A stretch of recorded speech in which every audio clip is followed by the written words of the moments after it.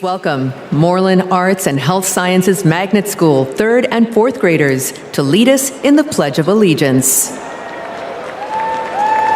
I pledge allegiance to the flag of the United States of America and to the republic for which it stands, one nation, under God, indivisible, with liberty and justice for all.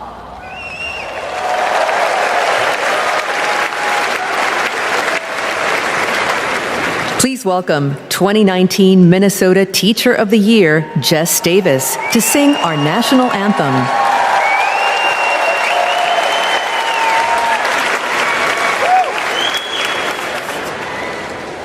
Oh, say, can you see by the dawn's early light what so proudly we hailed at the twilight's last gleaming, whose broad stripes and bright stars through the perilous fight o'er the ramparts we watched were so gallantly streaming, and the rockets red and glare, the bombs bursting in air, gave proof through the night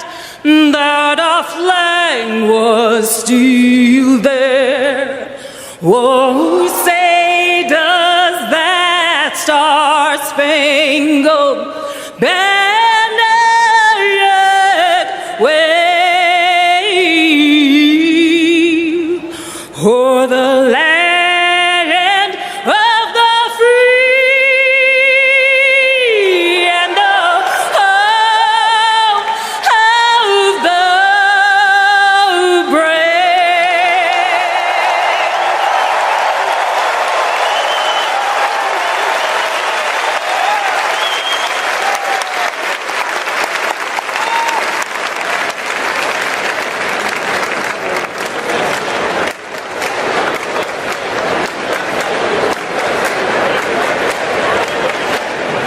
Please welcome Democratic National Committee Chair Jamie Harrison and the officers of the Democratic National Committee.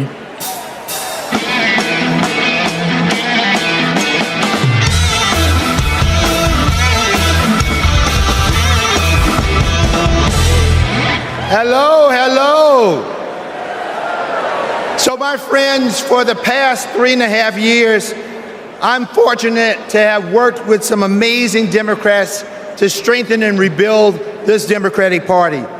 Please welcome to the stage several of our DNC officers. Vice Chair, President of the ASDC, and Chair of the Minnesota DFL, Ken Martin. Vice Chair and former Mayor Keisha Lance Bottoms. Vice Chair Henry Munoz. Treasurer Virginia McGregor. And you all know him from last night, the famous roll call star, our Secretary Jason Ray.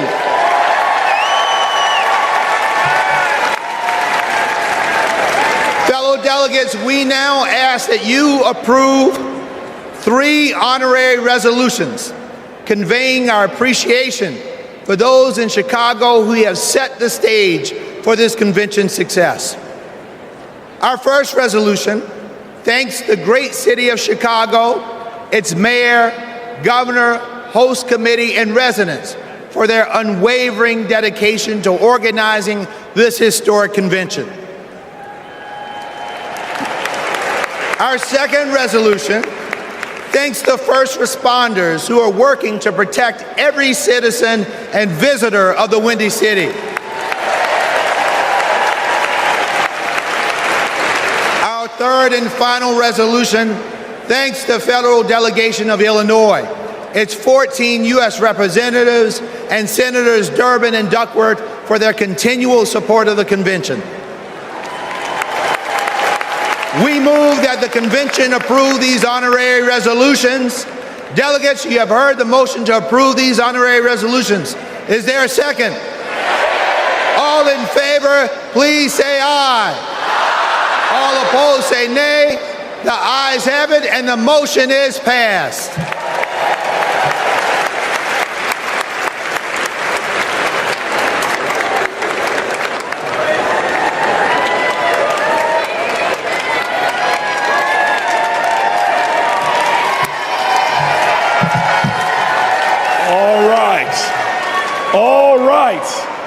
All right, y'all, welcome to night 3.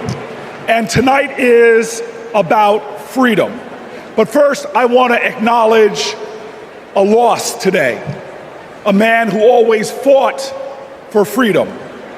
Today, we lost Congressman Bill Pascrell, who passed away early this morning. Now, he's a Jersey legend. He is a powerful pugilist, a prince of Paterson. He served in our state assembly. He served as our mayor. And for 27 years, he served in Congress. He never forgot where he came from in Paterson. And he never stopped fighting. He could push some pachyderms. He fought for the people. And so today, while we're heartbroken, we all are a people who can hold loss and joy in our hearts, because we are sad for his loss, but we celebrate his life. Let's give him a round of applause. And now, some of the greatest heroes, some of the greatest warriors, some of the greatest champions for fighting for reproductive freedom, I welcome them to the stage.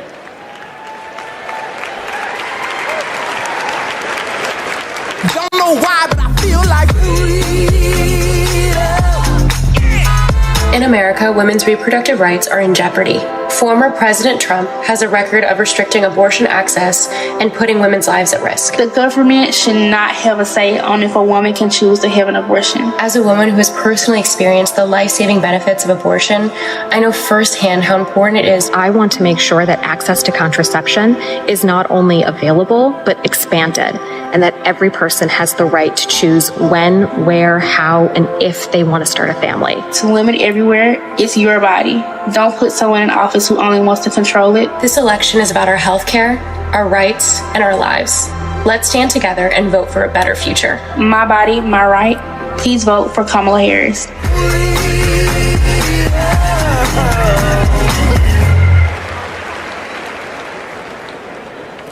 Please welcome President of Reproductive Freedom for All, Minnie Timaraju.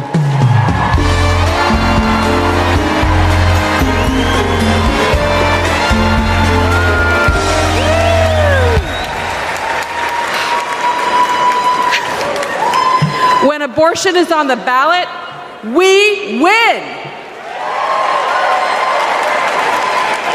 In California,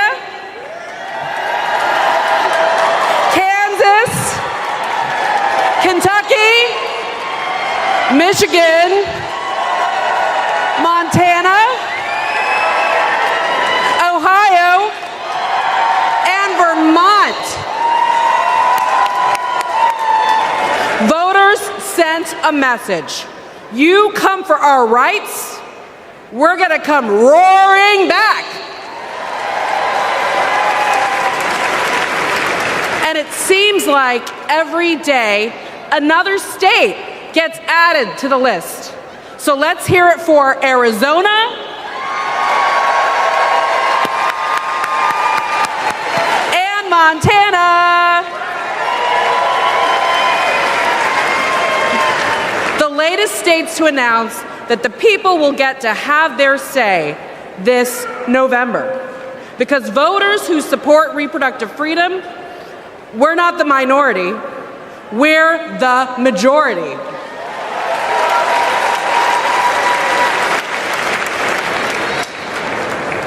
And if there are two people who should understand that Americans' private lives are none of anybody's business, is Donald Trump and J.D. Vance. Instead, Trump brags about overturning Roe v. Wade. And if you want to know what he's going to do in office, Google Project 2025.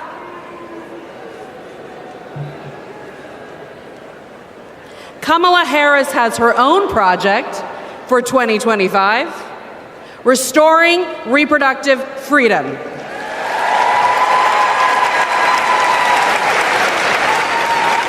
It's simple. Do we want a president who said women should be punished for having abortions, or a president who trusts women? A vice president who voted against protecting fertility treatment, or a vice president who used fertility treatment to start a family? A president who created the crisis we're in, or a president who will fix it? This election will decide America's future. So let's elect Kamala Harris and Tim Walz. Thank you.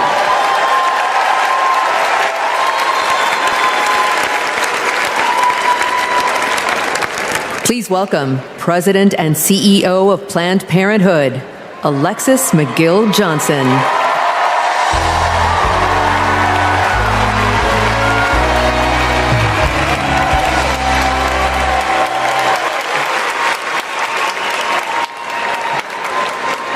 Last summer, a Planned Parenthood patient in Georgia realized that she was pregnant and didn't want to be. But Georgia bans abortion after 6 weeks. So she drove to South Carolina, but arrived the day that their 6-week ban went into effect. She went back home and then went to Florida. But she arrived just days when she was too late under their ban. She had to fly all the way to California to get an abortion. Now remember, each time she had to get the money up, she had to miss work, she had to find childcare. Now imagine if this was an emergency situation. In Texas, doctors who have feared going to jail have sent patients to wait in hospital parking lots rather than provide the emergency care they need. And in Idaho, they have airlifted patients to other states. We cannot call ourselves a free nation when women are not free.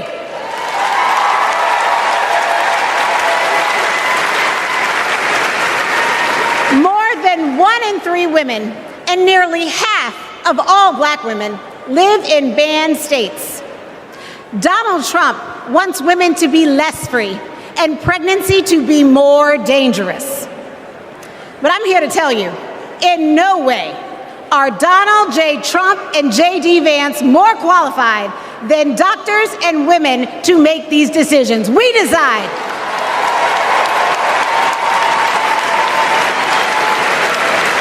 We trust women. We trust doctors. And we trust Kamala Harris.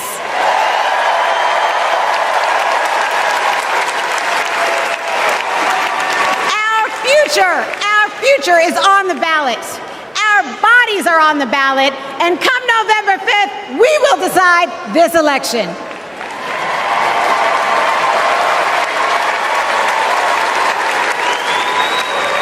Donald Trump said he wants to punish women.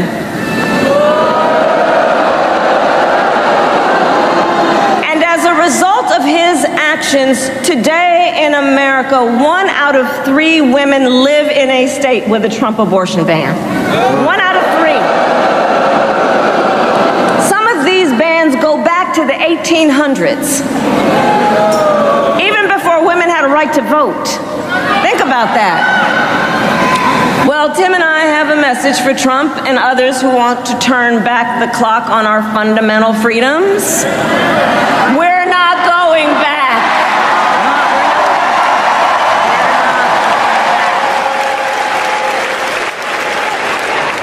Please welcome former President of Planned Parenthood, Cecile Richards. These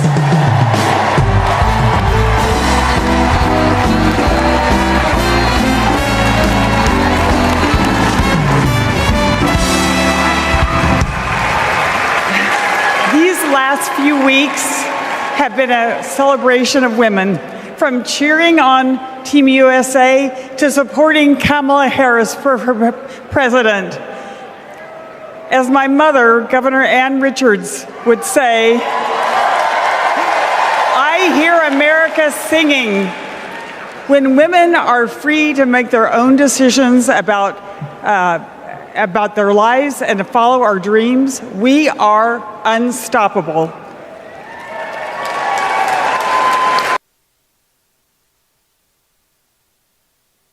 A generation of young people lost that freedom. Like Ashley, a 12-year-old rape survivor in Mississippi. Because of her state's abortion ban, she started 7th grade with a newborn. That's the Republican promise of states' rights. Last year, I became a grandmother. And during my daughter's pregnancy, nothing mattered more to me than her health. Politics should never stand in the way of anyone's health care or prevent any family from experiencing the joy my grandson, Teddy, has brought to my life.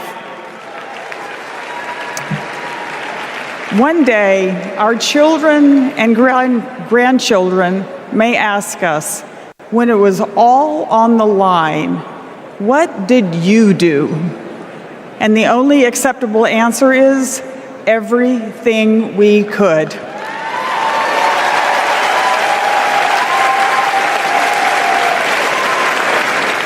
This is our time. This is our time. So let's go elect Kamala Harris and Tim Walz.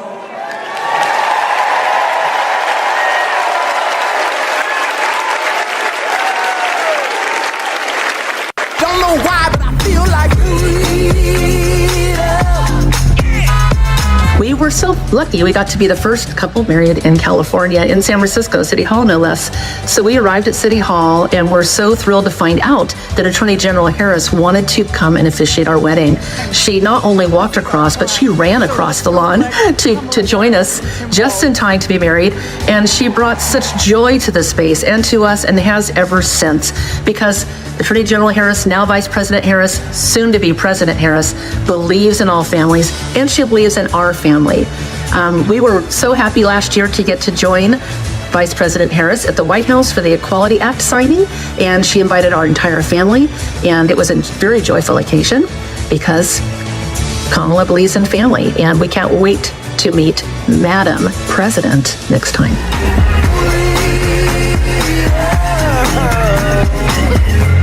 Donald J. Trump, and I approve this message. Please welcome President of the Human Rights Campaign, Kelly Robinson.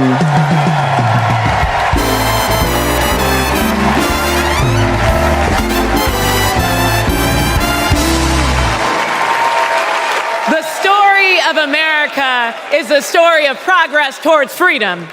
In just a few generations, my family went from being enslaved in Mississippi to being the first free black family in Muscatine, Iowa. To now, preparing to elect President Kamala Harris. Progress is happening, my friends. The 20+ million LGBTQ+ Americans are living proof of it. We are your friends and your neighbors, your classmates and your family. Like Daniel, a trans kid in Tucson who's going to his very first prom. Like Eric from San Antonio, who sacrificed in combat and then came home to battle Don't Ask, Don't Tell. Like Sandy and Chris, the first same-sex couple to get legally married in California 11 years ago, in a ceremony officiated by Kamala Harris.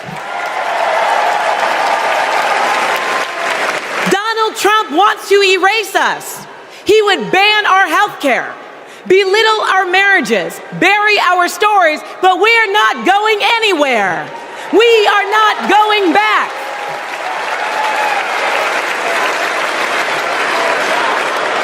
Kamala Harris.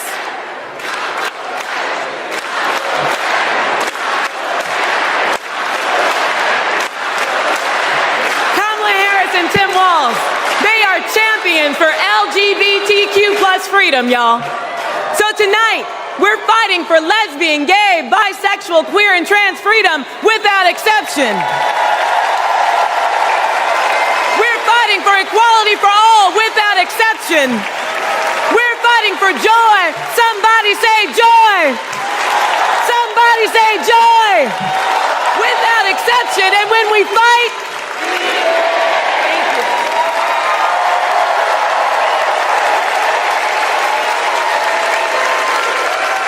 Please welcome President of Emily's List, Jessica Mackler.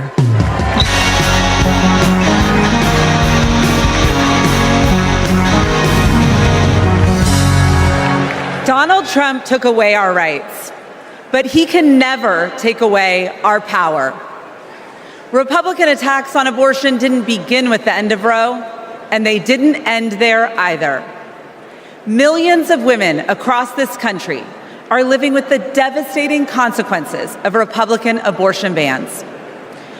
Now comes Project 2025, a blueprint for banning abortion in all 50 states. It would give extremists like Donald Trump and J.D. Vance the power to monitor your pregnancy and even prosecute doctors for mailing abortion medication. Make no mistake, the threat of Project 2025 is very real, but so is our ability to stop it. In 2022, Democrats didn't just run on reproductive freedom, we won on reproductive freedom. And in 2024, we are coming back to the polls to finish the job. In his devastating opinion, Justice Alito wrote that women are not without electoral or political power. And Donald Trump and Republicans are about to find out just how true that is. The opportunity is before us.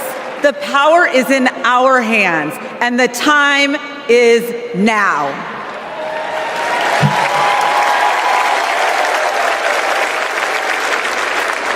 Please welcome President and CEO of Voto Latino, Maria Teresa Kumar.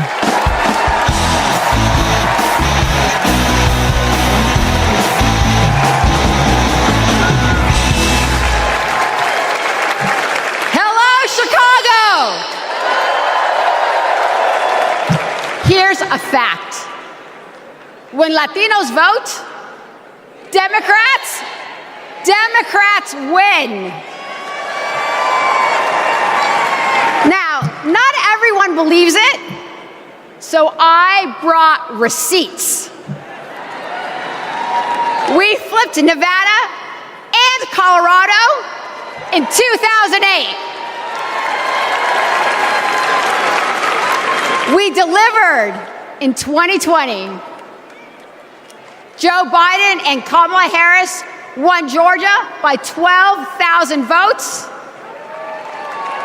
Voto Latino, we registered 23,000 voters there. They won Arizona by 10,400 votes.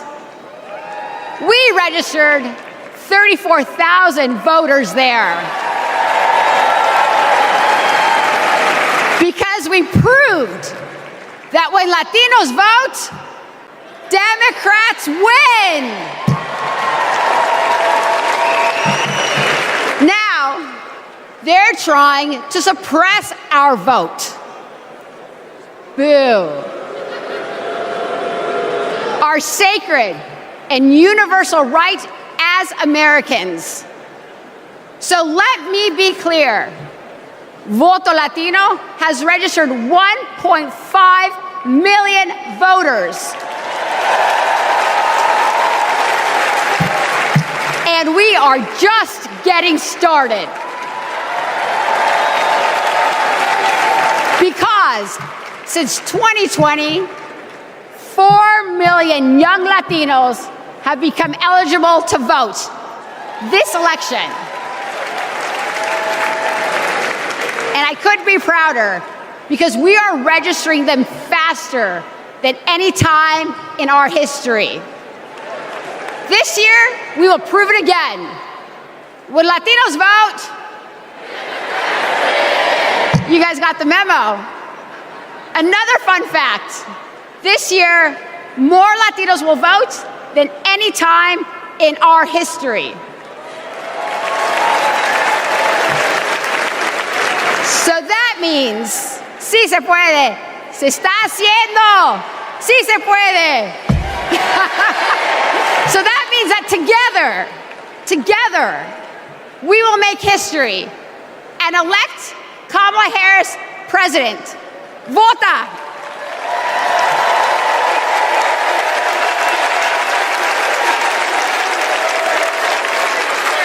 Don't know why, but I feel like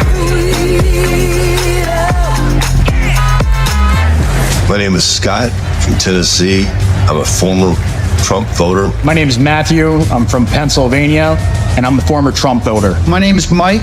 I live in southeastern Pennsylvania, and I am a former Trump voter. The main reasons why I won't support Donald J. Trump for president again starts with his chaotic behavior. He doesn't care about me. He doesn't care about my family. He doesn't care about working people.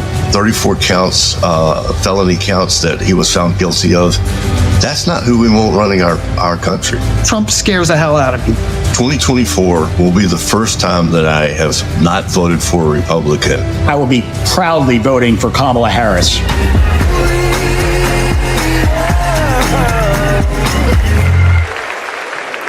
Please welcome New York Representative Tom Suozzi.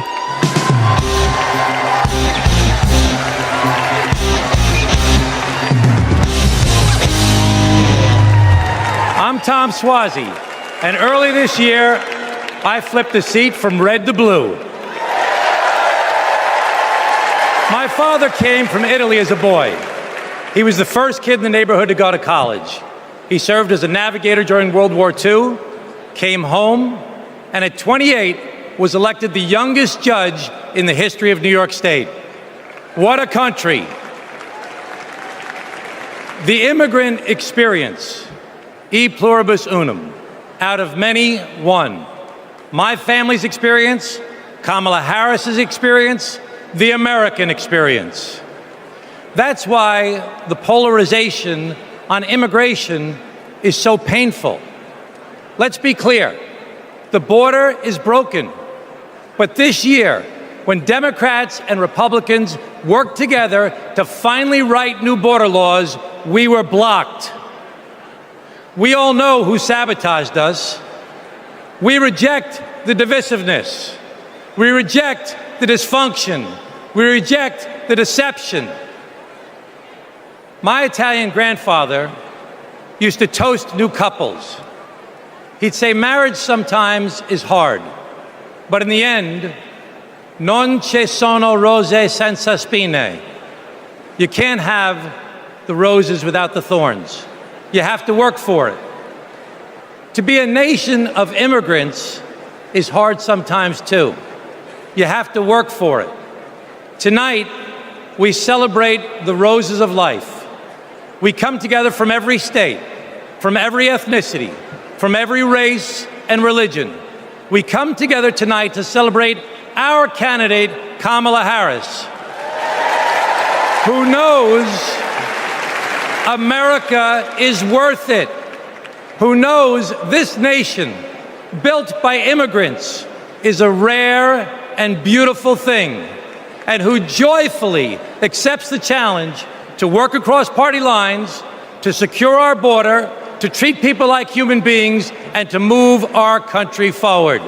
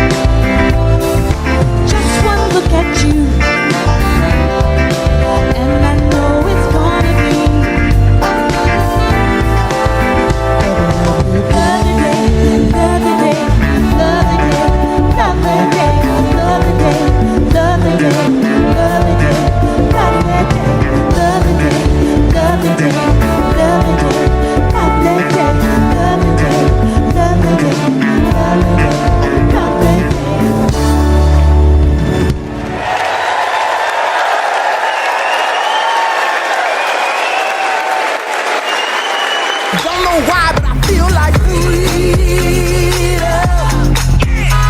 One reason here of the many of why I'm voting for Vice President Kamala Harris and Governor Tim Walz. I want to keep what President Biden started with the infrastructure plan and getting this country moving. Because of these investments into our country, it has put people like me, young people like me, Gen Zers, into work in the trades, working on electricity, carpentry, you name it. The Inflation Reduction Act and the infrastructure bill had the biggest impact on climate change. It's going to give us the opportunity to electrify our 7,000 square foot facility and go solar in the next 2 years. If you invest money in infrastructure, you're investing money in the country. Vote for Harris Walz in November to continue these investments into our country and to grow our country forward. We should all vote Harris Walz 2024.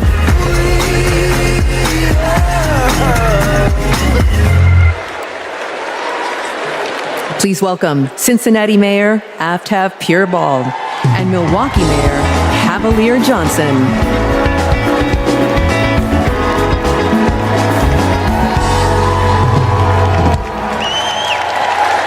Hello, my name is Aftab Pureball, and I am the first Asian American mayor in the great city of Cincinnati. As a Tibetan refugee, my mom believed deeply in the promise of America.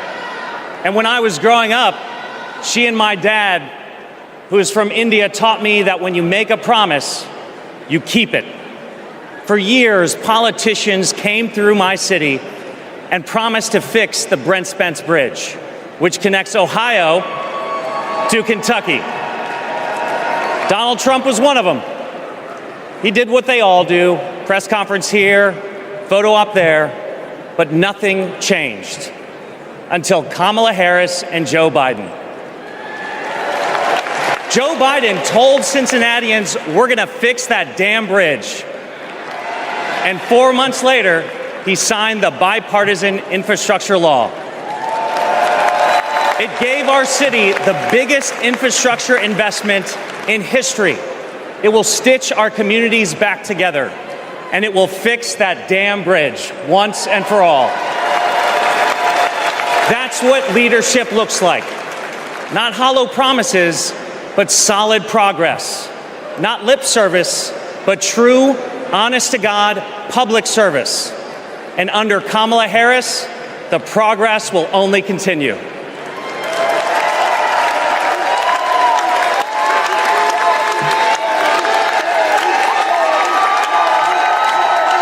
I'm Milwaukee Mayor Cavalier Johnson from the great state of Wisconsin.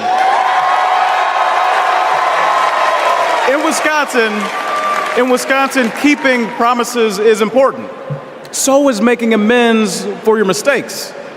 One of those mistakes happened 60 years ago in a neighborhood called Bronzeville, brimming with black music, black culture, and entrepreneurship. And then came urban renewal and the construction of Interstates 94 and 43, ripping our communities apart. 6th Street was widened and people of color were displaced. Homes destroyed, businesses shuttered, all for a quicker commute. Under Kamala Harris and Joe Biden, we're bringing Bronzeville back.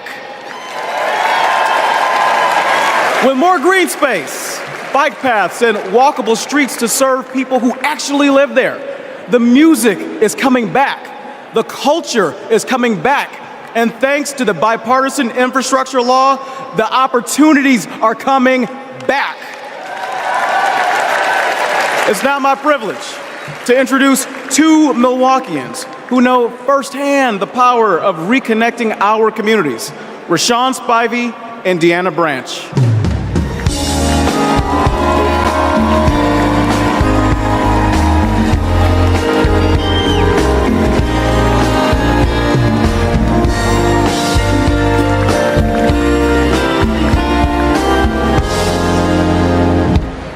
My name is Deanna Branch, and I'm an advocate and mom from Milwaukee. When my son, Aiden, was 2, he was hospitalized due to high levels of lead in his blood. Lead was everywhere, in our pipes, in our paint, and in our soil. President Biden and Vice President Harris passed the bipartisan infrastructure law. It's removing lead pipes from communities like ours. As president, Kamala Harris will make sure everyone can drink clean water and be, in Aiden's words, lead-free superheroes. My name is Rashawn Spivey, the owner of Hero Plumbing in Milwaukee. When President Biden and Vice President Harris announced their goal to replace every lead pipe in America, Hero stepped up to help make that vision a reality. We went to work replacing lead pipes that served homes and childcare communities or childcare centers in our communities. Since then, we've replaced more than 1,000 pipes. That was made possible thanks to Vice President Kamala Harris. And when she visited Milwaukee 2 years ago, I got to show her our work up close. Because of her leadership, I've grown my business and helped kids like Aiden have safer, healthier lives.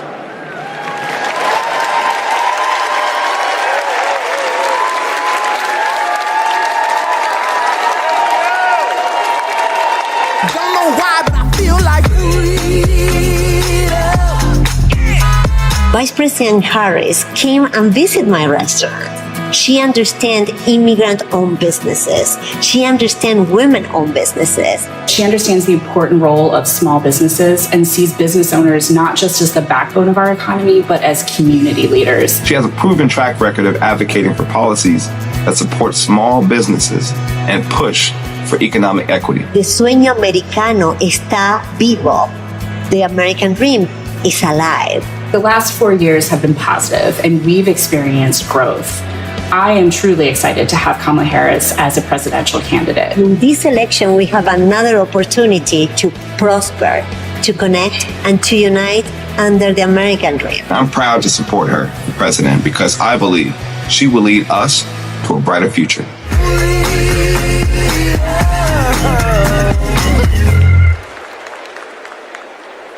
Please welcome Delaware Representative Lisa Blunt Rochester.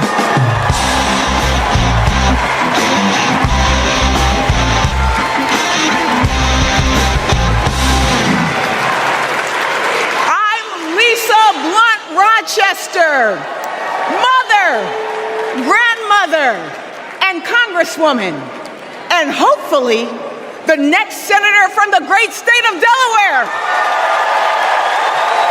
The proud home of President Biden. We love you, Joe.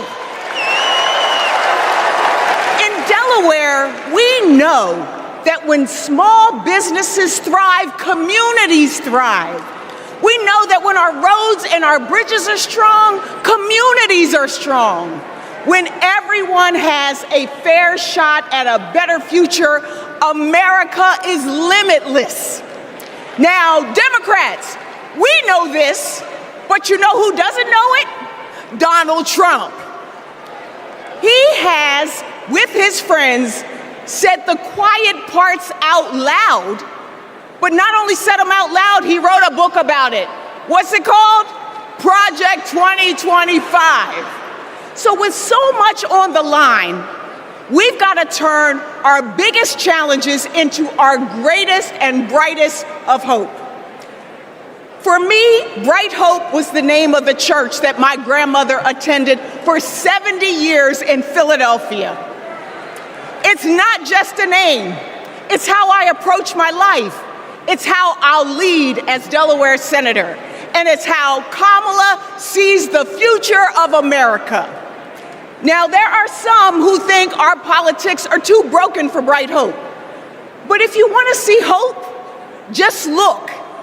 Bright Hope is record numbers of Black and brown entrepreneurs starting businesses. Bright Hope is an opportunity economy where we invest in our communities and build affordable housing. Ladies and gentlemen, Bright Hope is 4 words. Madam President Kamala Harris. Are you ready for Bright Hope? Are you ready to fight for our freedom? Are you ready to flip the House, protect the Senate, and send Kamala to the White House? Then let's go!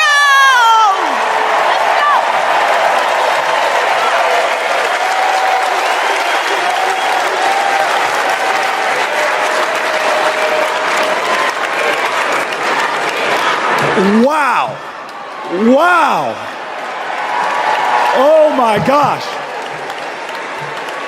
Lisa Blunt Rochester, know that name. Know that name. My friend, my sister, and soon to be our senator. I can't wait to work with her in the Senate. But next, we're going to hear more about the ongoing fight for reproductive freedom. This is a fight that affects every single American, no matter where you live, so-called blue states or red states. If Donald Trump has his way, he's gonna push through their extreme agenda. Project 1825. I'm sorry. I roll that back. I got that wrong. Project 1925. Oh, I'm sorry. Project 2025. That poisonous agenda where every single state will be in a state of crisis. So let's hear more from leaders who are fighting back.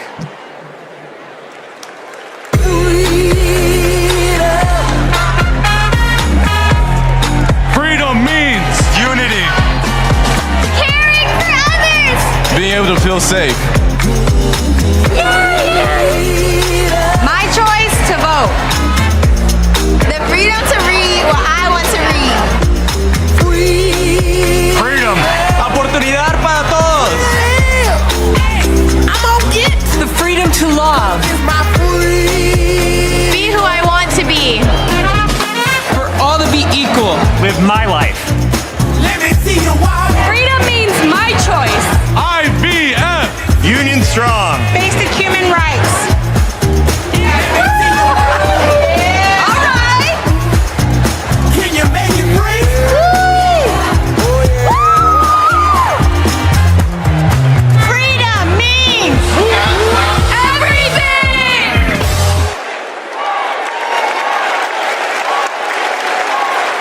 Please welcome New York Representative Grace Mang.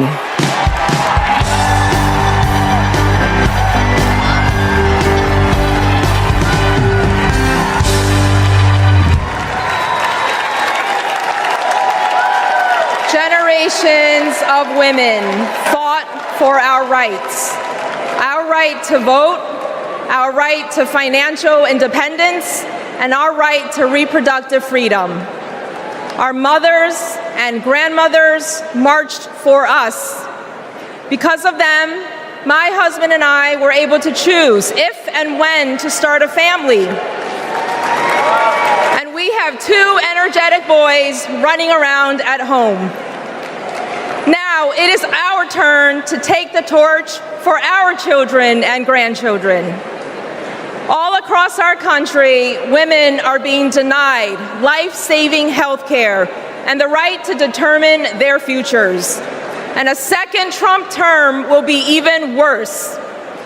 He will not stop at banning abortion. He'll let states track pregnancies. He'll put birth control and fertility treatment at risk. Trump's plan is cruel, it's dangerous, but it is not inevitable. Tonight, we mobilize for Kamala Harris.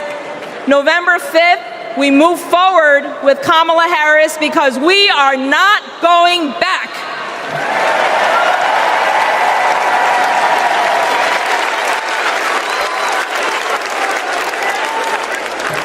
Please welcome Colorado Governor Jared Polis.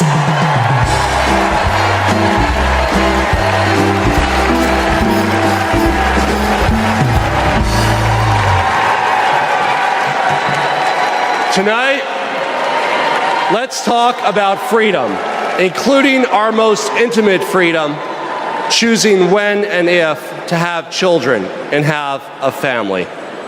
And let's talk about Project 2025, Donald Trump's roadmap to ban abortion in all 50 states. Look, that sounds crazy, but right here on page 562, it says that Donald Trump could use an obscure law from the 1800s to single-handedly ban abortion in all 50 states, even putting doctors in jail. Page 486 puts limits on contraception. Page 450 threatens access to IVF. On page 455, Project 2025 says that states have to report miscarriages to the Trump administration. Page 451 says the only legitimate family is a married mother and father where only the father works. You know what? I'm going to take that one out.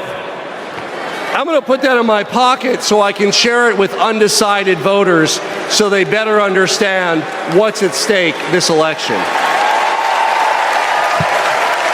Project 2025 would turn the entire federal government and bureaucracy into a massive machine. It would weaponize it to control our reproductive and personal choices.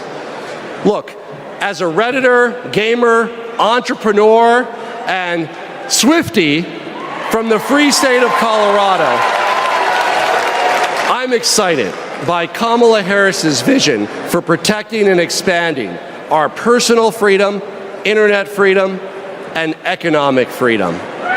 Democrats welcome weird, but we're not weirdos telling families who can and can't have kids who to marry or how to live our lives. These Project 2025 people, like Trump and Vance, are not just weird, they're dangerous. They want to take us backwards, but we aren't going back. Like ever, ever, ever.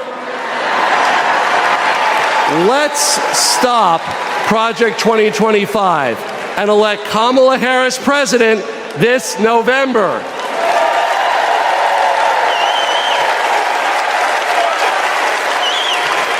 Please welcome Florida Representative Debbie Wasserman Schultz.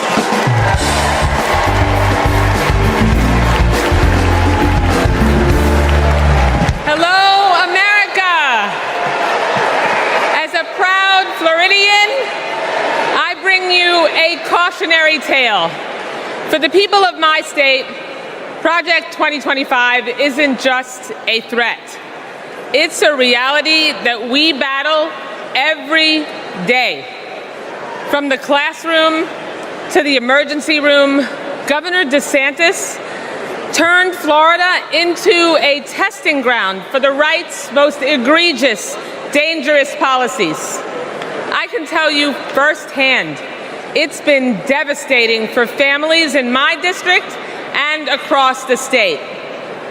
Today in Florida, state policy requires that kids are taught racist lies about so-called benefits of slavery.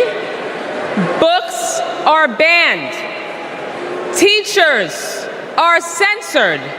And our LGBTQ plus community endures endless state-sponsored hate. Even a cruel "don't say gay" school law. Today in Florida, as we grapple with record heat and rising seas, extreme MAGA Republicans deleted mentions of climate change from state law. Today in Florida, a near total abortion ban endangers women's health and their lives every day. I keep thinking about a Central Florida woman I met named Deborah, and at 23 weeks pregnant, she got news every future parent dreads. Her baby's kidneys never developed. Doctors told her that not only would her baby not survive, her own health was in danger. Deborah couldn't get the care she needed in Florida, and she couldn't afford to travel hundreds of miles to get it. She had no choice but to carry her son Milo to term, only to watch him die in her arms 2 hours later. This is Project 2025 in practice. It's what Donald Trump and J.D. Vance want for the whole country. But we're not going to let it happen, are we? Now, I say this as a Floridian, but also a mom and an American. We can't let them do to America what they did to Florida. Are you with me? So let's fight like hell to elect Kamala Harris, the next President of the United States of America. Thank you so much.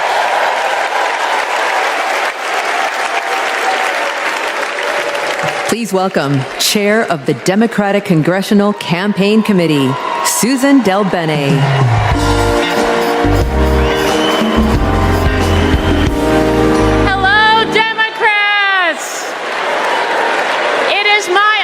To represent the great state of Washington and to lead the House Democrats' work to take back the majority. As I travel the country, I hear the same thing. People want governance that works. They don't want tax cuts for the ultra-wealthy, not a national abortion ban, or more chaos and dysfunction, or blind loyalty to Trump. In other words, they don't want Republicans in charge. We're here because we need to elect Vice President Harris and Governor Walz. And giving them a Democratic Congress is how we turn promises into progress. A Democratic majority means lowering costs and growing the middle class, expanding the child tax credit and making it permanent, protecting reproductive freedom, and yes, a Democratic House means Speaker Jeffries will certify the 2024 election. We need just 4 more seats to take back the majority. The good news is we have fantastic candidates in winnable districts all across the country. in battleground states like Michigan and Arizona, in blue states like New York and California, and even in states like Iowa and Nebraska. And we're going to make history by picking up a seat in the state where I was born, Alabama. In 2022, we came within 7,000 votes of the majority. So it's within our power to win these critical races. This election is about our rights, our freedoms, our democracy, and our future. So let's get out the vote. Let's take back the House. Let's make Hakeem Jeffries our next speaker. And let's send Kamala Harris and Tim Walz to the White House. Thank you.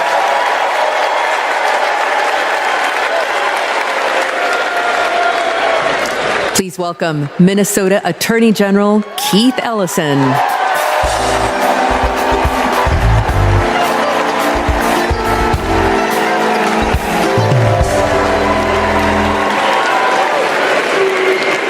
Friends, I'll never forget when I first saw the video of the murder of George Floyd. I was heartbroken. I was angry. And that morning, my phone rang. And on that line was Governor Tim Walz. Tim Walz felt the exact same way I did. And a few days later, Tim appointed me to prosecute Floyd's murder. Almost a year after that, minutes after the guilty verdict came down, my phone rang again. And it was Vice President Kamala Harris calling to congratulate my team and the work. Now, Kamala and Tim, they understand the legacy of George Floyd. No one is above the law, and no one is beneath it. No one is outside the circle of our compassion. In the Republican Party, everyone thinks they're above the law. Hell, nearly a dozen of their own lawyers are facing serious charges. Even their lawyers need lawyers. These con artists are trafficking in the defective goods of division, exclusion, and fear. And friends, selling defective goods is a scam. And like Kamala Harris, I am an attorney general. And attorney generals know what a scam is when they see it. Like my friend Tish James, for example, from New York. America, we won't be scammed again. We're not going back, we are going forward. And Kamala Harris and Tim Walz are ready to lead us there. I've worked side by side with Tim Walz for 18 years. His office is right across the hall from mine. And I've seen him deliver for the people of the state of Minnesota every day. Everybody knows Minnesota is one of the best states to live in, to raise a family, to do business, and we've got the best voter turnout in America. Facts. Kamala and Tim, they fight for the people, and they also listen. And when they say we need a ceasefire and an end to the loss of innocent lives in Gaza, and to bring hostages home, they're listening, friends. They agree with us.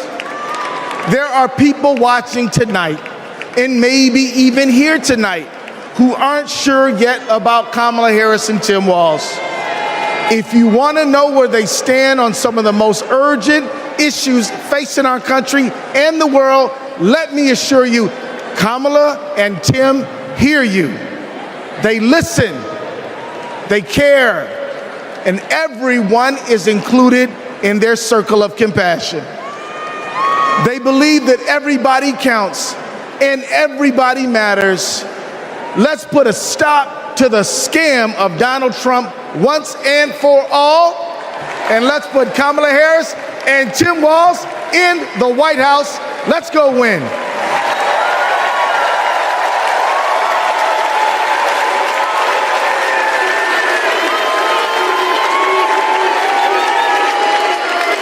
Have you ever discussed Special Counsel Mueller or his investigation with anyone?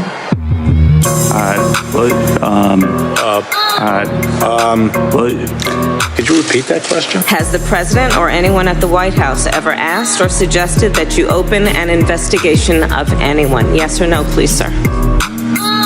Seems you'd remember something like that. I don't know. Please answer the question.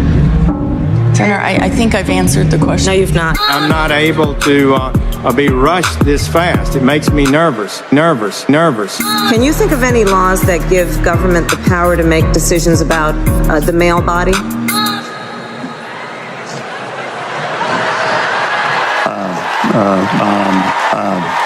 I'm not thinking of any right now.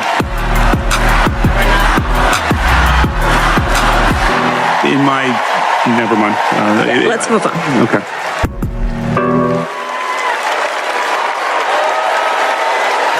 Please welcome Michigan Attorney General Dana Nessel.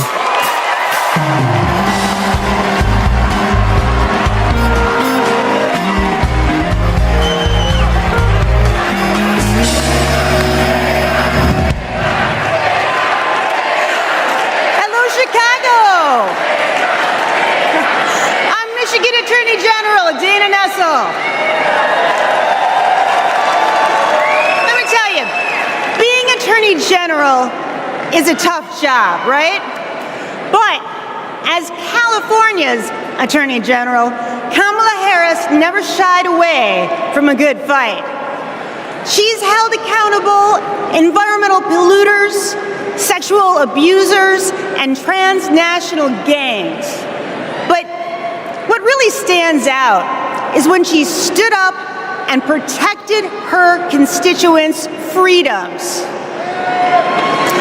In 2011, she refused to defend California's ban on same-sex marriage. She refused to argue that some families should have fewer rights than other families. It meant a lot. She was fighting for families like mine. Now, in 2022, I faced a similar situation when, after Roe v. Wade was overturned, Michigan's archaic abortion ban was resurrected. But Vice President Harris had my back, and she reminded me that protecting people's lives and defending their rights is our job. And just as the same-sex marriage ban was overturned in California, so too was the abortion ban in Michigan. By the way, I got a message for the Republicans and the justices of the United States Supreme Court. You can pry this wedding band from my cold, dead, gay hand.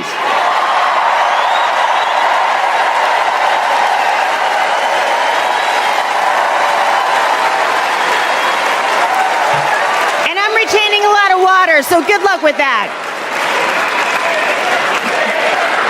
Look, I know that whether she's Attorney General or President of the United States, Kamala Harris will always be in our corner. Now, America, you get to be the judge. Do we go back to the corruption, criminality, and chaos of Donald Trump? Or do we move forward with Kamala Harris? We know when she takes an oath to preserve, protect, and defend the Constitution, she's actually read it.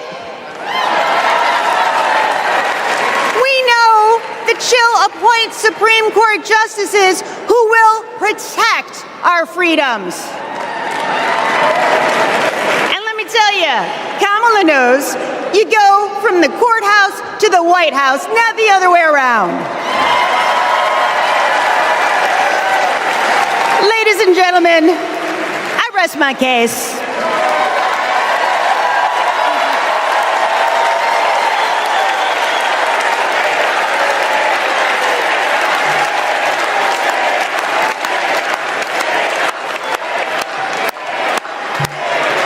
Wow. Wow. I just want to say thank you, Attorney General Nessel.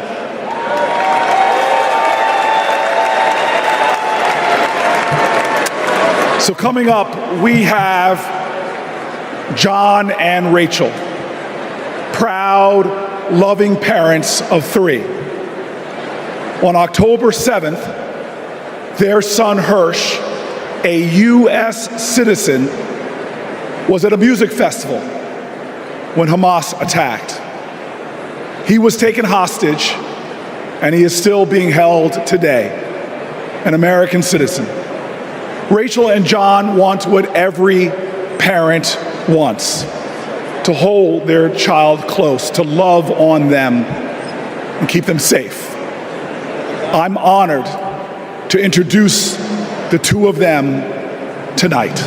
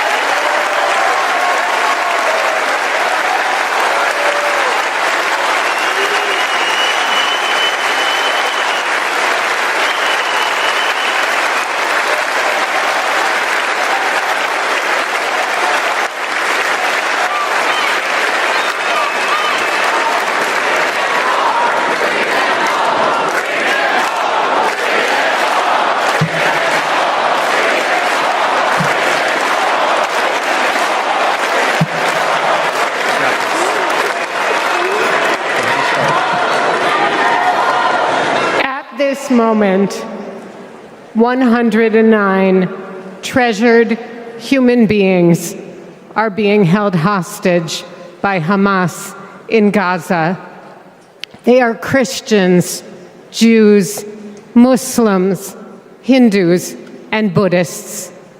They are from 23 different countries. The youngest hostage is a 1-year-old red-headed baby boy, and the oldest is an 86-year-old mustachioed grandpa. Among the hostages are 8 American citizens. One of those Americans is our only son. His name is Hirsch. He's 23 years old. And like Vice President Kamala Harris, Hirsch was born in Oakland, California. Hirsch is a happy-go-lucky, laid-back, good-humored, respectful, and curious person. He is a civilian. He loves soccer, is wild about music and music festivals, and he has been obsessed with geography and travel since he was a little boy. His bedroom overflows with atlases, globes, maps, and National Geographic magazines. On October 7th, Hirsch and his best friend, Honor, went to a music festival in the south of Israel. It was advertised as celebrating peace, love, and unity. They also went to celebrate Hirsch's 23rd birthday. As rockets began to fall, Hirsch, Honor, and 27 other young festival goers took refuge in a 5-foot by 8-foot bomb shelter. Terrorists began to throw grenades into the shelter. Aner stood in the doorway and repelled 7 of those grenades before the 8th one killed him. Altogether at the Nova Music Festival, 367 young music lovers were killed. This was just one of the many attacks on neighborhoods and communities in southern Israel on that terrible day. In total, 1,200 were killed, including 45 Americans. Hirsch's left forearm, his dominant arm, was blown off before he was loaded onto a pickup truck and stolen from his life and me and John into Gaza. And that was 320 days ago. Since then, we live on another planet. Anyone who is a parent or has had a parent can try to imagine the anguish and misery that John and I and all the hostage families are enduring. Rachel and I are comforted to be back in our sweet home, Chicago. We were both born and raised here, and our families still live here. This is a political convention, but needing our only son and all of the cherished hostages home is not a political issue. It is a humanitarian issue.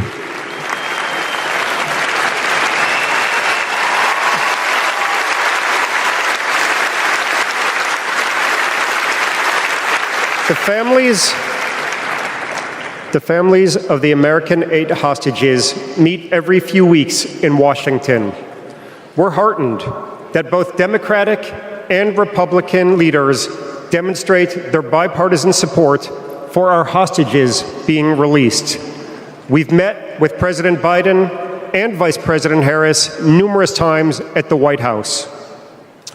They're both working tirelessly for a hostage and ceasefire deal that will bring our precious children, mothers, fathers, spouses, grandparents, and grandchildren home, and will stop the despair in Gaza.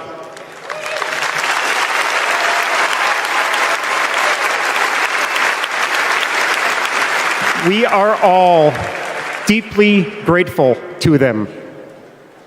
We're also profoundly thankful to you, the millions of people in the United States and all over the world who have been sending love, support, and strength to the hostage families.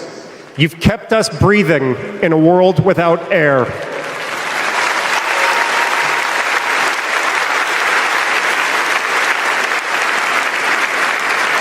There is a surplus of agony on all sides of the tragic conflict in the Middle East.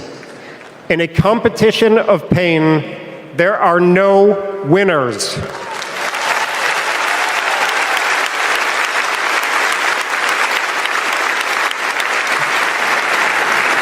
In our Jewish tradition, we say, Kol Adam Olam Umlo'o.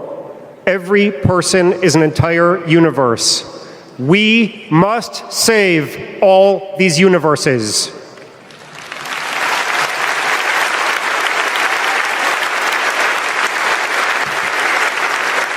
In an inflamed Middle East, we know the one thing that can most immediately release pressure and bring calm to the entire region.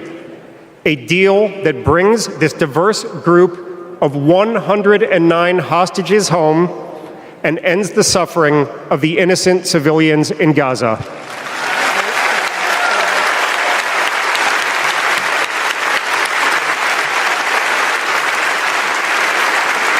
The time is now.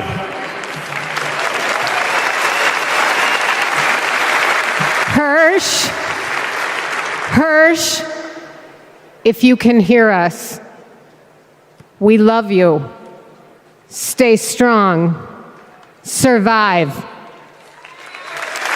Bring them home.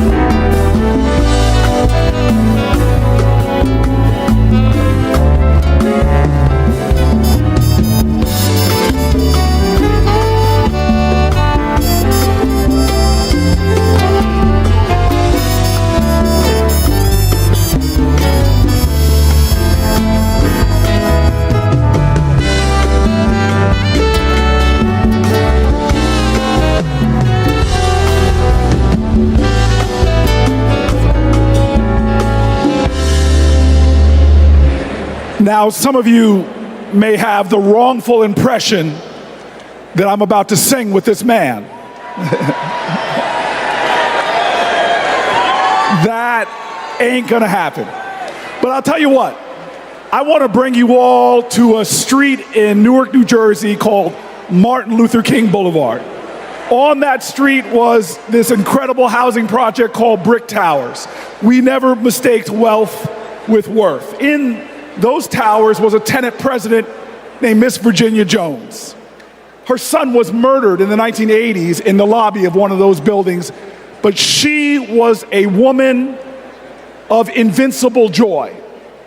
And I'll tell you this, I used to ask her, how are you so joyful? And she would always tell me, as church woman, she'd say, the joy I have, the world didn't give it to me. Come on now, come on now. She taught me that you've got to generate the joy, that hope is the active conviction that despair will never have the last word. And so tonight, there are so many challenges in our nation. There are so many problems that we're facing. Heck, if America hasn't broken your heart, you don't love her enough. But yet we will be joyful warriors. We are going to bring back to the journey of our nation joy. And if there's any tradition in America that has helped us to generate that joy, it has been the artists of America. It has been those folks bringing the rock and roll and the funk, bringing the gospel and the hard rock. Well, tonight we are blessed by one of those great American artists that helps us to cleanse our spirits, to raise our hearts, and to bring in that joy. Ladies and gentlemen, I give you one of the true greats in America, someone to bring the joy to this incredible arena, Maren Morris.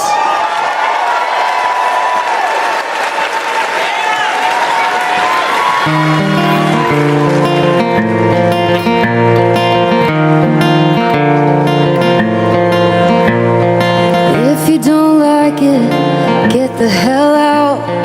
That's what they yell when I open my mouth. A stick is a stick, a stone is a stone, but who's gonna care if I don't? Who's gonna change if I won't? When time turns this moment to dust, I just hope that I'm proud of the woman I was. When lines of tomorrow are drawn, can I live with the side that I chose to be on? Will we sit on our hands, do nothing about it? Or will we leave this world better than we found it?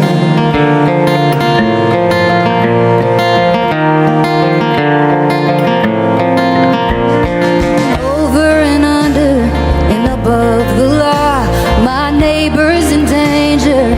Who does he call when the wolf's at the door? What would you do? Shouldn't we try something new? We're over a barrel and at the end of 1, 2. When time turns this moment to dust, I just hope that I'm proud of the woman I was. When times of tomorrow are drawn, can I live with the side that I chose to be on? Will we sit on our hands, do nothing about it? Or will we leave this world better than we found it?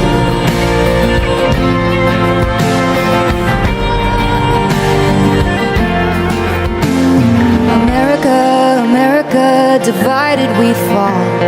America, America, God save us all from ourselves and the hell that we built for our kids. America, America, we're better than this. When time turns this moment to dust, I just hope my son's proud of the woman I was. When lines of tomorrow are drawn, can I live with the side that I chose to be on? Will we sit on our hands, do nothing about it? Can we leave this world better than we found it? America, America.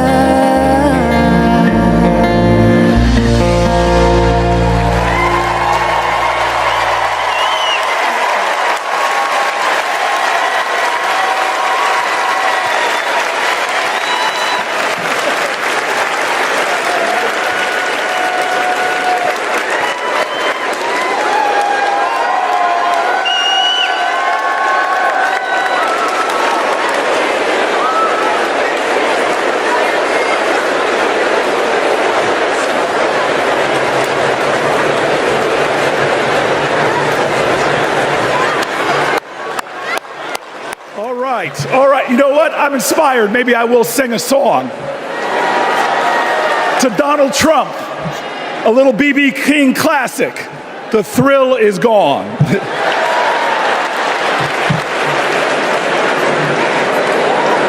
I want you all to know tonight is about joy.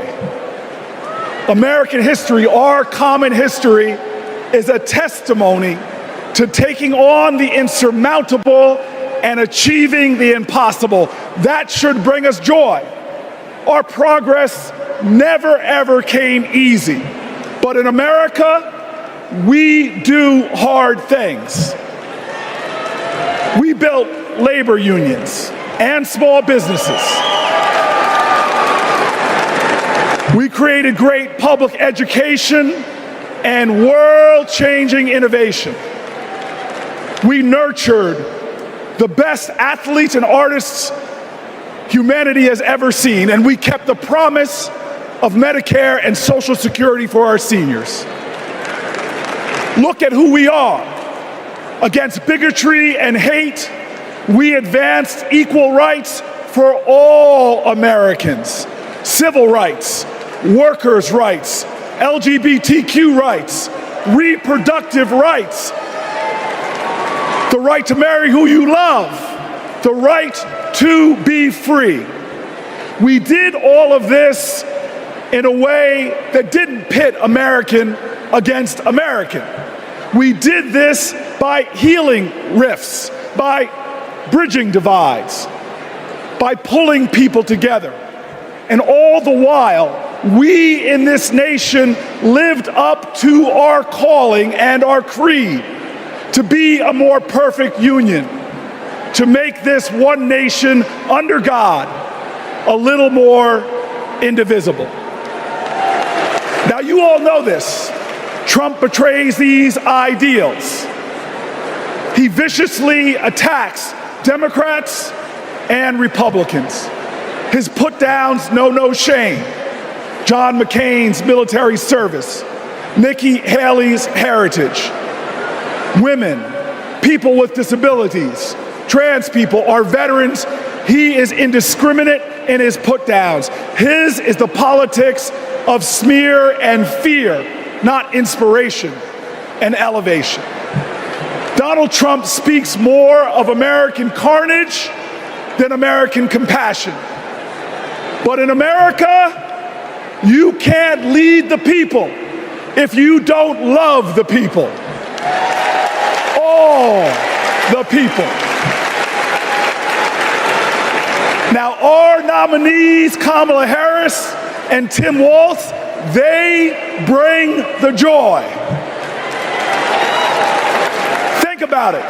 They're descendants of immigrants, shopkeepers, slaves, educators, people who faced pain with perseverance, people who met hate with love. They are the living dreams of their ancestors. But look in this arena, look around you right now. We are all our ancestors' wildest dreams. Generations who faced impossible odds and that responded to every one of their challenges with that classic American creed. Yes, we can.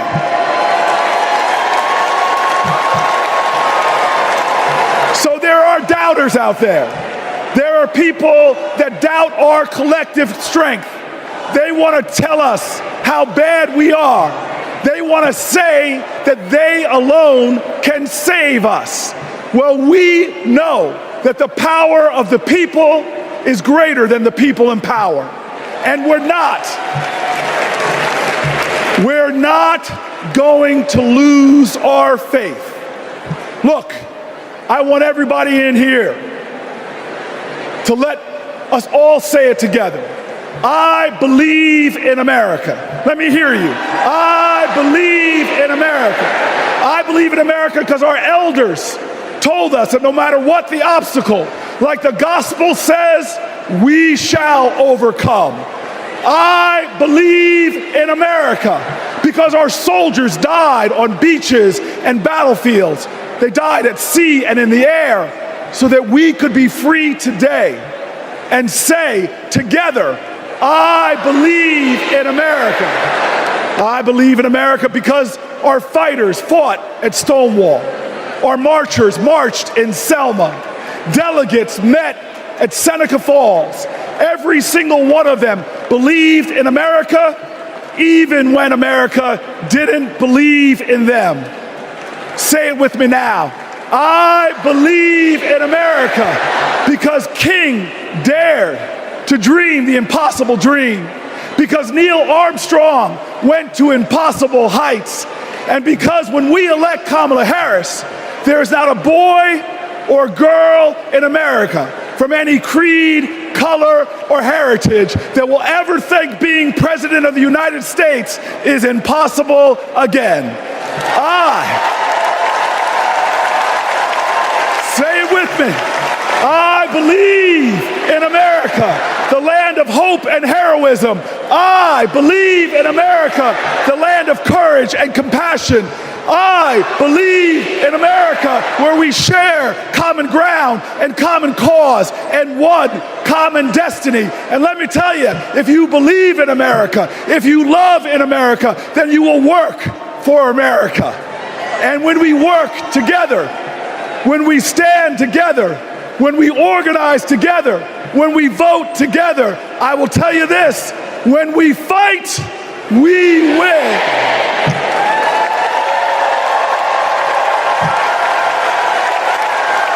Ladies and gentlemen, Veronica Escobar.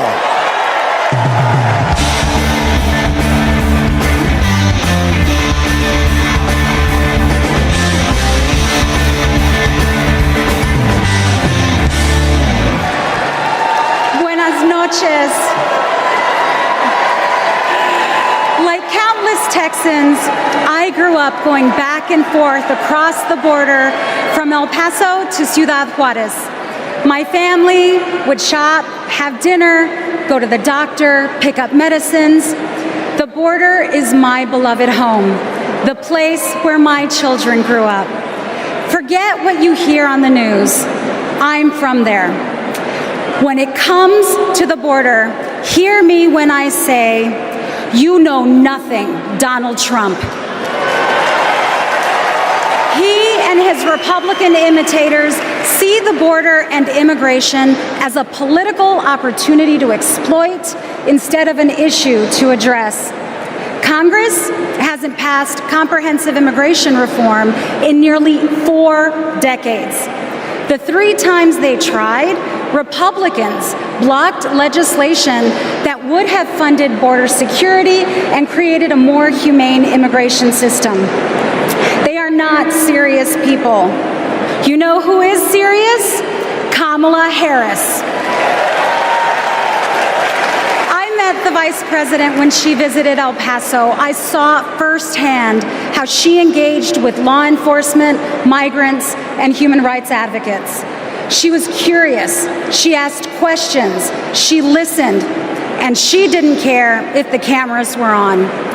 Most of all, she recognized that the situation at the border is complicated, as filled with opportunities as it is with challenges.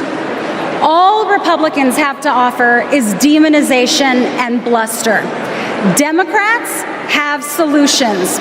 With Kamala Harris as president, we can live up to the promise of America.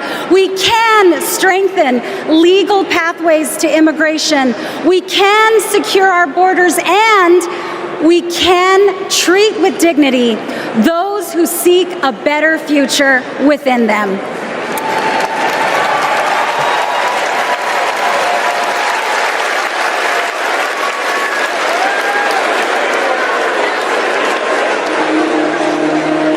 I have a question for you. Who really wants a solution at our border? Our administration worked on the most significant border security bill in decades. Some of the most conservative Republicans in Washington, D.C. supported the bill. Even the Border Patrol endorsed it. And that bill included thousands of new border agents and personnel, new technology that can detect and stop fentanyl, more judges, and faster asylum processing. For the first time in decades, a chance at a real bipartisan solution. But at the last minute, Trump directed his allies in the Senate to vote it down. They're blaming it on me. I said, that's okay. Please blame it on me. Please. He tanked the bipartisan deal because he thought it would help him win an election. Which goes to show Donald Trump does not care about border security. He only cares about himself. The real difference is, I was the Attorney General of a border state. In that job, I walked underground tunnels between the United States and Mexico on that border with law enforcement officers. I went after transnational gangs, drug cartels, and human traffickers that came into our country illegally. I prosecuted them. in case after case, and I won. So here is my pledge to you. As president, I will bring back the border security bill that Donald Trump killed, and I will sign it into law and show Donald Trump what real leadership looks like.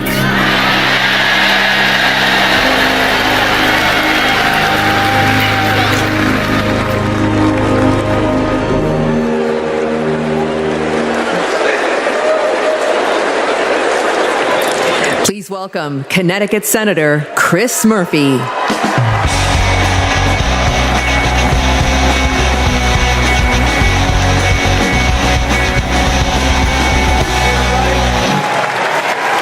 So,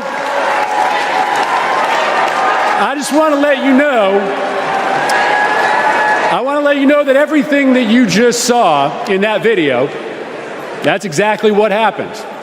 I know because I was the Democratic senator who negotiated that bill to secure the border with President Biden and Vice President Harris. And I want to tell you this as well. Donald Trump's allies weren't just in the room. They helped us write the whole bill. It was a bipartisan bill. It was a tough bill. $20 billion in new border security gave the president the emergency power to shut down the border, made compassionate but serious reforms to our asylum system. One Republican said it would have had almost unanimous support if it weren't for Donald Trump. Trump killed that bill, and he did it because he knew that if we fixed the border, he'd lose his ability to divide us, his ability to fan the flames of fear about people who come from different places. Right? You guys know this, right? Hate and division, that's Trump's oxygen. Right? People like Trump and J.D. Vance, they need it to survive in politics. People are saying that they're weird, that they're creepy, and they are weird, they are creepy. But even worse, they're weak.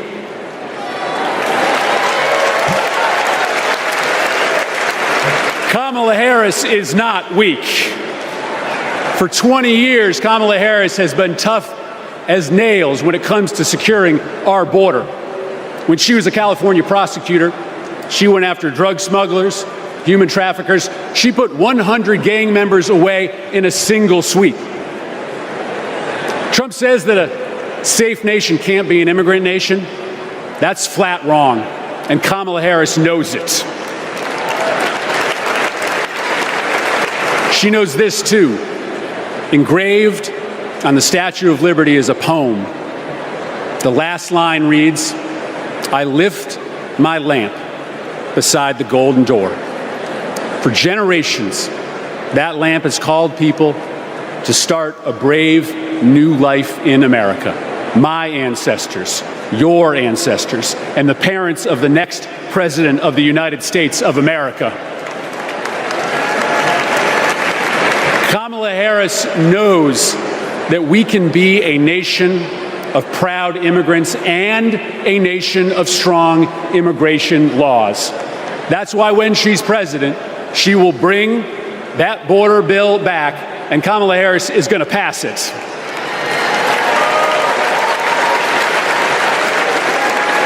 How do I know this?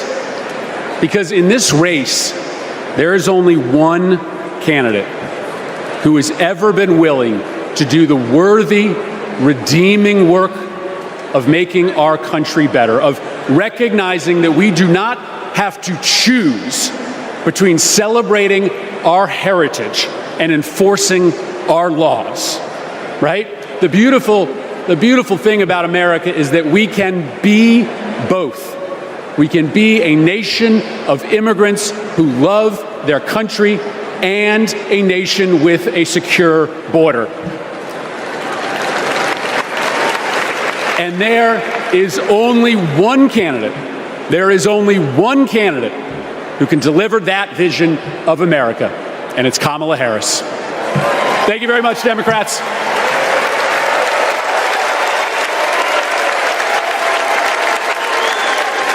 Please welcome Bexar County Sheriff Javier Salazar.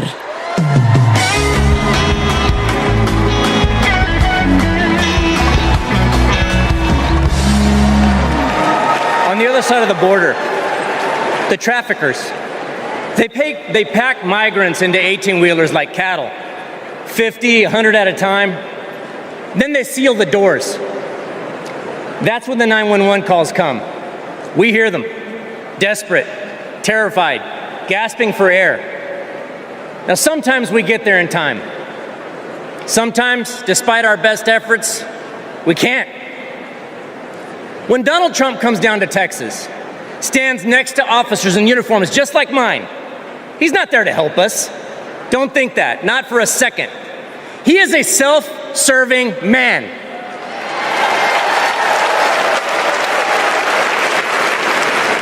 I mean, look, just like when he killed the border bill, he just made our jobs harder. Now, Kamala, on the other hand, has been fighting border crime for years. She's gone down to Mexico and worked to stop the traffickers. And when the traffickers didn't stop, she put them in jail. Now, down in my neck of the woods, we call that fooling around and finding out. I may be paraphrasing a bit. We protect them. Now, the border sheriffs that I know, right, and we're like Kamala. We protect and serve. We enforce the law. We show compassion. And we fight like hell to protect our border.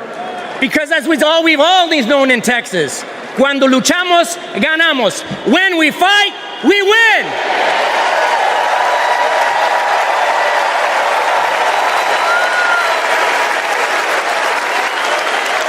Please welcome California Representative Pete Aguilar.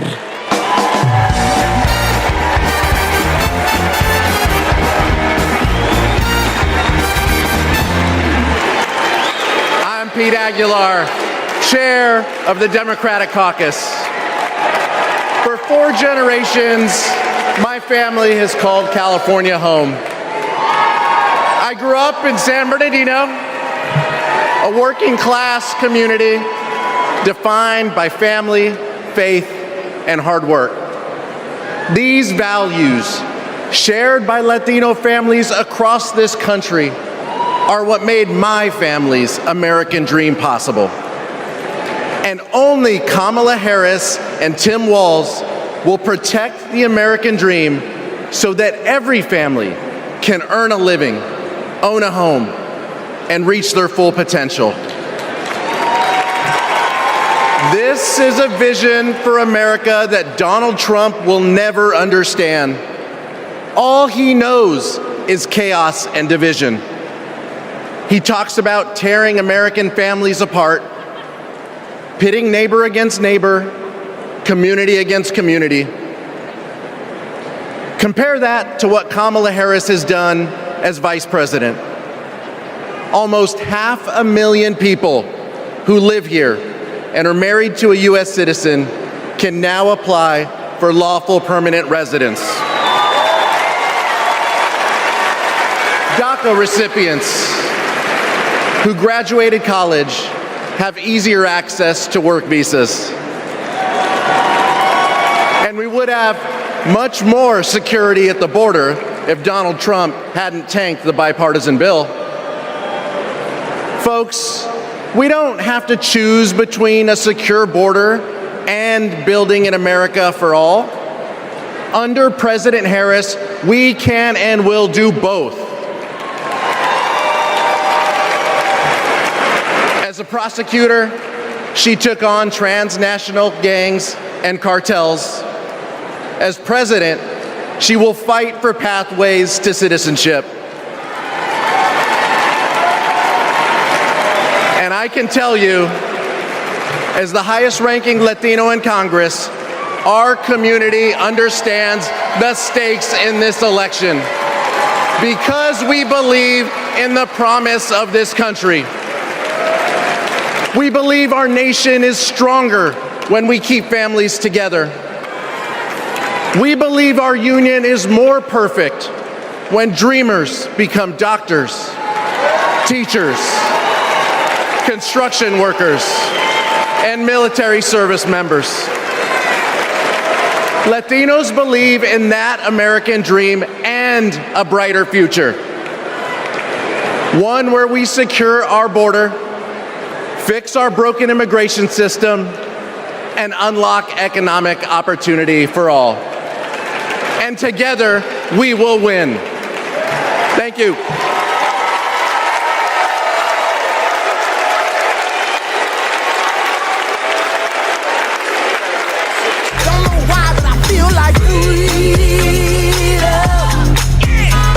I'm a Filipino-Japanese DACA recipient. I am a third-year medical student, and I am a DACA recipient. Thanks to DACA, I've been able to open up my own business and represent clients as a lawyer. So many of my dreams came a little bit closer. It is disheartening to know that the court system may end DACA next year. And to also hear Donald Trump calling for mass deportations. It is time that we recognize dreamers for who they are. We are contributors to this great nation. I support Vice President Harris, who has continued to fight for DACA recipients. She was the one who stood with us, who sat with us, who heard our stories. We need a future President Harris to ensure that dreamers like me can continue to work and provide for ourselves, our communities, and our families.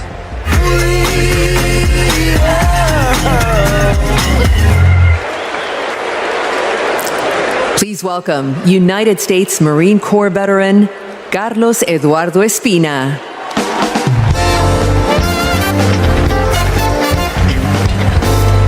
Buenas noches, mi gente. My name is Carlos Eduardo Espina, and if 2 decades ago, when my parents immigrated to College Station, Texas,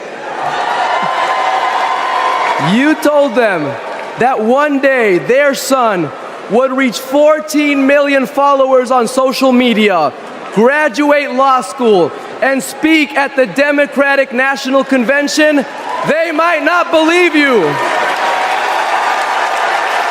But this is the United States of America, the land of opportunities where anything is possible. I know this because daily I interact with people who, like my parents, came to America to fulfill the dreams and ambitions that in their home countries were impossible. People who work hard, contribute to society, pay taxes because, yes, immigrants pay taxes, and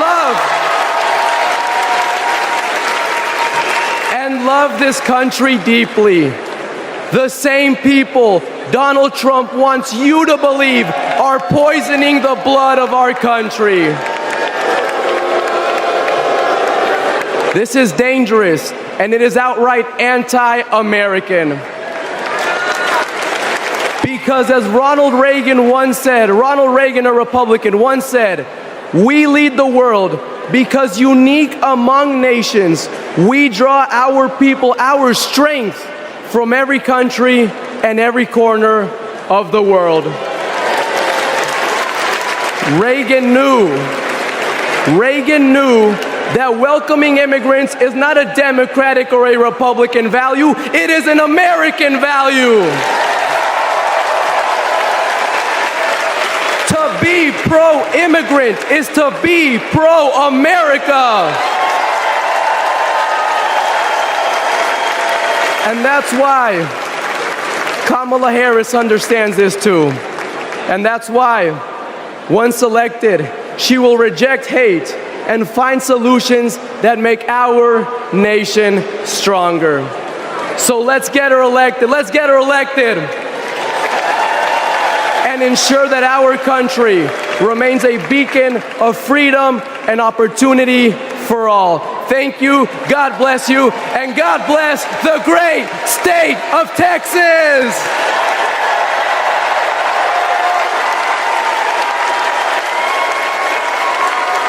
Please welcome former Homeland Security and Counterterrorism Advisor to Vice President Pence, Olivia Troy.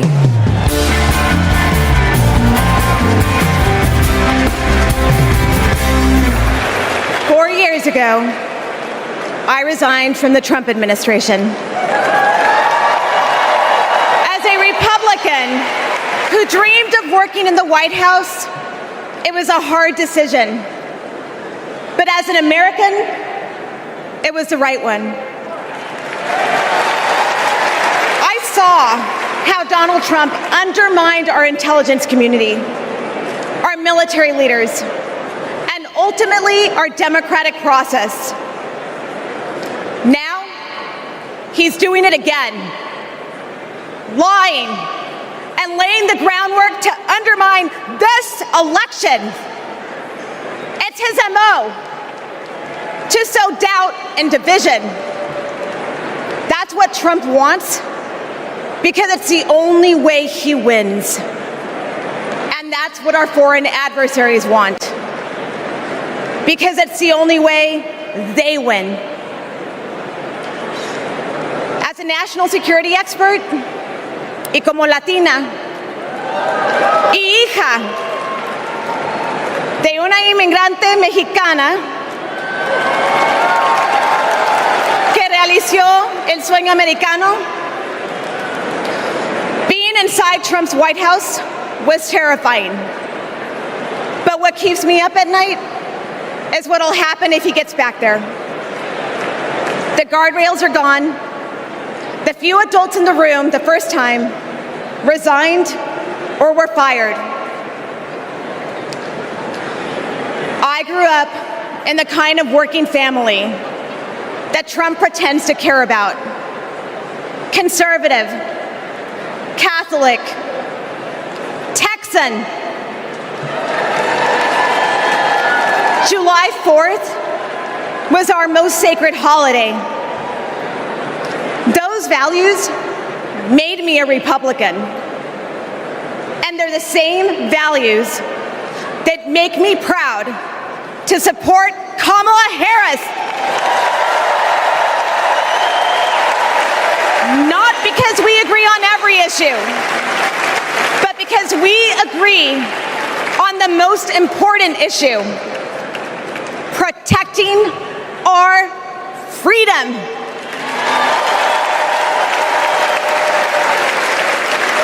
So to my fellow Republicans, you aren't voting for a Democrat.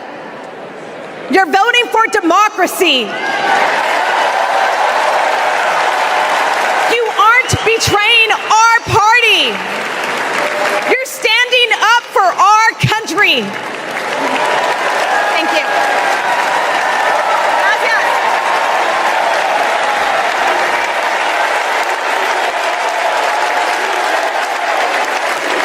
Please welcome former Georgia Lieutenant Governor Jeff Duncan.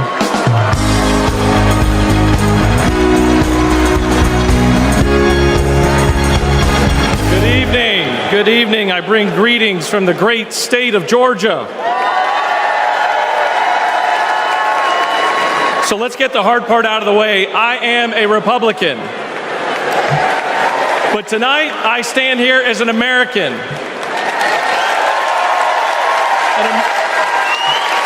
An American that cares more about the future of this country than the future of Donald Trump.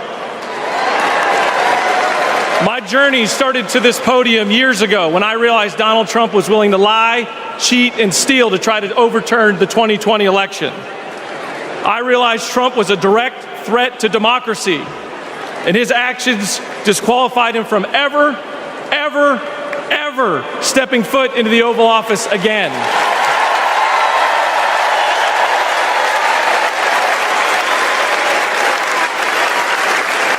I could spend my time revving up this crowd, but I'm certain I don't have to talk anybody out of voting for Donald Trump here.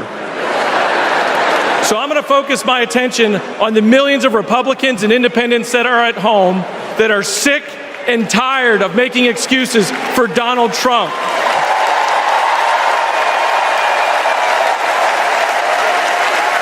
If Republicans are being intellectually honest with ourselves, our party is not civil or conservative.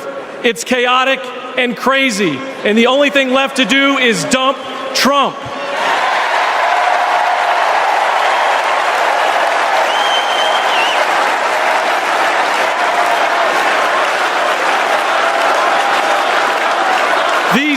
because our party acts more like a cult worshiping a felonious thug. Look, you don't have to agree with every policy position of Kamala Harris. I don't. But you do have to recognize her prosecutor mindset that understands right from wrong, good from evil. She's a steady hand and will bring leadership to the White House that Donald Trump could never do. Let me be clear to my Republican friends at home watching. If you vote for Kamala Harris in 2024, you're not a Democrat, you're a patriot.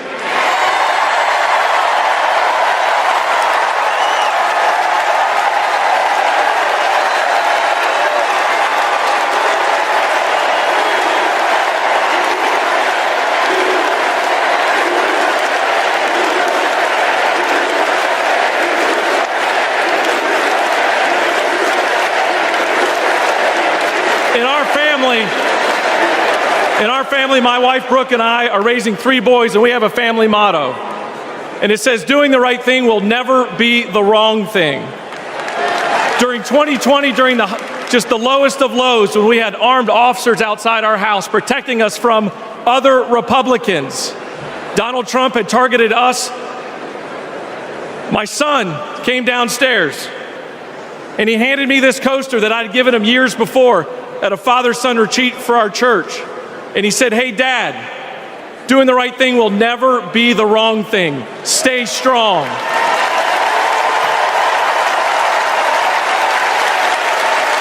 To my fellow Republicans at home that want to pivot back towards policy, empathy, and tone, you know the right thing to do.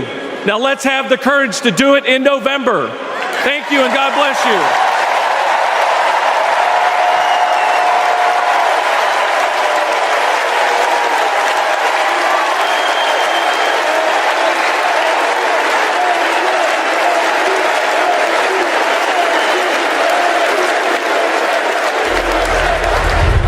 We will never give up. We will never concede. It doesn't happen. You don't concede when there's theft involved. And after this, we're going to walk down, and I'll be there with you. We're going to walk down to the Capitol, because you'll never take back our country with weakness. You have to show strength, and you have to be strong. It does look like we're going to have an ad hoc march stepping off here. There's a crowd surge heading east. Mike Pence, I hope you're going to stand up for the good of our Constitution and for the good of our country. And if you're not, I'm going to be very disappointed in you. I will tell you right now.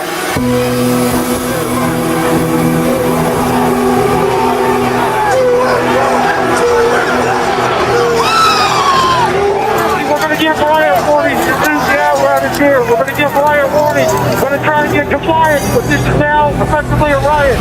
49 hours declaring it a riot. 5 to 50 be advised. They're trying to breach and get to the Capitol. Hold the line! Hold the line! Hold the line!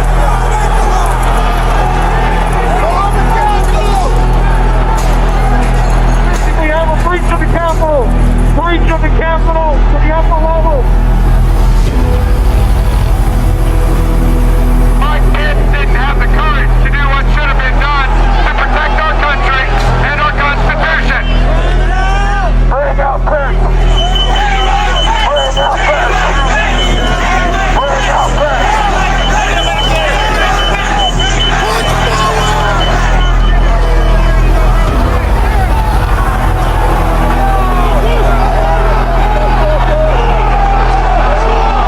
We can't hold this. We're going to get too many people. Look at this Spanish boy, man. We're trying to hold the alphabet. We're trying to hold the alphabet down. We need an area for the council members. They're all walking over now through the tunnels. We need to move now. Copy. If we lose any more time, we may lose the ability to leave. So if we're going to leave, we need to do it now. We lost the line. We lost the line. All MPD, pull back. All MPD, pull back to the alphabet. Hey, stop. H208 with 4 members. The door's barricaded. There's people flooded the hallways outside. We have no way out. Officers still remaining on the House floor, so we can secure the members on the other side. Copy. Officers down! Get them up! Get them up!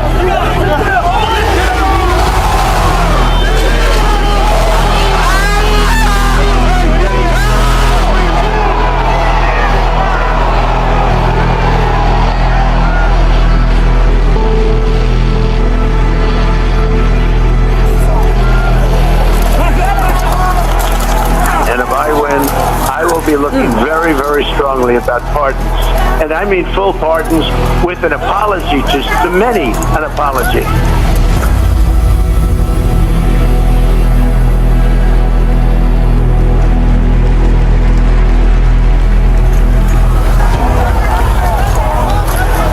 They were peaceful people. These were great people. The crowd was unbelievable. And I mentioned the word love, the love in the air. I've never seen anything like it.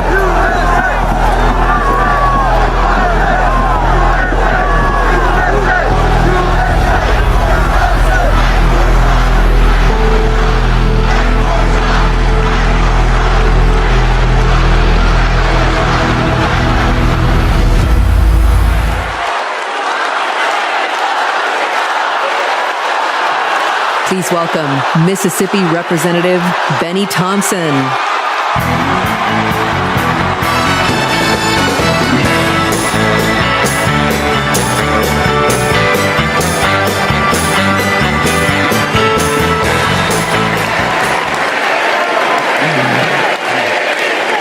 On January 6th, like most of my colleagues, I had one goal: to uphold the votes of the American people, the cornerstone of our American democracy.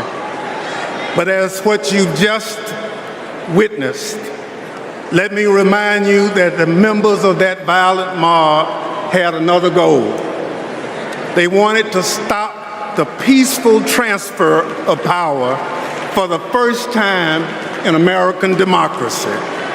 Thank God they failed. Because in this country, we settle our differences at the ballot box, not through violence. It took a long time to get here, and we are not going back. Because I remember that dark history. It's my own history. In this life, my father never cast a vote because of Jim Crow. So I dedicated my career to protecting the votes against violence and discrimination. You can imagine what I felt on January 6th when I saw with my own eyes those insurrectionists trying to take that away. They did it to rob millions of Americans of their votes. They did it because Donald Trump couldn't handle losing. He lied about the election fraud. He called his conspiracy-led mob to Washington. He would rather subvert democracy than submit to it. Now, he's plotting again. His campaign proclaims that elections won't end until the moment of inauguration. We will win or it was rigged. We win or else. This is Donald Trump's America. Elections are about choice. Choose democracy, not political violence. Choose the America we've always taught our children to love. Choose Kamala Harris.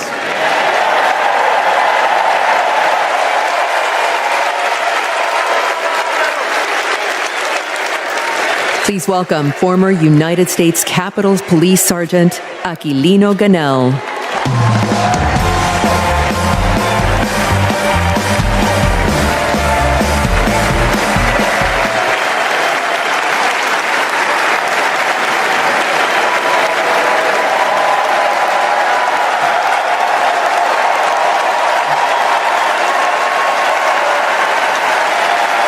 Thank you.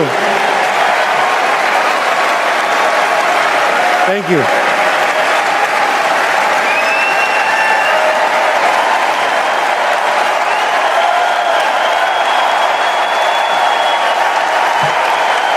Thank you. Before I begin, I need to acknowledge the sacrifices that 5 officers who died as a result of January 6 made on that day.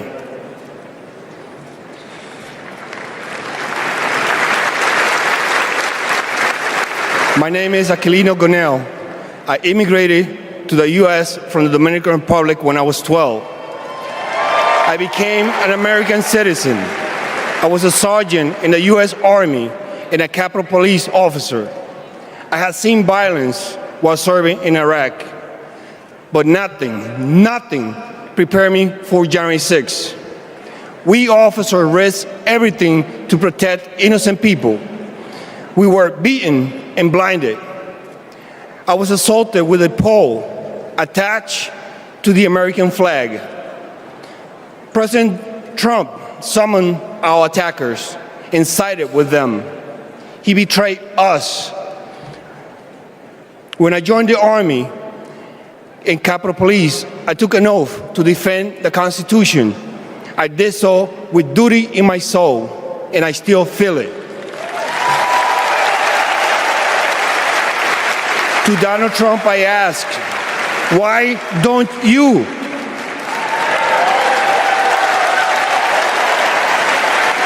On January 6th, I nearly died protecting the Capitol, and I will do it again for our democracy. The way to preserve it is to elect Kamala Harris, our first female commander-in-chief.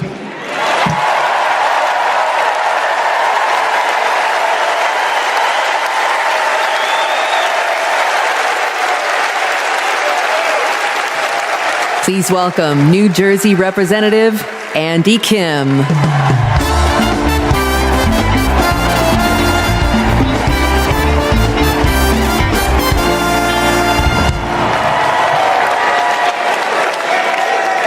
When I was a kid, my parents brought me to the Capitol. They taught me that it's sacred ground, a symbol of our democracy. When I got to Congress, I was excited to bring my little boys to the same beautiful building. I asked them, "Do you like the Capitol?" And my oldest son, Austin, said, "I love the Capitol, and lowercase too." They are so sweet. But shortly after, we saw something unimaginable. A mob tearing down flags, assaulting police officers. That night, I walked into the rotunda. The floor was covered in broken glass and garbage, strewn with the chaos unleashed by Donald Trump. And I thought to myself, how did it get this bad? So I did the only thing I could think of. I grabbed the trash bag and started cleaning up.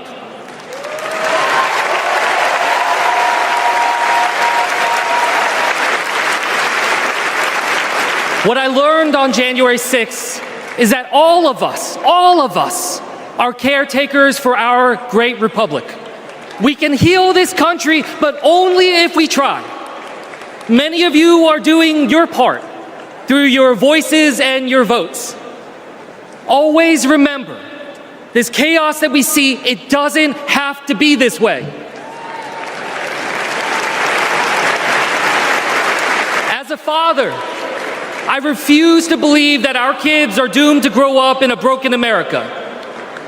There is a hunger right now in this country for a new generation of leadership to step up.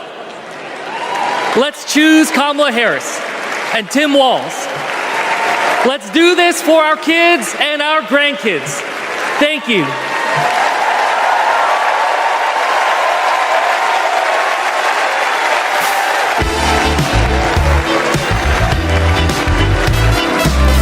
Please welcome Olivia Juliana.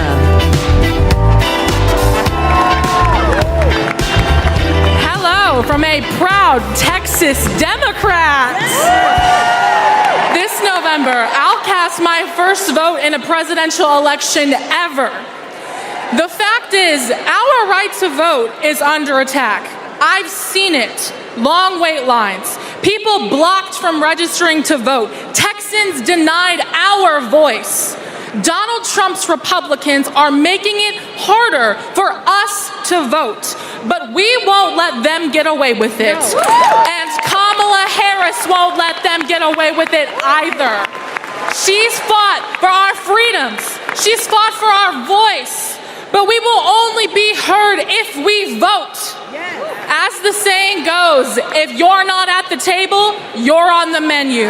So Gen Z, let's take our seat in our democracy and cast our ballots this November for Kamala Harris and Tim Walz. And now, ladies and gentlemen, American icon Stevie Wonder.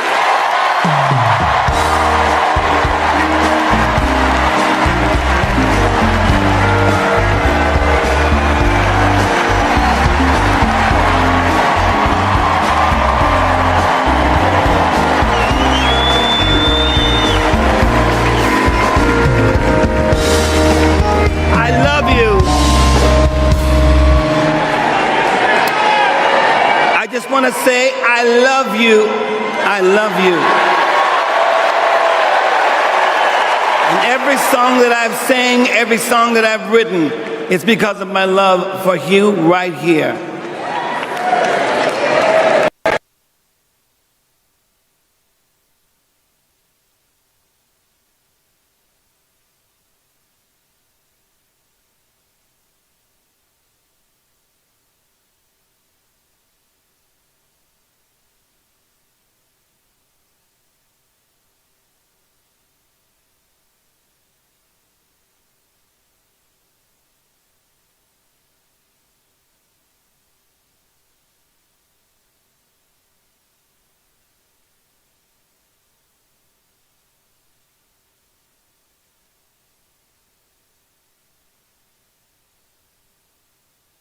Now is the time.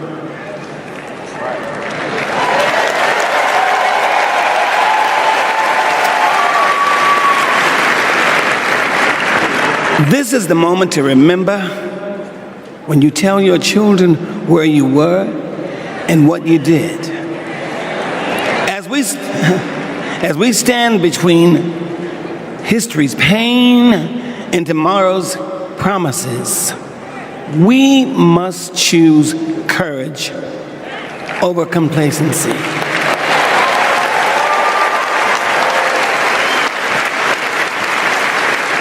It is time to get up and go vote.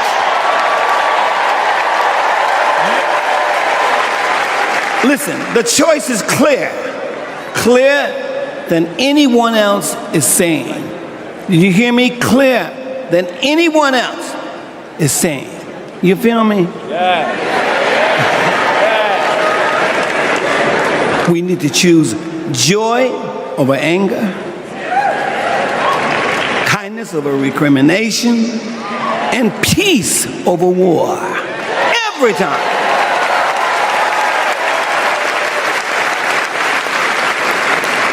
We must choose to be above the ugly words, the hateful anger, and the division those words and anger create.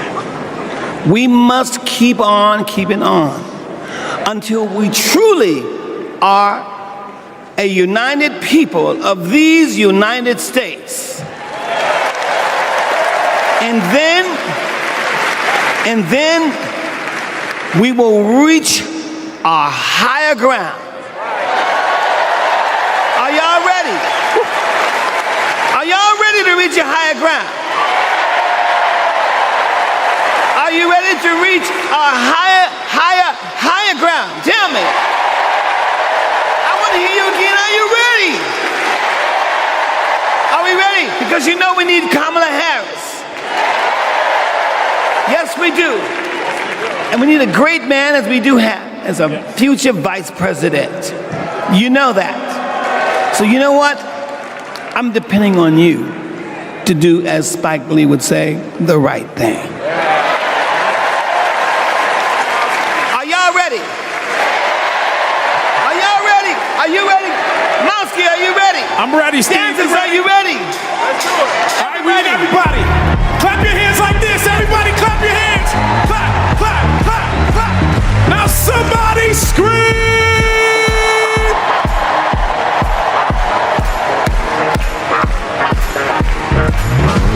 Here we go.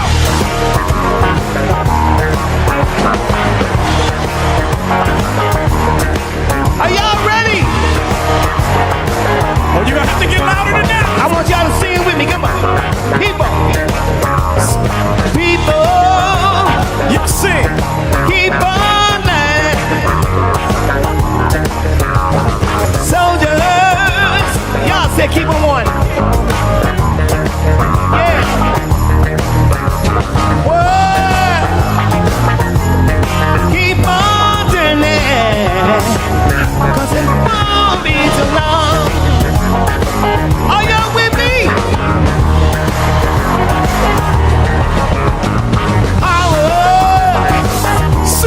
Keep on lying. For your people. Keep on dying. Whoa. Keep on turning. 'Cause it won't be too long. Oh yeah. So time when you let me try it again. It's the last time I'm ever let me hold it. So when I know my man, I'm gonna keep on trying till I meet my life.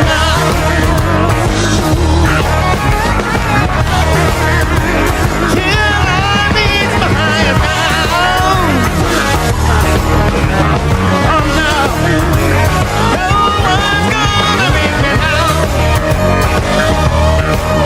All right, till I meet my highest ground.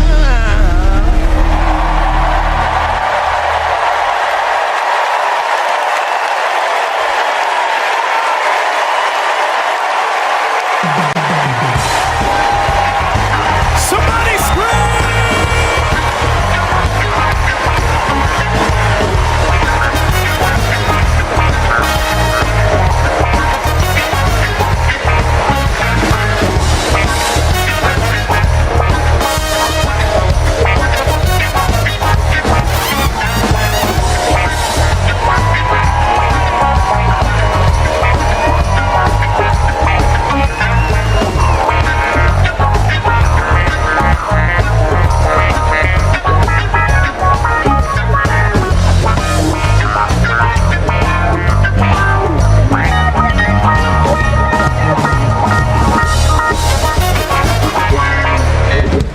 Wow. Wow. Wow. I couldn't see the rest of y'all, but from back, Nebraska was getting down. Stevie's song is powerful, but so was his words. He said courage over complacency. He gave us a call in his remarks. But now I gotta tell you, the party is gonna keep going. We're just getting started, y'all. And this is a segment that I am very, very excited about, because it might be Wednesday night and we might be in Chicago, but it's starting to feel like something I've wanted to say my whole life. Live from New York, it's Saturday night. Please welcome Kenan Thompson.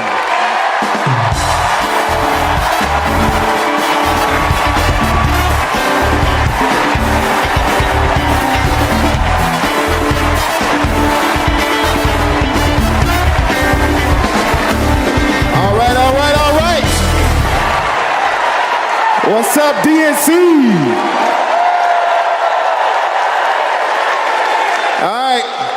Y'all remember this big old book from before?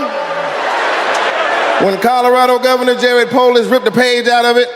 This is Project 2025, the Republican blueprint for a second Trump term. It is boo. It is a real document that you can read for yourself at kamalaharris.com/Project 2025. You ever seen a document that could kill a small animal and democracy at the same time? Here it is. You know how when you download an app and there are hundreds of pages there that you don't read, it's just the terms and conditions, and you just click agree, right?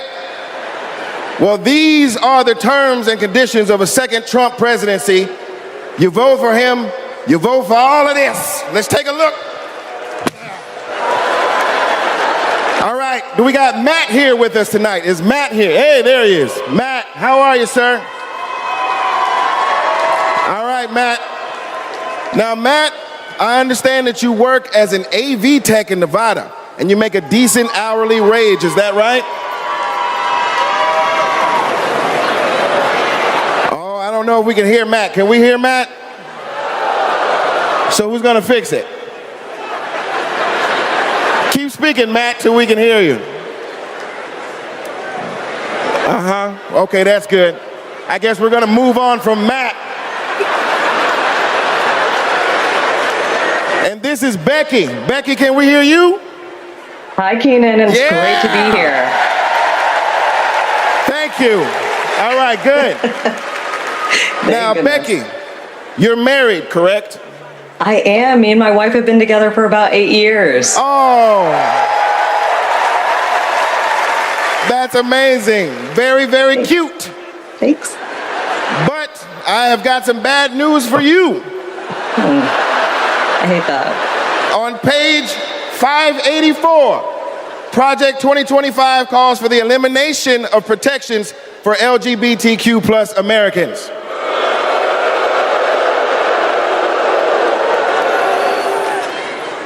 So yeah, right back to the Stone Age. I'm afraid so. Right back to the Stone Age. That's terrible. Yeah, it is. Thank you, Becky, for being here and making that wonderful point. All right, next up, we have Nirvana. Nirvana, are you with us? And your people are with us as well? All right, good. Now, Nirvana, I understand that you are on insulin to manage your diabetes, yes? Yes, and thanks to President Biden and Vice President Harris, I only pay $35 a month for my insulin. That is great. That is great.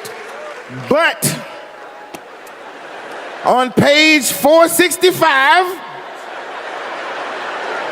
Project 2025 calls for millions of people like yourself to pay more for prescription drugs like insulin. Why? Why? Well, I guess maybe to help Big Pharma make more money that they can donate to Republican politicians, I assume. Yeah, that makes sense. Yes, unfortunately, it does make sense. All right, let's talk to Anita. Anita, are you there? Yes. Hello, Anita. Hello. And Anita, what do you do for a living? I'm an OBGYN who delivers babies and does surgery. An OBGYN? She is an OBGYN that delivers babies. Uh-oh. Uh-oh, yeah. It's bad news, isn't it? It sure is. On page 459, Project 2025 resurrects a law from the 1800s called the Comstock Act to ban abortion nationwide and throw healthcare providers in jail. Oh my God, that is awful. Yes, it is awful. All right, let's do one more. Is Sharia with us? Sharia, are you there? Hey, Keenan, I'm here. Yes, Sharia, I love it. All right, let's talk to you. I understand that you work for the federal government? Yes, sir. I'm in the United States Department of Education. I'm a proud civil servant and a proud union president. She works for the Department of Education and she's a proud civil servant. Well, unfortunately for you, on page 78, Project 2025 calls for President Trump to purge the civil service of everyone who isn't a MAGA loyalist. Are you a MAGA loyalist? Now, Keenan, absolutely not. I'm just asking. I mean, you might as well be, because also page 319 calls for the complete elimination of the Department of Education.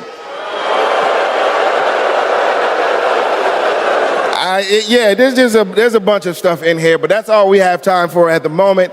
Just remember, everything that we just talked about is very real. It is in this book. You can read it online at kamalaharris.com/Project 2025.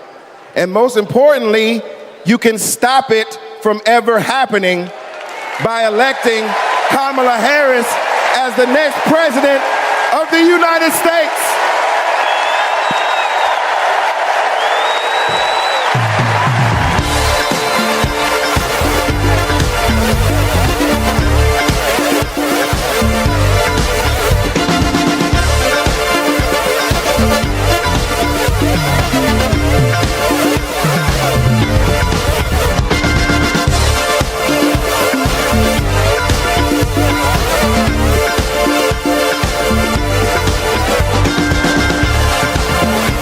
Please welcome award-winning producer and writer, Mindy Kaling.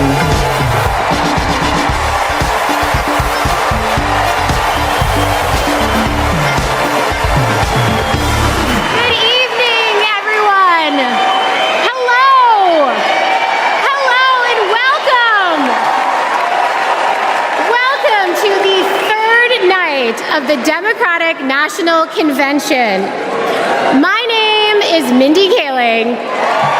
Thank you. For those of you who don't know me, I am an incredibly famous Gen Z actress who you might recognize from The Office. Thank you, The Mindy Project.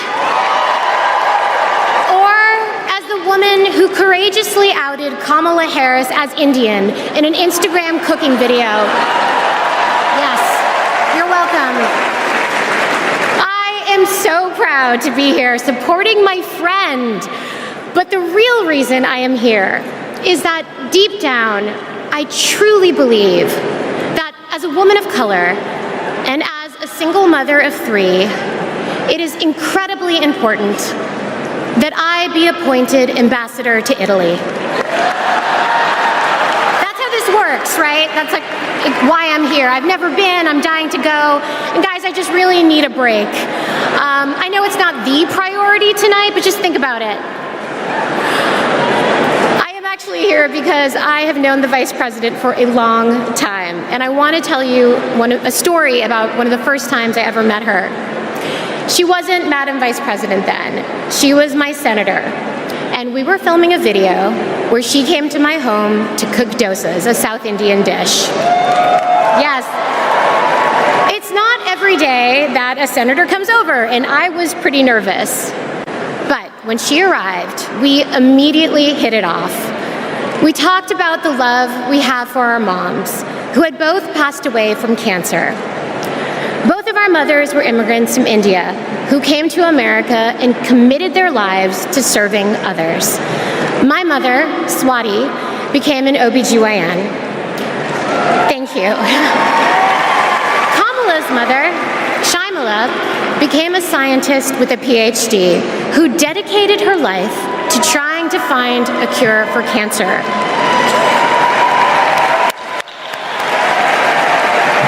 Speaking to Kamala, it was clear to me that Shaimala had passed down the same optimism and fearlessness to her daughter. But the thing I remember the most about the Vice President is that Kamala Harris can cook. Guys, she was so much better than me. But she also knew that my family was watching. So as she gently corrected my sloppy dosa making, she was complimenting me every step of the way, making sure that my daughter Kit, heard how good of a cook I am. She had no desire to be seen as better than anyone else. She just wanted my kid to be impressed with her mom. And when she finally bit into my dosa, she looked at me and said, really good, and then never took another bite again. Yes. But it is that warmth, that generosity of spirit that I know she will bring to the White House as our next president. Kamala Harris cares deeply about other people. She will fight to protect our freedoms because those are the values that her mother passed down to her. But in order to protect those freedoms, Democrats also need to win the House. So we have a lot to do, and please welcome to the stage your next Speaker of the House, Hakeem Jeffries.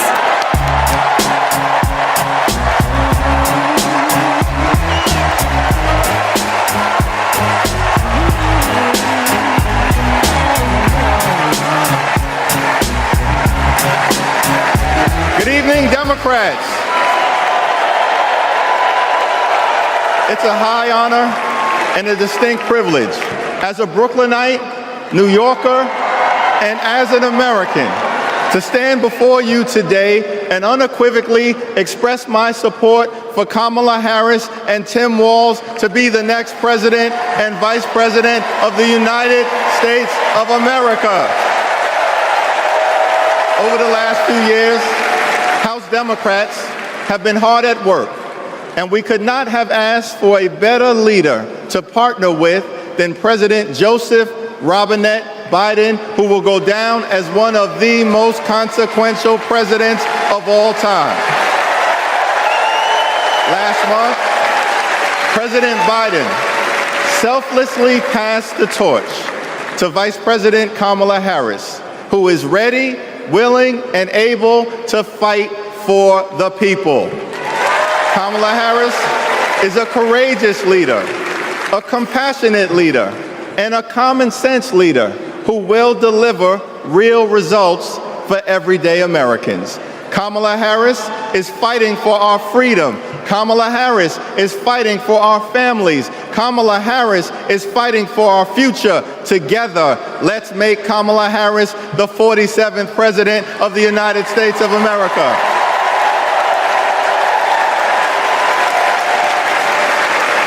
In our great country, when you work hard and play by the rules, you deserve to earn a living wage.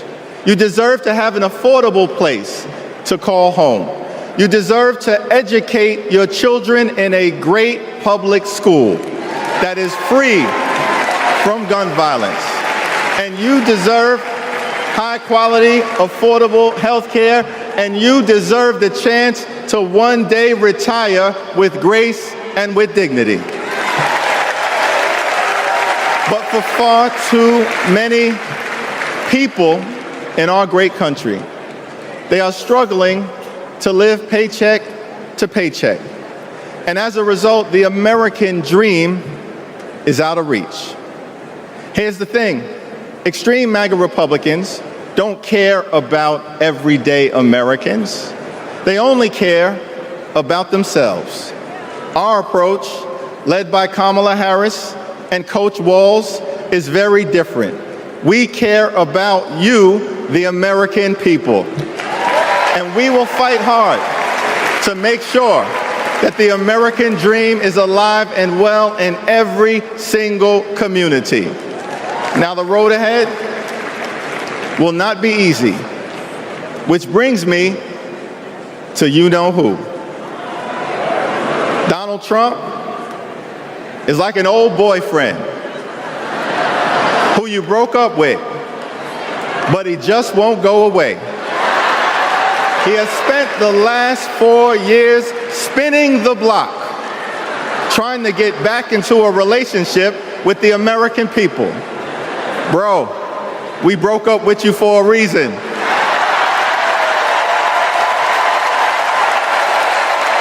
Trump was the mastermind of the GOP tax scam, where 83% of the benefits went to the wealthiest 1% in America. Trump failed our country during the COVID-19 pandemic.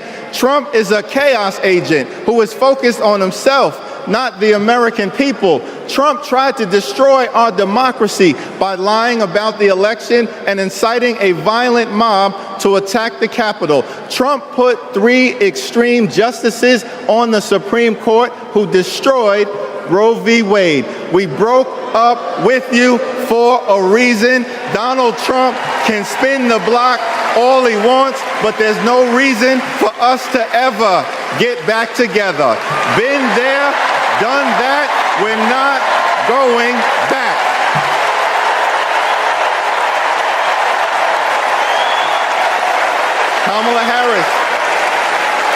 Kamala Harris and House Democrats will always put people over politics. Kamala Harris and House Democrats will lower costs and grow the middle class. Kamala Harris and House Democrats will fix our broken immigration system and secure the border. Kamala Harris and House Democrats will strengthen the relationship between the police and the community. Kamala Harris and House Democrats will continue to combat the climate crisis with the fierce urgency of now. Kamala Harris and House Democrats will protect Social Security, protect Medicare, protect Medicaid, protect the Affordable Care Act, protect working families, protect small businesses, protect the middle class, protect free enterprise, protect our children, protect our seniors, protect our veterans, protect our unions, protect our dreamers, and always protect a woman's freedom to make her own reproductive health care decisions.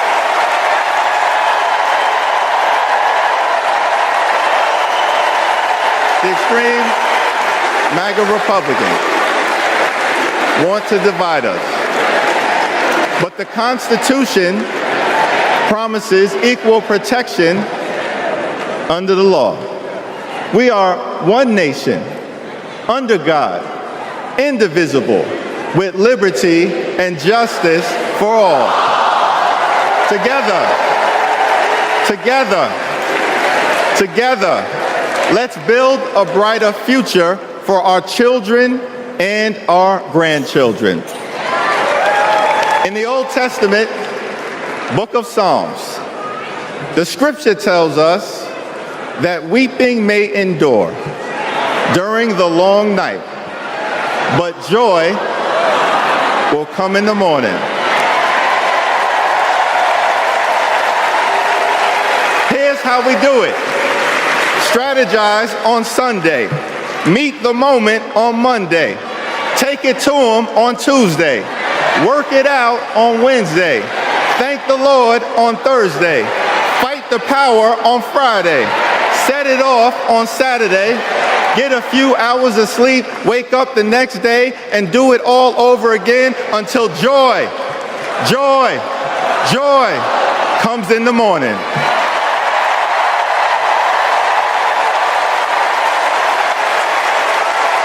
Now there's only 76 days left. There are only 76 days left. We must continue to speak up. We must continue to show up. We must continue to stand up, not as Democrats or Republicans, but as Americans. And when we do, nothing can stop Kamala Harris from becoming the 47th President of the United States of America. Nothing can stop House Democrats from taking back the majority. Nothing can stop the American people from continuing our march toward a more perfect union. Nothing can stop us. We're all the way up. God bless you. God bless Kamala Harris. May God bless the United States of America.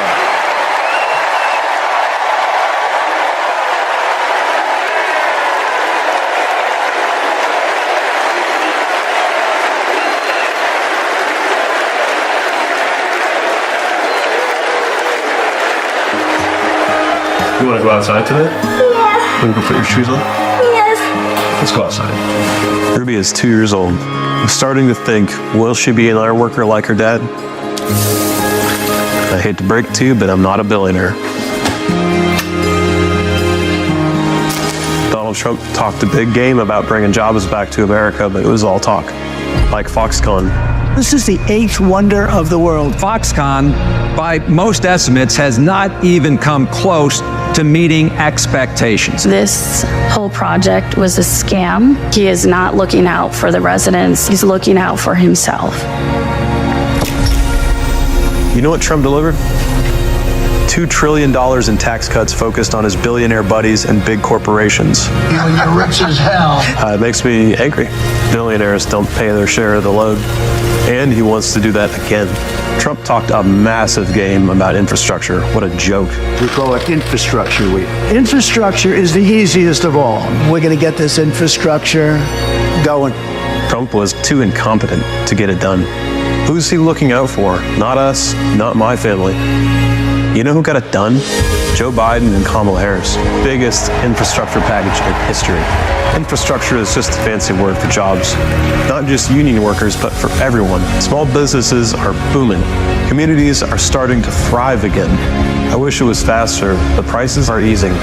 Kamala Harris helped deliver the largest job growth in American history. Wages are higher. Manufacturing is booming. We're building roads, bridges, airports again. That's a fact. And we have healthcare.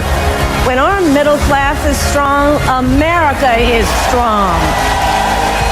Kamala's goal is to rebuild the middle class for families like mine.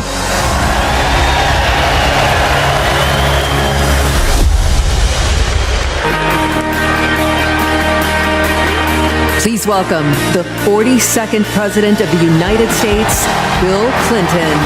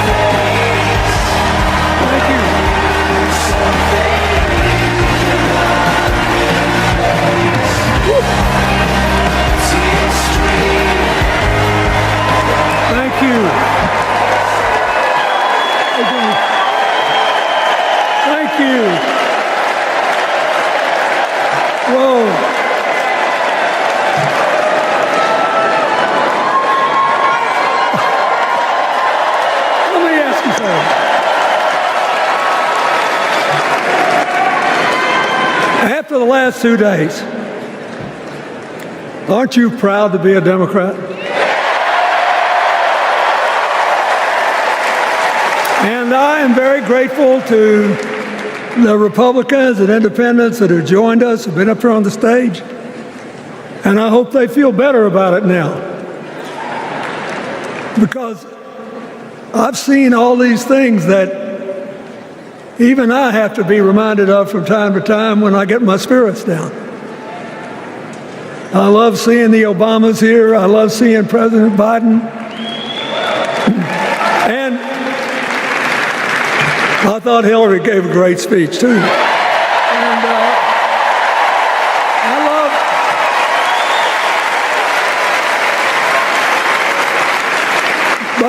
I love seeing all these young leaders. A bunch of them are coming up after me. They look better, they sound better, and they'll be exciting. I do want to say one word about President Biden. Remember, he had an improbable turn that made him president. And we were in the middle of a pandemic and an economic crash. He healed our sick and put the rest of us back to work. And he strengthened our alliances for peace and security. He stood up for Ukraine. He's trying desperately to get a ceasefire in the Middle East.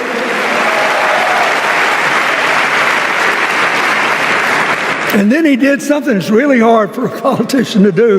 He voluntarily gave up political power. And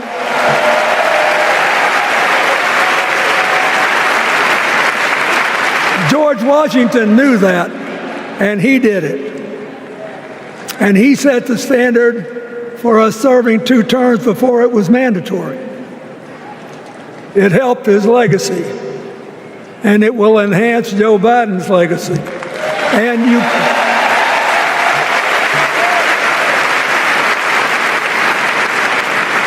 And it's a stark contrast to what goes on in the other party. So I want to thank him for his courage, compassion, his class, his service, his sacrifice.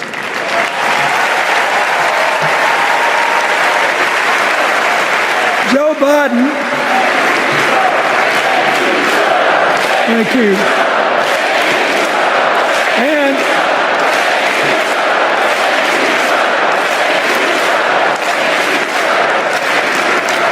he kept the faith, and he's infected a lot of the rest of us.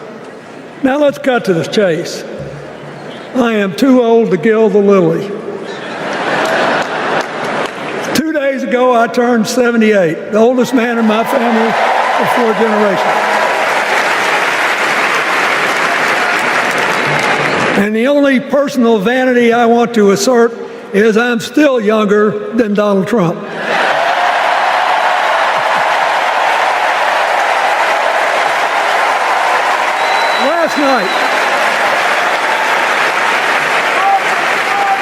Last night, in what I thought was a very moving series of episodes, we nominated Kamala Harris and Tim Walz. And just think about that. 2 leaders with all-American but still improbable life stories. It could only happen here. Their careers, after all, started in community courtrooms and classrooms. 2 leaders who spent a lifetime getting the good job done. Now, one of the things that I've noticed over my increasingly long life is that a presidential election is unique in several ways. First of all, it's the greatest job interview for the greatest job in the world. Secondly, the Constitution says we, the people, get to do the hiring. And the third thing is that every 4 years, we get to change the requirements for the job. So here's what I'm thinking, because I try to apply this in every election. Will this president take us backward or forward? Will this president give our kids a brighter future? Depends. Will this president bring us together or tear us apart? Will the president increase the peace, security, and stability and freedom that we enjoy and extend it to others as we can? We, the people, we have to make a decision about these kind of questions. And every 4 years, it's a little different because the people come at the candidates, and they say, as they're saying now, here are our problems, solve them.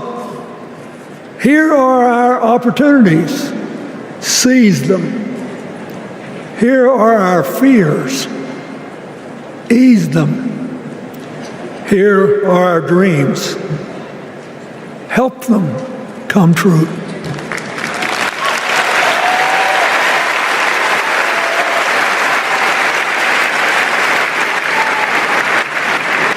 A president can answer that call by saying, I'll do my part but you have to help me. We have to work together. Or you can dodge what needs to be done by dividing, distracting, and diverting us. So in 2024, we got a pretty clear choice, it seems to me. Kamala Harris for the people,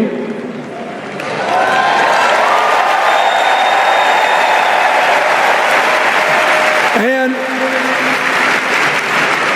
the other guy who's proved even more than the first go-around that he's about me, myself, and I. I know which one I like better for our country.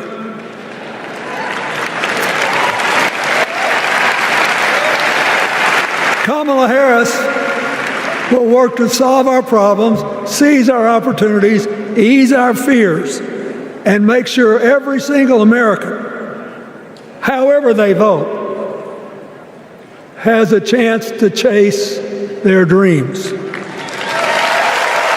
know, when she was young, she worked at McDonald's. And she greeted every person with that 1,000-watt smile and said, "How can I help you?" Now she's at the pinnacle of power and she's still asking, "How can I help you?"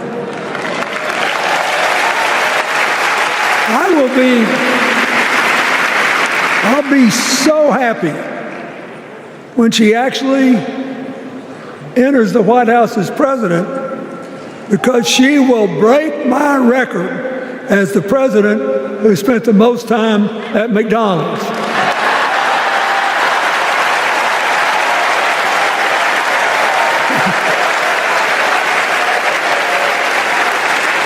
Now, but we got an election to win.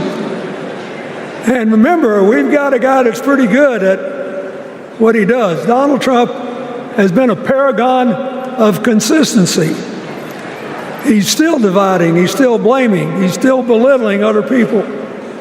He creates chaos and then he sort of curates it as if it were precious art. Let me say, not a single day goes by, even though I've been gone for well over 23 years from the White House, not a day goes by that I don't thank the Lord for the chance I had to serve and what it meant. And one of the reasons, thank you.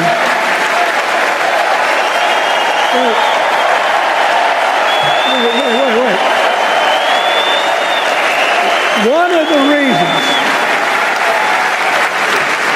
One of the reasons I love the job so much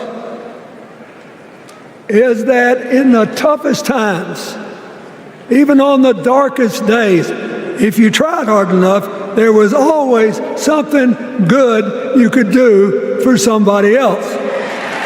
Now, some days that's not easy to do. You've got to deal with all these emergencies, or there's something going on here, there, or yonder. But Kamala Harris is the only candidate in this race who has the vision, the experience, the temperament, the will, and yes, the sheer joy to get something done.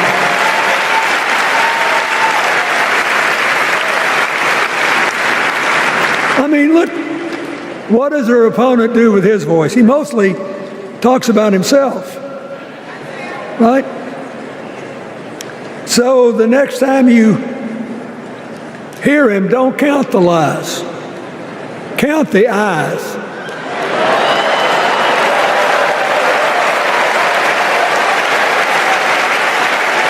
Count the eyes.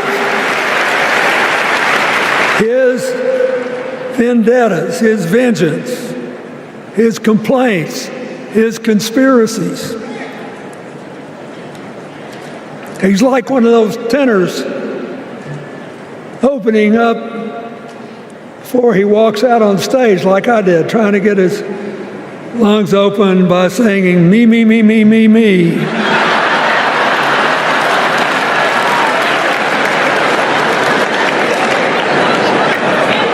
When Kamala Harris is president, every day will begin with you, you, you, you.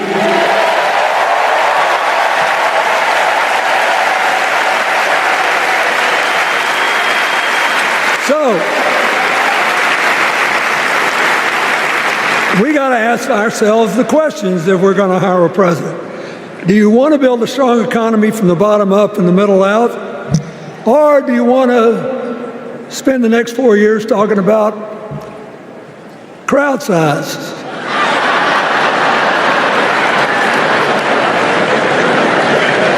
You're going to have a hard time believing this, but so help me, I triple-checked it. Since the end of the Cold War in 1989, America has created about 51 million new jobs. I swear I checked this 3 times. Even I couldn't believe it. What's the score? Democrats 50, Republicans 1.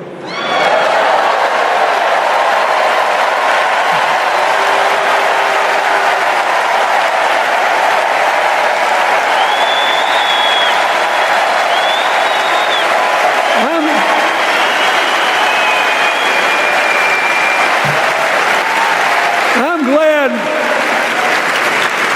that we've got a championship winning coach on our team.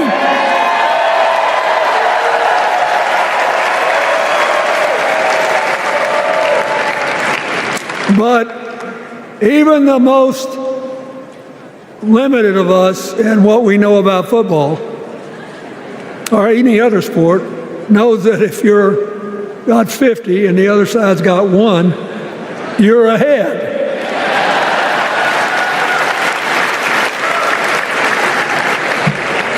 What about affordable housing? It's a terrible problem in America now. We need more. And affordable health care. That's why the Democrats put a limit on monthly payments for insulin and a $2,000 a year out-of-pocket limit, and are trying to cover more drugs by bargaining for prices. We need more financing for small businesses. We need still to strengthen our alliances. I almost croaked in the first debate of this election season when President Trump said nobody respected America anymore like they did when he was president. Wait. And with a straight face. Look, you got to give him. He's a good actor. With a straight face, he cited as evidence of the respect that existed for us when he was there the presidents of North Korea and Russia.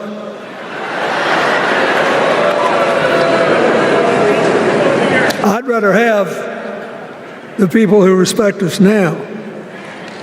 And one of the things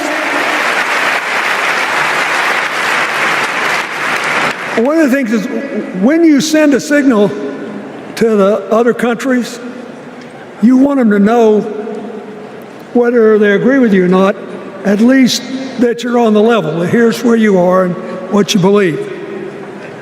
What are they supposed to make to these endless tributes to the late, great Hannibal Lecter?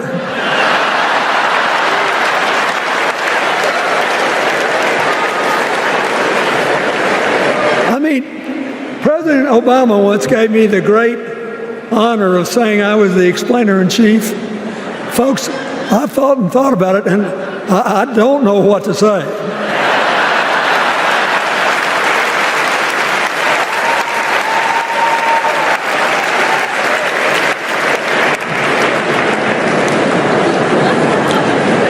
like Hakeem Jeffries, I too want an America that's more joyful, more inclusive, more future-focused. Just think what a burden it's been on us to get up day after day after day after day, buried in meaningless hot rhetoric, when there's so many opportunities out there, so many problems that need to be solved. I want that. And that's the America Kamala Harris will lead. And she's already made her first presidential decision, and she knocked it out of the park when she asked Governor Tim Walz to be her nominee for vice president.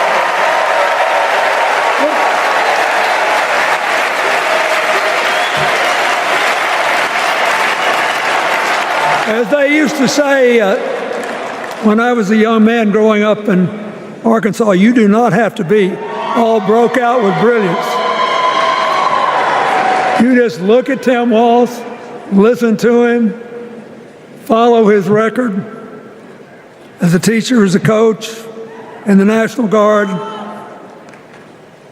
as a congressman where he was the only Democrat, save one, elected in that district in more than 100 years. And he stayed a long time. And then he became a great governor. And by all accounts, he was a crack shot who had the courage among his rural constituents to say, we do not need these assault weapons available to people who can kill our kids in school.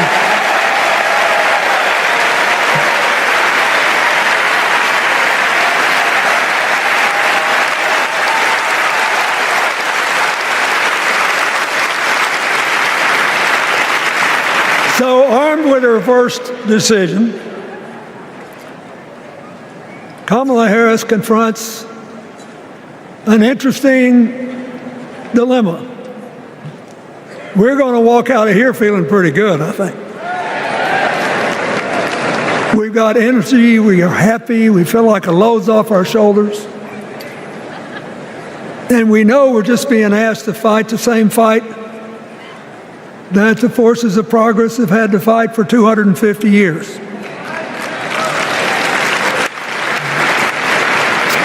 In the face of stiff and often violent opposition, we have to find a way to go forward together, where we the people make our union more perfect. So, that's a good thing. How could we possibly lose?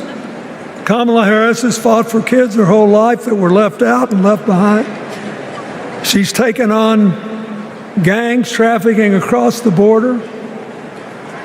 She's fought to protect the rights of homeowners. She's been our leader in the fight for reproductive freedoms, and we know a majority of the American people are with us on that.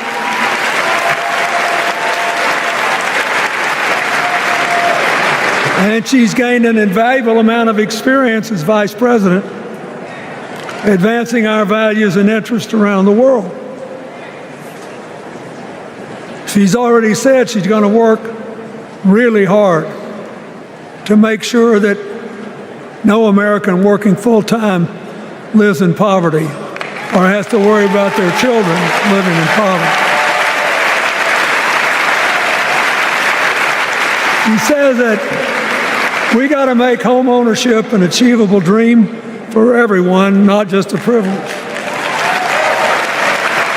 She said that and this meant a lot to me, that she would protect everybody's right to vote, whether or not they voted for her. They were citizens and they deserved the right to vote.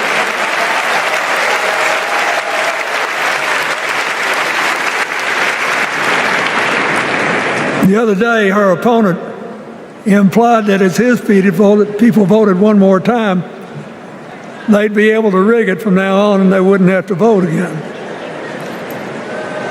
You think they're kidding, but I know a lot of these folks, and most of them are really good people, but some of them think that they are bound to dominate America politically, economically, and socially, and they have to use politics to do it, and they should rig the system. I don't believe that. And so here's what I want to tell you.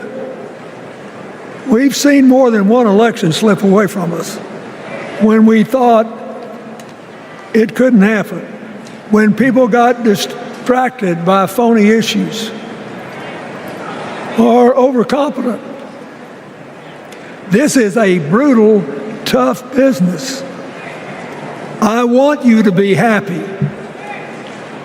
One of the reasons that President-to-be Harris is doing so well is that we're all so happy.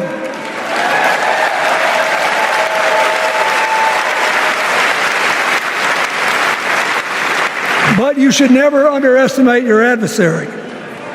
And these people are really good at distracting us, at triggering doubt, at triggering buyer's remorse. As the Obama said so eloquently last night, they are human, you know. They're bound to make a mistake now and then. We got to be tough. And so, as somebody who spends a lot of time in small towns and rural areas in New York and Arkansas and other places, I urge you to talk to all your neighbors. I urge you to meet people where they are. I urge you not to demean them, but not to pretend you don't disagree with them if you do. Treat them with respect, just the way you'd like them to treat you.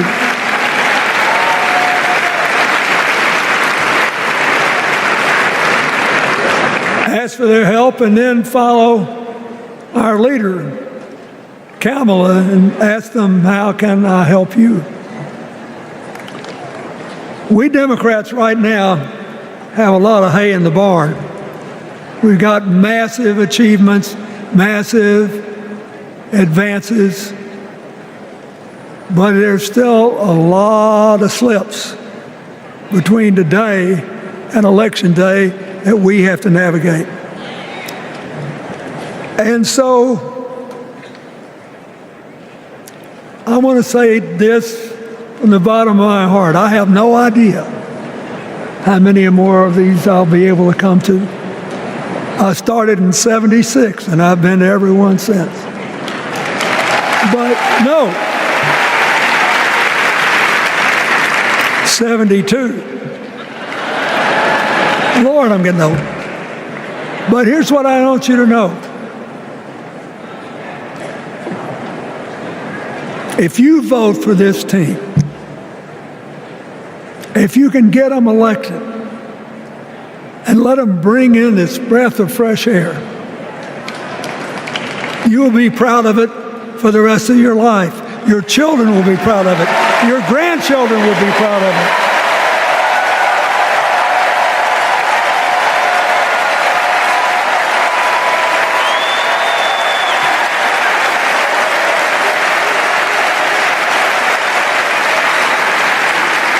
Take it from a man who once had the honor to be called in this convention the man from hope.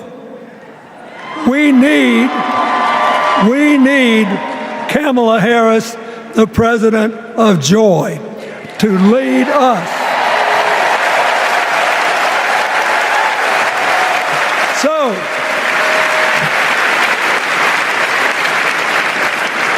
I'll be doing my part, you do yours. I'll see you when we're making a real joyful noise when the votes are counted. God bless you. And God bless America.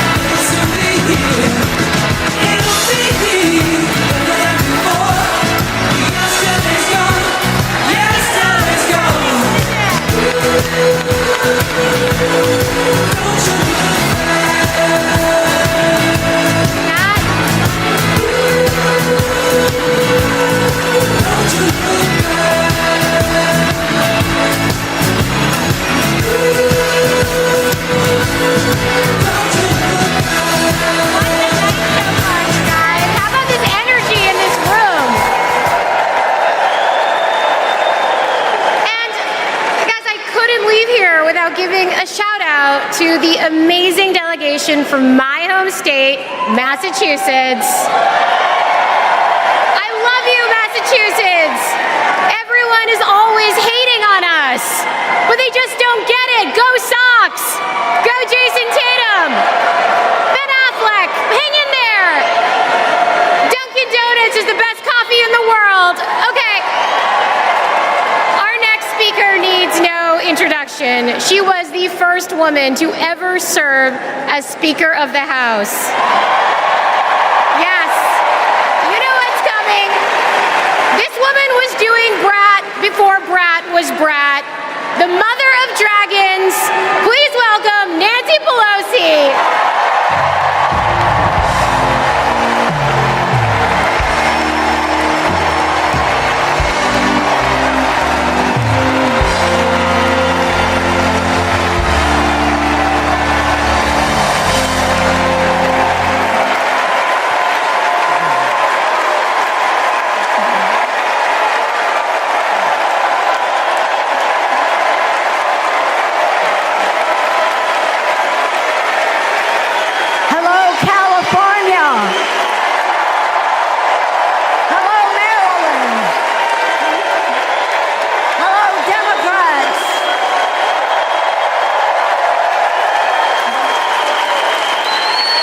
On January 20th, 2021, with the inauguration of Joe Biden and Kamala Harris, we established one of the most successful presidencies of modern times. And we quickly proved that Democrats deliver. Millions of jobs, stronger infrastructure and rural broadband, a Biden child tax credit, rescuing human pensions, honoring our veterans, bold climate action, lowering the cost of prescription drugs, all thanks to President Biden's patriotic vision of a fairer America, doing so with liberty and justice for all. Thank you, Joe.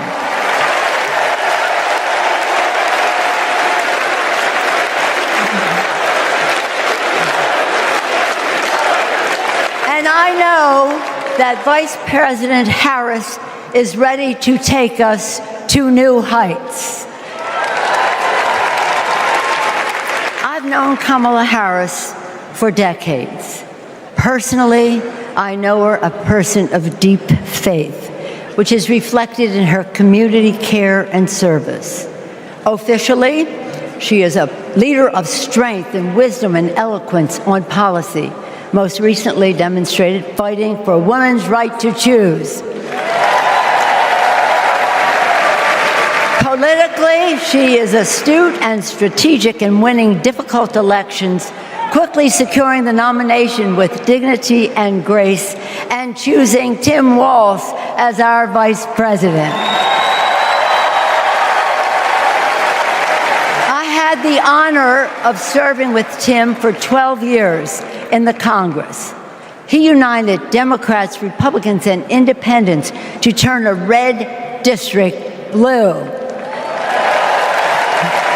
He showed courage when he came to Congress in voting for the Affordable Care Act, meeting the needs of his constituents despite Republicans' lies and misrepresentation.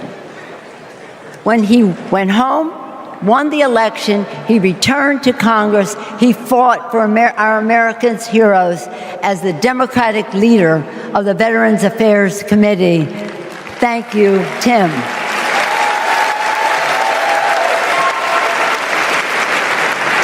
January 6th was a perilous moment for our democracy. Never before had a president of the United States so brazenly assaulted the bedrock of our democracy, so gleefully embraced political violence, so willfully betrayed his oath of office. Let us not forget who assaulted democracy on January 6th. He did. But let us not forget who saved democracy that day. We did. And thank God we had a Democratic House of Representatives then. We returned to the Capitol that very same night. We insisted on certifying the election results on the floors of the House and the Senate. And we demonstrated to America and to the world that American democracy prevailed.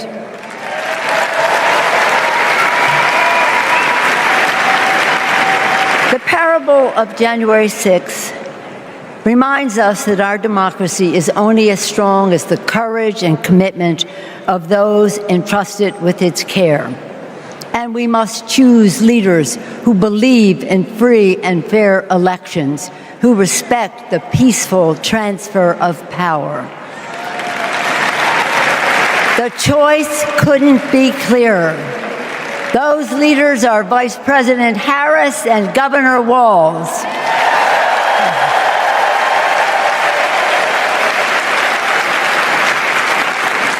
When the sun rose on January 7th, as our national anthem declares, we gave proof through the night that our flag was still there.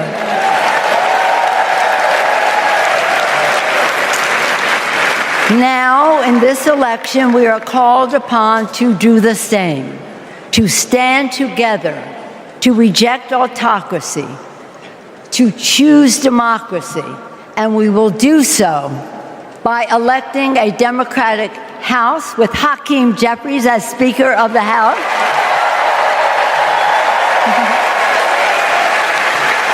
electing a Democratic Senate, electing Tim Walz as Vice President of the United States, and electing Kamala Harris as the President of the United States. Onward to victory!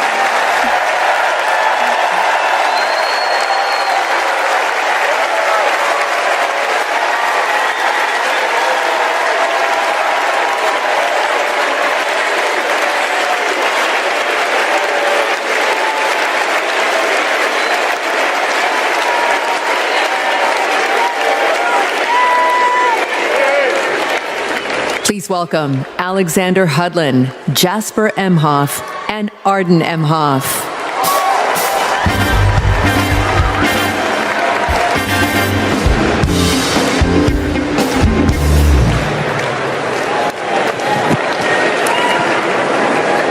Kamala Harris is our auntie. She'll be a president who cares for all of us. She'll lift us up. In 2016, we celebrated Auntie's Senate win. We saw Trump winning. I was only 9, but I knew enough to be concerned. Auntie said, "Do you know what superheroes do? They fight back. And we will too." She will make time for what matters. You know, no one is busier than my auntie, but she always makes time for family. From moments as simple as cooking and sharing a meal, to exchanging stories and jokes. Auntie taught me about being present in what's important, and I know that's how she'll lead. She'll treat everyone with respect. Even as a kid, Auntie made me feel that I was seen, that my words are important, that I am important and loved. I know she'll value others' perspectives, no matter their age or their background. Auntie, we love you. We're so proud of you. And most importantly, you're a baller. And as you'd say, let's win this thing. Let's win this thing.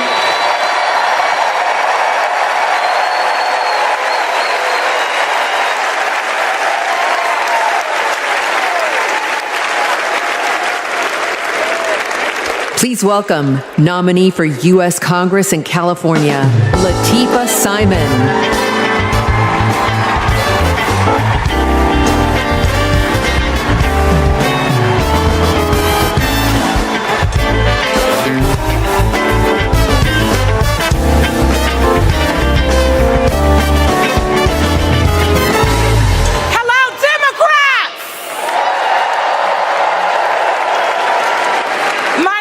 Latifah Simon, and I am running for Congress.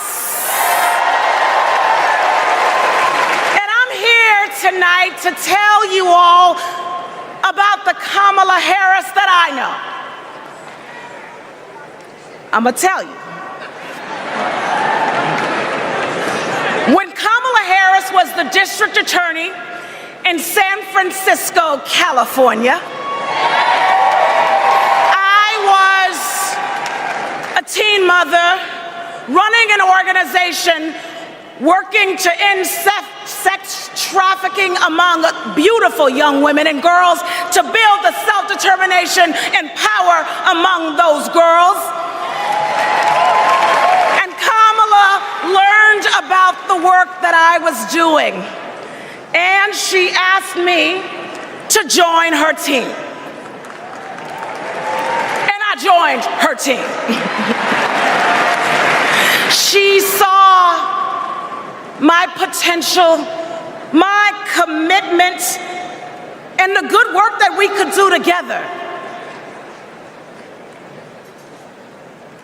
And I saw her. I saw Kamala Harris holding the hands of sexual assault survivors. Saw scores of mothers who lost their babies to gun violence, lining up day after day at the courthouse, waiting only to speak to Kamala because they knew that she would hear them, that she would truly see them. Because there's something about Kamala Harris. For those who know her, you know. When she hears your story, she carries it with her. When she sees you, she truly sees you. She truly sees you. She is the best among us.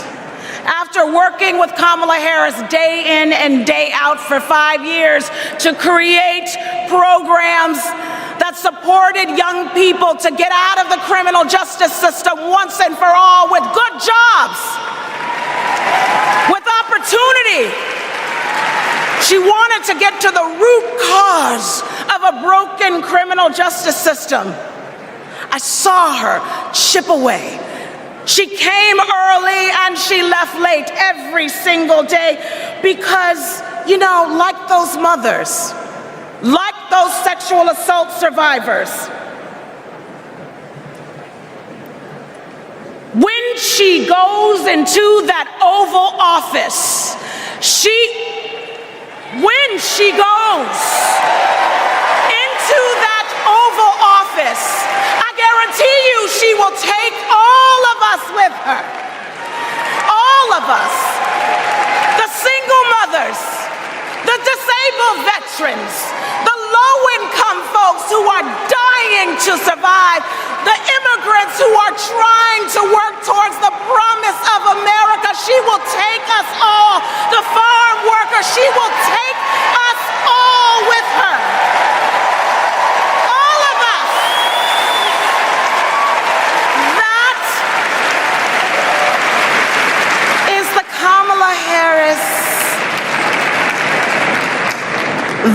know so deeply. That is the Kamala Harris that I love. A woman of the people. A woman, a fierce woman for the people. Good night, Democrats.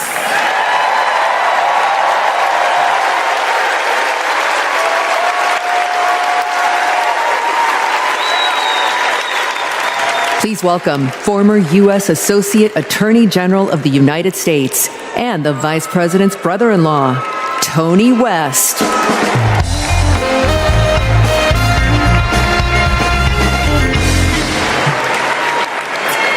35 years ago, in my first week at law school, I met a new classmate, Maya Harris.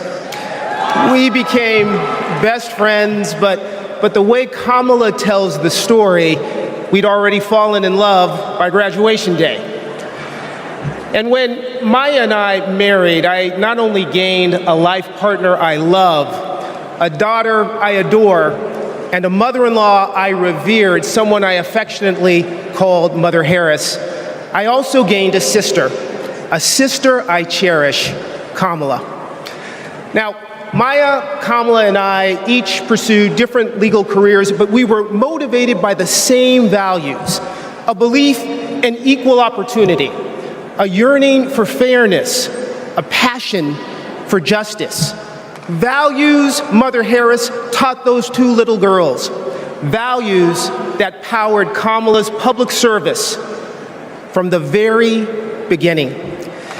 You know, one of Kamala's very first cases in the district attorney's office, it involved a woman, an innocent woman, wrongfully arrested in a police raid. It was a Friday afternoon, and the courthouse was shutting down for the weekend. And look, most prosecutors, they would have gone home and dealt with the matter the following Monday. But not Kamala. You see, my sister-in-law knew that if the judge didn't see this woman that afternoon, she'd spend the entire weekend in jail. And Kamala, she wondered, does this woman work weekends?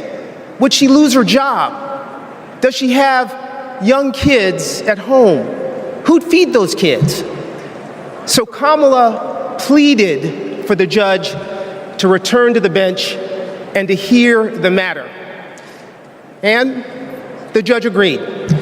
And within minutes, that woman was released back to her family that night. Now, it may seem small, but that's what it means to stand up for justice.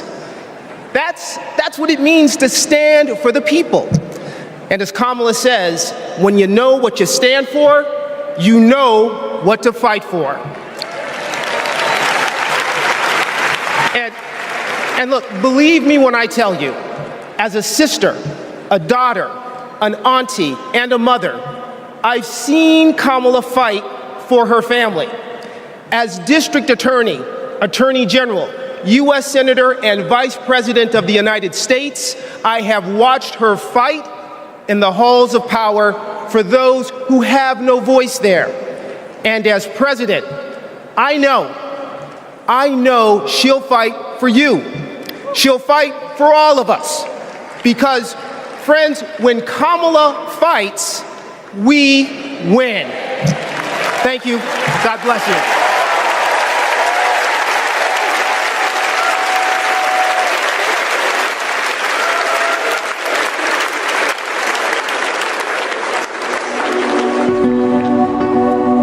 A crime against any one of us is a crime against all of us.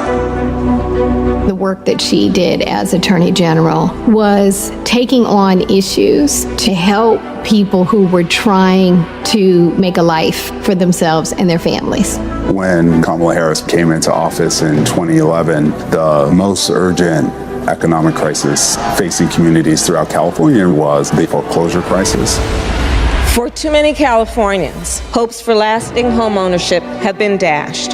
victims have fallen prey to a series of mortgage scams, fraud, and unfair business practices. In order to get meaningful relief, we had to sue the banks and see through a lengthy litigation process. When Kamala was sitting at the table negotiating, it wasn't just about the money, it was about real people. I vividly remember her thinking about Mommy, who could finally afford to buy her first home, and how proud Mommy was. So Kamala knew what was at stake for families and even whole communities. We are very proud to announce a tremendous victory for California. She truly believes that every single person, every American is worthy of the promise and the prosperity of this country. And every time Kamala has run for a bigger office, it's because she believes that she can have a bigger impact. We are making a commitment tonight with this celebration of this Senate race to bring our country together. In the Senate, to get a position on the Intelligence Committee is very coveted because it is about protecting our nation's security. And Kamala hit the ground running. She would not let a witness off easily. Did you have any communications with Russian officials for any reason during the campaign that have not been disclosed? I don't recall it. I need to be correct as best I can. I do want you to be honest. I'm not able to be rushed this fast. It makes me nervous. Her questioning of Attorney General Sessions was historic, and she earned the respect of colleagues on both sides of the aisle. Kamala, as a senator, was a truth teller. She was there to expose what some of these guys were and what they intended to do. Can you think of any laws that give government the power to make decisions about the male body?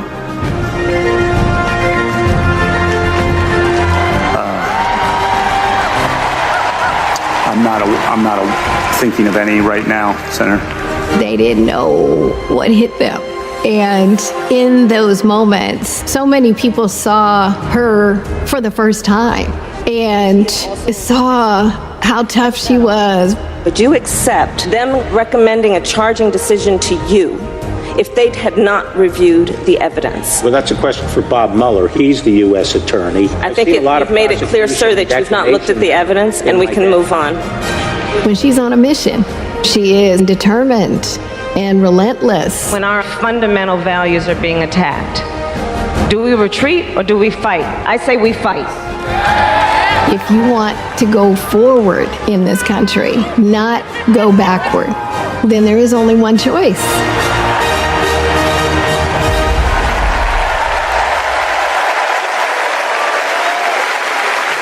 Please welcome Nevada Senator Catherine Cortez Masto.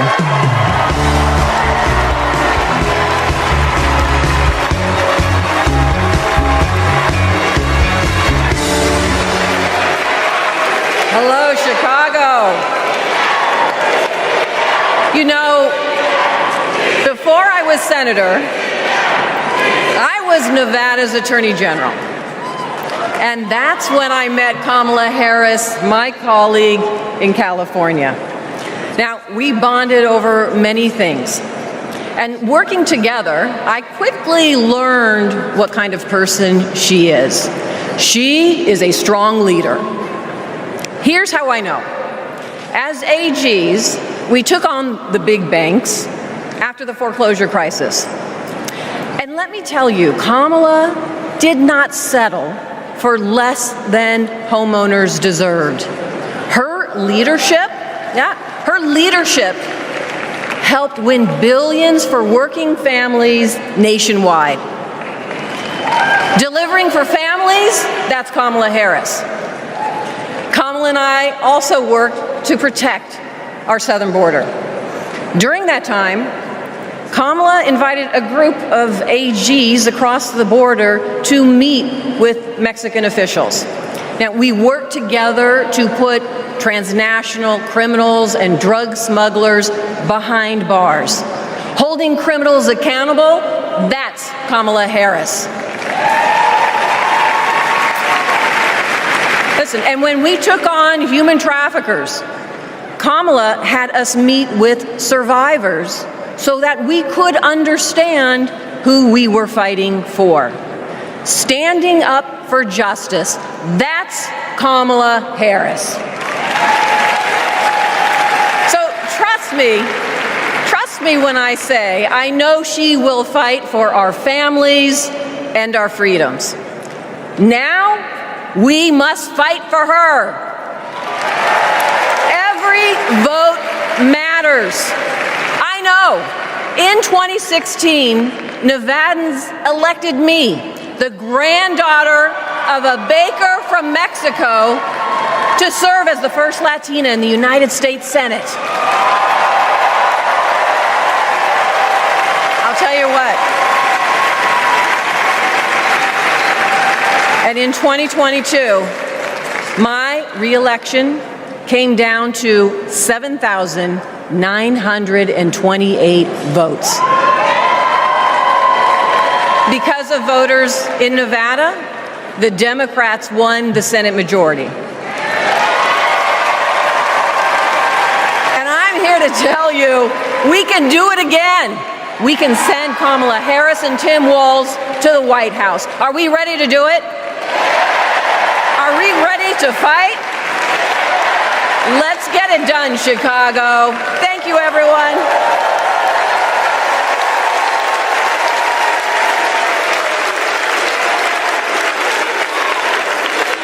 Please welcome Pennsylvania Governor Josh Shapiro.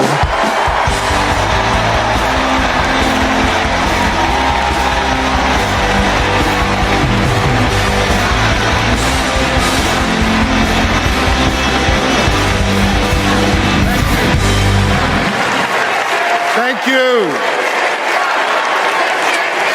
2.5 centuries ago in Philadelphia, a band of patriots declared their independence from a king and set ourselves on a path of self-determination. Generation after generation has embraced that responsibility. Ordinary Americans rising up, demanding more, seeking justice. And in every chapter of our American story, we've made progress and advanced the cause of freedom. Today we find ourselves writing that next chapter. Will we be a nation defined by chaos and extremism? Or will we choose a path of decency, honor, and continued progress? Kamala Harris, well, she has spent her entire career making progress. Donald Trump, a man with no guardrails, wants to take away our rights and our freedoms. And listen, while he cloaks himself in the blanket of freedom, what he's offering isn't freedom at all. Because hear me on this, it's not freedom to tell our children what books they're allowed to read. No, it's not. And it's not freedom to tell women what they can do with their bodies. And hear me on this, it sure as hell isn't freedom to say you can go vote, but he gets to pick the winner. That's not freedom. But you know what? You know what, Democrats? We are the party of real freedom. That's right. The kind of real freedom that comes when that child has a great public school with an awesome teacher because we believe in her future. Real freedom that comes when we invest in the police and in the community so that child can walk to and from school and get home safely to her mama. Real freedom that comes when she can join a union, marry who she loves, start a family on her own terms, breathe clean air, drink pure water, worship how she wants, and live a life of purpose where she is respected for who she is.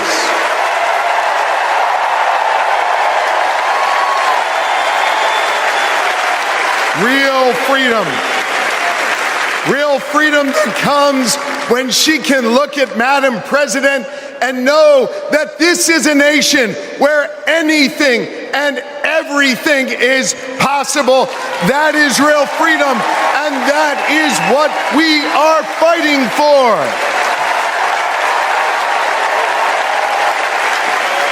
You know, Kamala and Tim's names may be on the ballot, but it's your rights. It's our rights. It's our future and freedoms that are on the line. And you have the power to shape the future of this country. Just like our ancestors who fought for freedom on the battlefield and sat in at lunch counters so our kids could stand up.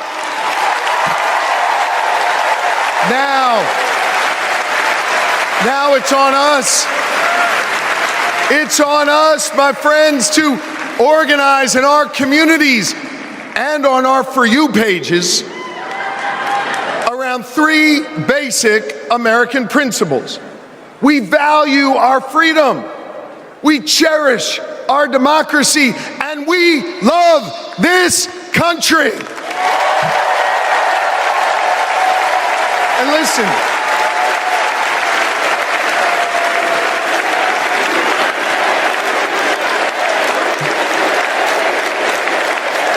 we love this country.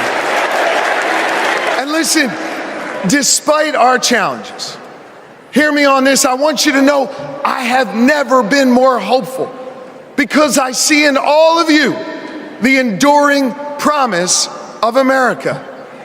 E pluribus unum, out of many one. It's not merely a motto from the past, it's our direction for the future. You see, you all give me hope, and you all have the power. So let's use that power. Let's do the hard work necessary to win this election and write the next chapter in our American story. So are you ready to protect our rights? Are you ready to secure our freedoms? And are you ready to defend our democracy? And are you ready to elect Kamala Harris and Tim Walz? America, let's get to work.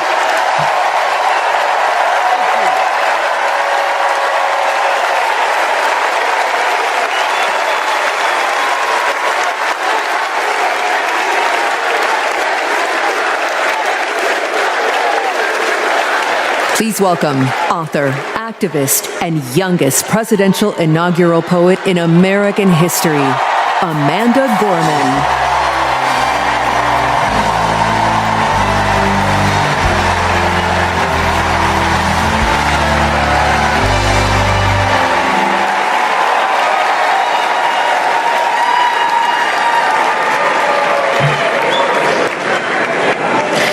We gather at this hallowed place because we believe in the American dream.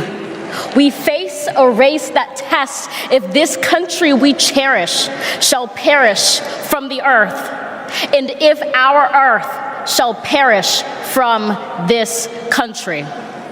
It falls to us to ensure that we do not fall, for a people that cannot stand together cannot stand at all. We are one family, regardless of religion, class, or color. For what defines a patriot is not just our love of liberty, but our love for one another.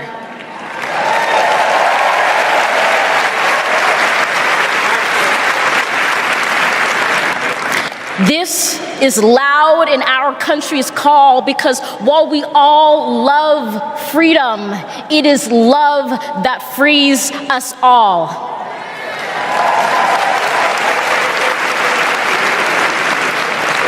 Empathy emancipates, making us greater than hate or vanity. That is the American promise, powerful and pure. Divided, we cannot endure, but united, we can endeavor to humanize our democracy and endear democracy to humanity.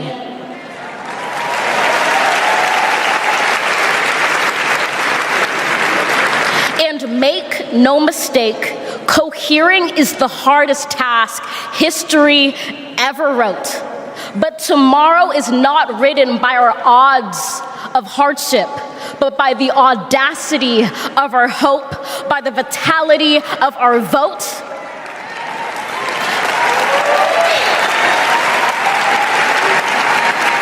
Only now, approaching this rare air, are we aware that perhaps the American dream is no dream at all, but instead a dare to dream together.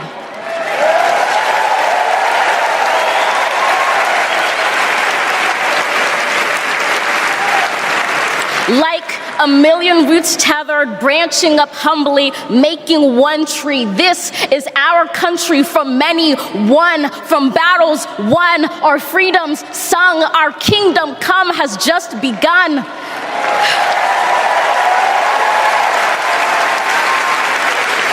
We redeem this sacred scene, ready for our journey from it. Together, we must birth this early republic and achieve an unearthly summit. Let us not just believe in the American dream, let us be worthy of it.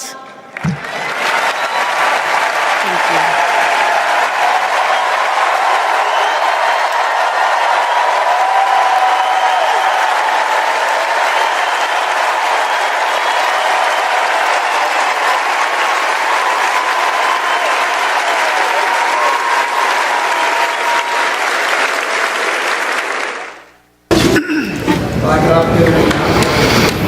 There's a word I heard.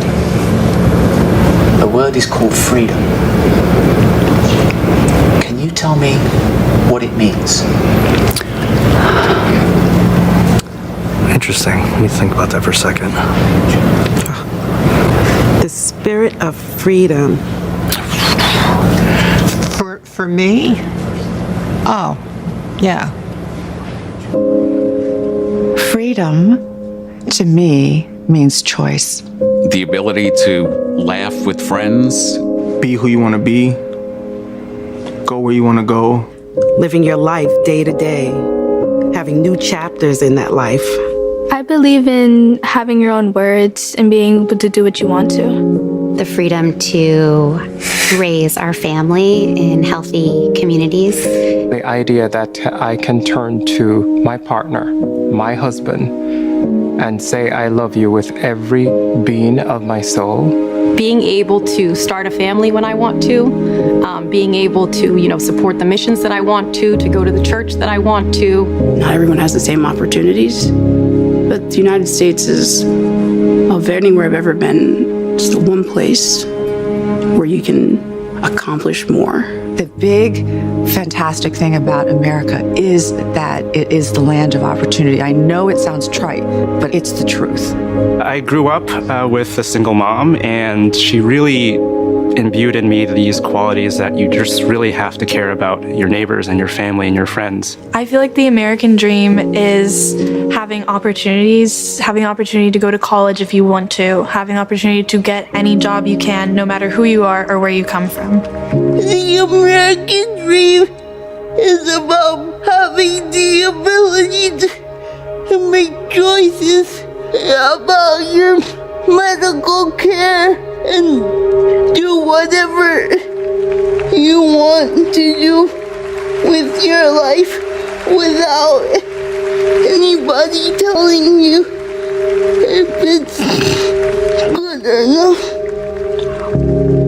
We are in an incredible moment in history. We've seen women stripped of their most fundamental right to autonomy over their bodies. The freedom to make choices about your body, your life, your career should be entirely in your control.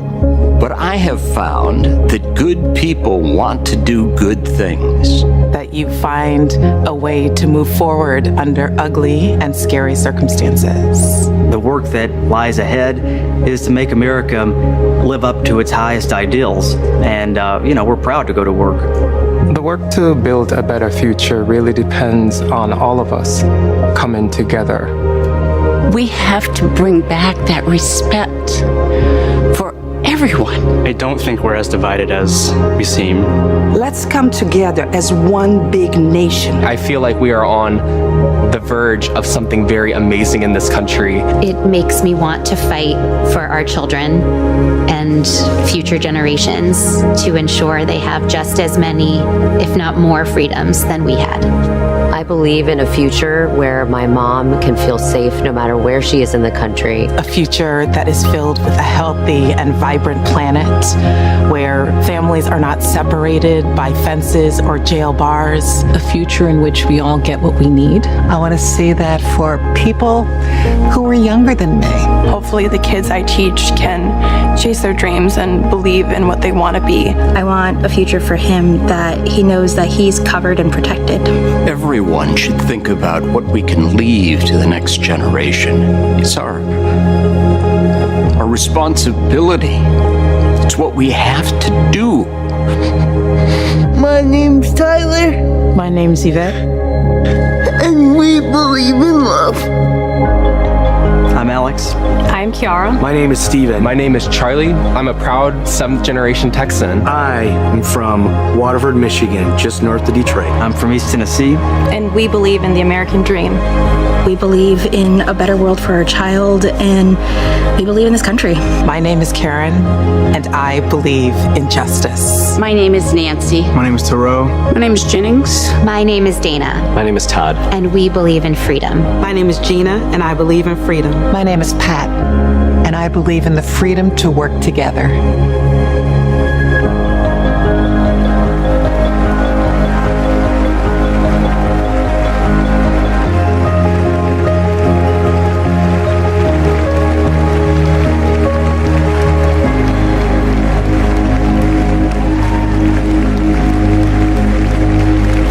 Please welcome Oprah Winfrey.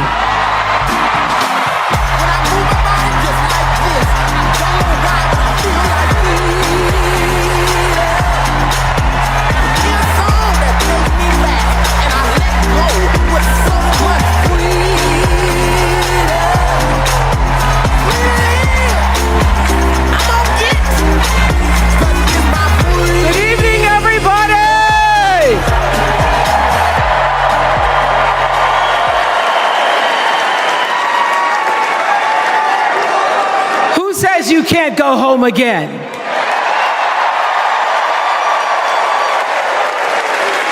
After watching the Obamas last night, that was some epic fire, wasn't it? Some epic fire. We're now so fired up, we can't wait to leave here and do something.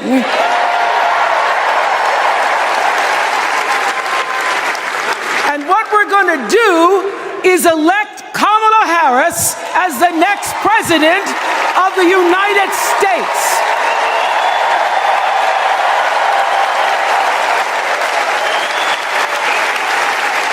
I am so honored to have been asked to speak on tonight's theme about what matters most to me, to you, and all of us Americans: freedom. There are people who want you to see our country as a nation of us against them, people who want to scare you, who want to rule you, people who'd have you believe that books are dangerous and assault rifles are safe, that there's a right way to worship and a wrong way to love, people who seek first to divide and then to conquer. But here's the thing.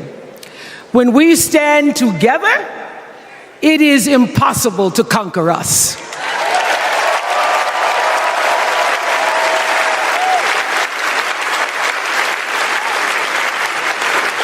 In the words of an extraordinary American, the late Congressman John Lewis,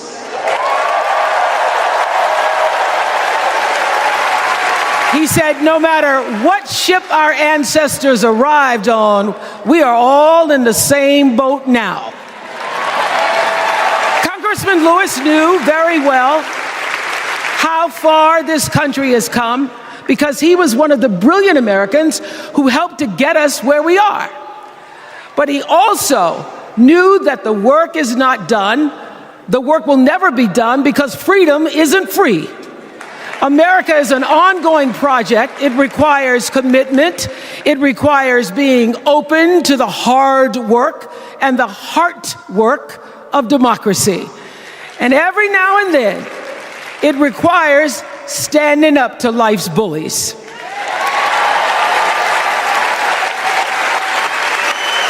I know this. I've lived in Mississippi, in Tennessee, in Wisconsin, Maryland, Indiana, Florida, Hawaii, Colorado, California, and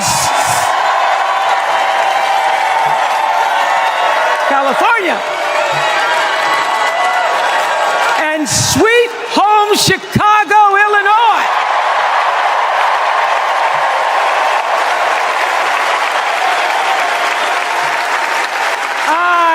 Have actually traveled this country from the redwood forests, love those redwoods, to the Gulf Stream waters.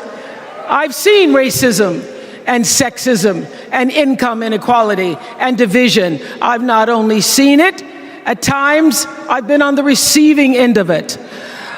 But more often than not, what I've witnessed and experienced are human beings, both conservative and liberal, who may not agree with each other, but who'd still help you in a heartbeat if you were in trouble. These are the people who make me proud to say that I am an American.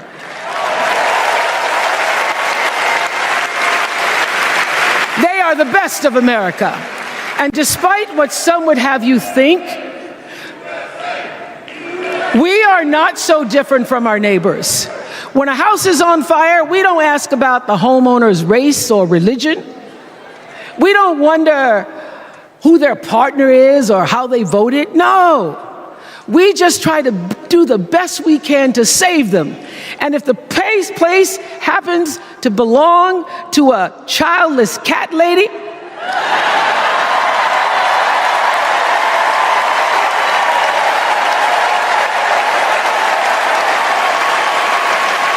well, we try to get that cat out too.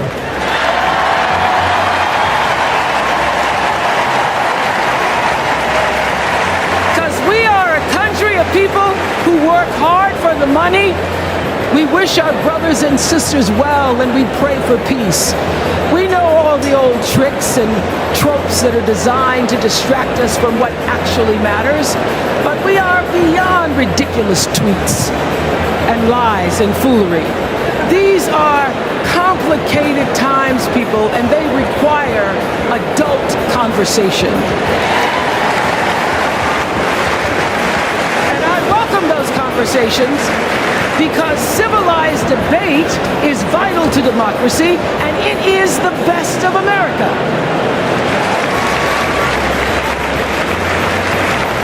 Now, over the last couple of nights, we have all seen brave people walk onto the stage and share their most private pain.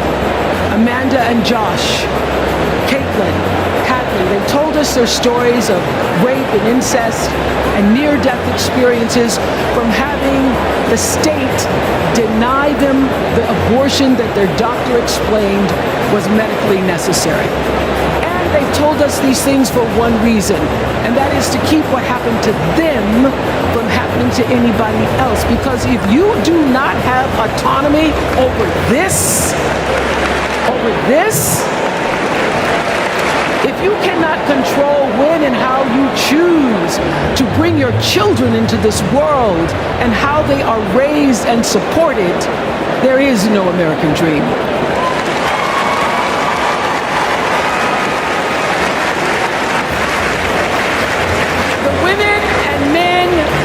Battling to keep us from going back to a time of desperation and shame and stone cold fear, freedom fighters. And make no mistake, they are the best of America.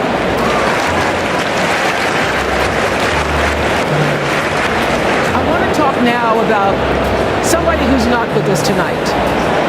Tessie Prevost Williams was born in New Orleans not long after the Supreme Court ruled that segregated public schools were unconstitutional. That was in 1954, same year I was born. But I didn't have to head to first grade at the all-white McDonough 19 school with a U.S. Marshal by my side like Tessie did. And when I got to school, the building wasn't empty like it was for Tessie. You see, rather than allowing McDonough to be integrated, parents pulled their kids out of the school, leaving only Tessie and two other little black girls, Gail Etienne and Leona Tate, to sit in a classroom with the windows papered over to block snipers from attacking their 6-year-old bodies. Tessie passed away 6 weeks ago.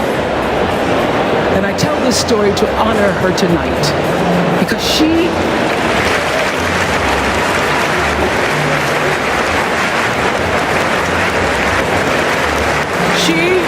like Ruby Bridges and her friends, Leona and Gail, the New Orleans Four they were called. They broke barriers and they paid dearly for it. But it was the grace and guts and courage of women like Tessie Prevost Williams that paved the way for another young girl who 9 years later became part of the second class to integrate the public schools in Berkeley, California. And it seems to me that at school and at home, somebody did a beautiful job of showing this young girl how to challenge the people at the top and empower the people at the bottom. They showed her how to look at the world and see not just what is, but what can be. They instilled in her a passion for justice and freedom and the glorious fighting spirit necessary to pursue that passion. And soon, and very soon,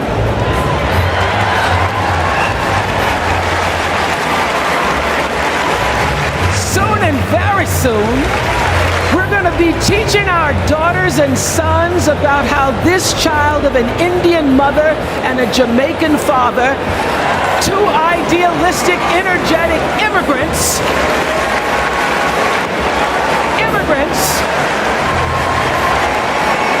how this child grew up to become the 47th President of the United States.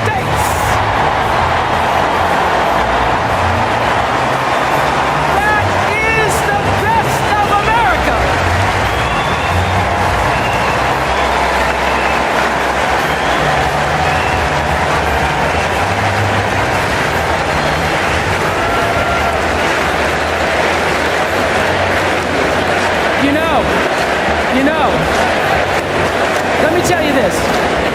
This election isn't about us and them. It's about you and me. And what we want our futures to look like. There are choices to be made when we cast our ballot. Now, there's a certain candidate that says if we just go to the polls this one time, that we'll never have to do it again. Well, you know what? You're looking at a registered independent who's proud to vote again and again and again because I'm an American and that's what Americans do. Voting is the best of America. And I have always, since I was eligible to vote, I've always voted my values. And that is what is needed in this election now more than ever. So I'm calling on all you independents and all you undecideds. You know this is true. You know I'm telling you the truth, that values and character matter most of all.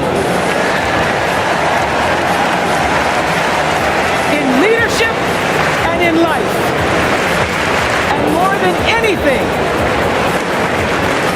you know this is true, that decency and respect are on the ballot in 2024.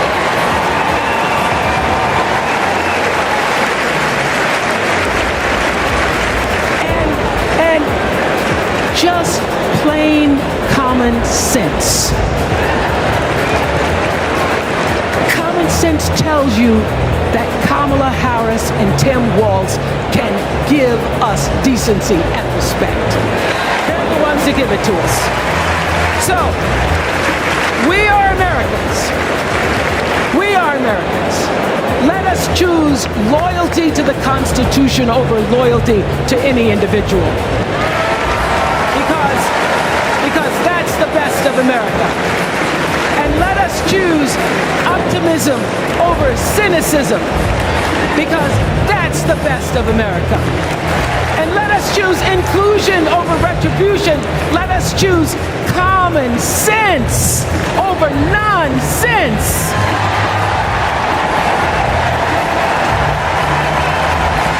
Because that's the best of America. Let us choose the sweet promise of tomorrow over the bitter return to yesterday. We won't go back. We won't be set back, pushed back, bullied back, kicked back. We're not going back.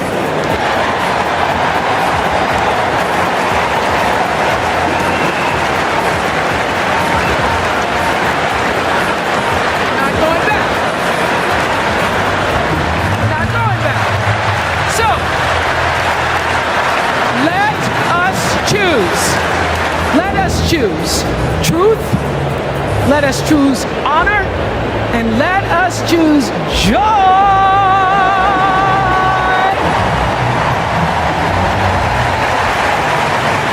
Because that's the best of America. But more than anything else, let us choose freedom. Why? Because that's the best of America. We're all Americans, and together, let's all choose Kamala Harris!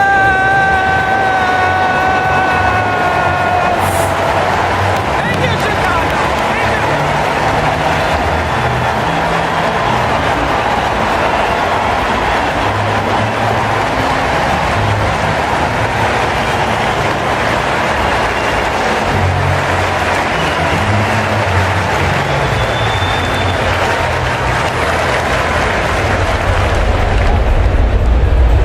Here's what I want people to know about Tim Walz. Well, everybody at Mankato West High School loved Tim Walz. Yeah, I mean, Tim was jovial. When he would start teaching, it was like full contact teaching. You could not help but be interested in what he was talking about. He seemed to care about everybody in his class. He knew everyone's name. He wanted to know what interested you, how to engage you, what you were excited about, what you're feeling bad about. Mr. Walz was my geography and social studies teacher. Mr. Walz was my football coach. My middle school basketball coach, when we were doing the high school play The Nerd, he was the person building the sets. I don't think that there has ever been a moment where I've seen Tim exhausted from giving or engaging. He always seems like that person that's got the never-ending gas tank who can keep going. When I decided to come out as gay, we started the Gay Straight Alliance. Tim Walz was the faculty advisor. We saw him not only as a teacher, but a mentor and a leader. Mr. Walz was a really big part in helping build this community, and he's a big reason why I became a teacher myself. It was inspiring being in his classroom.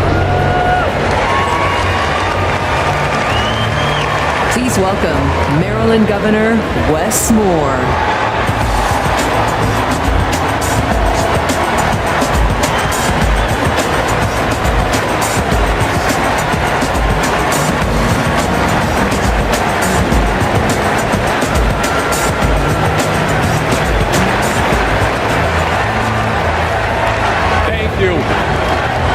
Thank you. On March 26th at 1:30 in the morning, a container ship the length of 3 football fields slammed into the Francis Scott Key Bridge in Baltimore, and the bridge collapsed. a port that drives 13% of our state's economy, was now closed. Thousands of workers were hours away from waking up and realizing they no longer had a job. 6 Marylanders who had been on the bridge in the middle of the night fixing potholes lost their lives. And one of the first phone calls that I got that morning started with these 3 words. Doug, it's Kamala. She said, I know you spoke to the president, and I want you to know we are here with you every step of the way.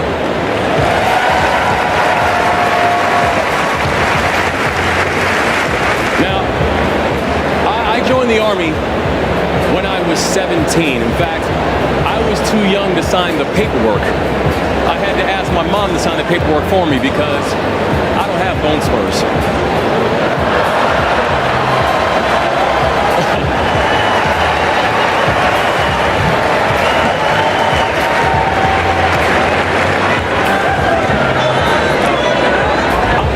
Soldiers in combat in Afghanistan.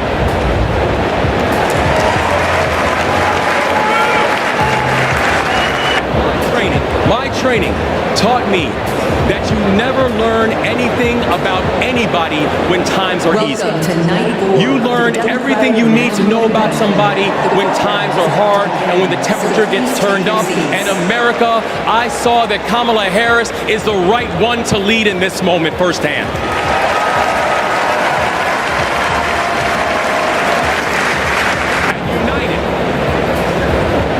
With the Almighty God's grace, we brought closure to the families of the 6 victims. And while many said it could take 11 months to reopen the port of Baltimore, we got it done in 11 weeks.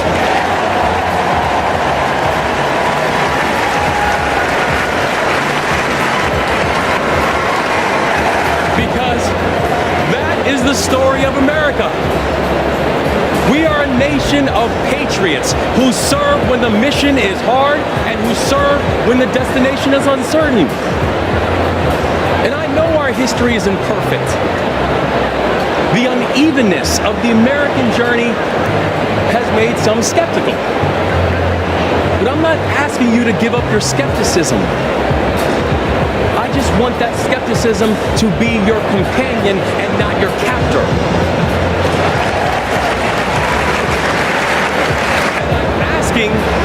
That you join us in the work. Because making America great doesn't mean telling people you're not wanted. And loving your country does not mean lying about its history.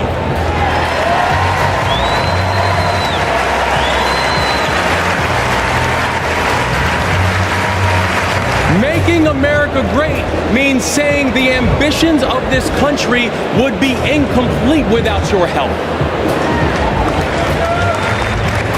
The legacy of those 6 workers who fixed potholes on a bridge while we slept, who were born in a different country, but who knew that America was big enough for them too.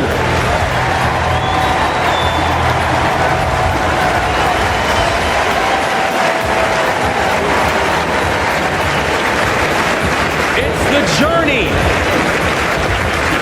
the journey of a man raised by a remarkable immigrant single mom, a man who felt handcuffs on his wrist at 11 years old, who now stands before you as the 63rd governor of Maryland and the first black governor in the history of our state.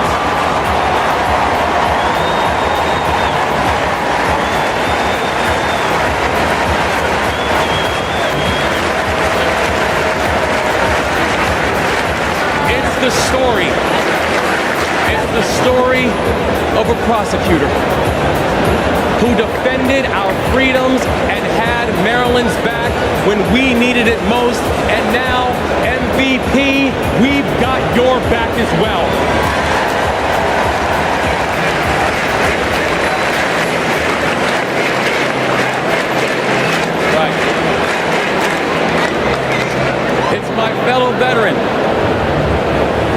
brother and the next Vice President of the United States, Tim Walz.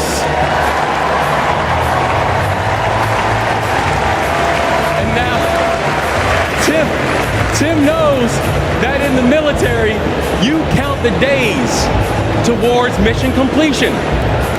So guess what, y'all?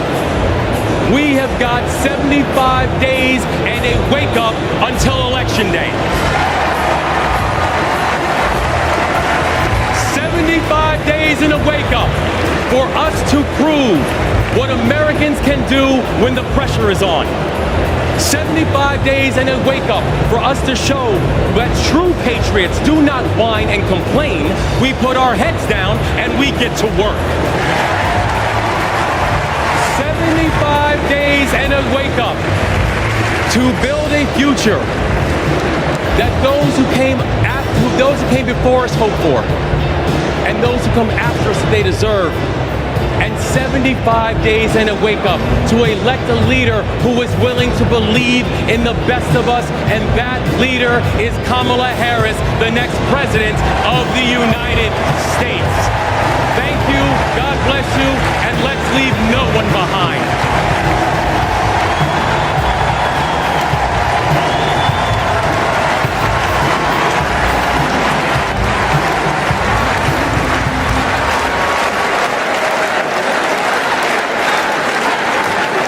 Please welcome former South Bend, Indiana Mayor Pete Buttigieg.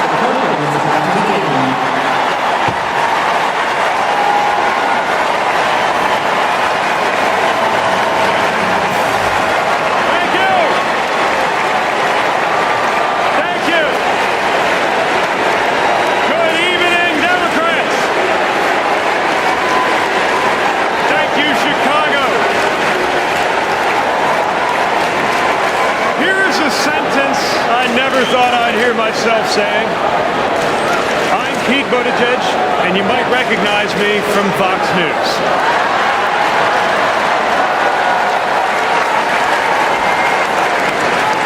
I believe in going anywhere, in service of a good cause, and friends, we gather in a very good cause, electing Kamala Harris and Tim Walz, the next President and Vice President of the United States.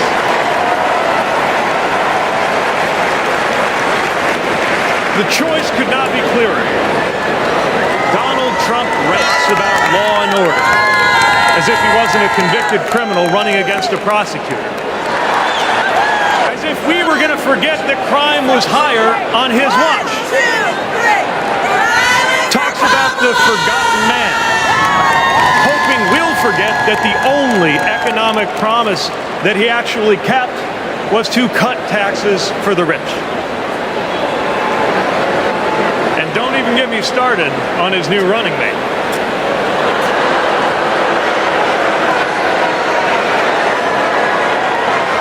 At least Mike Pence was polite. J.D. Vance is one of those guys who thinks if you don't live the life that he has in mind for you, then you don't count. Someone who said that if you don't have kids, you have, quote, no physical commitment to the future of this country.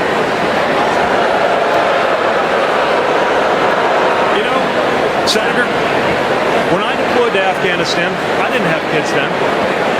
Many of the men and women who went outside the wire with me didn't have kids either. But let me tell you, our commitment to the future of this country was pretty damn physical.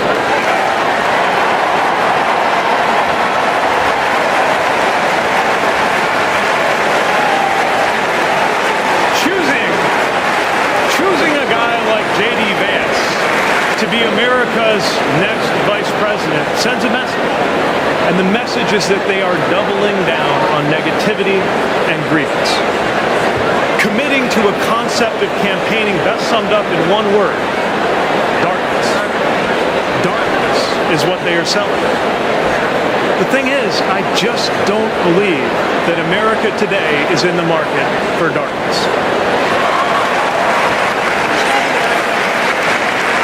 America is ready for a better kind of politics. Yes, politics at its worst can be ugly, crushing, demeaning, but it doesn't have to be. At its best, politics can be empowering, uplifting. It can even be a kind of soul craft. My faith teaches me that the world isn't made up of good people and bad people, but rather that each of us is capable of good and bad things. And I believe leaders matter because of what they bring out in each of us, the good or the bad. Right now, the other side is appealing to what is smallest within you.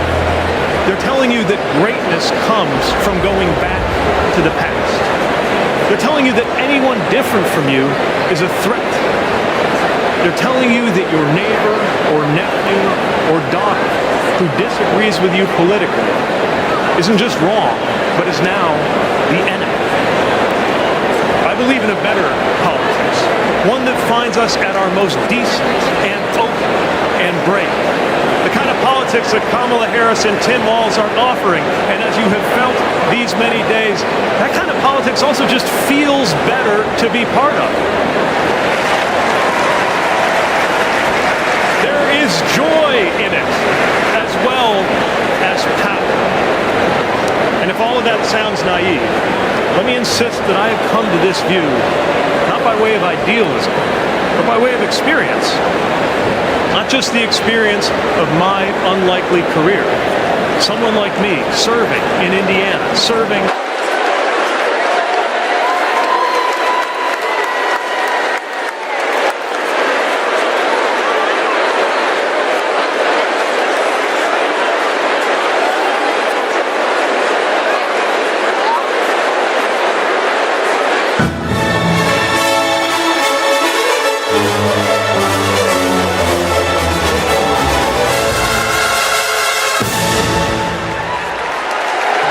Please welcome 2024 Democratic National Convention Permanent Chair Mignon Moore and Convention Co-Chair Representative Veronica Escobar.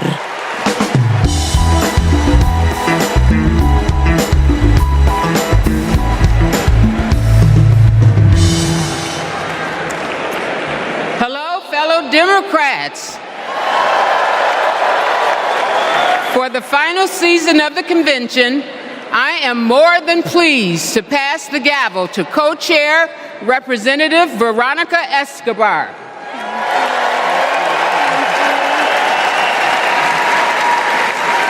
Thank you, Madam Chair.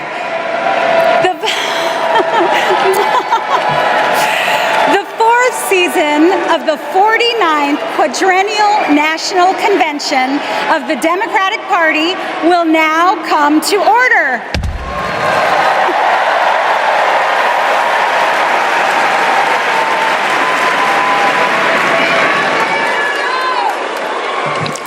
Please stand if you are able for this evening's invocation, offered by American Federation of Government Employees National President, Dr. Everett Kelly, and Imam Muhammad Abdul Alim.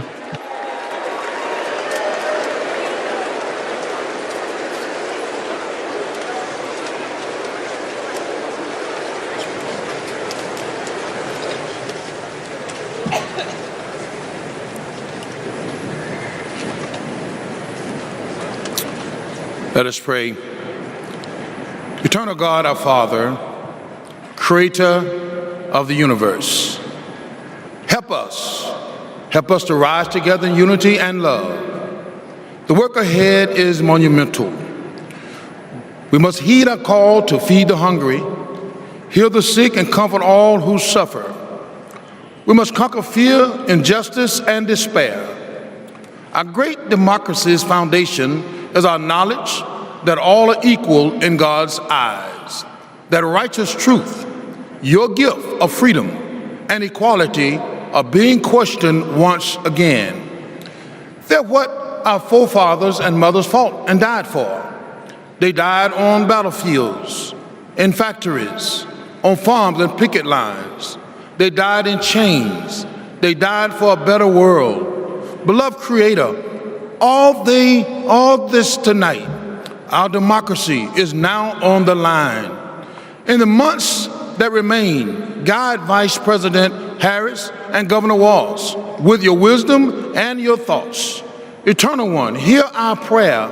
Set our hearts afire that we may never weary in doing with your will in the pursuit of justice. In your Son's name, amen.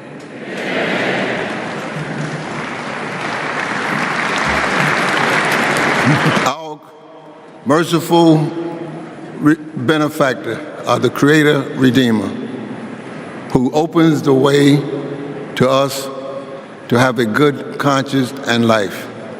Grant that we continue as a nation out of many one, a people of faith, taking pride in caring for our common humanity. Let us pray that this great nation inspire nations to advance social and economic progress. Oh God, make us among those who seek justice for all.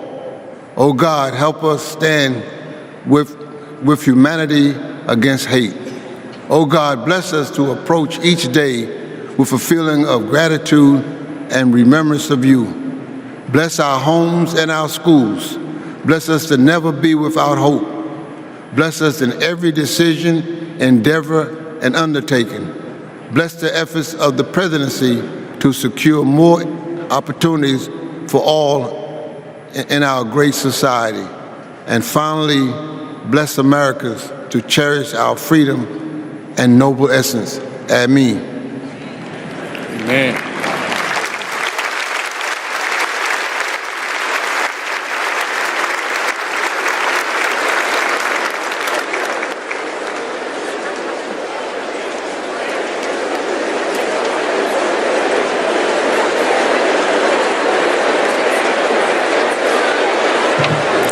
Please remain standing for the presentation of colors by the Illinois State Police Honor Guard.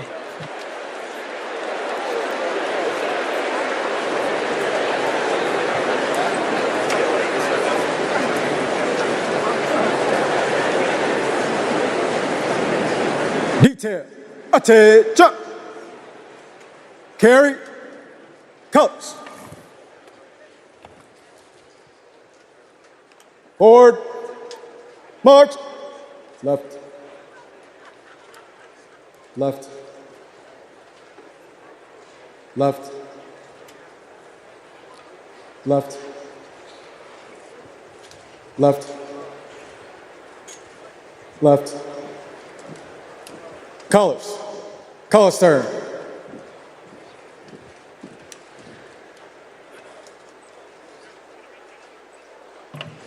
Please remain standing for the Pledge of Allegiance, led by Luna Mehring, 6th grader from Oakland, California.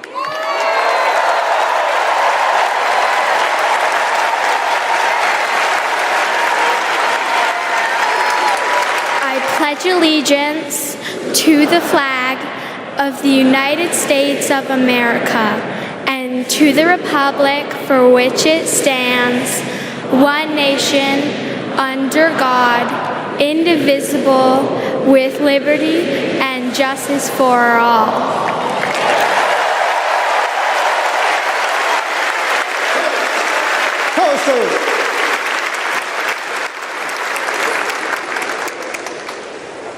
Left, left, left, left, left,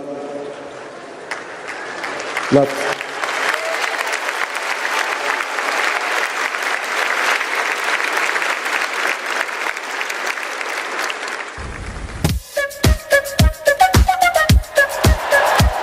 She's a fighter for the American people, committed to our values, our hopes, our dreams, bringing joy back across our nation. It's about damn time. Turn up the music. Turn down the lights. Where did this strength and passion come from in this daughter of middle-class Oakland?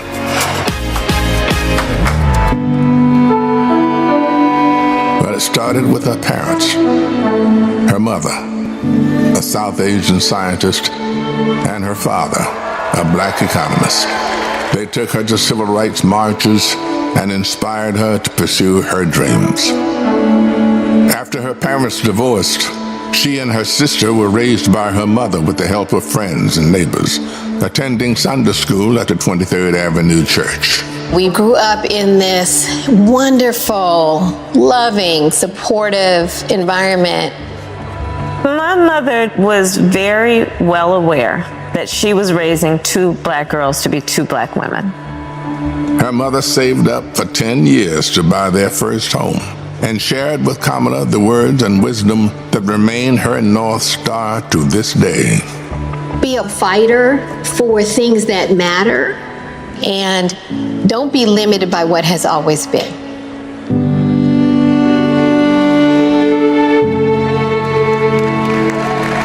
And then came a moment that changed Kamala Harris's destiny, the spark that lit the fire within. When I was in high school, I had a best friend who I learned was being molested by her father.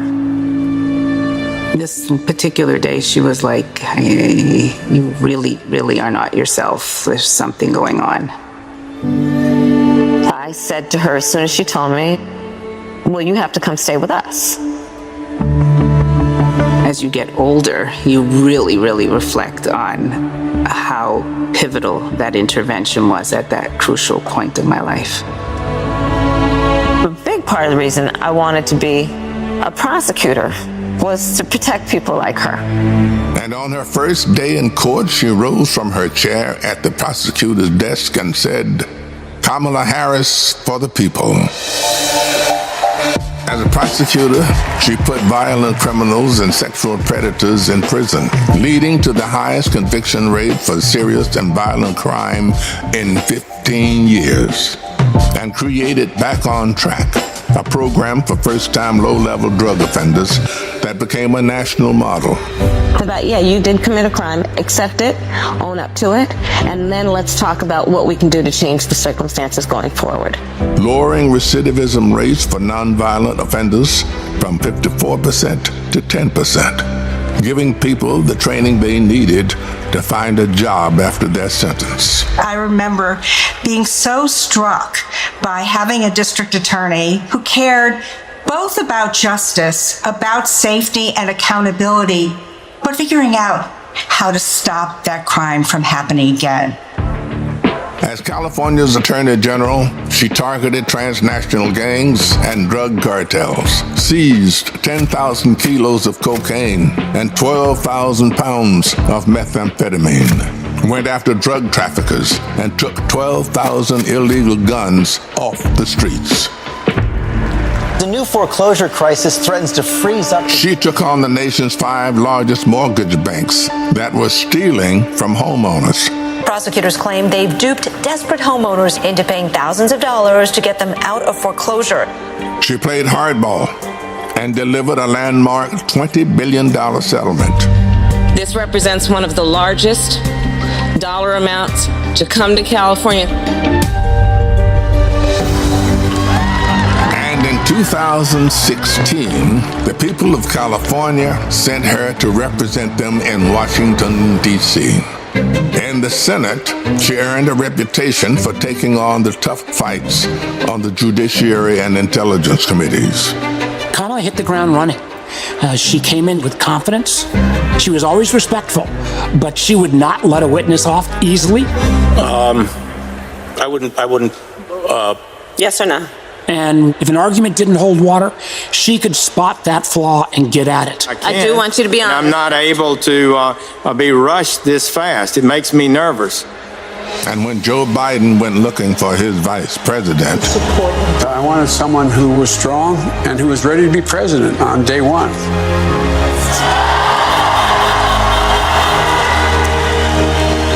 As vice president, she worked to cap insulin costs for seniors at $35, to replace lead pipes and provide clean water for communities, and she helped create 16 million jobs. The Biden-Harris bipartisan infrastructure bill has already created thousands of jobs for our members. That is what the future looks like under a President Kamala Harris. She fought to reduce the trauma of gun violence that has devastated our nation. How many of you guys as college students had to have a drill during high school or middle school or elementary school where you learned about how you need to hide in a closet or crouch in a corner in the event that there is a mass shooter roaming the hallways of your school? Look at that. Look at that. And she did more than talk the talk. She walked the walk, helping pass the first bipartisan legislation in 30 years to curb gun violence. So one thing I learned about working with Vice President Harris is she always stand on business.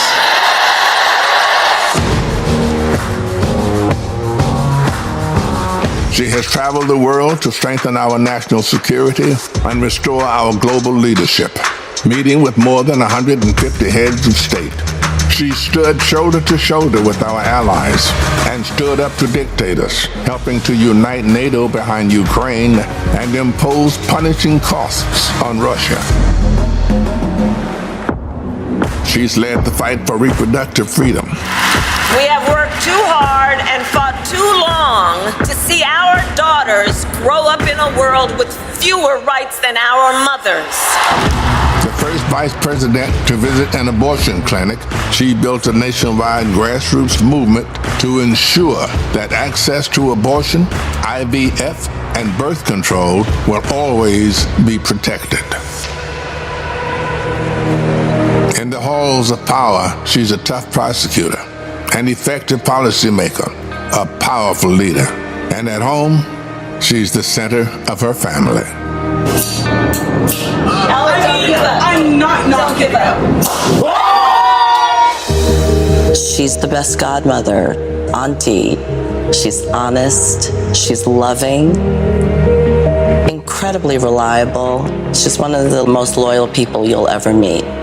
That is why I believe she is so prepared to be our next president. This love she has for her family, being there for all of us. That's how she will lead this country, being there for everyone. She's a proud graduate of Harvard University. Hey, you know! Her campaign is a force of nature, generating the excitement we've all been yearning for. A campaign of joy, of love, of care. I am so fundamentally inspired. Kamala Harris will be our next president because you know there's too much on the line to stay on the sidelines. Thank you, Madam Vice President. Thank you for bringing back the joy. Sometimes people will open the door for you and leave it open. Sometimes they won't. And then you need to kick that door down. We are not going back.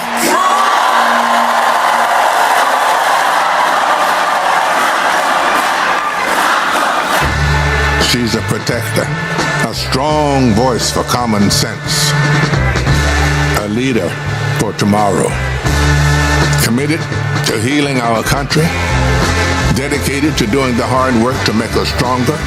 I now declare you spouses for life. Someone who truly understands the struggles of everyday Americans. Forged by the challenges of the past, ready for any challenge that may arise. Now is the time, America. The joy is back, the pride is back, the hope is back. She's doing the work. She's fighting for us. She's the new way forward, our way forward. She is the next president of the United States of America, Kamala Harris.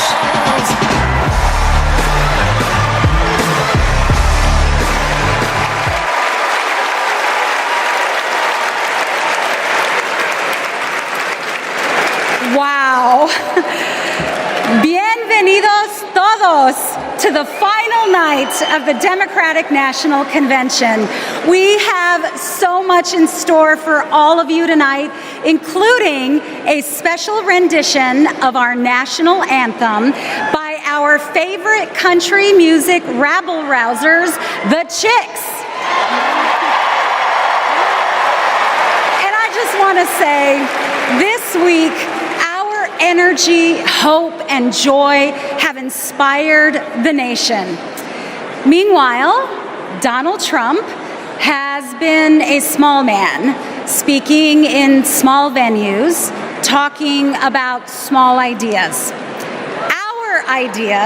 Our vision for America brings us together. Our vision for America embraces every community and everyone. Kamala Harris and Tim Walz are working hard because they know our country is great. They know that we can build a future for all of us, and they're earning our votes by laying out a plan that puts the American dream not just within reach, but so we can fully grasp it. By making sure going to the grocery store doesn't break the bank, that we have control over our bodies, that our kids like my own kids, Christian and Eloisa, have opportunities to lead healthy and happy lives. We'll get to know Kamala a little more, and I promise you, you will not only be more inspired, but also ready to fight for a new way forward. And to keep us pumped for this journey, Chicago's very own DJ Metro. Over to you. Chicago, how's everybody feeling out there today? Welcome to night 4 of the Democratic National Convention. I know you all are having so much fun out there, is that correct? Well, there's only one thing left to do, and that's to make sure that the fun continues right here, right now, the only way that I know how. The Chicago way, baby. Y'all ready? Let's go. Thank you. You my little boo thing, so I'll give a hoot what you do. Say, girl, I know you a little too tame. I'll be shooting that shot like too girl. No, tell him I'm next. Tell him you find a lot of something fresh. No, tell him I'm next. Tell him you find a little something fresh. I know. Put a little gold in the teeth and the fit good, so I took the doors off the deep. Okay, I see a brother holding you foot, no beef, but I'm trying to get to know you at least. Don't take my talking to your own. I can keep it chill like the Soviet blunt. I'ma keep it real when your man long gone. If you're looking for a friend, everybody hands up, hands up. What's good? What's with ya? If you book tonight, that's fiction. I'm outside, no pictures. You want me? Go figure. To the back, to the front. You a 10, baby girl, but I know why. Hey, to the back, one time, to the front. Everybody, you a 10, hands up in the air, let's go. You my little boo thing, so I'll give a hoot what you do. Say, girl, I know you a little too tame. I'll be shooting that shot like 2K, girl, I know. Tell him I'm next. Tell him you find a little something fresh, I know. Tell him I'm next. Tell him you find a little. Thank you very much, ladies and gentlemen.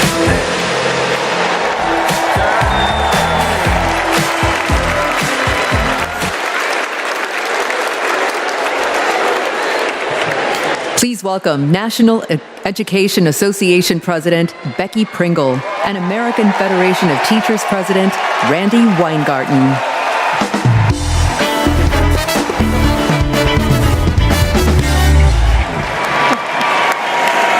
I am Becky Pringle, President of the largest labor union in this country, the National Education Association. As an 8th grade science teacher for over 30 years, I can tell you that Kamala Harris and teacher Tim Walz understand when our public schools are strong, our nation is strong. They know expanding free school meals, investing in healthcare, and keeping our communities and our schools safe creates opportunity for everyone. They will strengthen our schools, support our educators, and help our students live into their brilliance. Donald Trump and J.D. Vance are not just wrong, they're dangerous. It's all right there in Project 2025. They will shut down the Department of Education. end Head Start and make educators pay a higher percentage in taxes than billionaires. But we are coming together to say, not on our watch. Not on our watch. So we will organize and we will mobilize and we will win all the things. So come this January, we will have a president who sees us, who believes in us, and who knows the beauty and the power of this diverse democracy. And her name is Kamala Harris.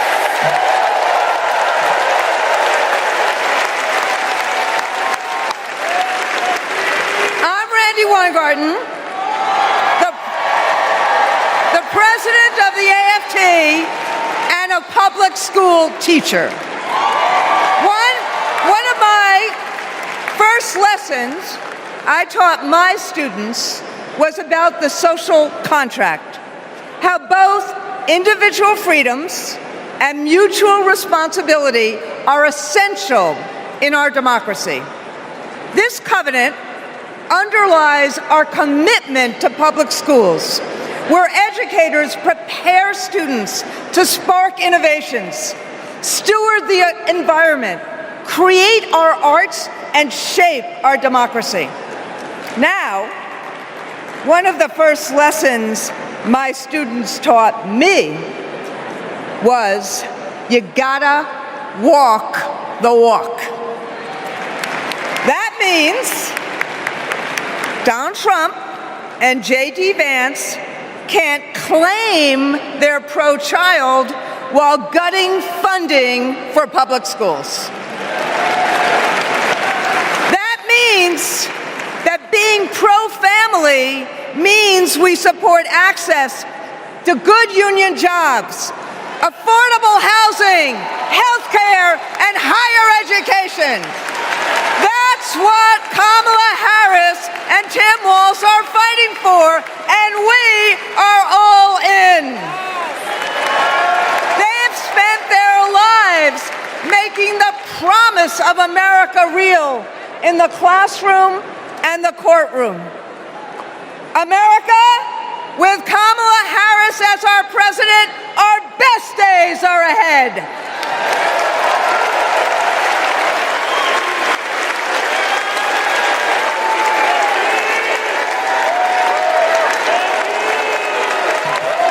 Please welcome California Senator Alex Padilla.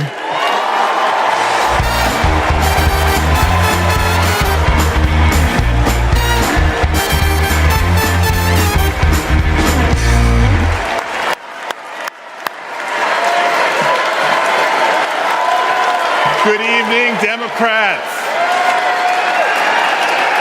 Buenas noches, demócratas. My name is Alex Padilla, and I am so proud to represent the great state of California in the United States Senate.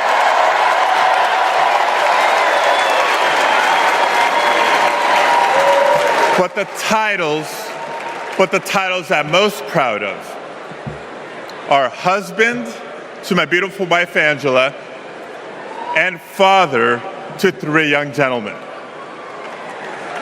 You know, as a father, when we talk about the future of our country, it's not just hypothetical. For me, it is very real.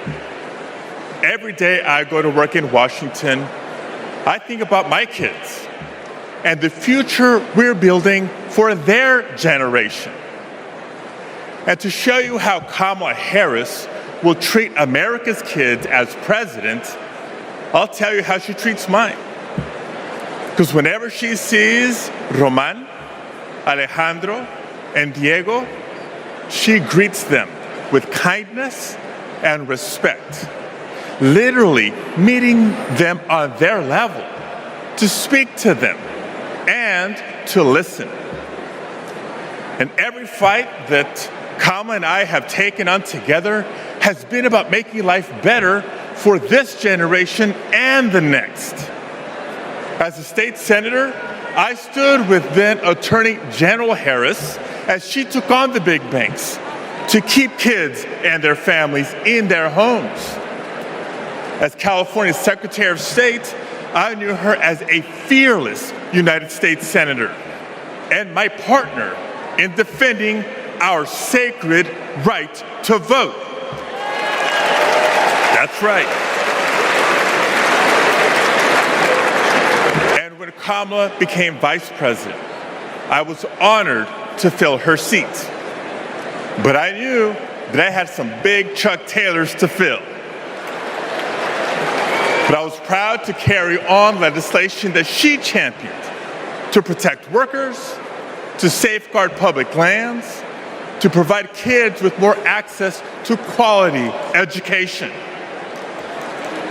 You see, Kamala and I believe that all of our kids deserve a shot at the American dream.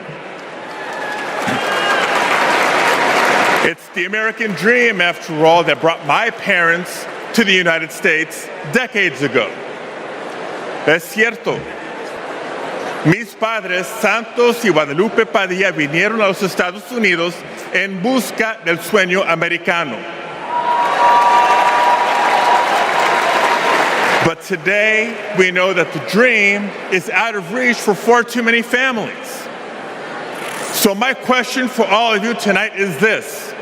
This November, who's ready to defend the dream? ¿Quién está listo a defender el sueño americano? Tim Walz is ready to defend the dream. Kamala Harris will defend the dream. And between now and Election Day, each of us must defend the dream too by working to elect them as Vice President and President of the United States of America.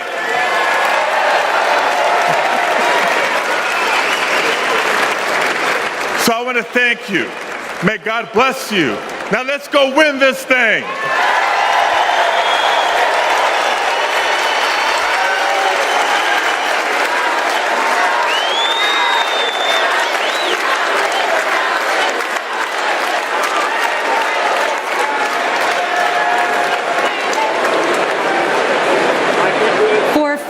Across our nation, the American dream starts at the same place, the place we call home. A home is more than four walls and a roof.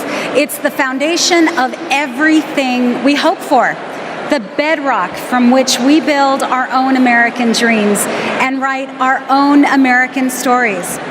To share Kamala's vision to give more Americans a place to call home, please welcome former Secretary of Housing and Urban Development, Marcia Fudge.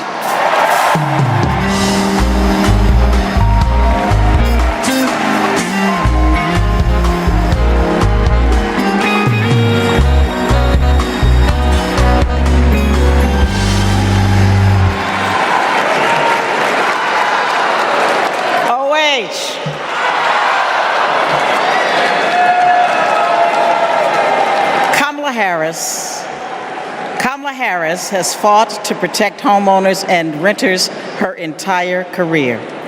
As Attorney General, she held big banks accountable for their role in the foreclosure crisis and won billions of dollars for California homeowners. As Vice President, she and President Biden helped over 400,000 homeowners at the risk of foreclosure during the pandemic. And as President, she will build 3 million new homes and rentals, limit unfair rent increases, and offer down payment support for first-time home buyers. It's personal. Kamala remembers her mother's pride at buying their first home after saving for 10 years. She knows housing is a human right and a pathway to the middle class. Where you live determines what schools your children go to, what health care you receive, and whether you can get a good job without spending hours commuting. Where you live too often determines how you live. Donald Trump has no idea how housing works for everyday Americans. He doesn't care. He started his career being sued for denying housing to black families. As president, he sat by while the cost of housing skyrocketed. Now, we can hand the keys to our housing policy back to a negligent landlord, or we can elect a president who believes in safe, affordable housing for all.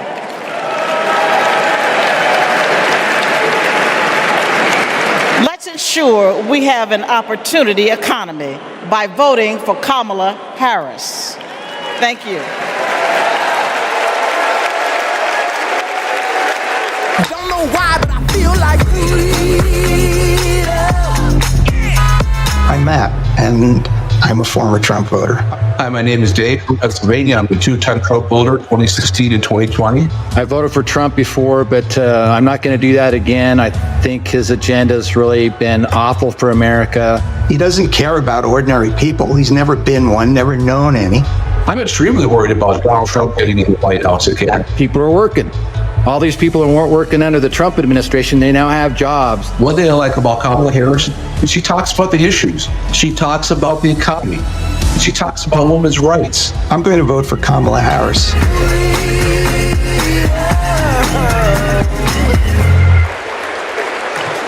Please welcome California Representative Ted Lieu.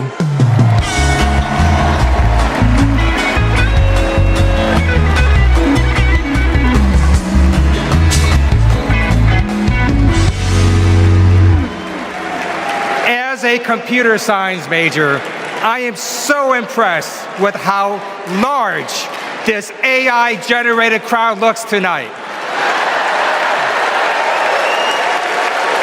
I first got to know Kamala Harris during the Great Recession when I was a California state legislator. Millions of hardworking families were facing foreclosure. My constituents told me stories about predatory and unfair loan terms, and about how hard they were fighting to keep the homes that they loved. Thankfully, they had someone fighting just as hard for them, Attorney General Kamala Harris. She led an investigation of the mortgage industry to root out fraud. She helped pass the Homeowners Bill of Rights, and she held the big banks accountable, bringing back $20 billion to homeowners. Since those days, I've seen her continue to fight for affordable housing as vice president. And as president, she's going to cut red tape so we can build more houses, help new homeowners afford a down payment, and take on corporations that unfairly hike up rent. Kamala Harris fights for affordable housing because she gets it. You know, when her mom was raising two girls, she did what so many parents do: work early hours and work late nights, pay the bills, and put on a brave face so her girls did not know how hard it really was. It shouldn't be this hard in America, and President Kamala Harris will make sure it's not. She'll fight to lower housing costs so that everyone, everywhere, can find a place to call home.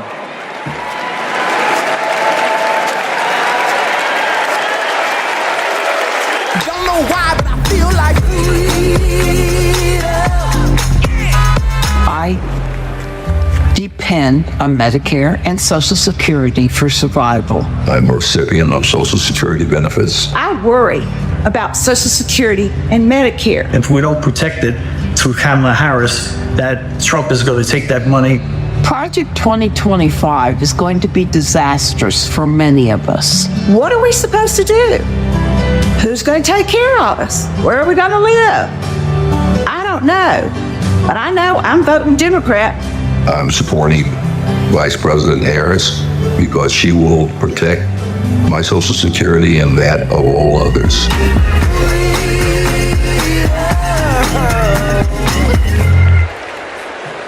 Please welcome Wisconsin Senator Tammy Baldwin.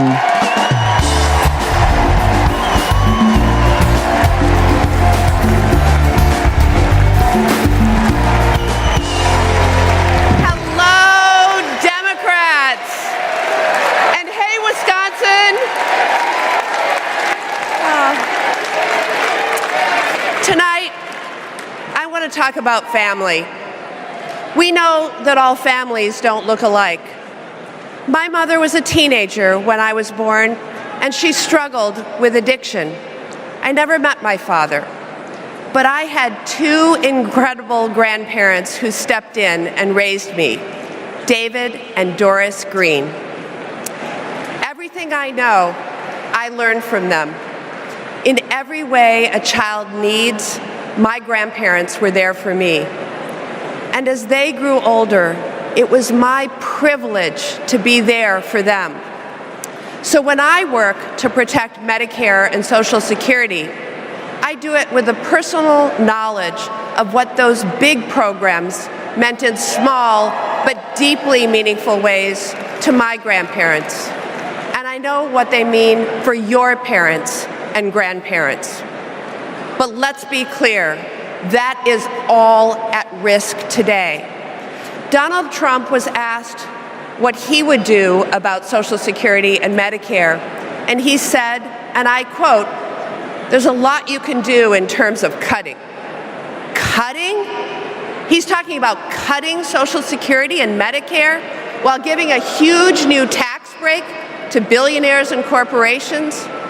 Well, Kamala Harris is not going to let that happen. And Tim Walz is not going to let that happen. We are not going to let that happen. You know, they've got it backwards. We Democrats, we honor our elders and ask the wealthiest to pay their fair share. Wisconsin's state motto is forward. And my friends, that's where we're headed.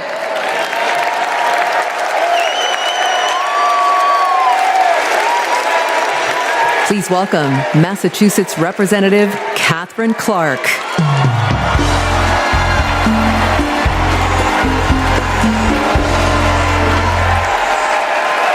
I am a proud mom of 3. And when my kids were young, I sat down with my husband to go over our bills. We realized that my entire income went to paying for childcare. We asked ourselves, how on earth will we make this work? So many parents will tell you a similar story. They'll tell you that preschool can cost as much as rent, or that they drive over an hour just to find childcare. They'll tell you that the workers who watch their children have it even worse. When parents have to choose between their kids and their jobs, businesses are hurt too. We shut out talent. We lose the prosperity parents could create. Childcare makes our economy run. And yet, Donald Trump's Project 2025 will eliminate Head Start, close classrooms, raise the cost of care. And J.D. Vance says affordable childcare is class war against normal people. You know what normal people want? A president who understands this shouldn't be so damn hard. That's Kamala Harris. She's seen this firsthand. You've all heard Kamala talk about her mother. She was both a brilliant scientist and a devoted mom. She had to fight to make it all work. to raise her daughters, to pay the bills, to keep the career she loved. Kamala and Tim know that when everyone can find and afford childcare, our kids and our communities will thrive. Our middle class will grow. So let's put childcare at the top of the agenda. Let's build a future worthy of our children. Let's elect Kamala Harris and Tim Walz.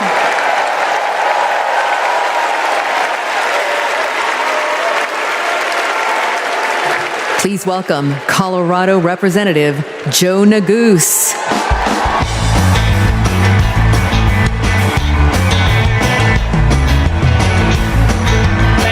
Thank you. Good evening, Chicago. My name is Joe Neguse, and I represent the great state of Colorado in the U.S. Congress. My parents immigrated here from a place torn apart by war. They worked hard every day, made tremendous sacrifices, and taught me to never take for granted the educational opportunities that we have in this incredible country. It's because of them and because of those opportunities that tonight their son stands before you as Assistant Democratic Leader of the U.S. House of Representatives.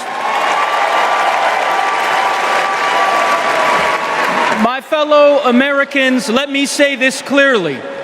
Don't let anyone tell you that the American dream is dead. It is alive and well, and it will grow even stronger with Kamala Harris as the next President of the United States.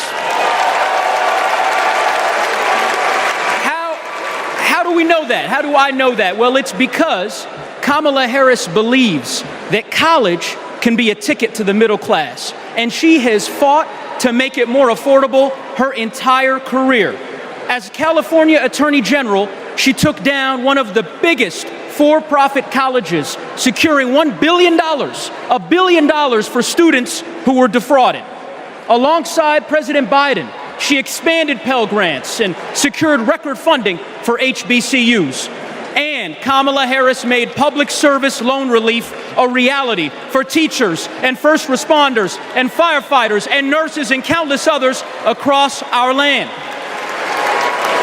Vice President Harris delivered before, and she will do it again. As president, she will build a brighter future, a more affordable future, a future where going to college doesn't break the bank, a future where my 5-year-old daughter, Natalie, who's watching us back home in Colorado right now, a future where she can live her dreams. So those are the stakes. Let's make it happen, America. Let's make history, America. Let's elect Kamala Harris, the 47th President of the United States. Thanks so much. God bless. Thank you.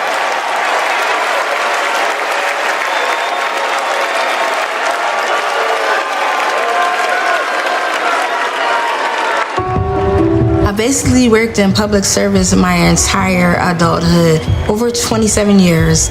Seeing my mom work in the public service sector, it was actually inspiring me, and I'm like, she gives more to the community than she is for her own self. As a single mother, I knew I wanted my daughters to have a better life than I did. So I said, going to school will help me. I would see her move like the bills to the side, but I know she was mounting. I know she was drowning in student loan debt. Then eventually my loans got to $800 a month. I paid it. I did what I was supposed to do. But I was like, oh my God, I'm gonna be in debt until the day I die. When the Biden-Harris administration first announced the public service loan forgiveness, and I'm rushing to my mom, like, apply for this, apply for this. I'm sitting at my desk, opening up my mail. It says, thank you, Kelly, for public service. Your loans now have been forgiven. Took a deep breath and I screamed. I had to pinch myself. I had to see if this was really happening. Seeing my mom finish her higher education was life-changing. But I don't think anything can ever stop me from my goals because I saw her do it as a single parent with twin girls, with life pushing her down so many ways, but she continued to rise up.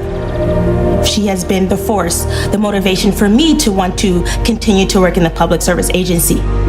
With this loan forgiveness, I can plan for my future. I was able to purchase my very first home. It creates great opportunity for my daughters. It creates stability. Thank you, Vice President Harris and the entire administration. I just want to thank you again and again and again. Thank you so much.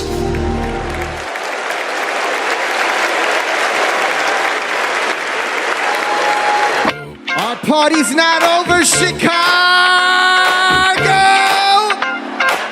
Let me see you just rock with me once. This shit, that ice cold Michelle fight for that white gold. This one for them hood girls, them good girls, straight nasty. Say. Stylin', wildin', living it up in the city. Got Chuck's on with Saint Laurent. Gotta kiss myself, I'm so pretty. I'm too what? I'm too hot.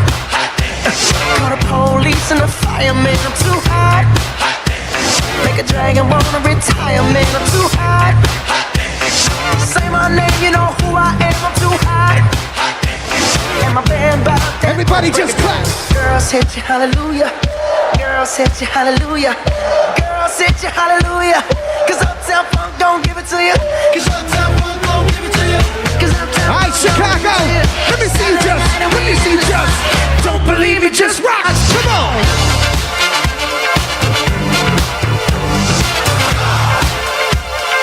Don't believe me, just watch. Don't believe me, just watch. Don't believe me, just watch. Don't believe me, just watch. Hey, hey, oh.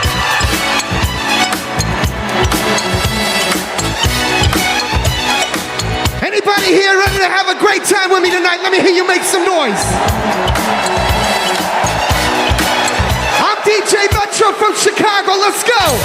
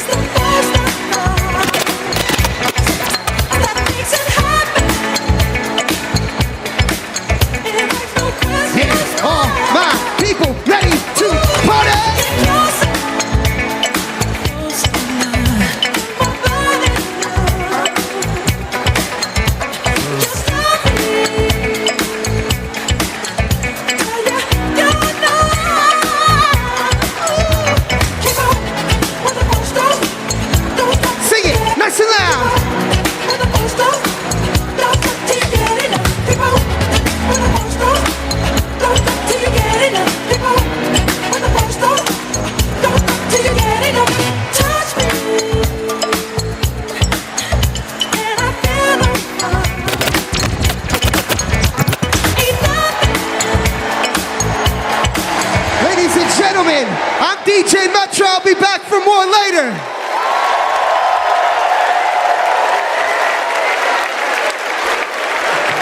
Please welcome Durham, North Carolina Mayor Leonardo Williams.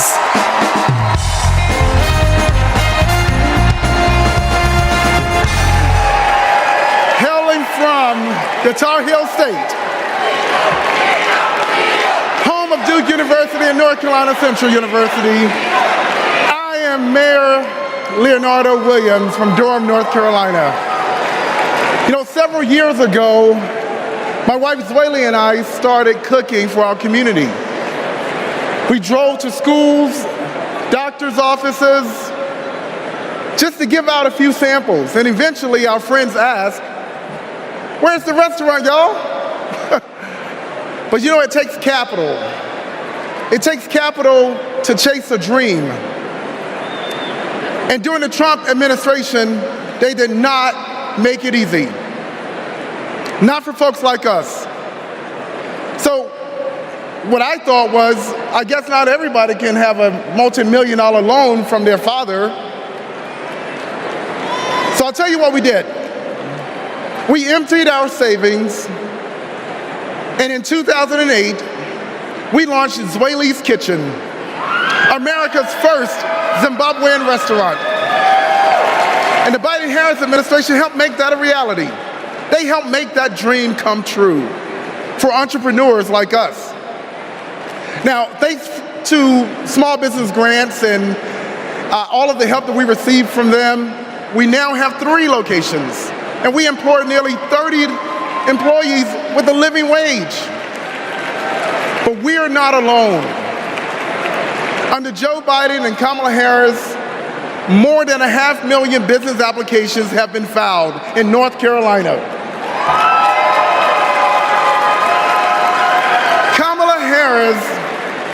Kamala Harris is fighting to create an opportunity economy that can break down barriers for entrepreneurs like us. And as president, she will support risk takers and problem solvers who want to just do their part and claim their piece of the American dream. And also, I want to thank Maya from Nevada, who has served her famous dumplings for the past 3 years and opened new locations thanks to the historic support for small businesses. And Robert, I want to thank you from Minnesota. Robert owns a solar business, heated up once by Joe Biden and Kamala Harris. They passed the Inflation Reduction Act.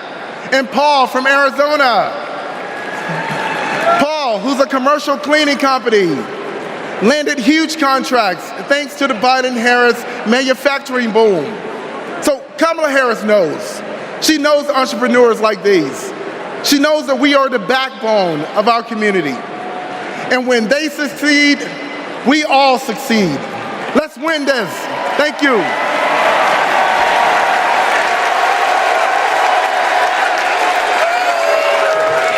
Please welcome Illinois Representative Raja Krishnamurthy.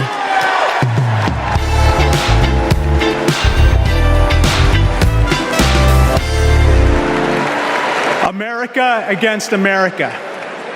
It's the title of a book by one of China's highest-ranking leaders, and it's how they think they'll win. They know the only way they'll beat America is if we beat ourselves. In Congress, my job is to study China's economy.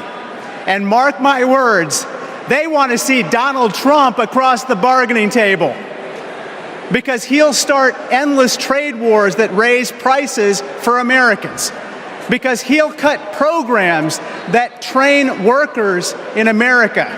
But most of all, Trump will pit American against American. And that's what China wants, for us to fight amongst ourselves, because that's how we lose. But we're not going back.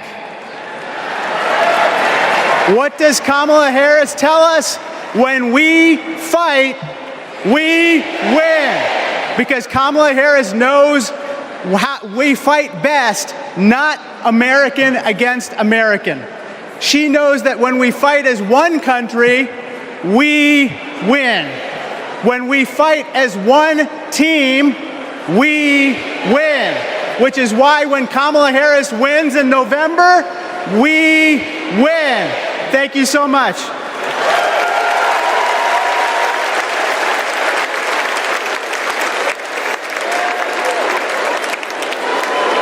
We believe in a future where every person has the opportunity to build a business, to own a home, to build intergenerational wealth,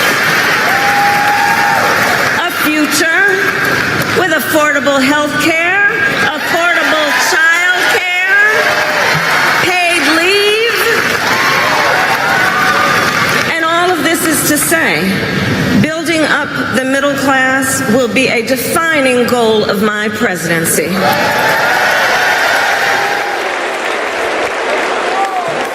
Please welcome Pennsylvania Senator Bob Casey.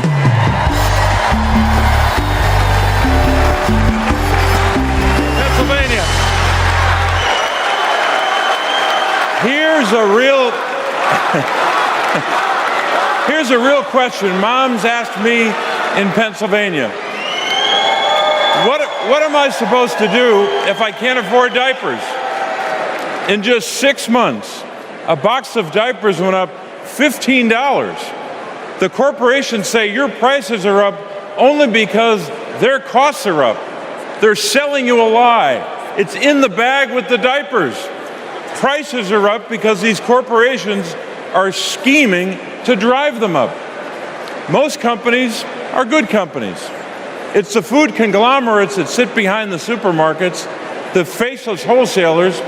They're the ones who are extorting families at the checkout counter. This is greedflation. I've been fighting it a long time. So has Kamala Harris. And finally, we're starting to win. When Big Pharma jacked up the cost of insulin, we passed a bill to stop them. Now, for millions of Americans, it's capped at $35 a month.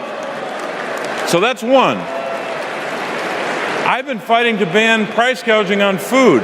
And next year, when she's president, Kamala Harris will sign a bill to do just that. So that's another.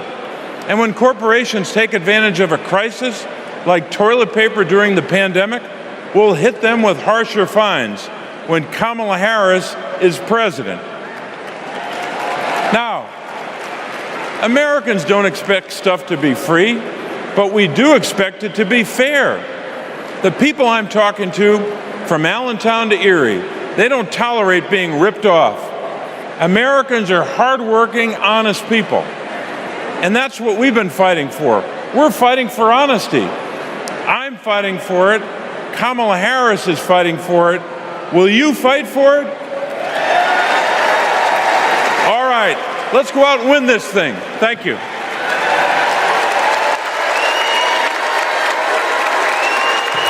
Please welcome Massachusetts Senator Elizabeth Warren.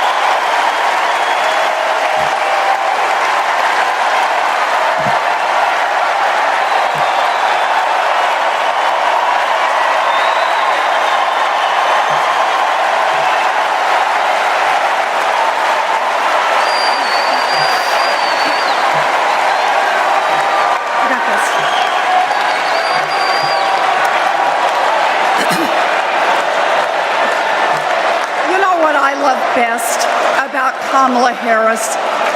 Kamala Harris can't be bought and she can't be bossed around. Now, I first met Kamala in the aftermath of the 2008 financial crash. The banks had flat out broken laws, cheated people, and stolen homes.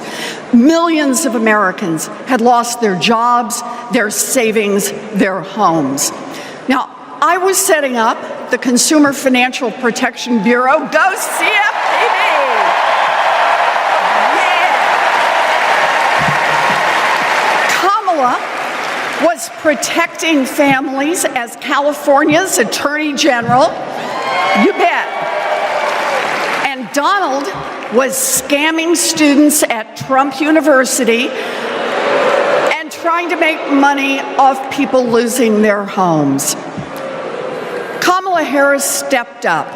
She enforced the law. She fought the giant banks, and she delivered billions of dollars of help for families.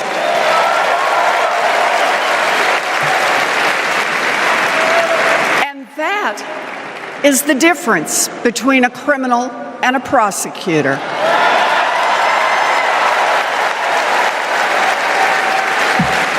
You know what else I love about Kamala? She gets it. We need to make life more affordable for working people. Yeah. Donald Trump, the felon, has no plans to lower costs for families. He doesn't know how, and basically, he doesn't really care. When did he ever fill up a gas tank or worry about a grocery bill? The only bills he worries about are from his criminal defense lawyers.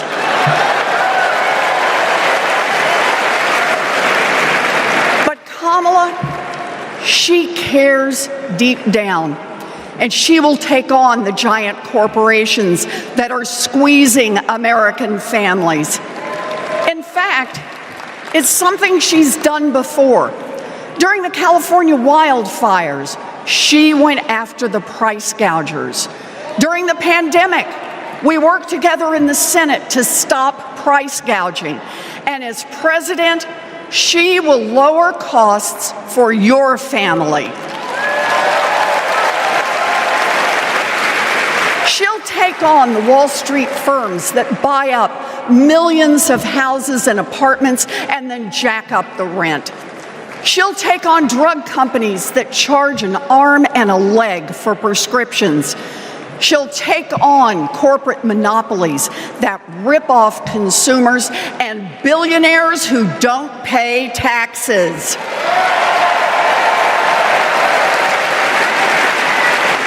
And she'll take on right-wing extremists who think they should decide who has access to abortion or IVF. Kamala will protect abortion rights nationwide.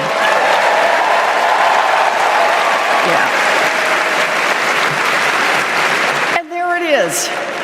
Groceries, gas, housing, healthcare, taxes, abortion. Trust Donald Trump and JD Vance to look out for your family? Shoot, I wouldn't let those guys, I wouldn't trust them to move my couch.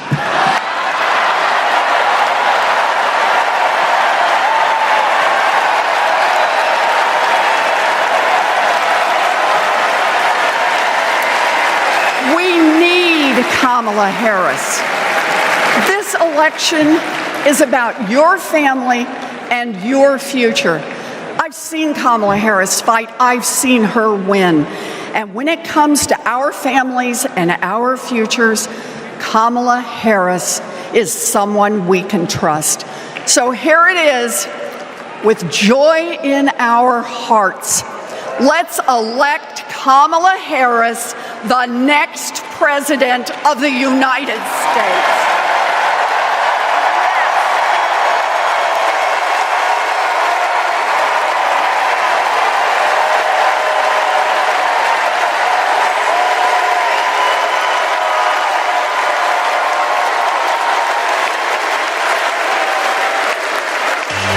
Our party is nowhere near over, Chicago! We're gonna do this real big because we got a good feeling about this presidency. Now let me see your hands up one time. I got a feeling that tonight's gonna be a good night. That tonight's gonna be a good night. That tonight's gonna be a good night. I feel it. That tonight's gonna be a good night. That tonight's gonna be. I want to see everybody losing their minds. That tonight's 1, 2, now everybody push. Tonight's the night.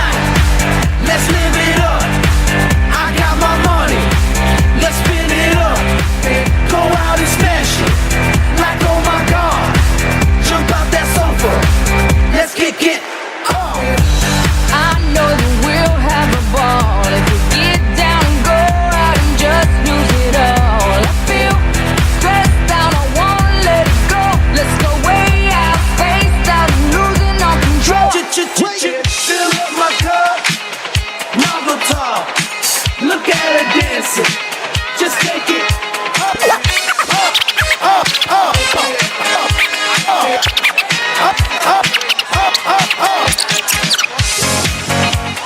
Let me hear you shout down. Come on.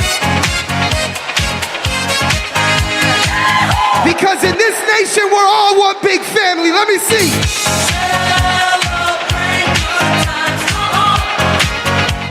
Celebrate. Celebrate good times, come on. Let's celebrate. There's a party going on right here. A celebration to last throughout the years. So bring your good times and your laughter too. We gon' celebrate your party with you. Come on now. Celebration. Let's all celebrate and have a good time. Celebration. We gon' celebrate and have a good time. It's time to come together. It's up to you. What's your pleasure? Everyone around the world, come on. Ladies and gentlemen, I'll see you guys in just a little while. Thank you.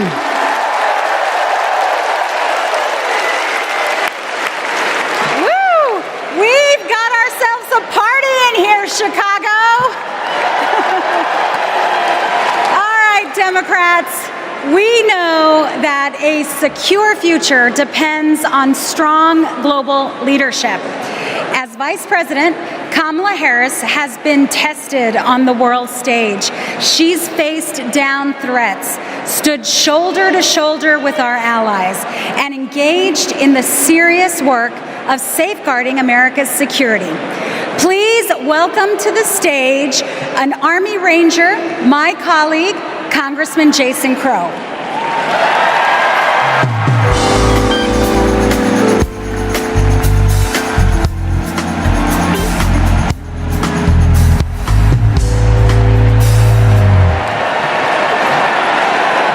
Before serving in Congress, I was a paratrooper and an Army Ranger. Over 100 combat missions in Iraq and Afghanistan taught me what really makes America strong and secure. You see, it's not tough talk, it's not chest thumping, because in war, talk is cheap. And trust me, I know a couch commando when I see one.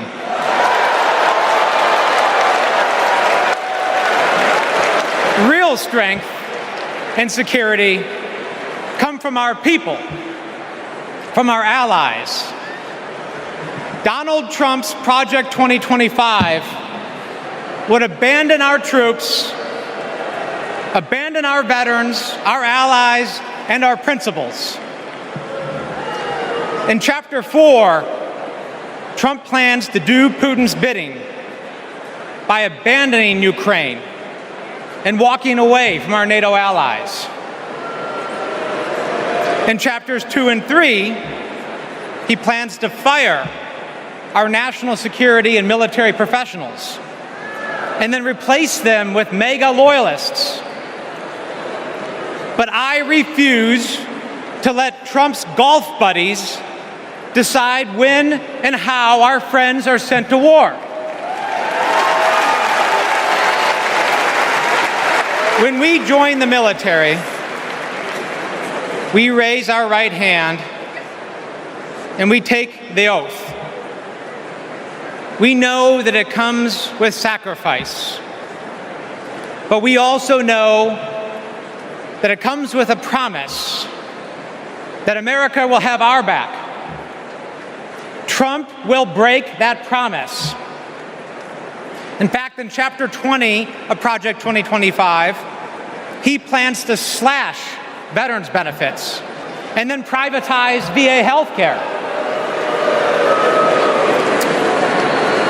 As a paratrooper, we learned that the leader of the unit jumps first. and then the others follow. Leaders always go first. But Trump, he would push your son or daughter out of the plane and then abandon them when they come home. Our troops deserve a commander-in-chief who will always have their back. That leader is Kamala Harris. And together, we will make Kamala Harris our next commander-in-chief.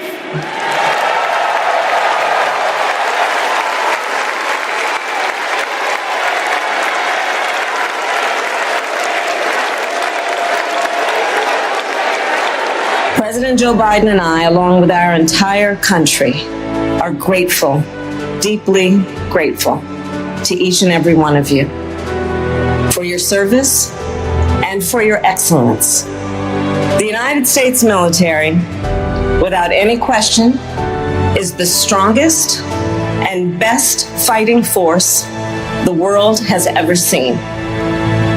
And that is because of you, each one of you. Please welcome Michigan Representative Alyssa Slotkin.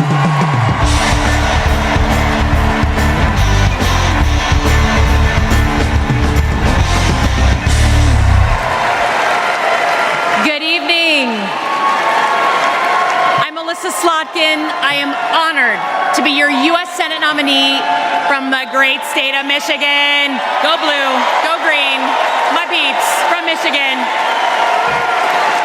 My life in service began in New York City on September 11th.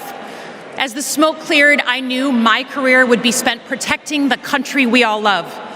I was recruited by the CIA and served 3 tours in Iraq alongside our military. And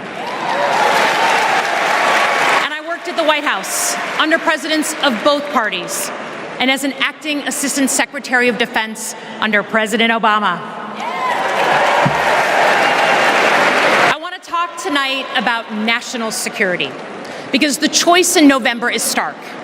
America retreating from the world or leading the world. Trump wants to take us backwards. He admires dictators a lot. He treats our friends as adversaries and our adversaries as friends.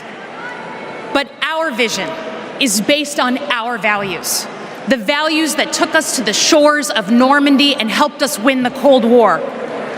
We believe America should inspire and lead at home and abroad. We recognize that it's not just about having a strong military, but about tackling global challenges like AI and climate change together. And guess what? That takes friends. You gotta have friends to do that. Vice President Harris understands our strength abroad is inextricably linked to our strength here at home. Our schools, a strong middle class, and the health of our democracy. So, for everyone here and everyone watching, I want you to proudly claim your patriotism. You are here because you love your country. Do not give an inch to pretenders who wrap themselves in the flag, but spit in the face of freedoms it represents.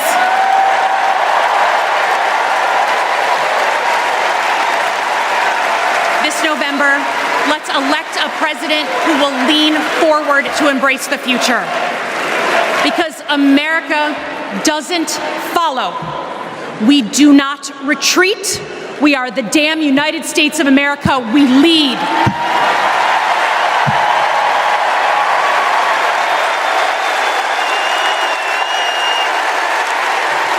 Please welcome New York Representative Pat Ryan.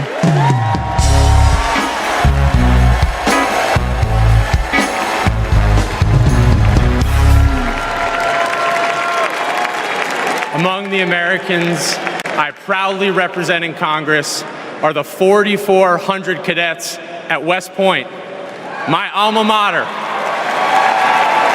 Last year, I welcomed Vice President Harris when she delivered the commencement address. I watched as she shook the hand of every single cadet. That's the thing about West Point. The day you take the oath to defend our country, you get to look the person in the eye who may one day, God forbid, send you to war and take their measure. And every time, Kamala Harris looked back with respect, with reverence. That day, I saw our next Commander-in-Chief. At West Point, you learn the honor code. A cadet will not lie, cheat, steal, or tolerate those who do. Well, there's a candidate who has violated every word in that code. A serial liar, cheater, thief, who looked soldiers in the eye, then turned around and called fallen heroes suckers and losers, who insulted Medal of Honor recipients just last week. I tell you what I think of Donald Trump. They told me I can't say that word on TV. I'm going to use an Army term, FUBAR. If you don't know FUBAR, Google it. These last few weeks have felt like a new day in America, when we are waking up, rising up as patriots to demand our next president be someone who not only treats our veterans with respect, but everyone with respect, with dignity, with decency, with the truth. Someone like Kamala Harris, our next Commander-in-Chief.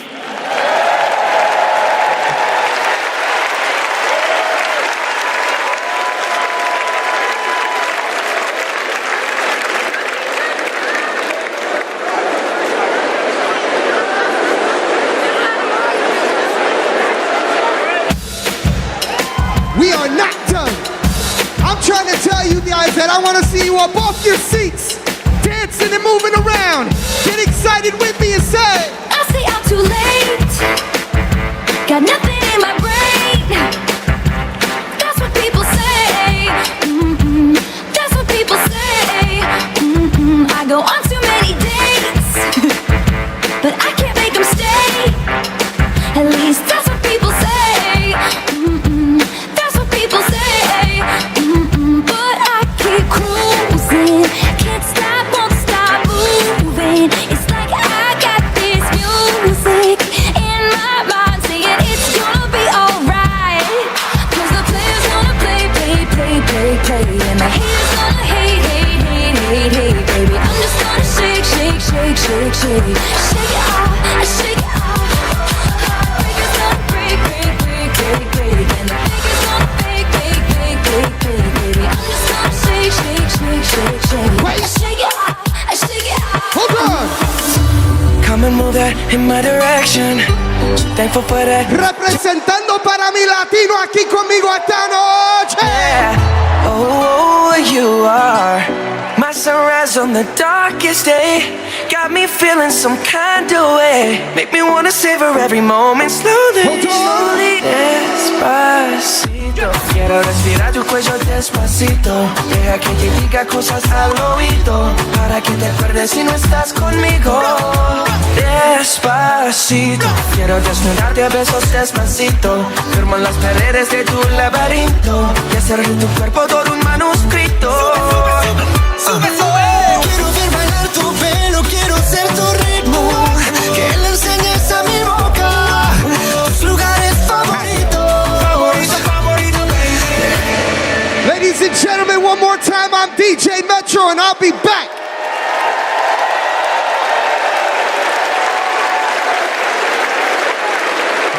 Please welcome the president of the National Action Network, Reverend Al Sharpton.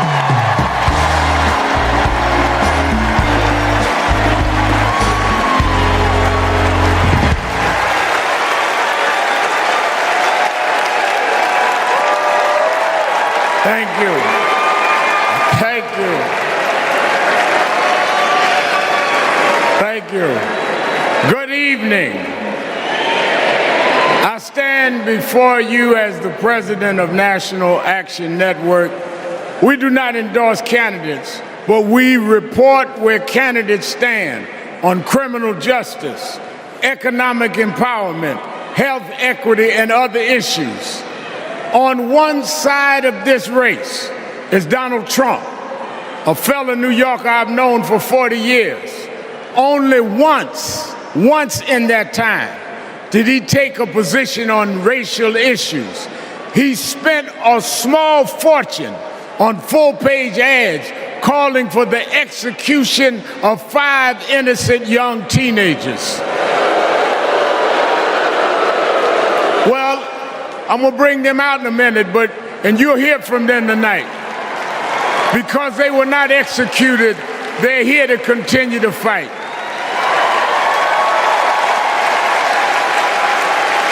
But it was there that I saw Trump love to fan racial flames.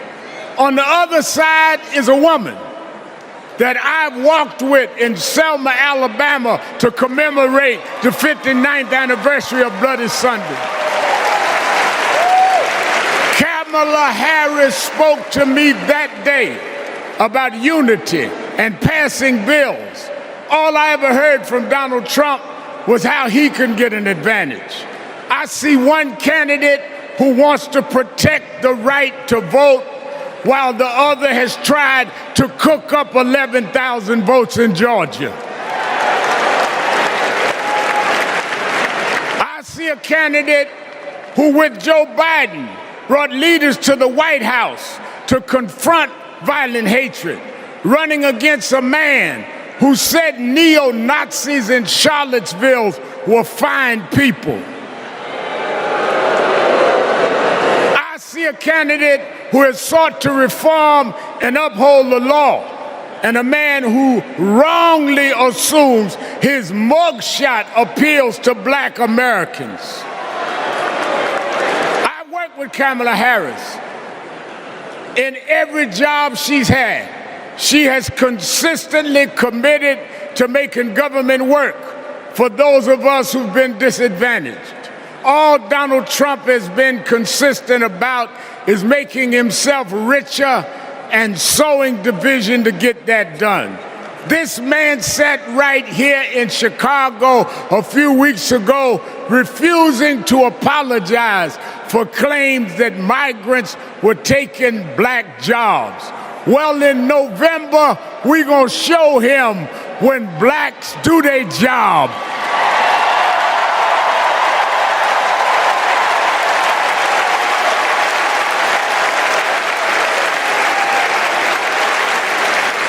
And we are going to join with whites and browns and Asians, and we're going to do a job on those that have done a job on us.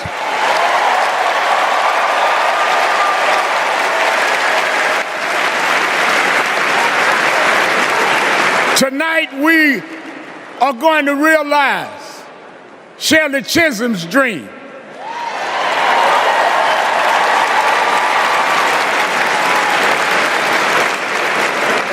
Two years ago, I was one of the youth directors in her campaign for president.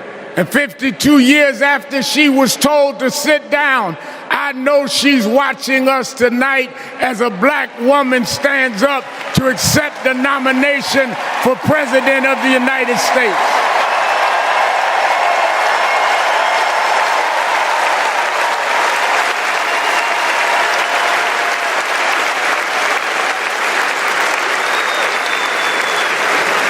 We have fought too hard for women to be told to get out of the kitchen. We are now on our way to the Oval Office. We won't go back.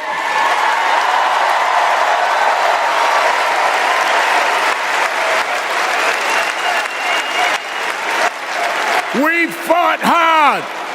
We fought hard for LGBTQ loved ones to get out the closet. We won't go back.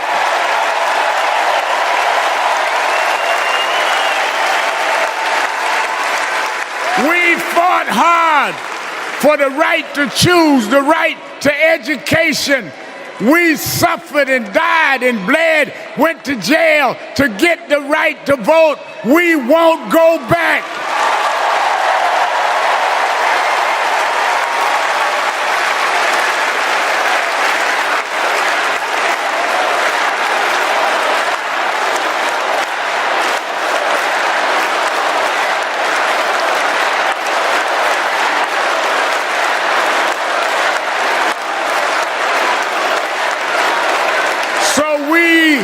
Must be committed, no matter how the Supreme Court tries to roll back on civil rights, no matter what the amount of money they have.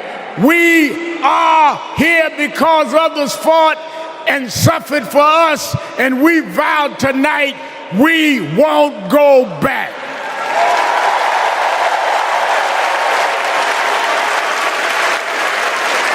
This November, we will go forward to fulfill the promise of a just and fair nation. And let me say, as we transition, I'm a preacher. And in Psalms it says, weeping may endure for a night, but joy comes in the morning. We've endured January 6th. We've endured conspiracy theories. We've endured lies and areas of darkness. But if we stay together, black, white, Latina, Asian, Indian American, if we stay together, joy, joy, joy, joy coming in the morning.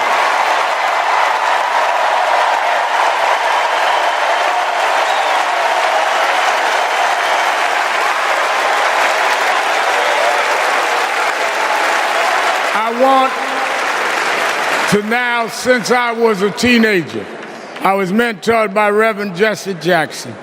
And Reverend Jackson taught us to fight for what's right.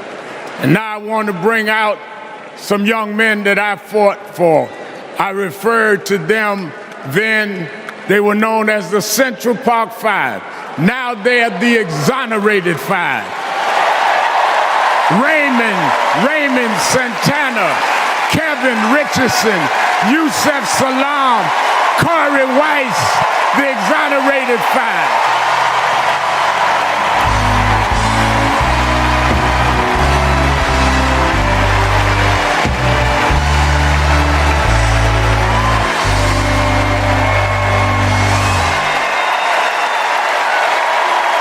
We won't go back.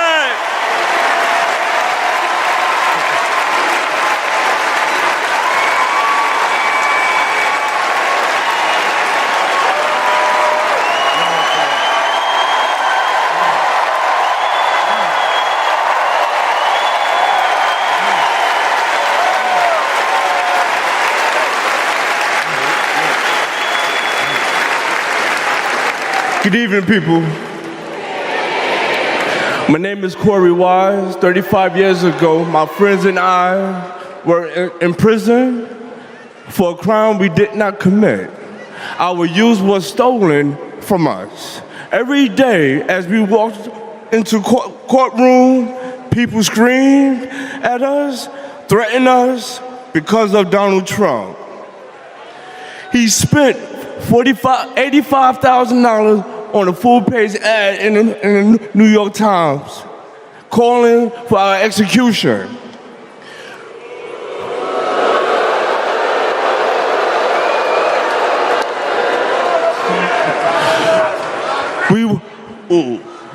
We were innocent kids, but we served a total of 41 years in prison.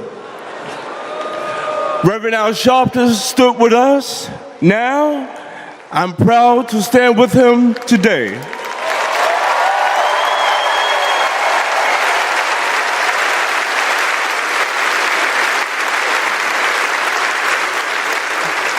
Vice President Kamala Harris has also worked to make things fairer. I know she will do the same as president, and I approve that message.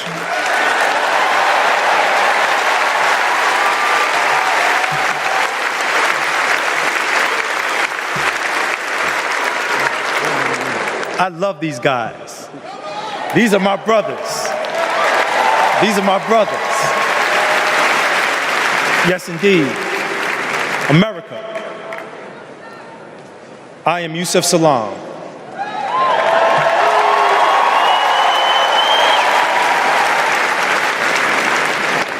A New York City councilman representing my hometown of Harlem.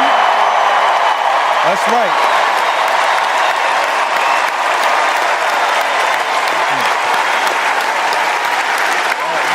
Man.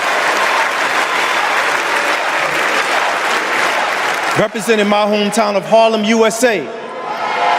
And listen, as my friend Corey Wise just said, 45 wanted us unalived. He wanted us dead. Today we are exonerated because the actual perpetrator confessed and DNA proved it. That guy says he still stands by the original guilty verdict. He dismisses the scientific evidence rather than admit he was wrong. He has never changed, and he never will.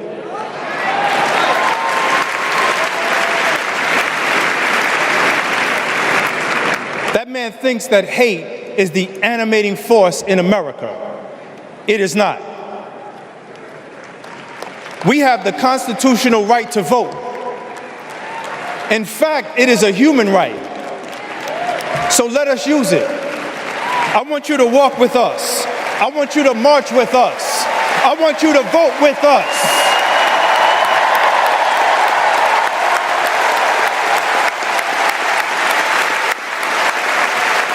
And together,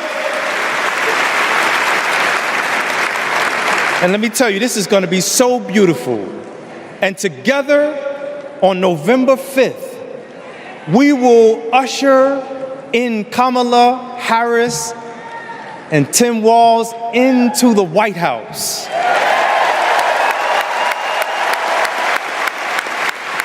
So I want to do this. When I say when they, I want you to say see us. When they, see us. When they, see us. When they see us, America will finally say goodbye to that hateful man.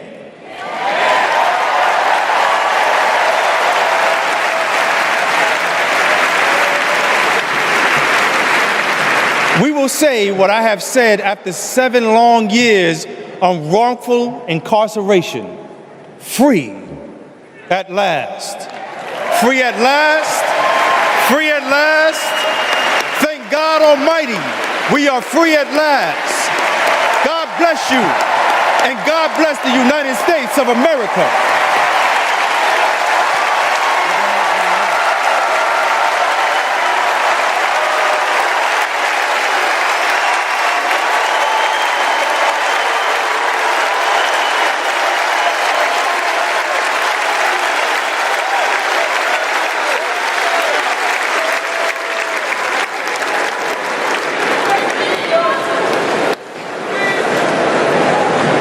Wow.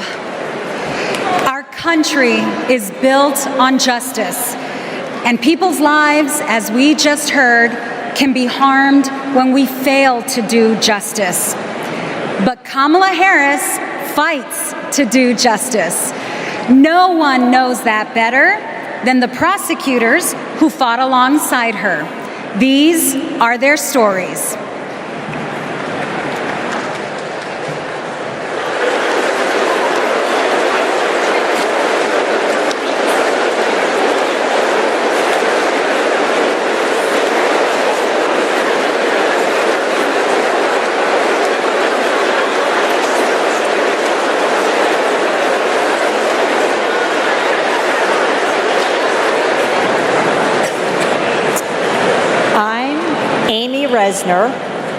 I was a colleague in the courtroom when my friend Kamala tried one of her first cases and made the prosecutor's promise for the people.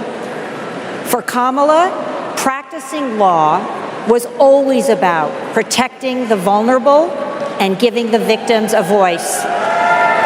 Women who were sexually assaulted, children who were mistreated and sexually abused. She helped them navigate their nightmares and demand justice for their injuries. And she did it all with grit and grace, intelligence and heart. She was a remarkable prosecutor, and she will be a remarkable president. Survivors of sexual assault struggle to be heard over the cacophony of voices demeaning, discrediting, and vilifying them. When powerful offenders are allowed to manipulate public opinion by attacking their victims' credibility, all victims suffer. Those words are from the 2021 amicus brief filed by RAINN, the nation's largest anti-sexual violence organization, in the case of E. Jean Carroll versus Donald J. Trump. As a legislator and lifelong advocate against sexual violence, I urge all of us to stand together to support survivors, believe them, and hold perpetrators accountable.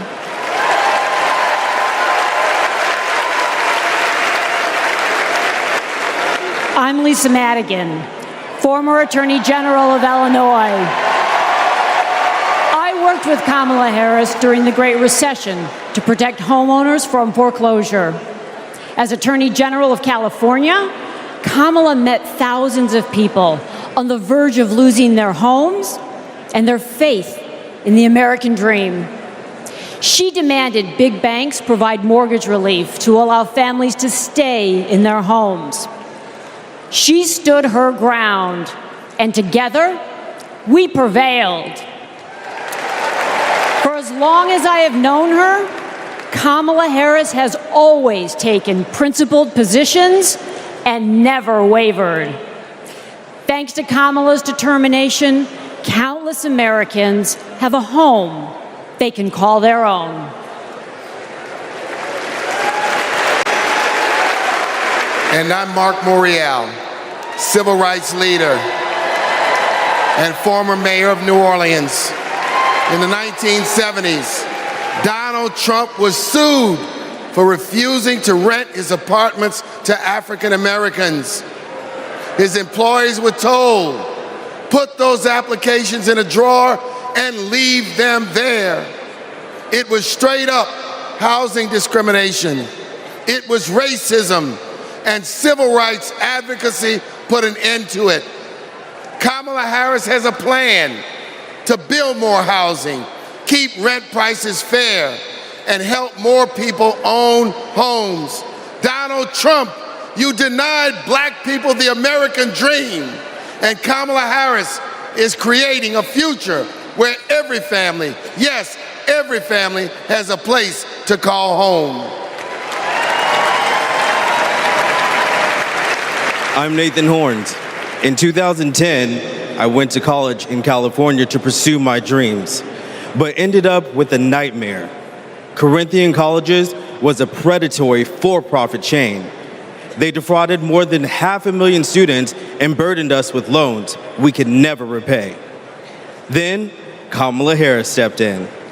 As Attorney General of California, she stuck up for students.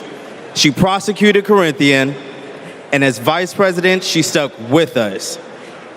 As we fought and we organized for debt relief, the Biden-Harris administration came in, canceled all Corinthian student debt, and gave us back our futures.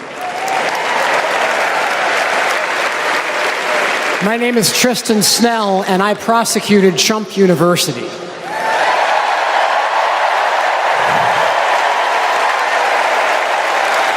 I interviewed over 100 victims of Trump's fraud, a retired police sergeant, an Iraq veteran with PTSD, a mother caring for her son with special needs. They trusted Trump. They believed that he would teach them his secrets and make their American dreams come true. But all they got was credit card debt and a fake diploma. Some lost their life savings, some lost their homes. Donald Trump ripped off his biggest fans and made $5 million in profit. Kamala Harris fought scammers like him, and as president, she will continue to fight for you, for us, for the people.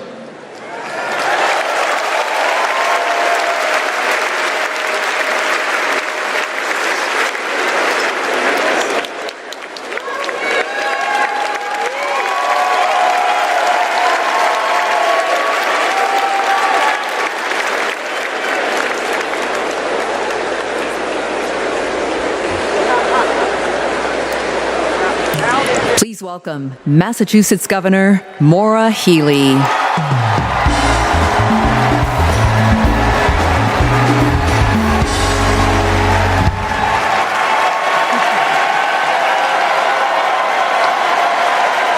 For the people. Those three words define the role of a prosecutor.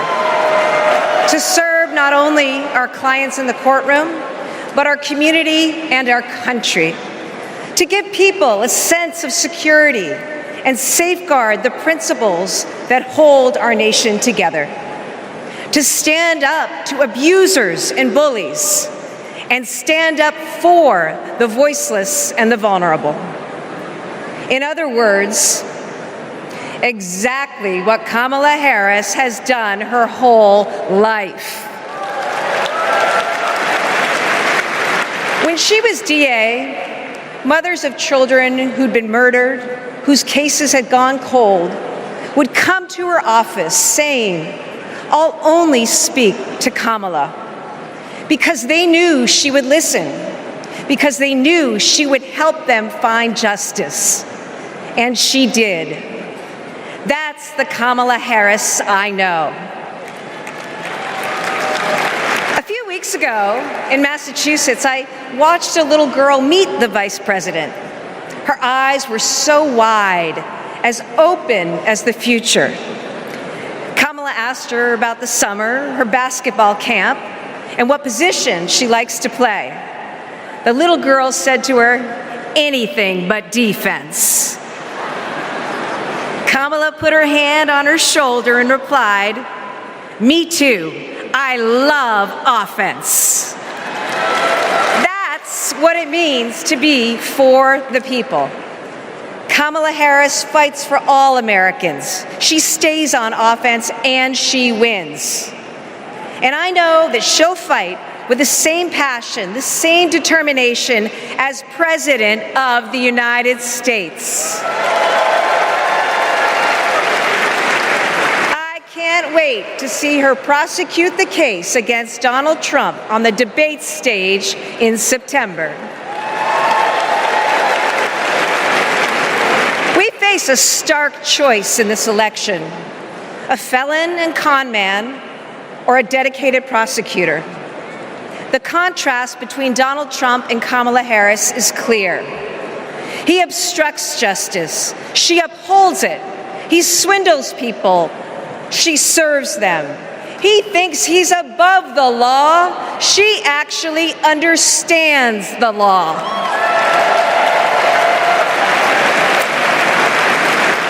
That's what this election comes down to. One candidate who's out for himself, or Kamala Harris for the people. It's a battle for the future of our nation. And tonight, we will prove beyond a reasonable doubt that Kamala Harris should be, she must be, the next President of the United States. Thank you.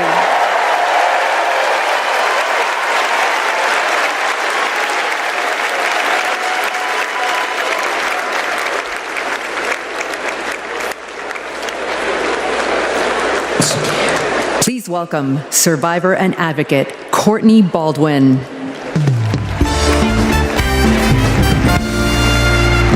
Good evening, Chicago. I'm Courtney Baldwin. In 2013, I was sold for sex in cities across California. by a trafficker who controlled every aspect of my life. During those dark moments, I held on to hope that one day I'd be seen as more than a victim, that I could pursue my dreams, and that my trafficker will be held justice. I didn't know it yet, but waiting for me on the other side were people who were fighting for survivors. One of them was Kamala Harris. As California's Attorney General, she fought Backpage.com, the website that let me and thousands of others be bought and sold. She filed criminal charges against its owner that shut down the website for good. No one has ever done that. Vice President Harris is fearless, compassionate, and she still gives me hope. She's protected people like me her whole life, and I know she'll fight for us all as president. Thank you.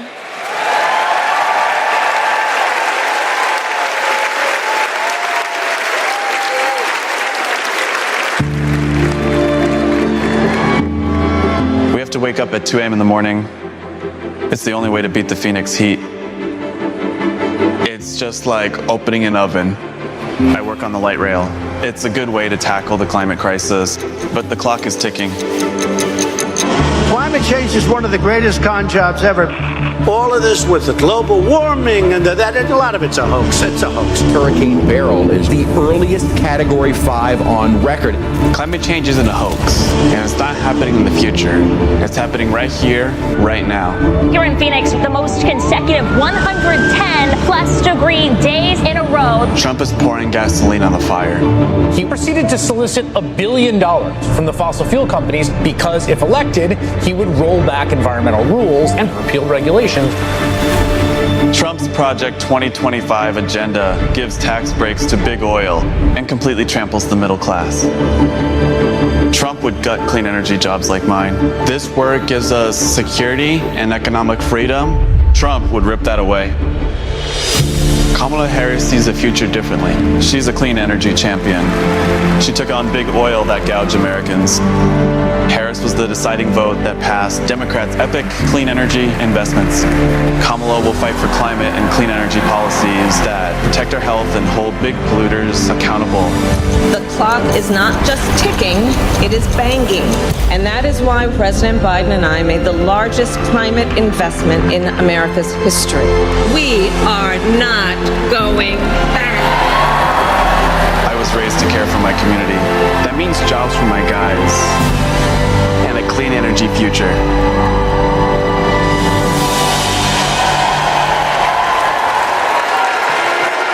Please welcome former New Mexico Representative Deb Haaland.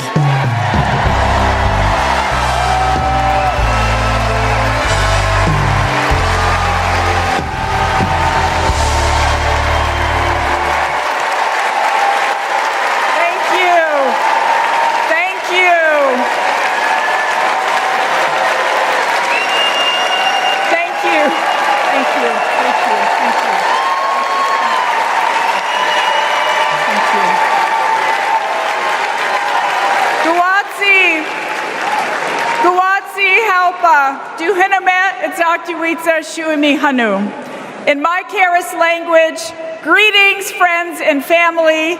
My name is Kresh Turquoise, and I'm from the Turquoise Clan. 35 generations ago, my ancestors built lives in the high desert of New Mexico. I am on this stage tonight because of them. While fishing with my dad and running through the desert with my cousins, I learned that we have a responsibility to take care of our planet. Donald Trump never learned that lesson. He called the climate crisis a hoax. He made it easier for big companies to poison our air and water. An American president must lead the world in tackling climate change. We need a president who understands that assignment. That's Kamala Harris.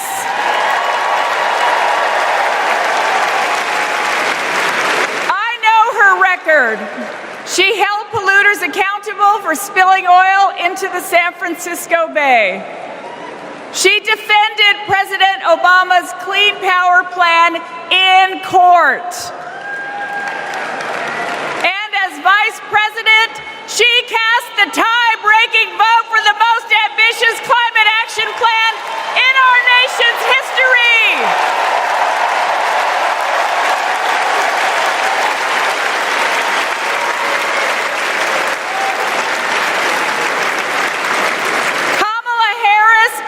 Tim Walz will fight for a future where we all have clean air, clean water, and healthy communities.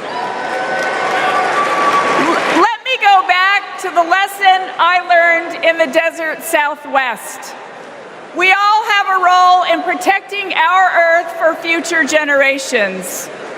So let's all be fierce and let's make Kamala Harris the next President of the United States. Thank you all so much. Thank you. Thank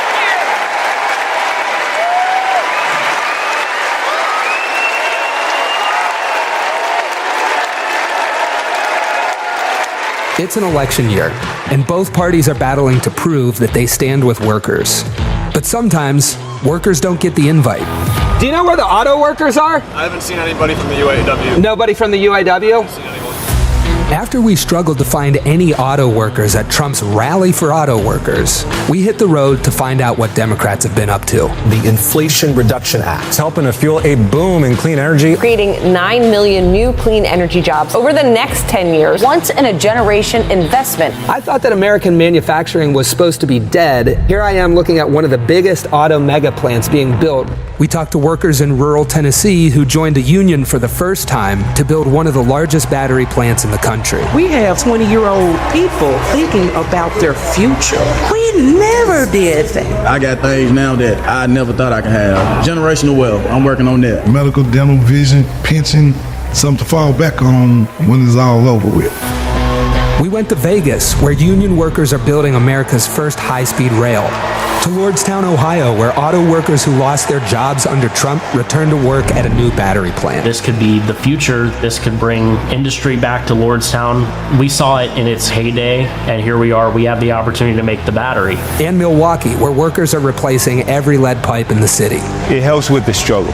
You don't have to struggle with 2-3 jobs. You know, you can maintain with one job. This is my own neighborhood. This is your own neighborhood? Yes.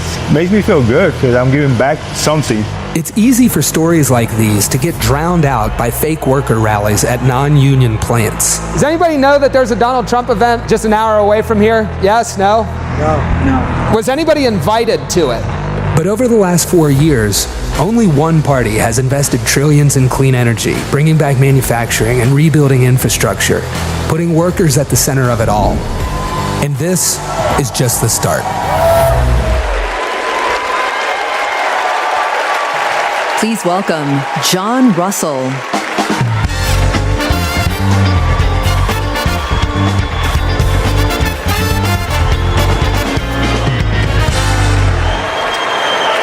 Hello, America. Thank you to the workers that make this convention happen. Let's never forget how essential all of our labor is. I come from Appalachia. We kept the lights on in this country for generations. But the wealth made by our broken backs and our black lungs never did trickle down. And Washington listened to rich men demanding that we stick with dirty energy at any cost. Across the country, working class people are looking for a political home. after years of both parties putting profit above people. Now, Trump, a billionaire, says that he'll take on the elites, but then he promises handouts to big oil, and he punches down at anyone with the guts to be different. But populism that insists we are too different to get along, is just divide and conquer by a different name.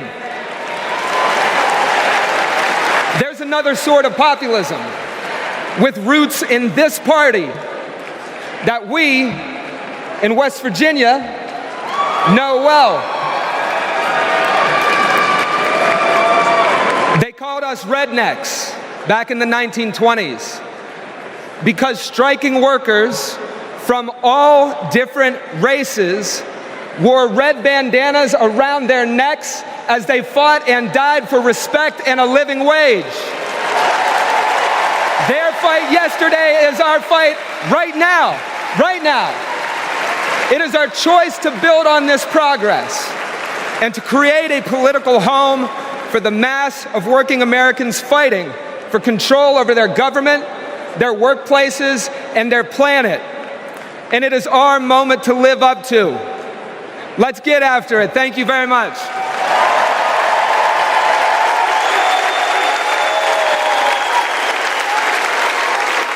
Don't know why, but I feel like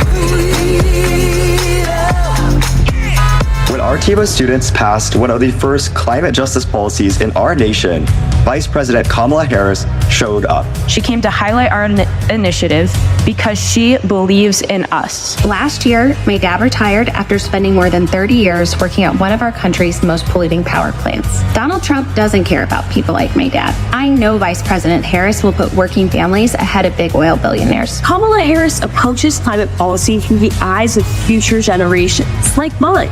As new voters and as new leaders, I'm excited to join Harris in the fight for our future.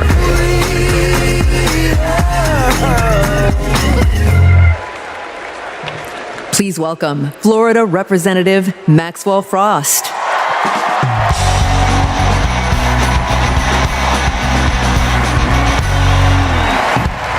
I'm Maxwell Alejandro Frost, and I'm proud to be the first member of my generation in Congress.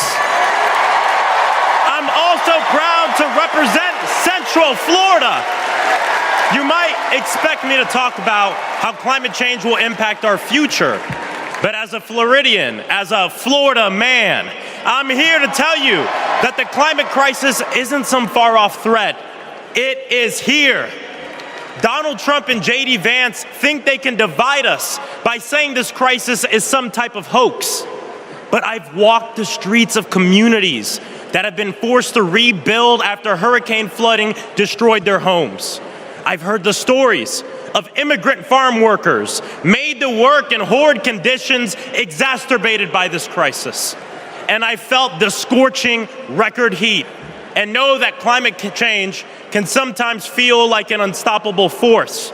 But with our movement and with organizing and an administration that cares, we are making progress.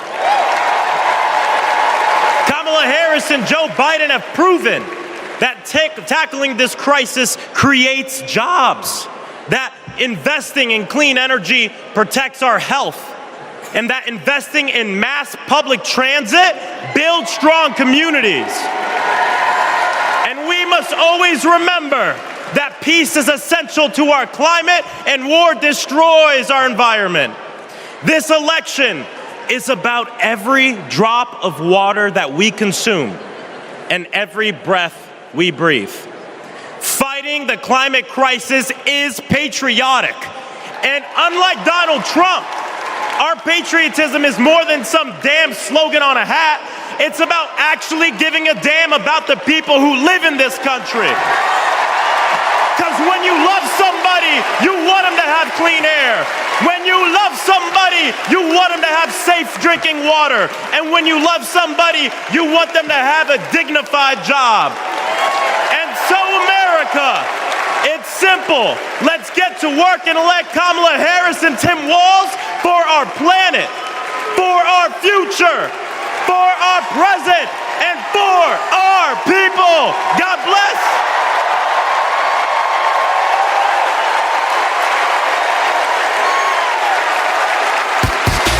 Ladies and gentlemen, if y'all are ready to send Madam Vice President and keep her in the White House, let me hear you make some noise! All I do is win, no matter what. Got money in my mind, I can never get it up. And every time I hit the building, everybody's hands go. Let me see. And they stay there, and they say yeah, and they stay there, and they say yeah, and they stay there, and they say yeah, and they stay there, and they.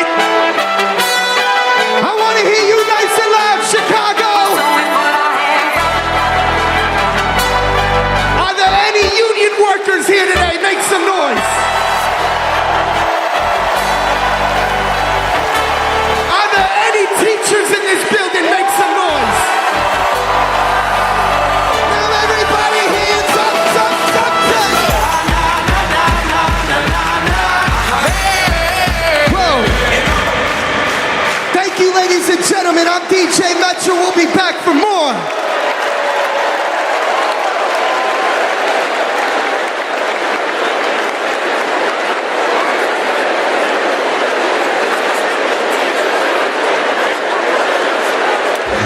What's up, everybody? Stephen Curry here. I know you all know I played for the Golden State Warriors, but man, what a great honor it was to represent Team USA and go out there and win that gold medal at the Olympics this summer.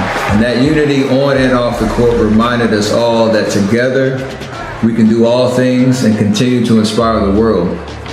That's why I believe that Kamala, as president, could bring that unity back and continue to move our country forward. This is about preserving hope and belief in our country, making sure families can be taken care of during their most precious times. I got to visit Kamala with my team in the White House last year, and I can tell you one thing I knew then and I definitely know now. The Oval Office suits her well. So in the words of Michelle Obama, do something. Go vote. Be active. Let's show out in November like never before. It's been an honor for me to represent our country. It's an honor to support Kamala. So let's all do our part. God bless. Please welcome Democratic nominee for U.S. Congress in Alabama, Shamari Figures.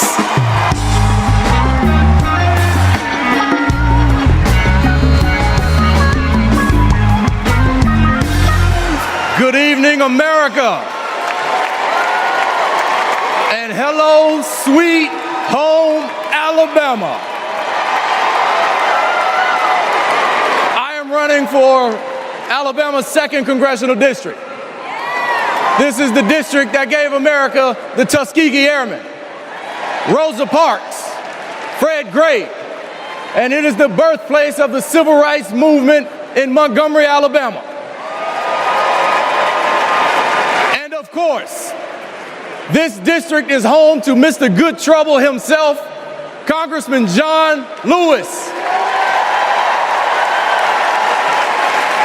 Look, my pathway to this stage was paved by a legacy of fighters. Fighters that include my mother, Alabama State Senator Vivian Davis Figures, who is here at her 11th DNC.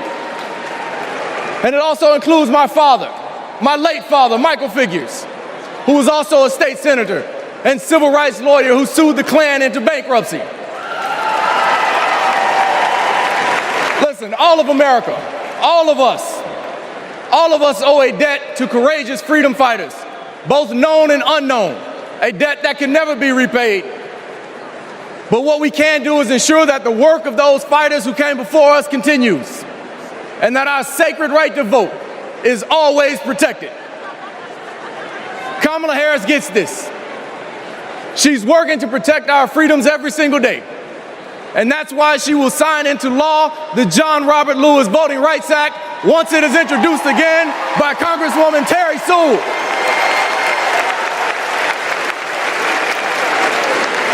Listen, America, A California poet named Kendrick Lamar recently reminded us that sometimes we got to pop out and show them. Well, America, it's time we pop out and vote. It's time we pop out from California to Alabama and all across America, and we show them that we are not going back. We are going forward, and we are going forward with Kamala Harris as the next president of the United States of America. Thank you. God bless you. Roll Tide. Let's go win this thing.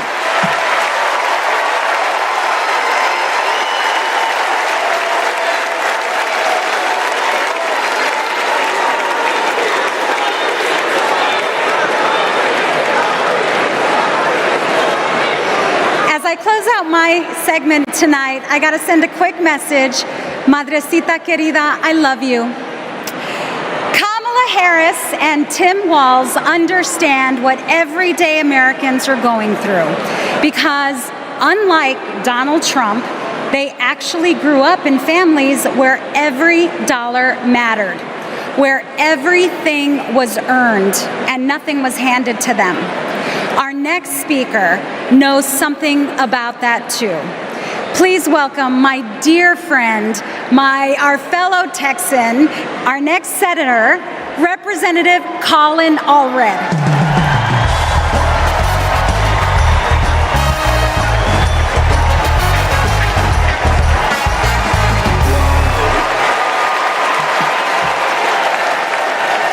All right.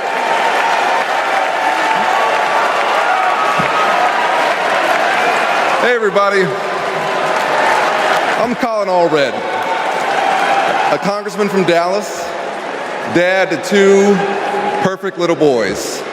And this November, I'm gonna beat Ted Cruz. And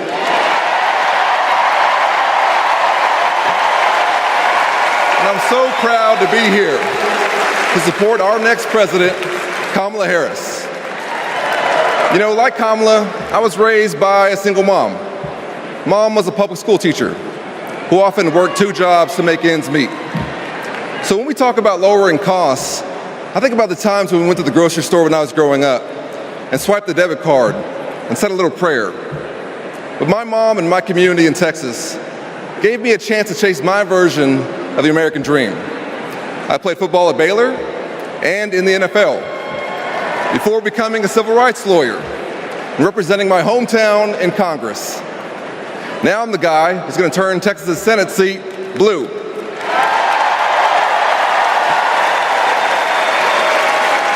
You know, in the NFL, we had a term for guys like Donald Trump and my opponent Ted Cruz.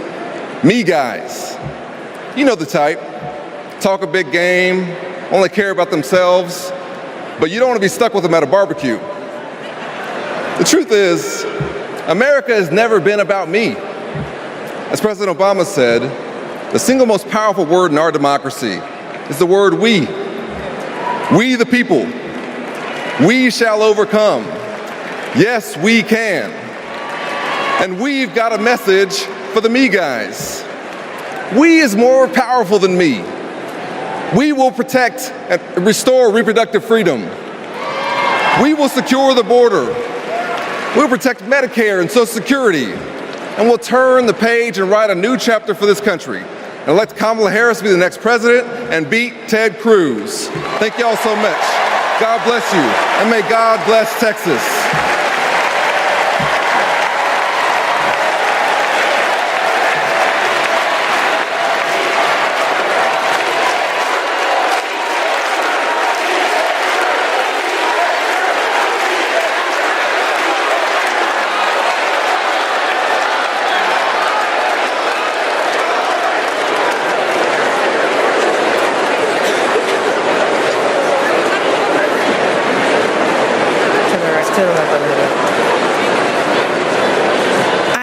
Cook. This is my husband, Derek, and our daughter, Anaya. 2 years ago, a miscarriage nearly killed me. At 16 weeks, my doctors told me to prepare for a stillbirth. I needed care, but my state's abortion restrictions kept it from me. I miscarried in a bathroom. I'll never forget my husband's face as he tried to stop the bleeding, trying to do what doctors should have been doing. When I reached the hospital, I'd lost nearly half the blood in my body. I can't change the past, but we can choose a different future.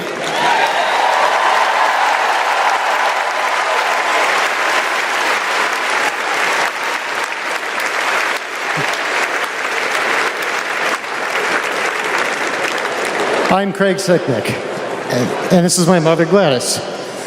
My brother was a U.S. Capitol Police officer, Brian Sicknick, a hero who died after defending our country on January 6th.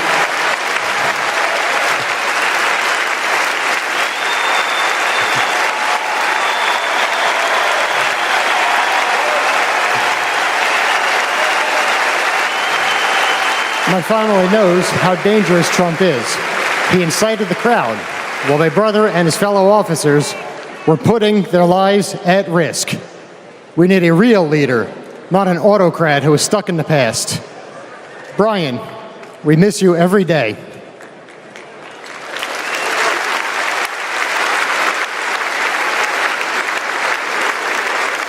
I'm Gail DeBoer. I've had type 1 diabetes since I was 11. Stressing about insulin cost has been a constant in my life. President Biden and Vice President Harris have moved mountains to help. Medicare can finally negotiate prescription drug prices.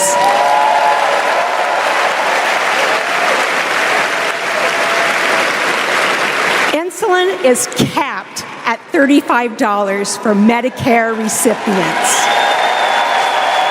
And when elected, Kamala Harris plans to extend that cap to the rest of us.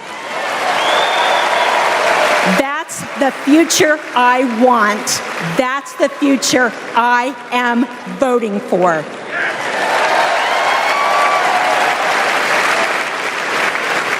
I'm Wani Romero, owner and CEO of Mothership Coffee in Las Vegas. I put in work to build my business. When COVID hit, this administration's support kept us moving. I hired staff and we grew. We've more than doubled in size since the pandemic, and it's just not us. Over the last 4 years, 19 million new business applications have been filed. Like Trump, I grew up in Queens, but unlike him, I built my business with grit. That's my story. That's the American story. Let's turn the page on Trump.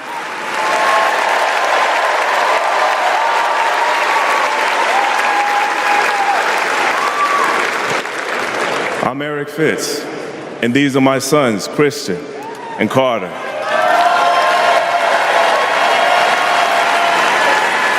I always try to set an example for my boys, to teach them compassion, accountability, and resilience. I want those values to be reflected in our leaders. I don't want to have to turn off the TV because our president is lobbing insults or telling lies. I'm tired of all of the hate. It's time to move forward together and build a country our kids can be proud of.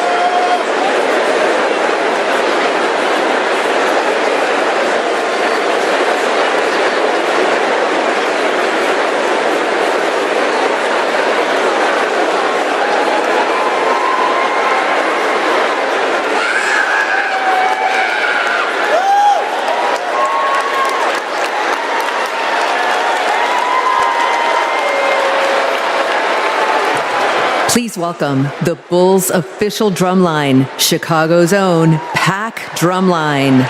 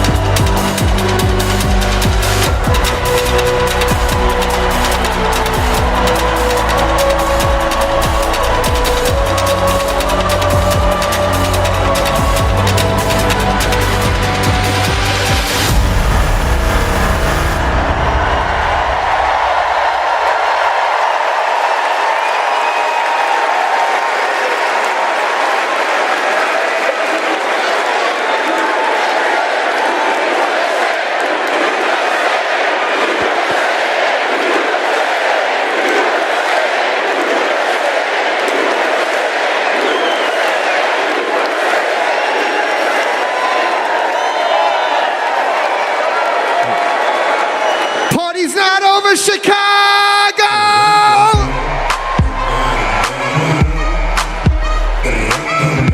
What I want to see is those flags and those hands up in the air. Help me sing it out nice and loud. Y'all ready to get down and party with me one time? DNC say.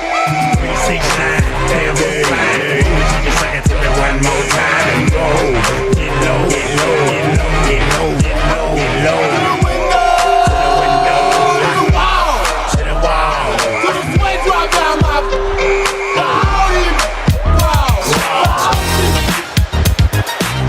Okay.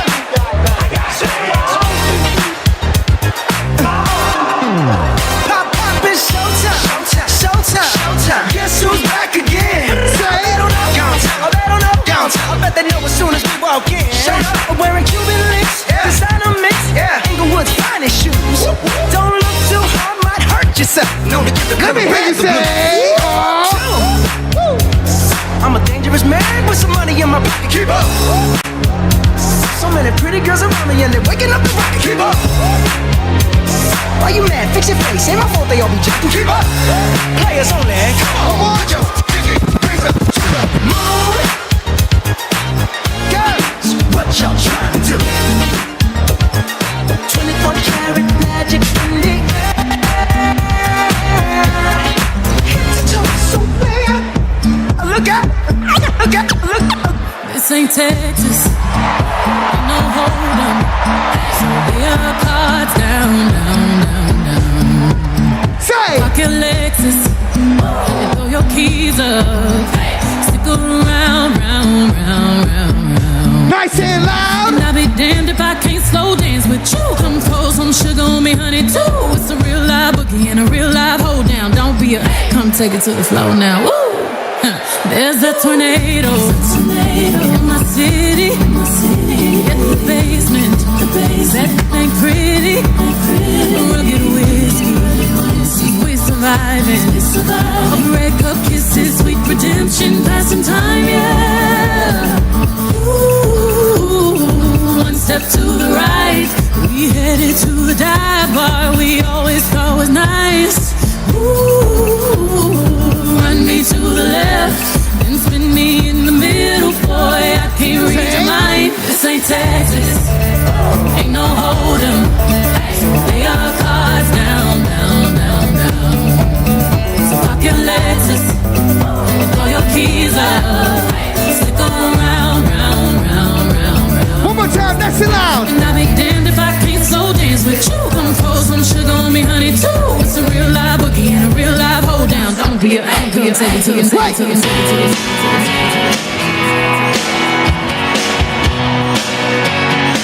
If you've been with me all 4 days, let me see you make some noise right now. And if this is your first convention, let me hear you make some noise. I was born in a small town, and I live in a small town. I've been down in a small town, small communities. All my friends are small town. My parents live in the same small town. My job is a small town. Provides little opportunity.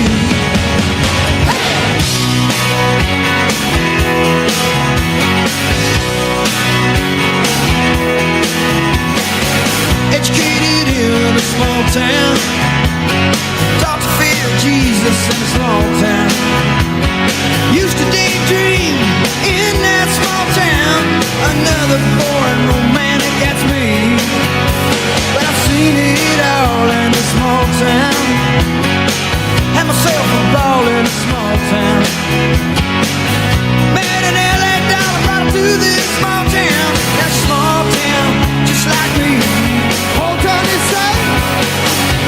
No, I cannot forget from where it is that I come from. I cannot forget the people who love me.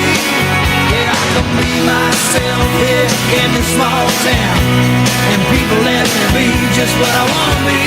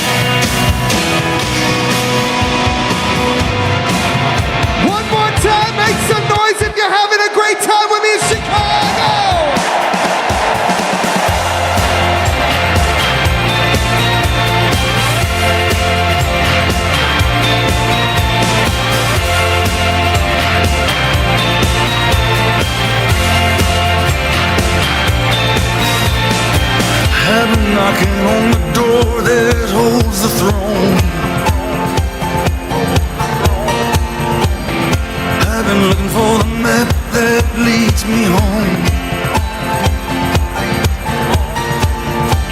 I've been stumbling on good hearts turned to stone. Those good intentions is gone dry as a bone. We take care of our own. And we say, we take care of our own. One more, wait.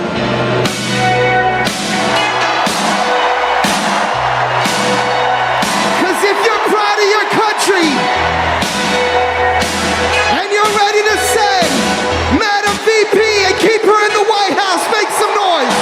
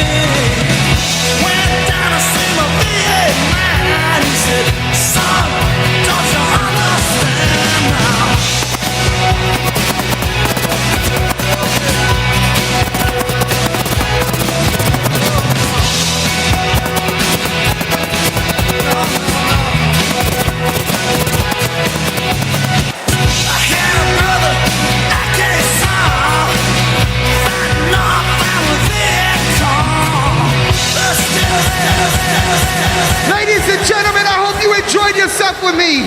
My name is DJ Metro from Chicago. Thank you for having me.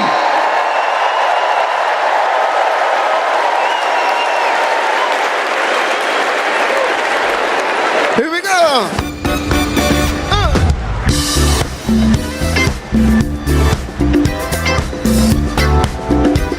Knock me out.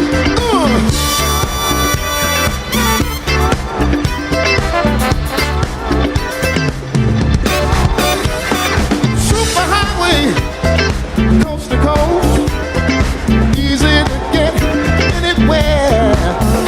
On the transcontinental overload, to slap behind the wheel. How does it feel? There's no destination too far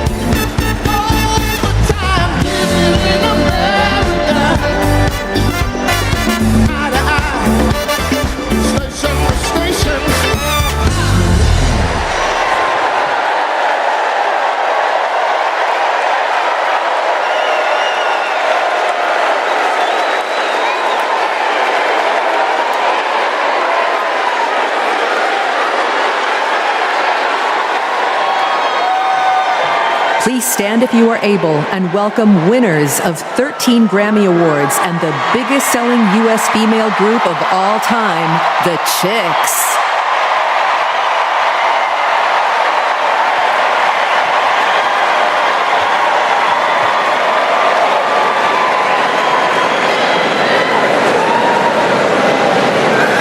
Oh, say, can you see by the dawn's early light what so proudly we hailed at the twilight's last gleaming, whose broad stripes and bright stars through the perilous fight o'er the ramparts we watched were so gallantly streaming, and the rocket's red glare, the bombs bursting in air, gave proof through the night that our flag was still there. Oh, say, does that star-spangled banner yet wave?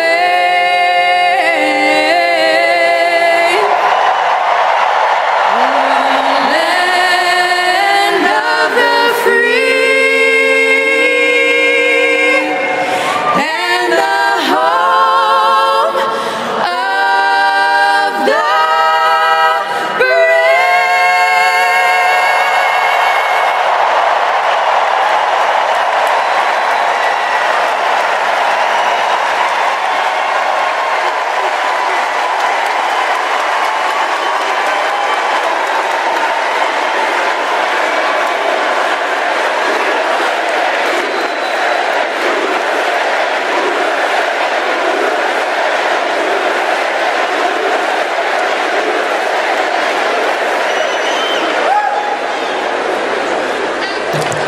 Please welcome Kerry Washington.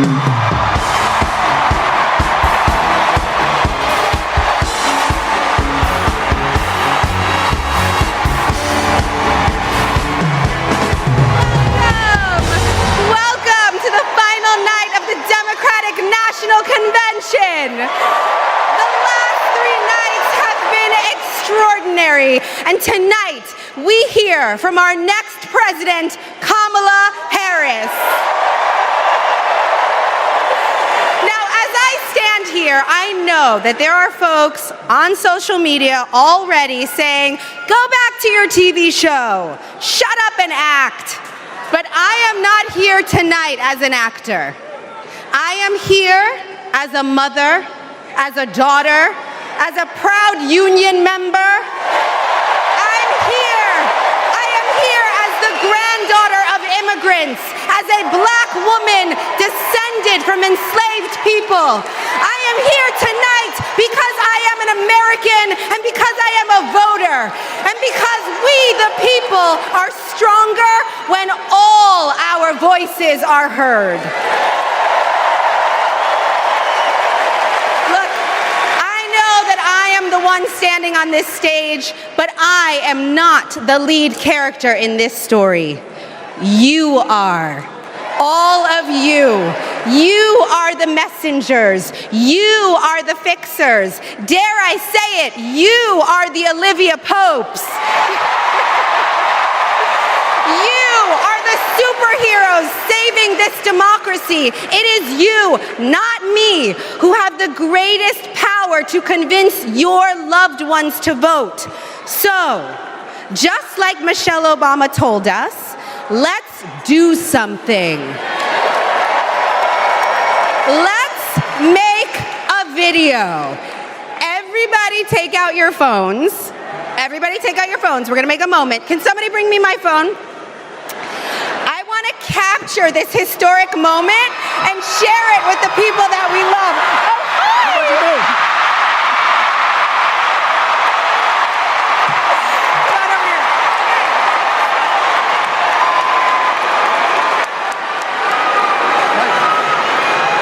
Okay, here's what we're gonna do.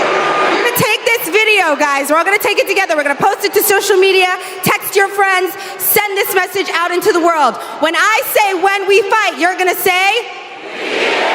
Are you ready? Okay, let's record. We're recording. You ready, Tony? Yep, I'm ready. Okay, ready? When we fight! When we fight! When we fight! Are you ready for Kamala Harris to win? Good, because when Kamala wins, America wins. We did it! We did it, Joe!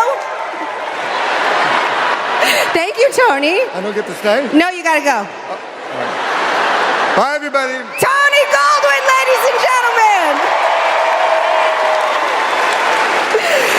Okay, so listen. It's come to my attention that there are some folks who struggle or pretend to struggle with the proper pronunciation of our future president's name. So, hear me out. Confusion is understandable. Disrespect is not. So tonight, we are going to help everyone get it right. Here to help me are some very special guests.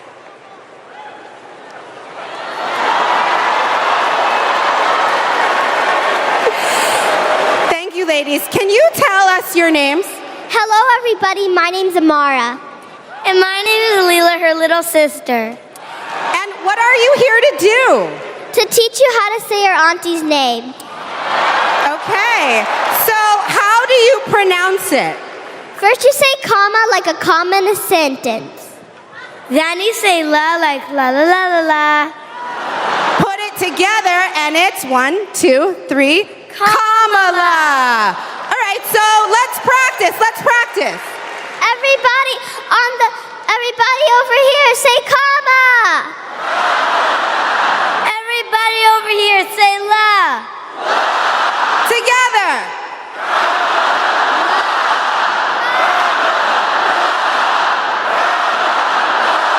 For president.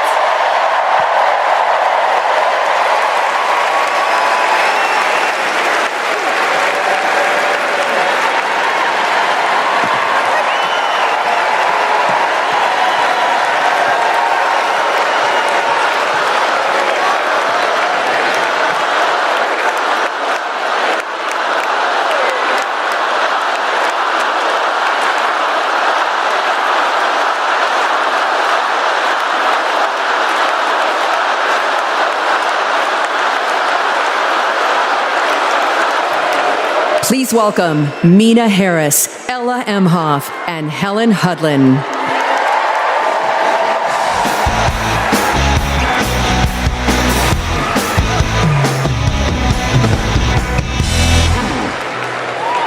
Hi, I'm Mina.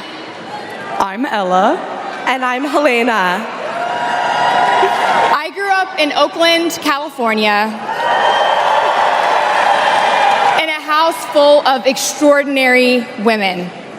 My mom, my grandma, and my auntie, who showed me the meaning of service, helping her sister, a 17-year-old single mom, fighting for justice for the American people, and still cooking Sunday family dinner.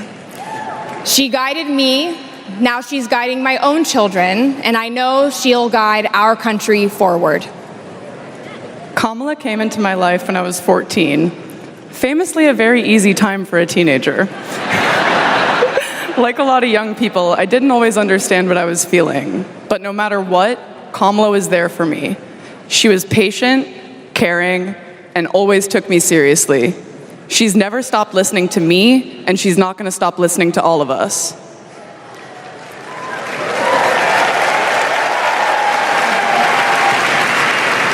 Kamala Harris is my godmother. To me, her advice means everything.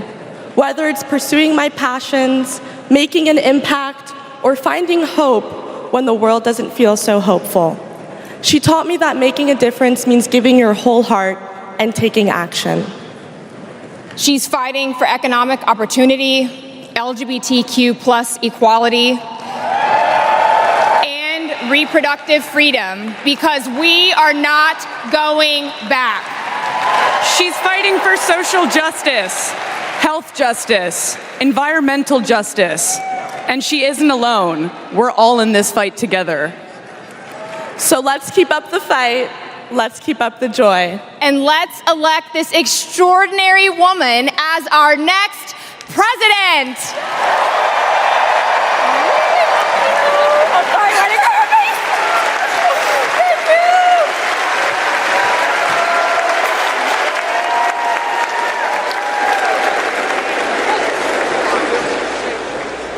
Please welcome actor and comedian D.L. Hughley.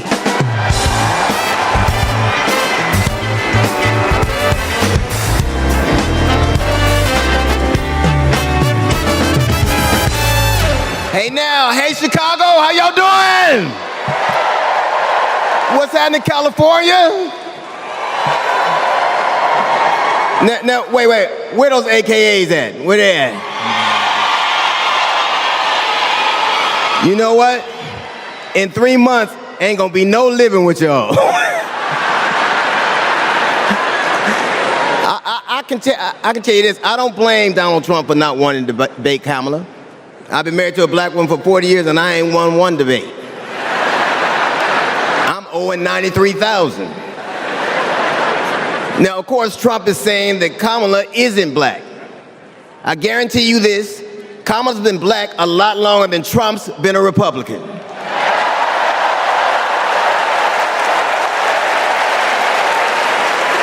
And if he keeps sliding in the polls the way he is, the only way he can keep Kamala out of the White House is if he buys it and refuses to rent it to her.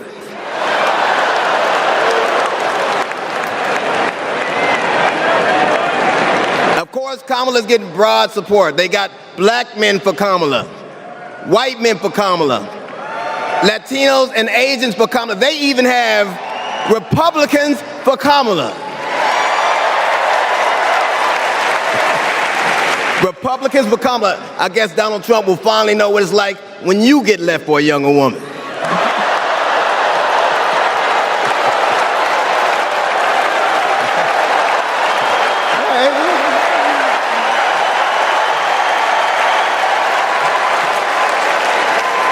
But seriously, Kamala knows the truth about the American dream, that hard work is not enough.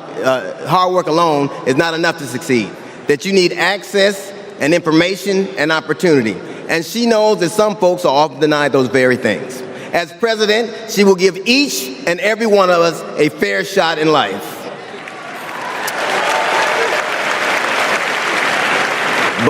But I have to admit, I didn't always believe that. I mean, if you told me the 15-year-old me would be on stage supporting a prosecutor and a teacher,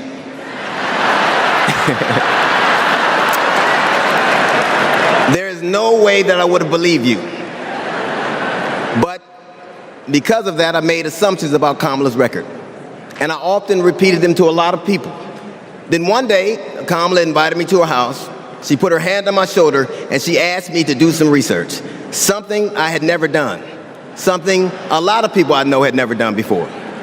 Imagine attacking someone's character without a single Google search. So I did what I should have done in the first place. I learned that she had done for us exactly what she promised to. I believe that your apology should be as loud as your accusation, and I'm here apologizing in front of the whole damn world.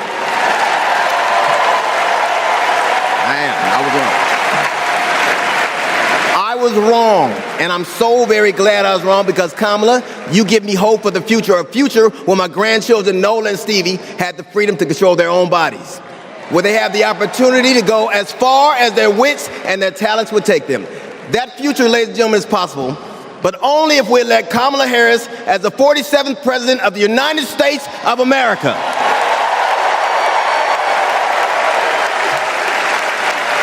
I will say this to you. The best piece of advice I've ever gotten in my entire life is you don't have to know what you will do, just know what you won't. And we won't go back.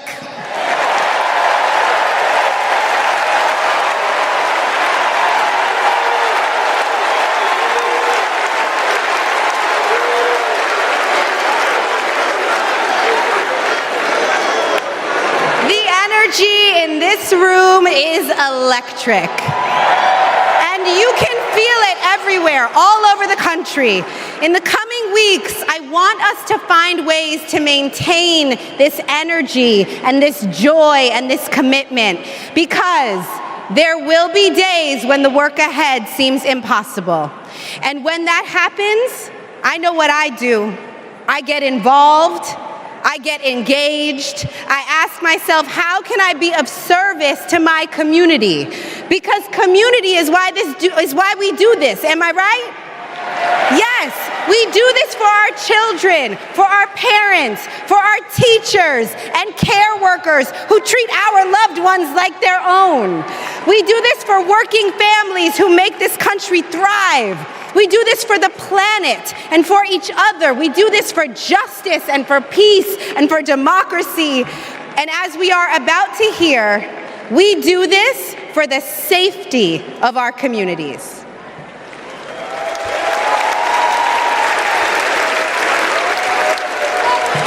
Please welcome Genesee County, Michigan Sheriff Chris Swanson.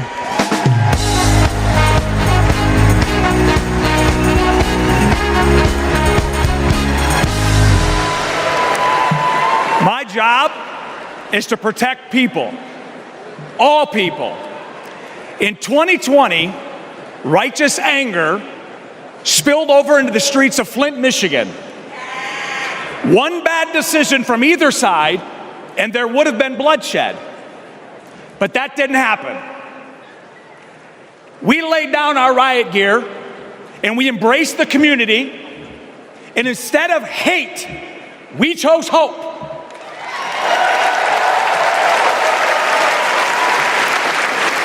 On January 6th, the opposite occurred. That day was paved with division, deceit, and denigration.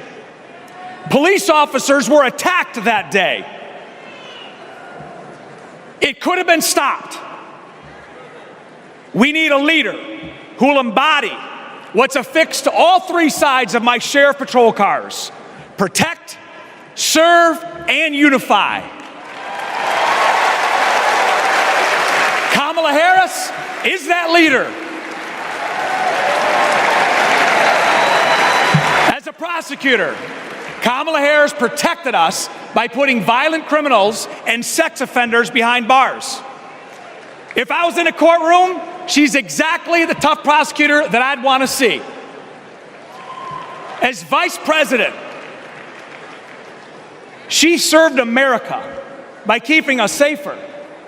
And I can testify firsthand, where I come from, crime is down and police funding is up.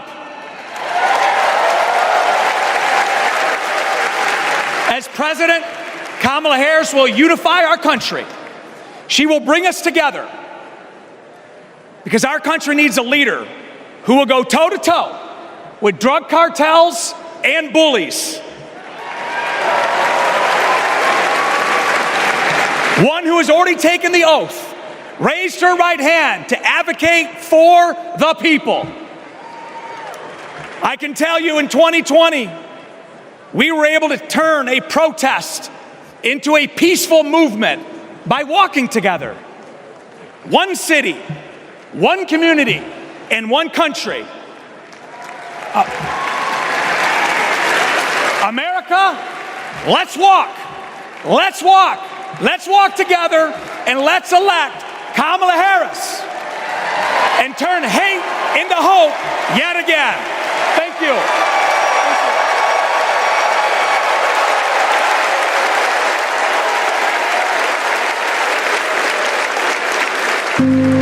We were contemplating adopting, and then out of nowhere, I got pregnant. Jordan was so much fun as a child. When all of a sudden, oh my God, somebody's shooting! 3 of those rounds he aimed at Jordan. Jordan didn't deserve to die that way. Reports of an active shooter at a high school. These students have now lived through so many of these shootings since they were born almost. We were praying and crying. I don't know how we're alive. An active shooter at an elementary school in Uvalde, Texas. Multiple children have been killed. Most of the body so mutilated that only DNA tests or green Converse could identify. Trump did nothing on guns and was proud of it. There was great pressure on me. We did nothing. After a mass shooting in Iowa, Trump said, I have to get over it. "You never get over it." Kamala Harris and Joe Biden refused to get over it. As district attorney, she got illegal guns off the street. As Attorney General, she took on transnational crime rings and stopped gun trafficking. As Vice President, she helped pass the most sweeping gun violence legislation in 3 decades, keeping guns out of the hands of criminals, expanding background checks, closing loopholes. We'll finally pass red flag laws, universal background checks, and an assault weapons ban. Kamala understands the fight we're in. The power is with the people. And gives people like me, survivors like me, hope.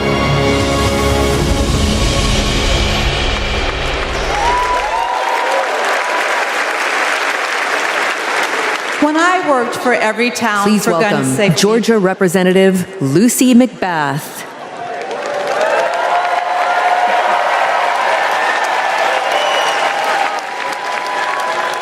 When I worked for Everytown for gun safety and Moms Demand Action for Gun Sense in America, I saw firsthand the power of telling our stories. You've just heard mine, but there are many more to tell.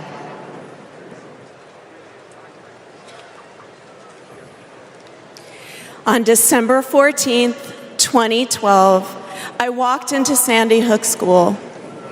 I stopped at the office, chatted with my principal, then started my day with my second graders. Suddenly, a loud crash, like metal folding chairs falling. 154 gunshots blaring.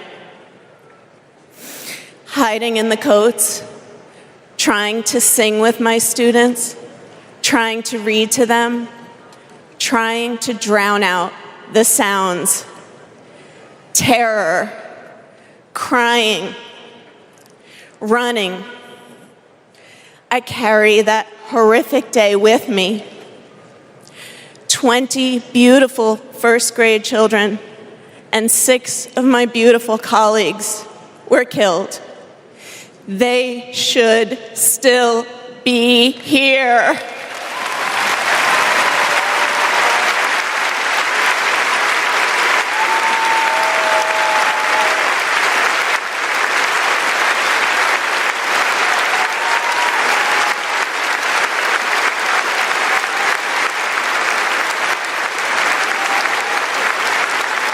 It's 10:30 a.m. at Robb Elementary in Uvalde.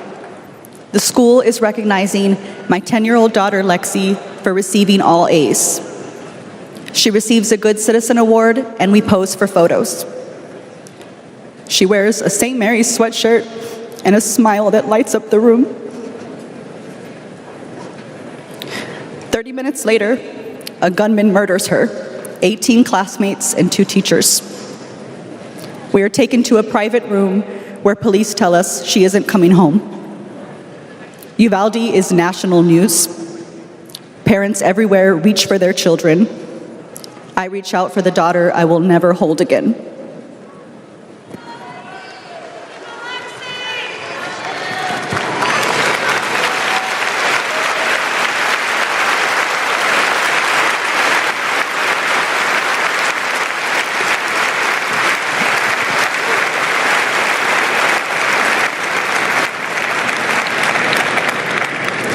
My niece, Sandy Patrice, was 22.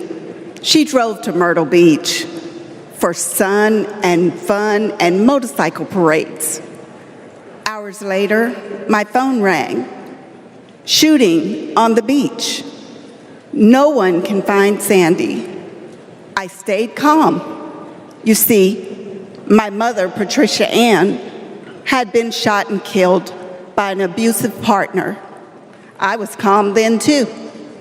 I got to handling business. I called relatives, the police, hospitals, and I kept calling, voice steady, heartbeat pulsing. Then I was connected to the coroner. 10 years of waiting, and Sandy's murder is still unsolved. I'll keep calling, and I'll keep fighting.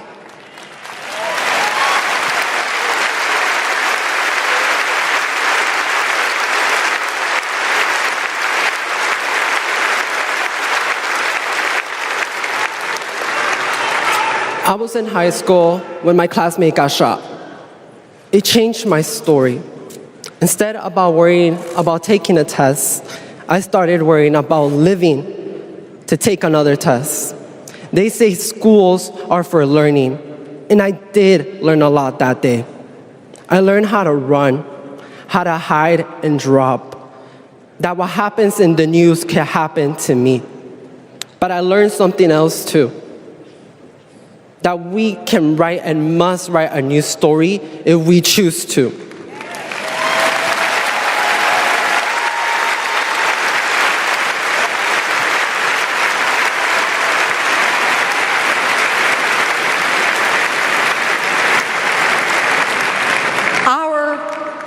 Are stories of loss. But make no mistake, our losses do not weaken us. They strengthen our resolve. We will secure safer futures that we all deserve. We will organize. We will advocate. We will run for office.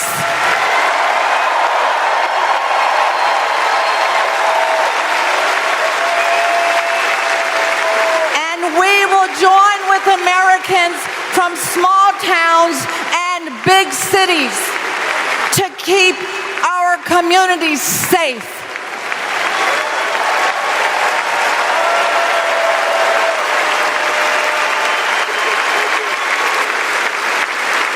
And we will elect leaders like Kamala Harris,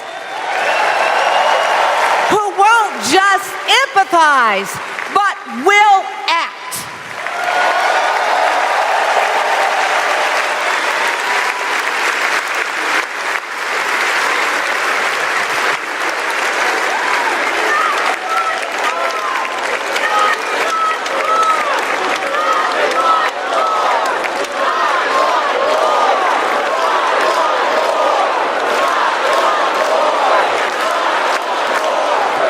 Please welcome former Arizona Representative Gabby Giffords.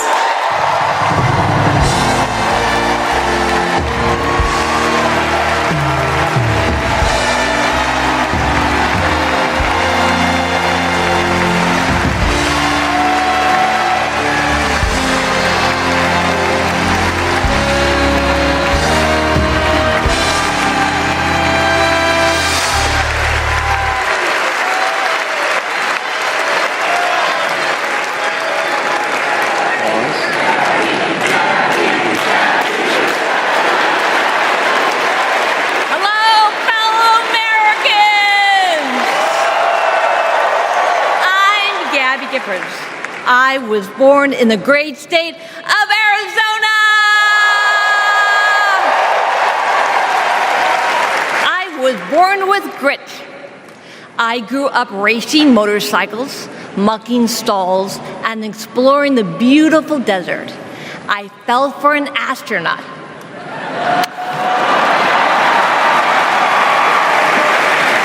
For 5 years, I served in Congress from a swing district. Everybody called me a rising star. Then on January 8th, 2011, a man tried to assassinate me. He shot 19 people. He killed 6. Terrible, terrible day. I almost died, but I fought for my life and I survived.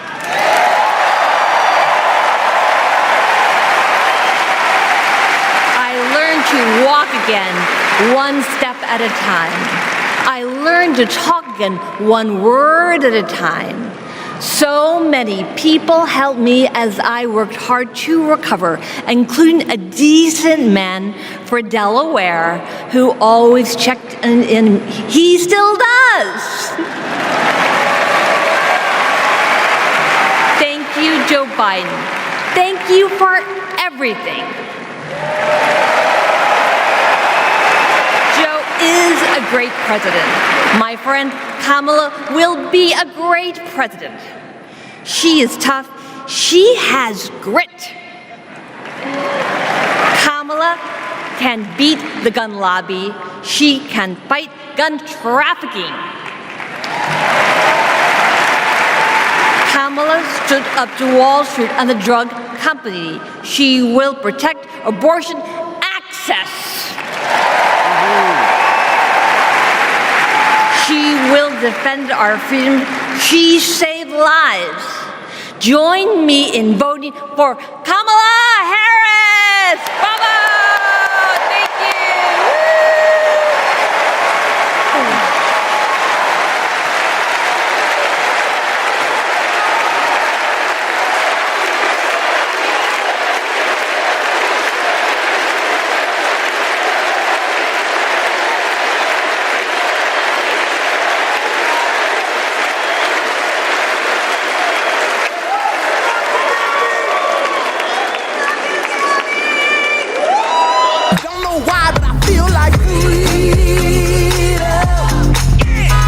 I had the honor of meeting Vice President Harris when I got to introduce her when she spoke at my high school about gun violence. Parkland happened, and all I could think about is that I wanted to keep my kids safe. On July 4th, 2022, I was next in line to walk in the Highland Park Independence Day Parade when gunshots erupted.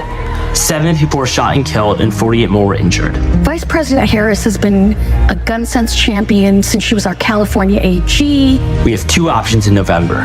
We have Kamala Harris, who has already proven her leadership in the Biden-Harris administration.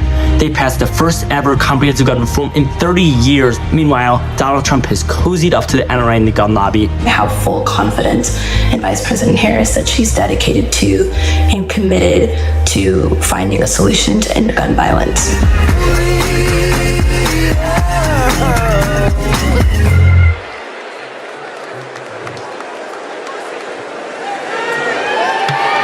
Please welcome 3-time Grammy-winning singer-songwriter and global pop icon, Pink.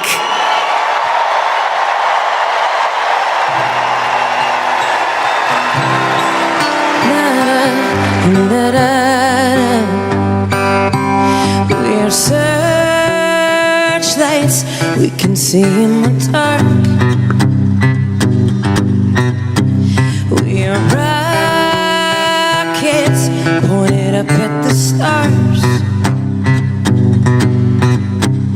We are billions of beautiful hearts. You sold us down the river too far. What about us? What about all the times you said you had the answer? What about us? What about all the broken happy ever afters? Oh, what about us? What about all the plans that ended in disaster? What about love? What about trust? What about us? We have problems that want to be solved. We are children that need to be loved. We were willing, we came when you called.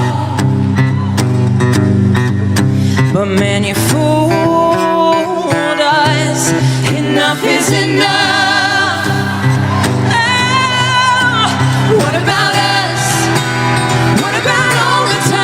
said you had the answers.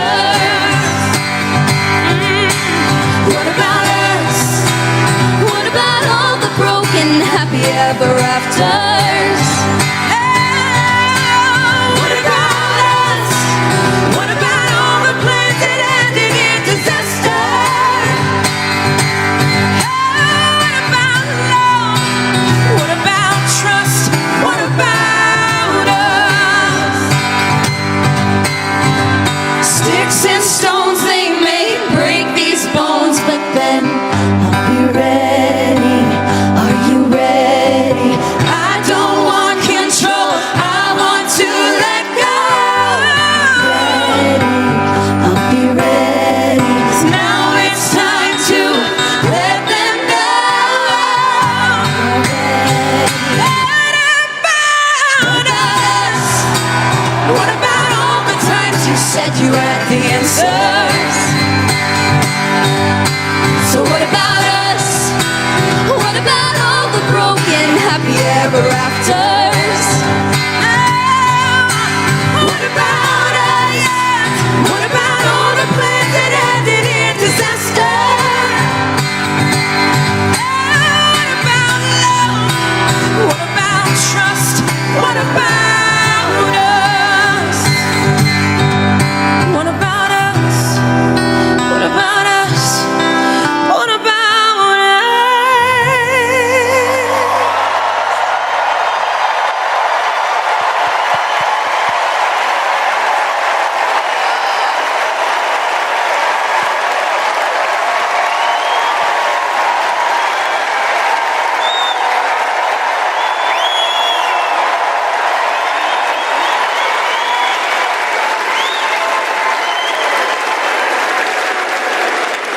Global security and global prosperity depend on the leadership of the United States of America.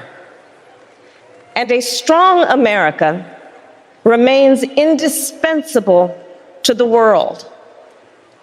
Our democratic ideals of freedom and liberty inspire billions, and our military is the strongest in the world.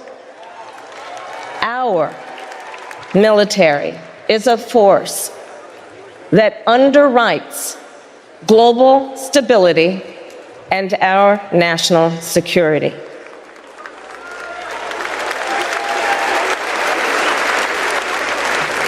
Please welcome Arizona Senator Mark Kelly.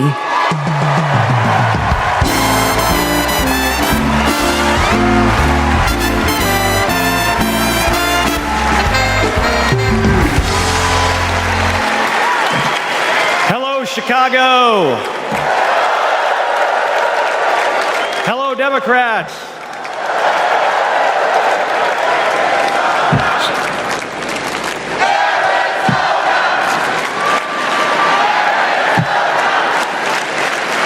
So, President Obama had to follow Michelle. I had to follow Gabby and Pink. Gabby amazes me every single day. She was able to walk out and address you tonight because she's a fighter. And thanks to a team of doctors, nurses, and especially her speech therapist. We all need a team. I've flown into space 4 times. I've flown into combat nearly 40 times. Not once did I do that by myself. It took a team to accomplish a mission. It always does. I flew in the Navy during the first Gulf War.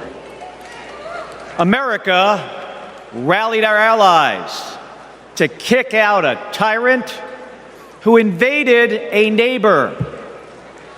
Today, Vladimir Putin is testing whether we're still that strong.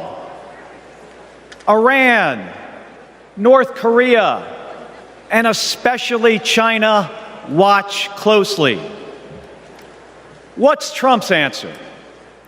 He invited Russia to do, and these are his words, not mine, whatever the hell they want.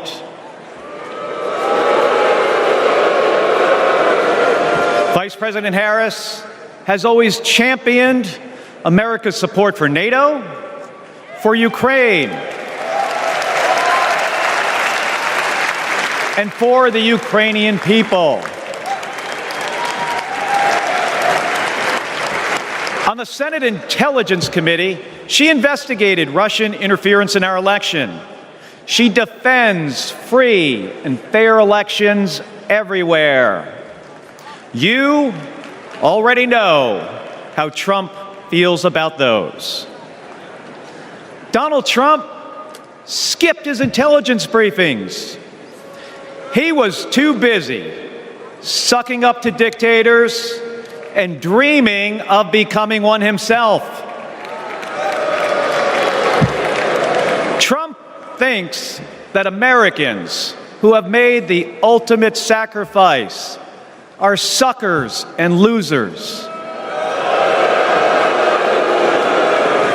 If we fall for that again and make him the commander-in-chief, the only suckers would be us. Kamala Harris knows that standing with our allies means standing up for Americans. She'll keep modernizing our military to support our troops and to support our veterans like our next Vice President, Tim Walz.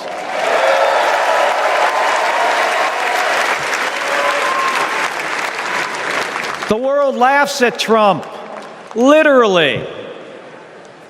But folks, it is not funny. When he was president, that meant the world was laughing at us. The threats we face are too serious. The sacrifices our service members make are too sacred. The alliances we've spent decades building are too critical. That's what's at stake now. And the choice isn't even close. But in Arizona and nationwide, this election will be.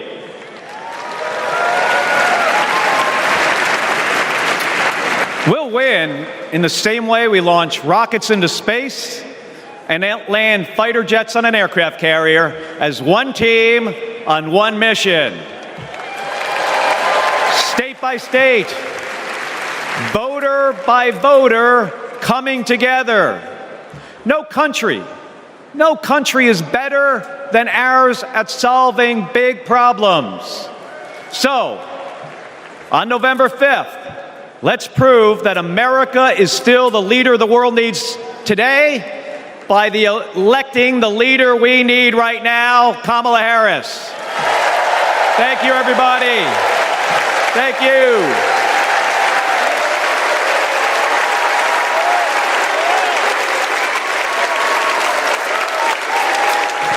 Please welcome former Secretary of Defense Leon Panetta.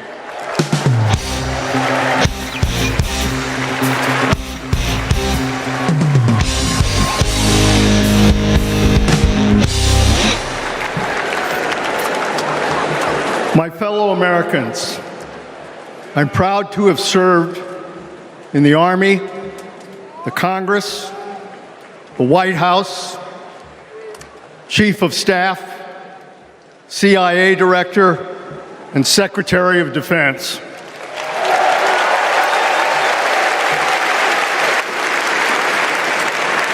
I've looked into the eyes of our warriors and deployed them into battle. I gave the order directing our Special Operations Forces to fly 2 helicopters 150 miles into Abbottabad at night And by the time the sun rose, Osama bin Laden was dead.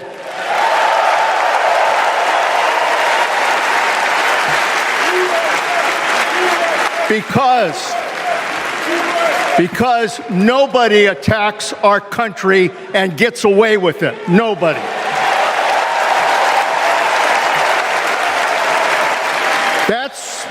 That's what our warriors do. That's what our warriors do. Our warriors need a tough, cool-headed commander-in-chief to defend our democracy from tyrants and terrorists. We need Kamala Harris behind the resolute desk. She knows a tyrant when she sees one. And our allies know a leader when they see one. On the Senate Intelligence Committee and as vice president, she worked with more than 150 world leaders. She's looked our allies in the eye and said, America has your back. Trump would abandon our allies and isolate America. We tried that in the 1930s. It was foolish and dangerous then, and it's foolish and dangerous now.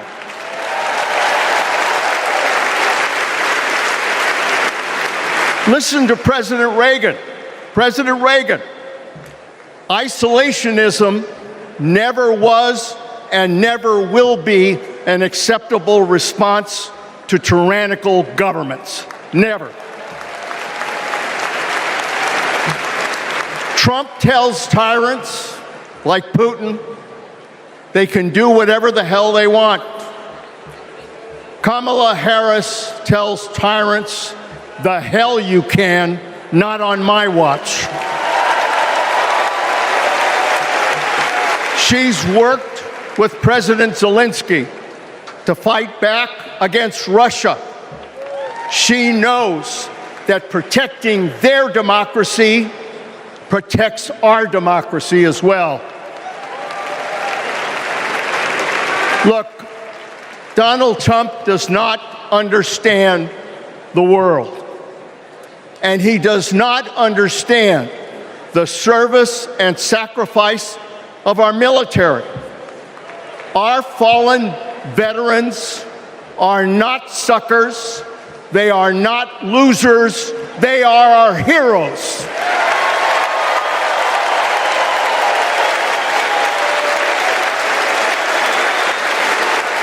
Kamala Harris will honor our veterans.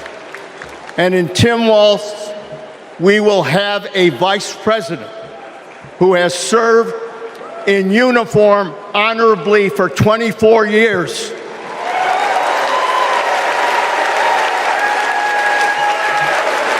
Kamala Harris understands this moment. It is a moment of danger and a moment of opportunity. She'll keep America's military the strongest in the world, the strongest ever known. And she understands what our military is for. The role of our military is to defend us from foreign enemies. It is not to threaten Americans, and it sure as hell isn't to put immigrants in camps.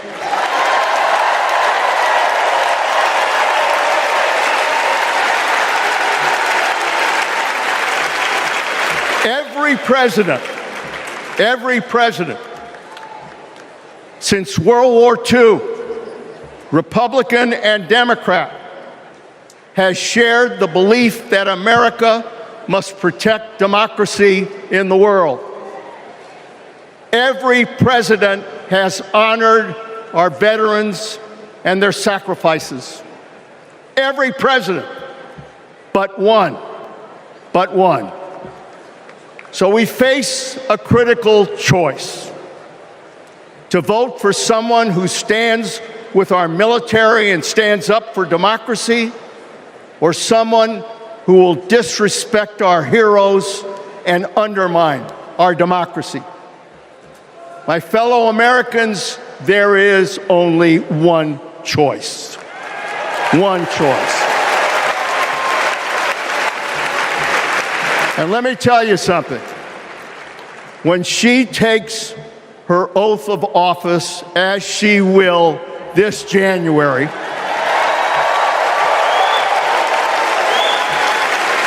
our allies will cheer, our enemies will fear, and we will have a commander-in-chief that we can trust. God bless our veterans, and God bless our country.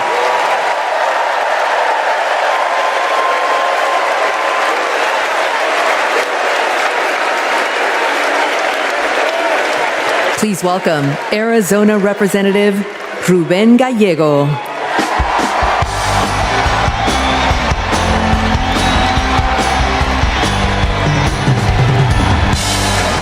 I'm a dad, husband, congressman, and the proudest Arizonan you'll ever meet. But I am even prouder to be a Marine. Rah! My mom raised us alone on a secretary's salary. I slept on the floor.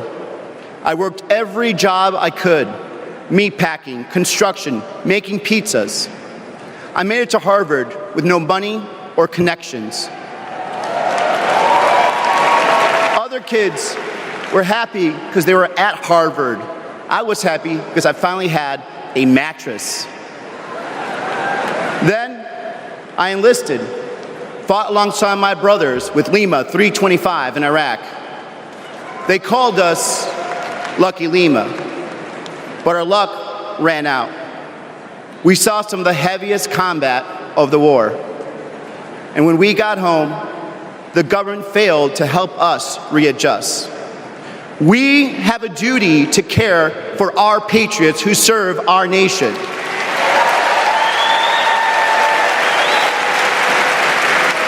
For the Vietnam veteran in Buckeye who relies on the VA for his medication. For the Afghan veteran in Pittsburgh who finally got treatment for his PTSD. For the Marine in Milwaukee who relies on the benefits she earned. For my Navajo brothers and sisters who serve the Marines with me, I remember you too. Kamala Harris and Tim Walz are fighting for them. Kamala Harris has delivered more benefits to more veterans than ever before, and has achieved the lowest veterans unemployment rate in history. Vice President Harris has stood up for us and our families always. Tim Walz served for 24 years. His passion for veterans earned him respect on both sides of the aisle, and he stands with us too. In fact, let me introduce you to some of the many Democrats who understand what service means, because we put country over politics. We were proud to wear the uniform, and we're proud serving our countries in city halls, state capitals, the U.S. House, and the Senate. These veterans represent the best of our country. We stand united as veterans, Democrats, and patriots to fight for everyone who serves.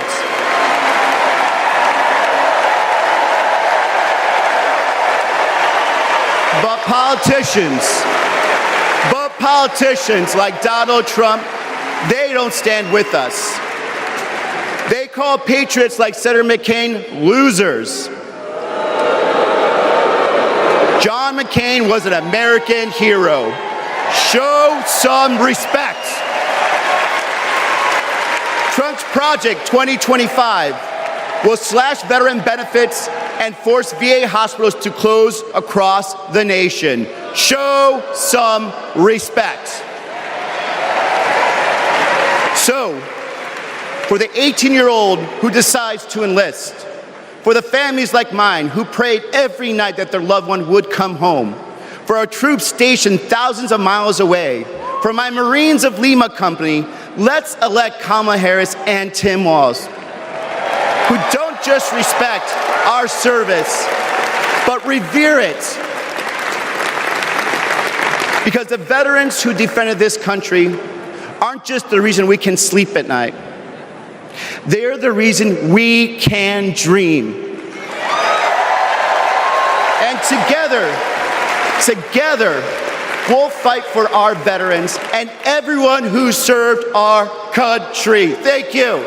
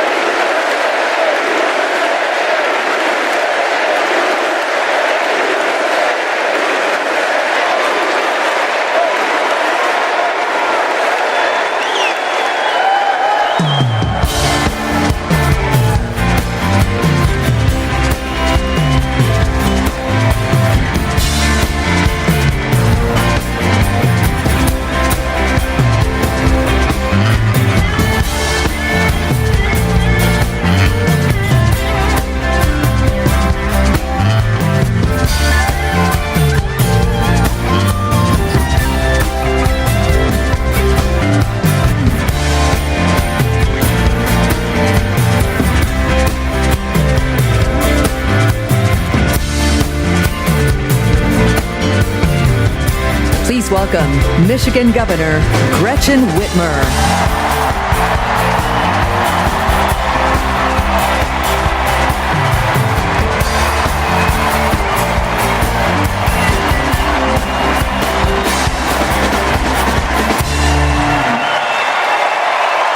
I'm Governor Gretchen Whitmer. In Lansing, they call me Governor. But in Detroit, they call me Big Gretch.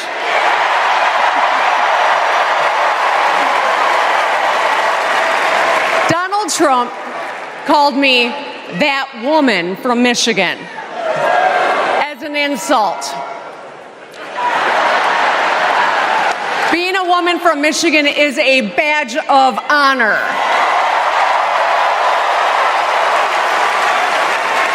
Like women across America, we just GSD. Get stuff done. At 29, I joined the sandwich generation. Sandwiched between working and raising my newborn and caring for my mom, who was dying from brain cancer. It was hard, but not extraordinary. It's life. Those nights reminded me who I was fighting for. People just trying to make it. Kamala Harris knows who she's fighting for, too. She took care of her mom, who also battled cancer. As president, she'll fight to lower the cost of health care and elder care for every family. She's lived a life like ours. She knows us. Donald Trump doesn't know you at all. You think he understands that when your car breaks down, you can't get to work? No. His first word was probably chauffeur. You think he's ever had to take items out of the cart before checking out? Hell, you think he's ever been to a grocery store? That's what the chauffeur is for. But Kamala Harris, she gets us. She sees us. She is us.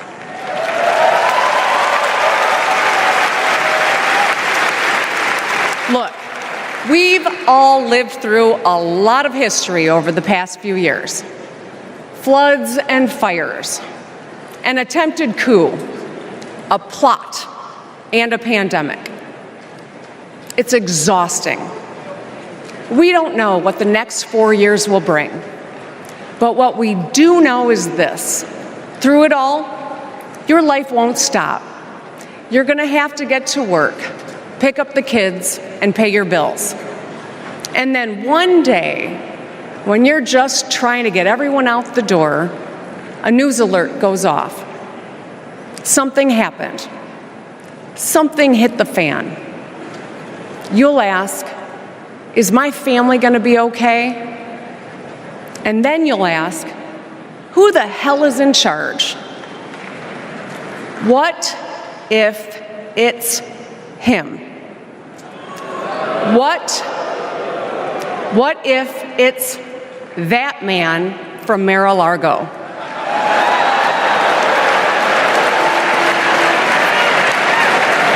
I know, in a crisis, we need someone strong enough to come up with a plan, to tell the truth, and to bring people together. Right now, before the crisis, is when we get to choose.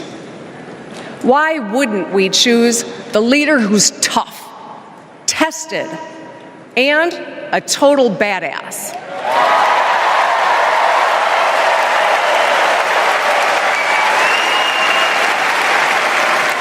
I know who I want as our commander-in-chief. America, let's choose Kamala Harris.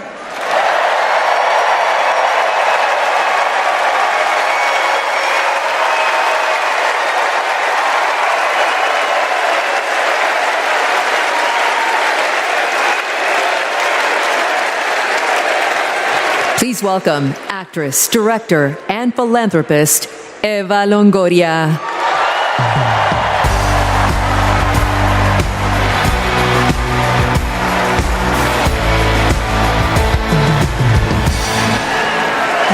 Hello, Chicago! Yes! I am so excited to be here tonight. What an honor to be part of this historic moment, and y'all are part of it. Look, I have known Kamala Harris for more than a decade, and she comes from a family a lot like mine, and I'm sure a lot like yours. We were both raised knowing that no one was going to hand us anything, especially as women. That we were going to have to touch every rung of the ladder to get ahead. We were going to have to work really hard. Now, she worked at McDonald's, but I worked at Wendy's. And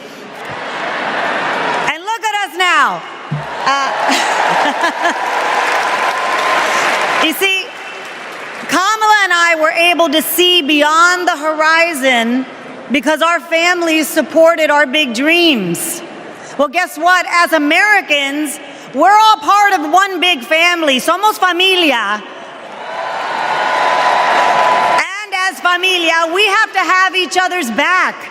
We have to support each other's dreams because Kamala's success is our success. And she supports us to dream big too. So let me tell you, in the Latino community, in our community, we have a saying, sí se puede, which means yes. It means yes, we can. But tonight, I'm here to tell you, yes, she can. So we're going to say, she se puede. So when someone asks you, is she ready to lead this country forward? We're going to say, she se puede. When somebody says, is she qualified for the job? We're going to say, she se puede. When somebody asks, is she going to be the first female president of the United States? We're going to say, she se puede. Our voices, our vote, we're going to decide this election. And let me tell you, the energy tonight isn't just here in Chicago, it's all across the country. People are gathered at watch parties everywhere to celebrate Kamala Harris. Say hello. Yes. All right. We know how to work, so let's get to work. Let's turn all of this enthusiasm and joy into action between now and November 5th. Let's go. She se puede. She se puede. Thank you.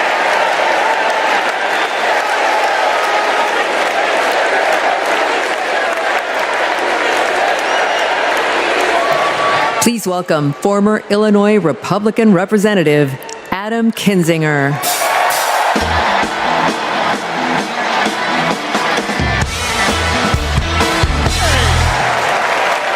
Hey, good evening.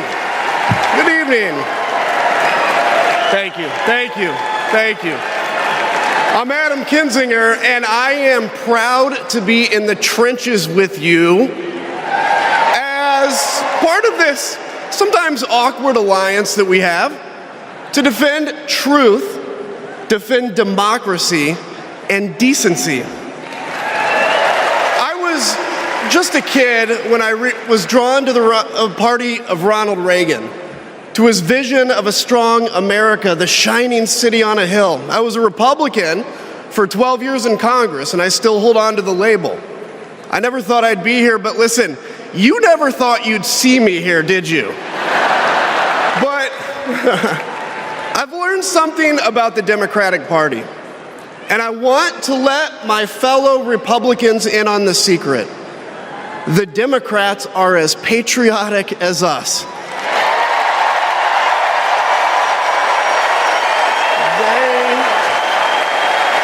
They love this country just as much as we do.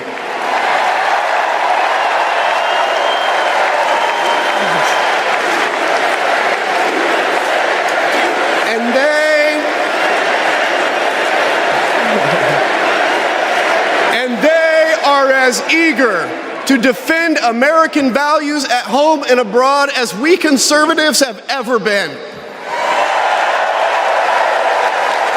I was relieved to discover that because I've learned something about my party too, something I couldn't ignore. The Republican Party is no longer conservative.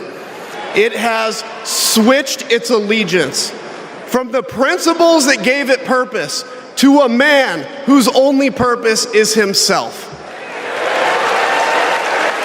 Donald Trump is a weak man pretending to be strong.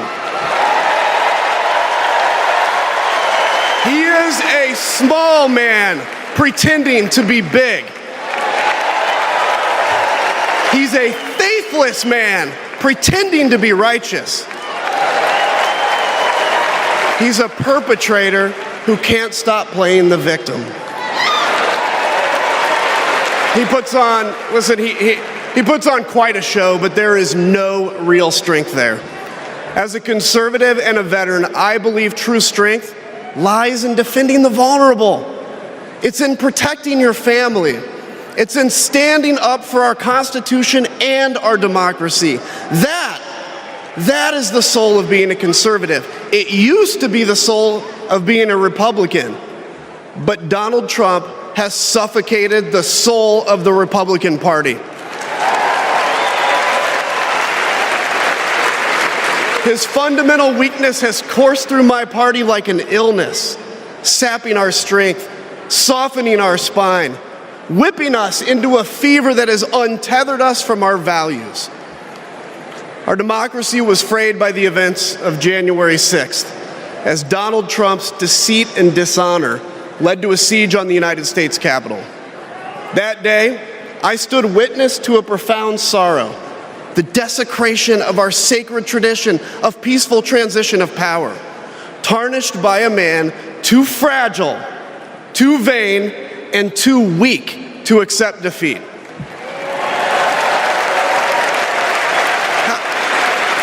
How can a party claim to be patriotic if it idolizes a man who tried to overthrow a free and fair election? How can a party claim to stand for liberty if it sees a fight for freedom in Ukraine, an attack pitting tyranny against democracy, a challenge to everything our nation claims to be, and it retreats, it equivocates, it nominates a man who is weirdly obsessed with Putin, and his running mate who said, quote, "I don't care what happens in Ukraine." Yeah, and he wants to be vice president. Yeah. How can a party claim to be conservative when it tarnishes the gifts that our forebears fought for? Men like my grandfather, who served in World War II. who believed in a cause bigger than himself, and he risked his life for it behind enemy lines. To preserve American democracy, his generation found the courage to face down armies. Listen, all we're asked to do is to summon the courage to stand up to one weak man.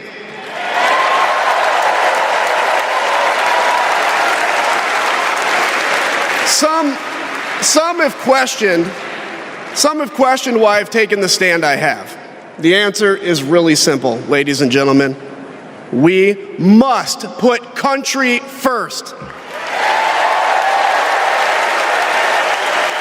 And tonight, as a Republican speaking before you, I'm putting our country first.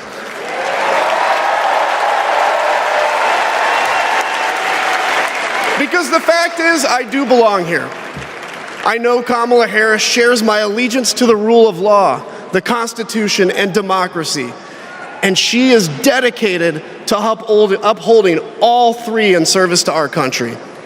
Whatever policies we disagree on pale in comparison with those fundamental matters of principle, of decency, and of fidelity to this nation.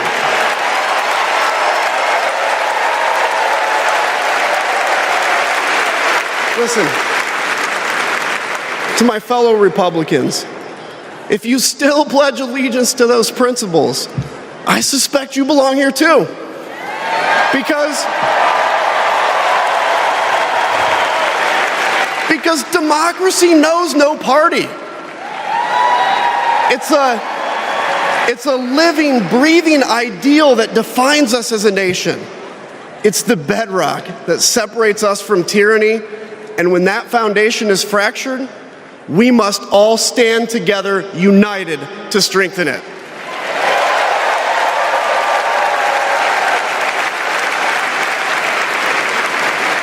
If you think those principles are worth defending, then I urge you, make the right choice. Vote for our bedrock values and vote for Kamala Harris. God bless you.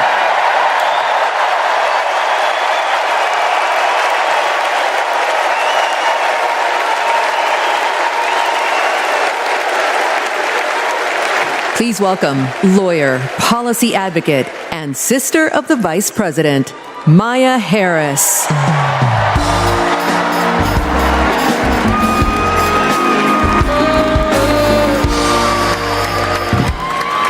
Hello, Chicago. In 1958, a 19-year-old from India left the only country she'd ever known to chart her own path in America. She came here to pursue an education, but she stayed here to build a life. Her name was Dr. Shamala Gopalan Harris.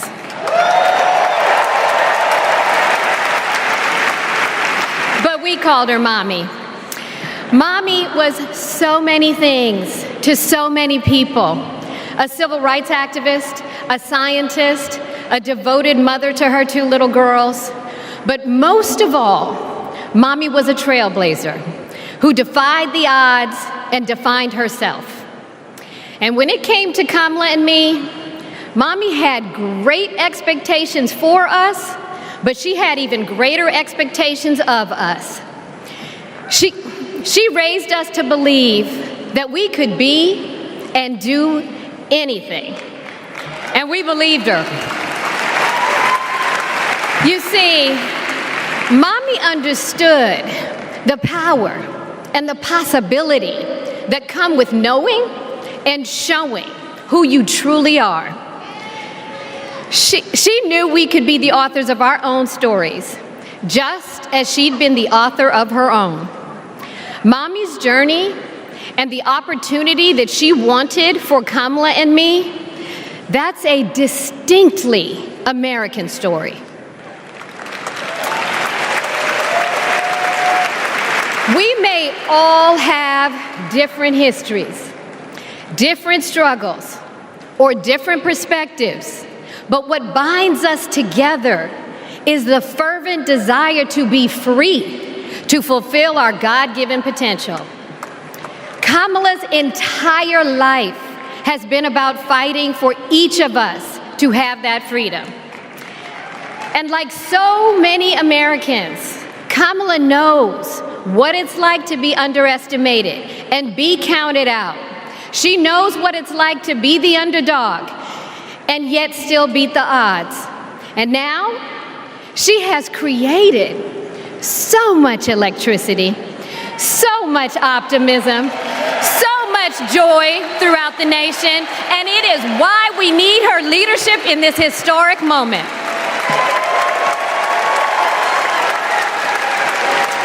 We are living in a time when some are trying to divide us, to separate us in ways that make it difficult for us to come together. Well, look, my sister rejects that view. Where others push darkness, Kamala sees promise. Where others feel detachment, Kamala fosters connection. Where others want to drag us back to the past, my sister says, hold up now, we are not going back.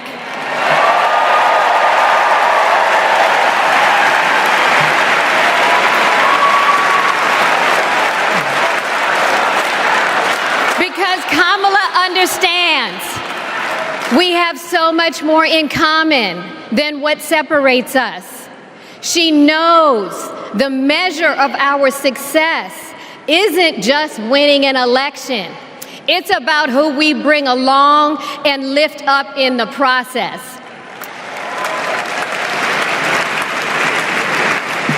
And so as I look out at all of you today and take in this incredible moment, I so wish that Mommy could be here tonight. I can just see her smiling, saying how proud she is of Kamala. And then, without missing a beat, she say, that's enough, you got work to do. She would tell all of us to roll up our sleeves and get to work, to elect a leader who sees the potential in each of us, a leader who cares for all of us, a leader who fights for every one of us. Our Democratic nominee, my big sister, the next President of the United States, Kamala Harris.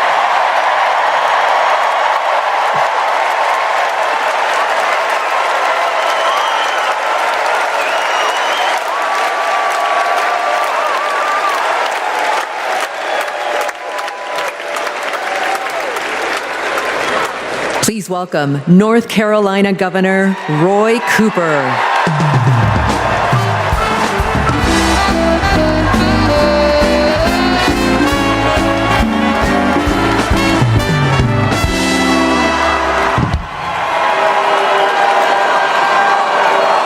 Hello, America. I'm Roy Cooper, the last guy standing between you and the moment we're all waiting for. So I'm going to get right to it. All week, you've heard stories about my friend Kamala. I want to take you behind the scenes of one of them. 2011 was a rough time for American homeowners. Hundreds of thousands were losing their homes to illegal foreclosure. I was Attorney General in North Carolina, while Kamala had just become California's. All the AGs were close to a settlement with the big banks, and it was a pretty good deal. Would have meant $4 billion for California families who'd been ripped off. I know that sounds like a lot, but Kamala said, hang on a minute. I've met these families. I know what they've been through, and they deserve more. She went toe-to-toe with some of the world's most powerful executives, and she refused to give in. Let me tell you, this was a huge risk, but she knew it was a risk worth taking. That's Kamala. And we all know what happened. The banks caved. that $4 billion for California families became $20 billion. That was the first time I witnessed Kamala in action. And what I saw was a leader who does exactly what she says she's going to do, who never will settle for less. America, we got a lot of big fights ahead of us. And we've got one hell of a fighter ready to take them on. I know that because I know her. And tonight, I want the American people to know, even if you don't agree with her on everything, Kamala Harris will fight for you to the very end. For families who need better health care or a safer place to live, Kamala will fight for you. For parents who want better schools for their kids, for workers worried about a secure retirement for themselves, Kamala will fight for you. For any one of our allies anywhere in the world wondering if America still has your back, remember this: Kamala will fight for you. And when she fights, we win. Kamala's ready. Kamala's ready.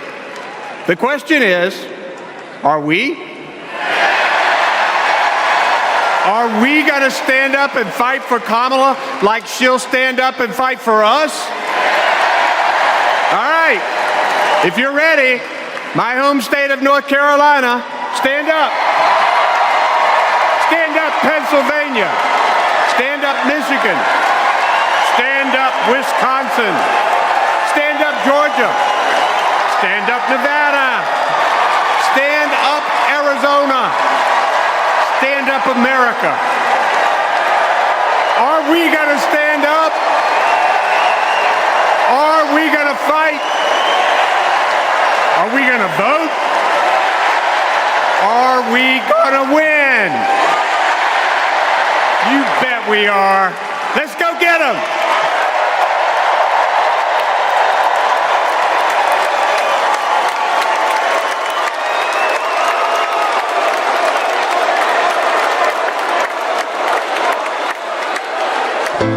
She grew up in a tight-knit neighborhood.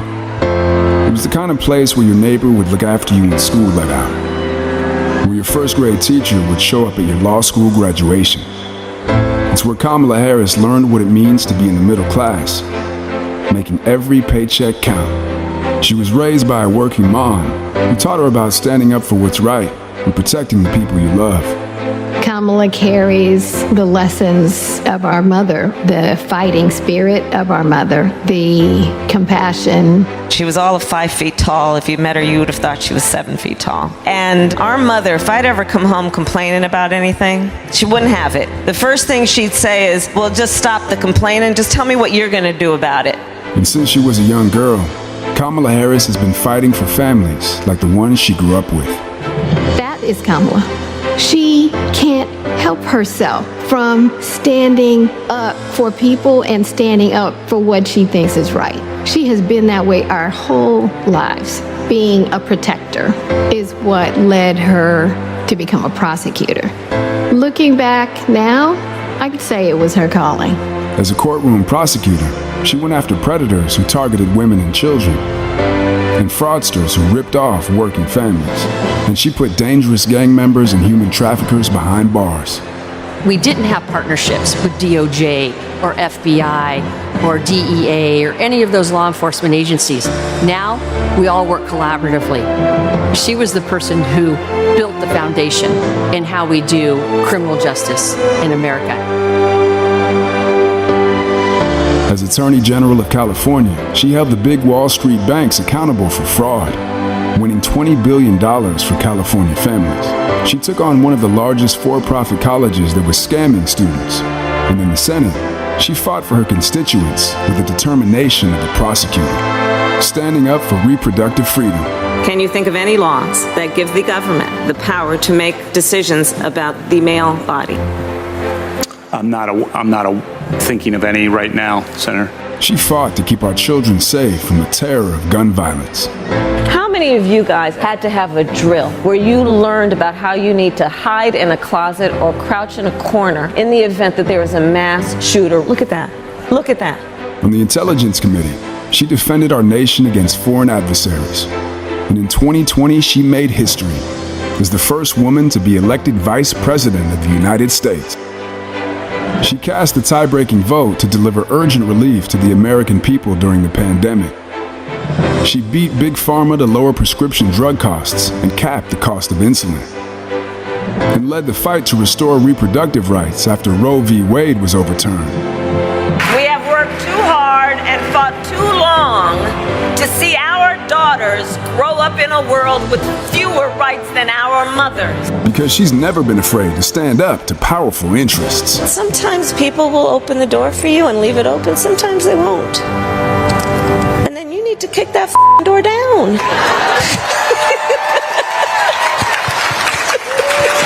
Excuse my language. Now, she's running for president, still fighting for families like the one she grew up with. Our campaign is about saying we trust the people. We're saying we just want fairness. We want dignity for all people.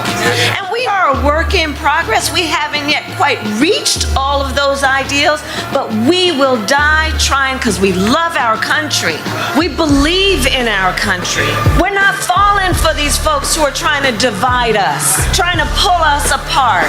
We know what we stand for, and we stand for the people, and we stand for the dignity of work, and we stand for freedom. We stand for justice. We stand for equality. And so we will fight for all of it. That's who Kamala Harris is. That's what she believes, and that's what she'll fight for every day.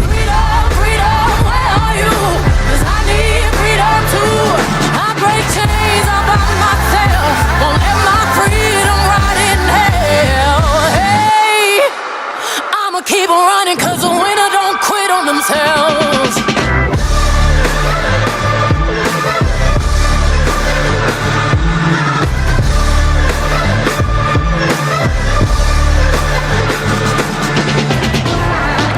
Please welcome the Democratic nominee for president, Vice President of the United States of America, Kamala Harris.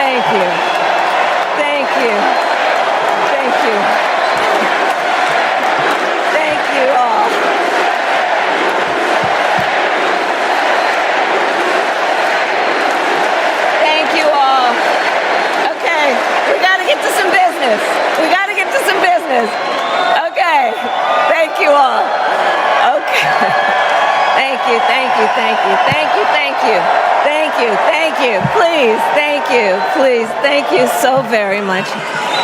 Thank you, everyone. Thank you, everyone. Thank you. Okay, let's get to business. Let's get to business. All right. So let me start by thanking my most incredible husband, Doug, for being an incredible partner to me, an incredible father to Cole and Ella, and happy anniversary, Dougie. I love you so very much. To our President Joe Biden, when I think about the path that we have traveled together, Joe, I am filled with gratitude. Your record is extraordinary, as history will show, and your character is inspiring. And Doug and I love you and Jill and are forever thankful to you both.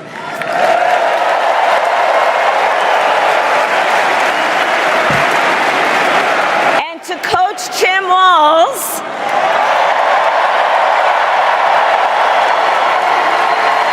you are going to be an incredible vice president.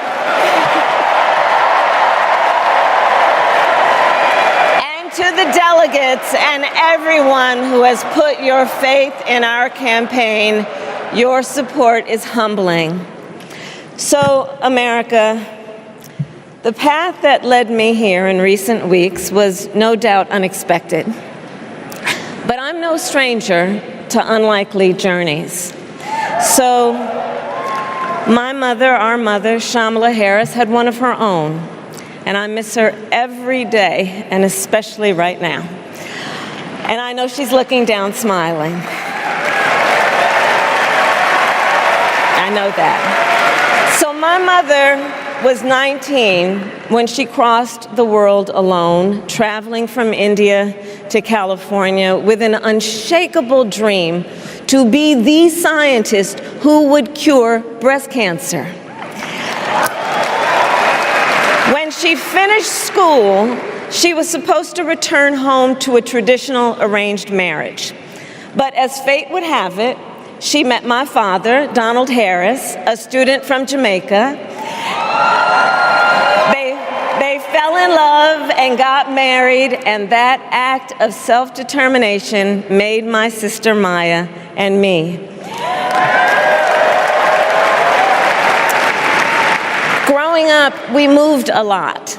I will always remember that big Mayflower truck packed with all our belongings, ready to go to Illinois, to Wisconsin, and wherever our parents' jobs took us. My early memories of our parents together are very joyful ones. A home filled with laughter and music, Aretha, Coltrane, and Miles. At the park, my mother would say, "Stay close." But my father would say, as he smiled, "Run, Kamala, run. Don't be afraid. Don't let anything stop you."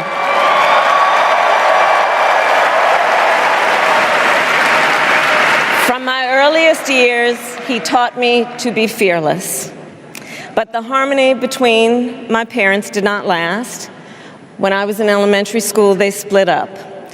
And it was mostly my mother who raised us. Before she could finally afford to buy a home, she rented a small apartment in the East Bay. In the Bay, you either live in the hills or the flatlands. We lived in the flats. A beautiful working-class neighborhood of firefighters, nurses, and construction workers, all who tended their lawns with pride. My mother, she worked long hours, and like many working parents, she leaned on a trusted circle to help raise us. Mrs. Shelton, who ran the daycare below us and became a second mother. Uncle Sherman, Aunt Mary, Uncle Freddie, Auntie Chris. none of them family by blood, and all of them family by love.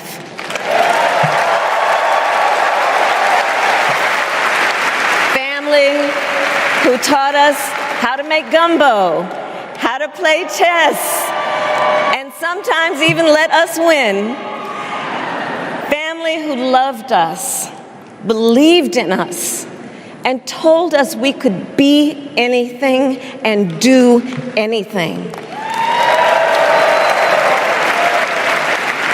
They instilled in us the values they personified: community, faith, and the importance of treating others as you would want to be treated, with kindness, respect, and compassion. My mother was a brilliant, 5-foot-tall, brown woman with an accent. And as the eldest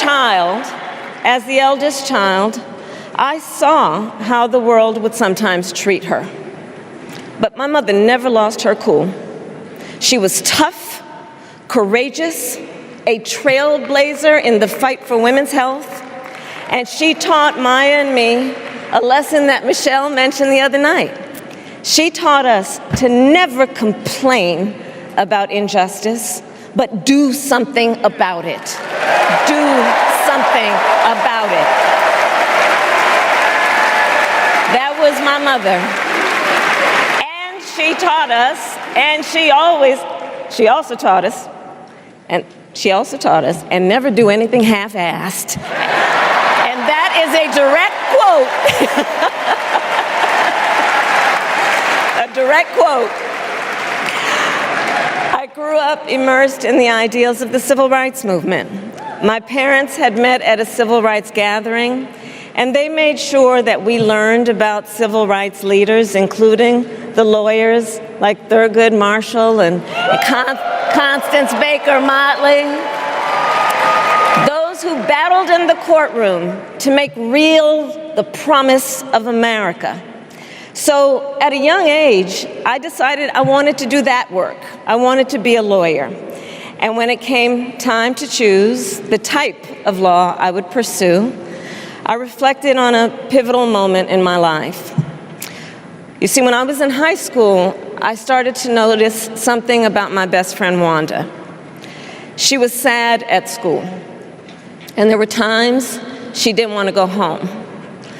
So one day I asked if everything was all right, and she confided in me that she was being sexually abused by her stepfather.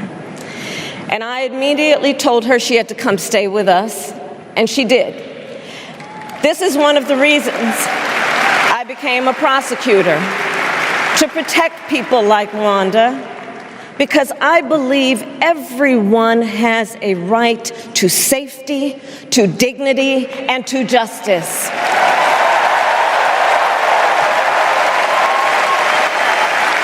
As a prosecutor, when I had a case, I charged it not in the name of the victim, but in the name of the people.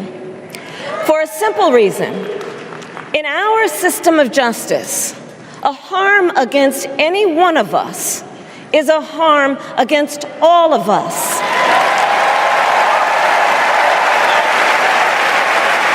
And I would often explain this to console survivors of crime, to remind them no one should be made to fight alone. We are all in this together. And every day in the courtroom, I stood proudly before a judge and I said 5 words: Kamala Harris for the people.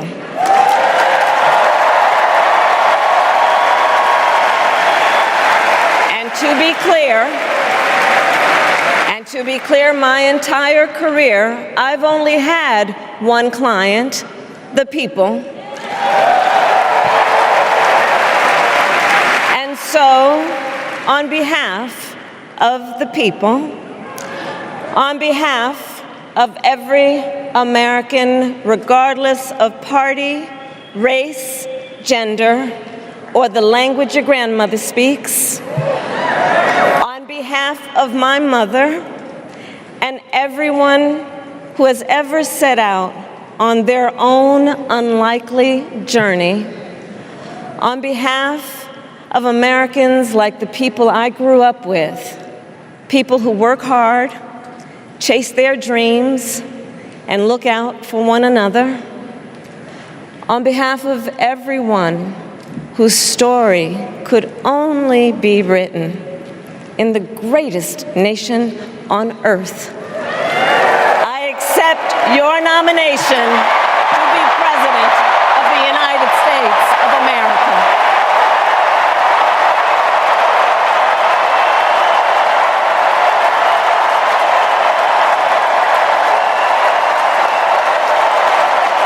And with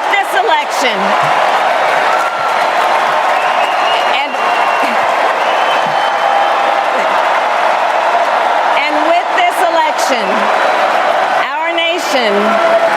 our nation with this election has a precious, fleeting opportunity to move past the bitterness, cynicism, and divisive battles of the past, a chance to chart a new way forward.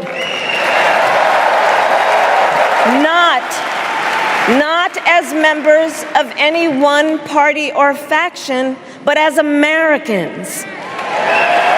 And let me say, I know there are people of various political views watching tonight, and I want you to know, I promise to be a president for all Americans. You can always trust me to put country above party and self, to hold sacred America's fundamental principles, from the rule of law to free and fair elections to the peaceful transfer of power.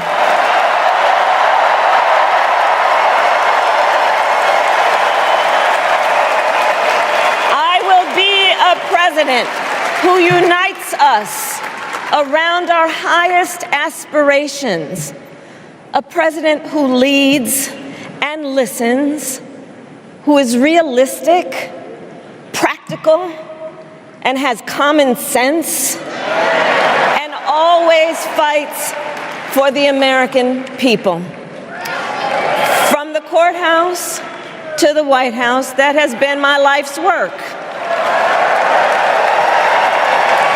As a young courtroom prosecutor in Oakland, California, I stood up for women and children against predators who abuse them.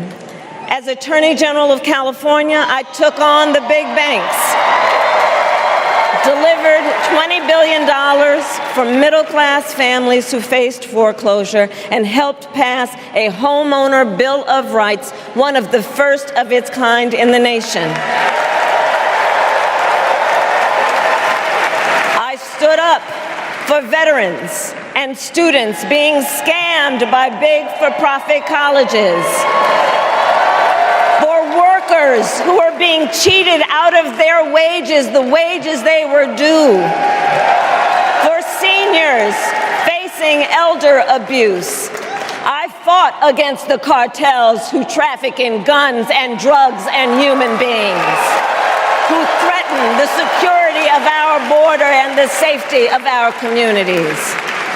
And I will tell you, these fights were not easy, and neither were the elections that put me in those offices.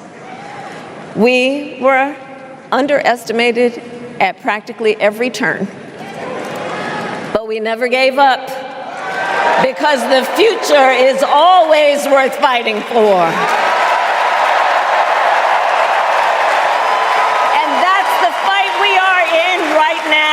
A fight for America's future.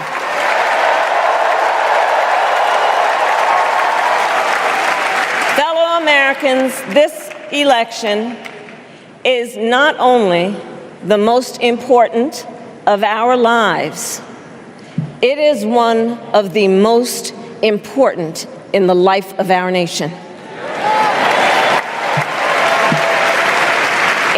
ways, Donald Trump is an unserious man. But the consequences of putting Donald Trump back in the White House are extremely serious. Consider not only the chaos and calamity when he was in office, but also the gravity of what has happened since he lost the last election.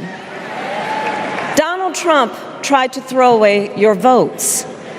When he failed, he sent an armed mob to the United States Capitol where they assaulted law enforcement officers. When politicians in his own party begged him to call off the mob and send help, he did the opposite. He fanned the flames. And now, for an entirely different set of crimes, he was found guilty of fraud by a jury of everyday Americans and separately found liable for committing sexual abuse. And consider what he intends to do if we give him power again. Consider his explicit intent to set free violent extremists who assaulted those law enforcement officers at the Capitol. His explicit intent to jail journalists, political opponents, and anyone he sees as the enemy. His explicit intent to deploy our active duty military against our own citizens. Consider the power he will have, especially after the United States Supreme Court just ruled that he would be immune from criminal prosecution. Just imagine Donald Trump with no guardrails, and how he would use the immense powers of the presidency of the United States, not to improve your life, not to strengthen our national security, but to serve the only client he has ever had, himself.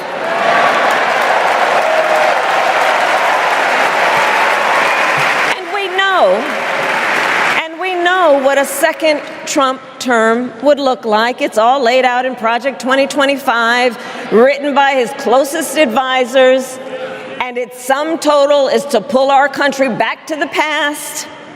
But America, we are not going back.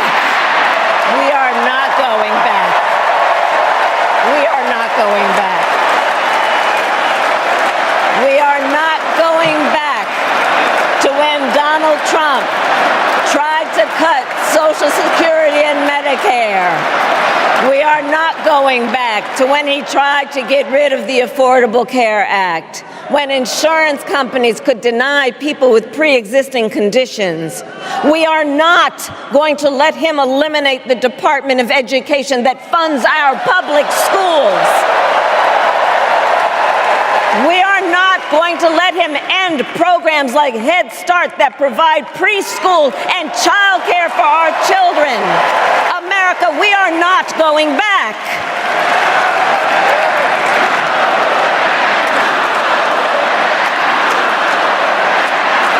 And we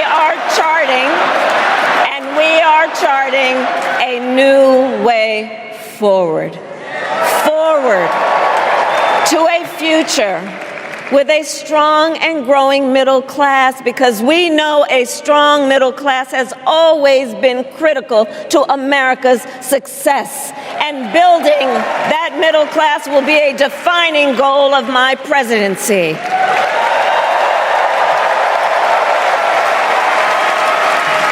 And I'll tell you, this is personal for me.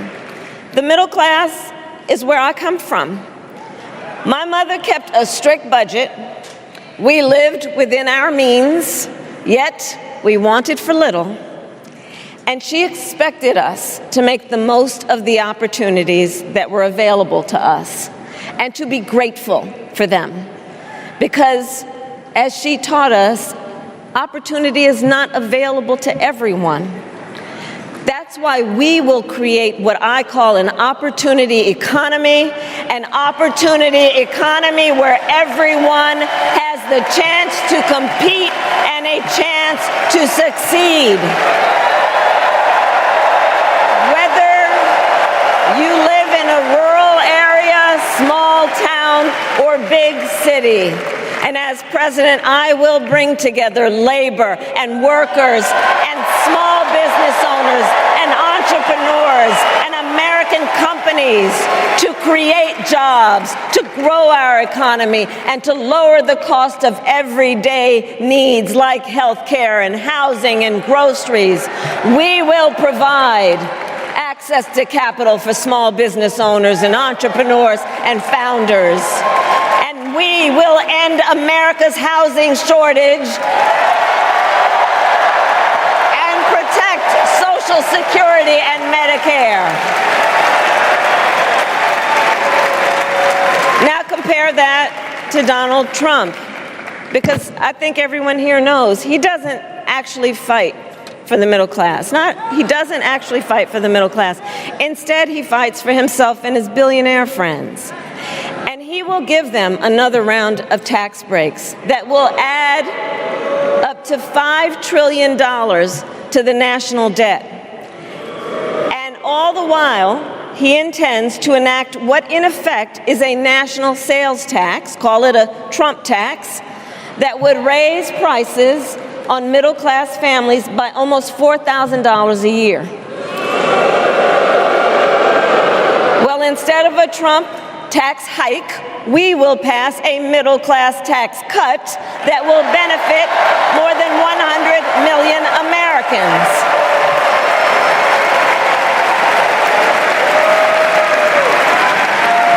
Friends, I believe America cannot truly be prosperous unless Americans are fully able to make their own decisions about their own lives, especially on matters of heart and home. But tonight, in America, too many women are not able to make those decisions. And let's be clear about how we got here. Donald Trump handpicked members of the United States Supreme Court to take away reproductive freedom. And now he brags about it. In his words, quote, "I did it and I'm proud to have done it," end quote. Well, I'll tell you, over the past 2 years, I've traveled across our country, and women have told me their stories. Husbands and fathers have shared theirs. Stories of women miscarrying in a parking lot, developing sepsis, losing the ability to ever again have children, all because doctors are afraid they may go to jail for caring for their patients. Couples just trying to grow their family, cut off in the middle of IVF treatments. Children who have survived sexual assault, potentially being forced to carry a pregnancy to term. This is what's happening in our country because of Donald Trump. And understand, he is not done.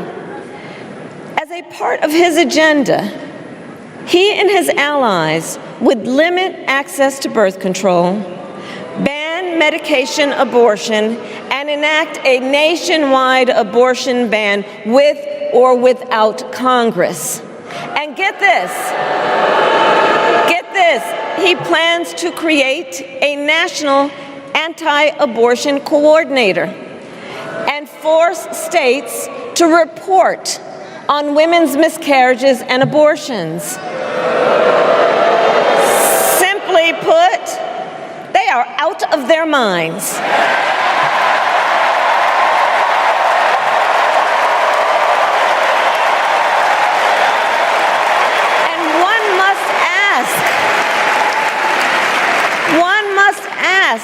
why exactly is it that they don't trust women?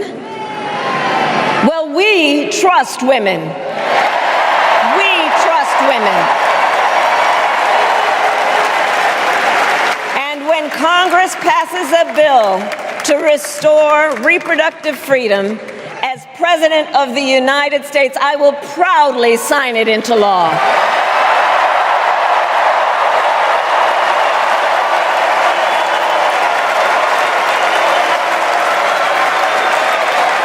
In this election, many other fundamental freedoms are at stake. The freedom to live safe from gun violence in our schools, communities, and places of worship. The freedom to love who you love openly and with pride. The freedom to breathe clean air and drink clean water and live free from the pollution that fuels the climate crisis. And the freedom that unlocks all the others, the freedom to vote. With this election, we finally have the opportunity to pass the John Lewis Voting Rights Act and the Freedom to Vote Act.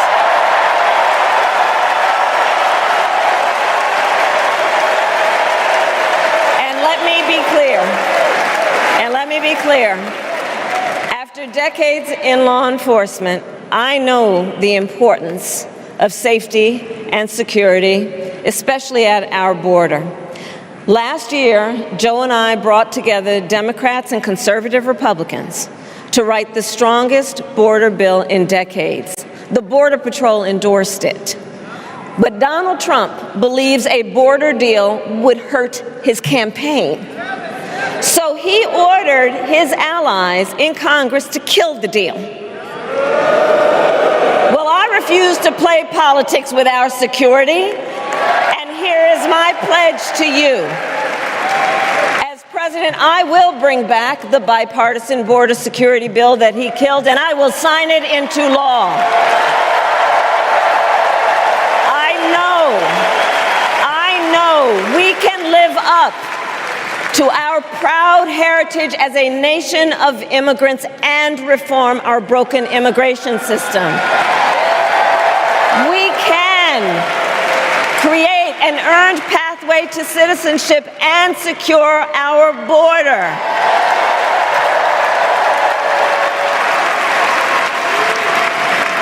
And America, we must also be steadfast in advancing our security and values abroad. As Vice President, I have confronted threats to our security, negotiated with foreign leaders, strengthened our alliances, and engaged with our brave troops overseas.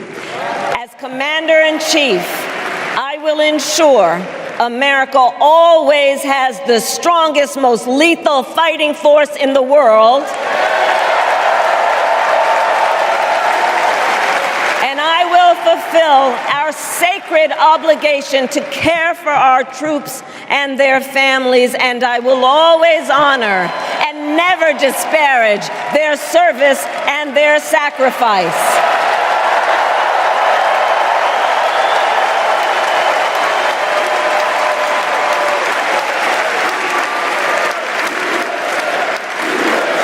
I will make sure that we lead the world into the future on space and artificial intelligence, that America, not China, wins the competition for the 21st century, and that we strengthen, not abdicate, our global leadership. Trump, on the other hand, threatened to abandon NATO.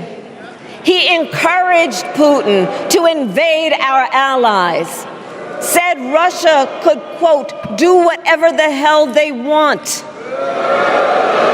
5 days before Russia attacked Ukraine, I met with President Zelensky to warn him about Russia's plan to invade. I helped mobilize a global response, over 50 countries, to defend against Putin's aggression. And as President, I will stand strong with Ukraine and our NATO allies.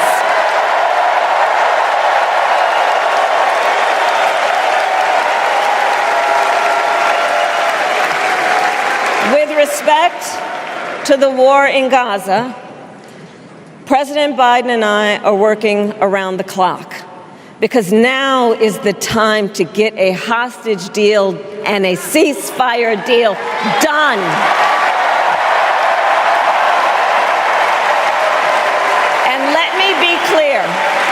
And let me be clear, I will always stand up for Israel's right to defend itself, and I will always ensure Israel has the ability to defend itself, because the people of Israel must never again face the horror that a terrorist organization called Hamas caused on October 7, including unspeakable sexual violence and the massacre of young people at a music festival. At the same time, what has happened in Gaza over the past 10 months is devastating. So many innocent lives lost. Desperate, hungry people fleeing for safety over and over again. The scale of suffering is heartbreaking. President Biden and I are working to end this war such that Israel is secure, the hostages are released, the suffering in Gaza ends, and the Palestinian people can realize their right to dignity, security, freedom, and self-determination.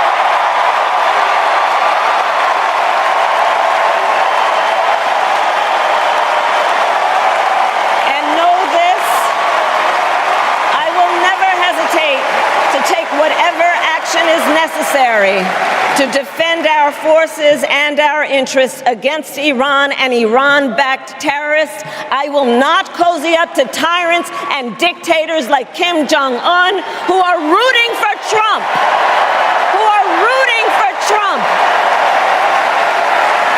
Because, you know, they know he is easy to manipulate with flattery and favors. They know Trump won't hold autocrats accountable because he wants to be an autocrat himself. And as president, I will never waver in defense of America's security and ideals, because in the enduring struggle between democracy and tyranny, I know where I stand and I know where the United States belongs.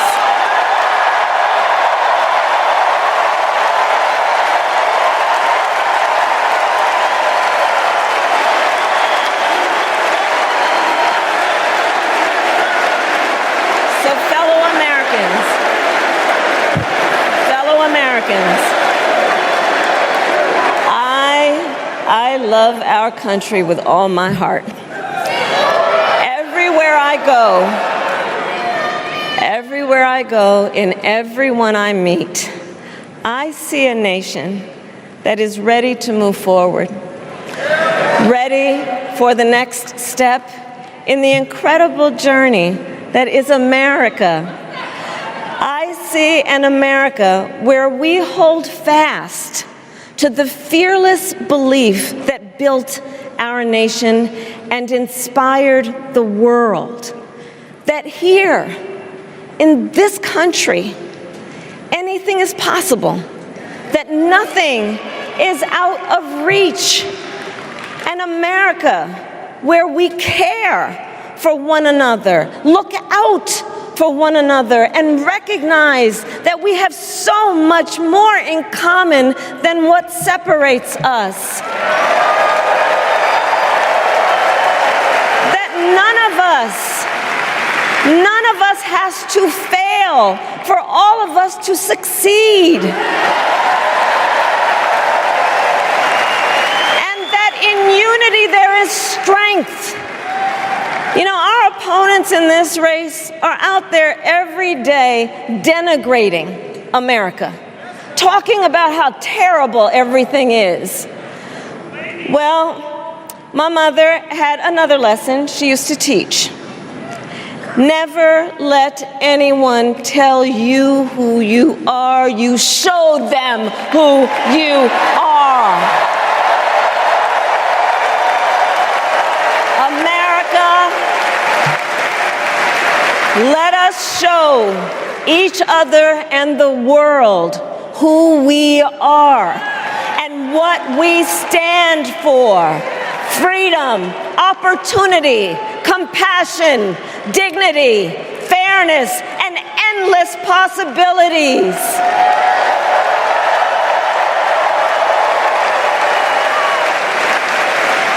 We are the heirs to the greatest democracy in the history of the world. And on behalf of our children and our grandchildren and all those who sacrificed so dearly for our freedom and liberty, we must be worthy of this moment. It is now our turn to do what generations before us have done, guided by optimism and faith, to fight for this country we love, to fight for the ideals we cherish, and to uphold the awesome responsibility that comes with the greatest privilege on earth, the privilege and pride of being an American.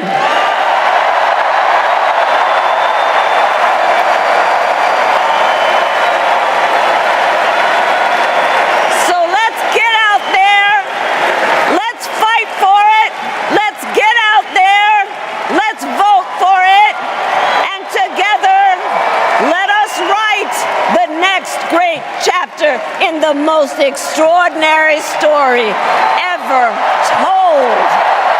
Thank you. God bless you, and may God bless the United States of America. Thank you all.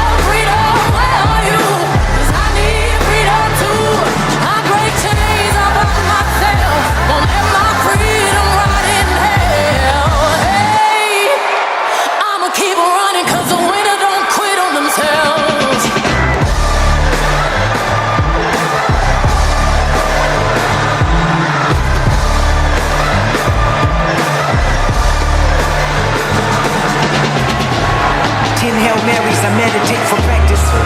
Channel 9 News tell me I'm moving backwards. 8 blacks left, death is around the corner. 7 misleading statements by my persona.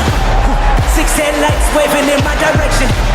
5-0 asking me what's in my possession. Yeah, I keep running, jumping the aqueducts, fire hydrants and hazardous smoke alarms on the back of us. But mama, don't cry for me, ride for me, try for me, live for me, breathe for me, sing for me, honestly guiding me. I can be more than I gotta be, still from me, lie to me, nation hypocrisy, code on me, driving me wicked. My spirit inspired me like yeah. Open correctional gates in high desert. Open our mind as we cast away oppression. Open the streets and watch our beliefs. And when they carve my name inside the concrete, I pray it forever reads. Freedom, freedom, I can't move. Freedom, cut me loose.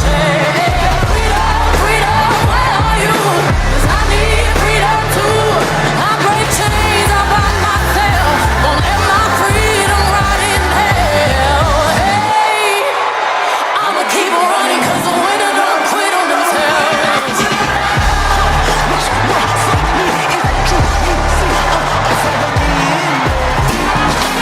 When I move my body just like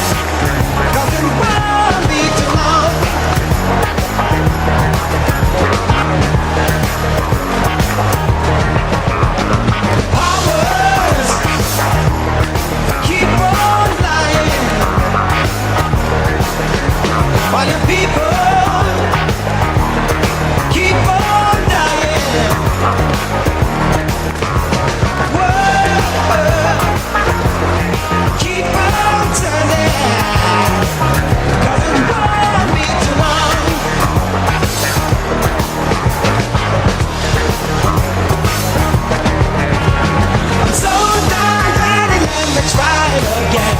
'Cause my last time on earth I lived a whole world of sin. I'm so glad that I know more than I knew then. Gonna keep on trying till I reach my highest ground.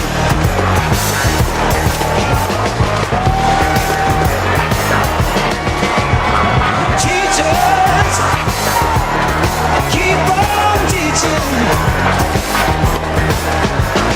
Preachers, keep on preaching.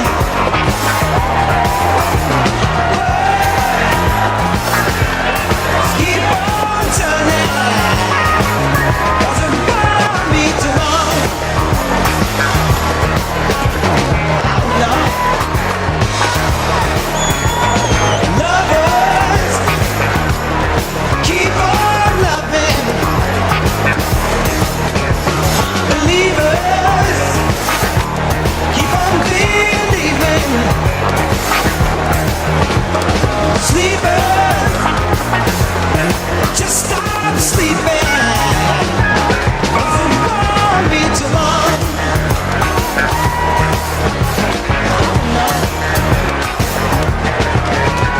I'm so glad that he let me try again.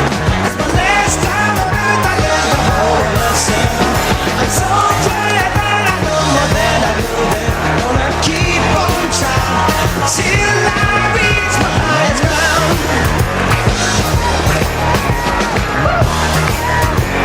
Till I reach my highest ground.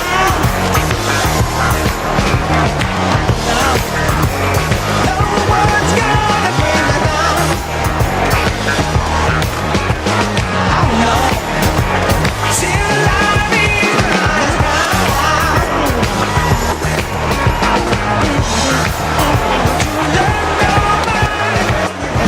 You better think about what you're trying to do to me. Think that you might go let yourself be free.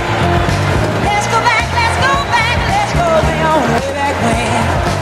I didn't even know you couldn't have been too much more than 10. I ain't no psychiatrist, I ain't no doctor with degrees, but it don't take too much time to see what you're doing to me. You better think about what you're trying to do to me, yeah. That you might go let yourself be free. Oh, freedom, freedom, freedom, freedom,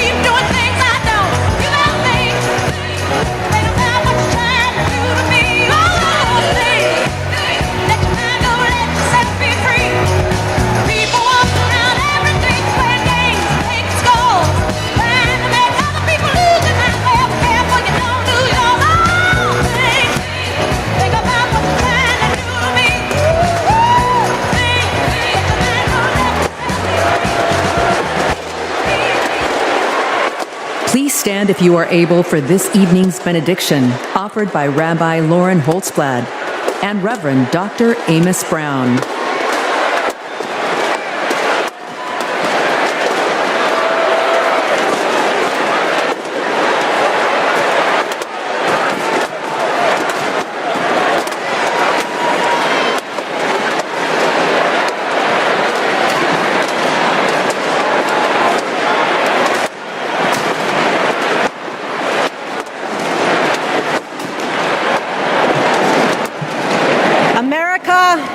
Let us pray.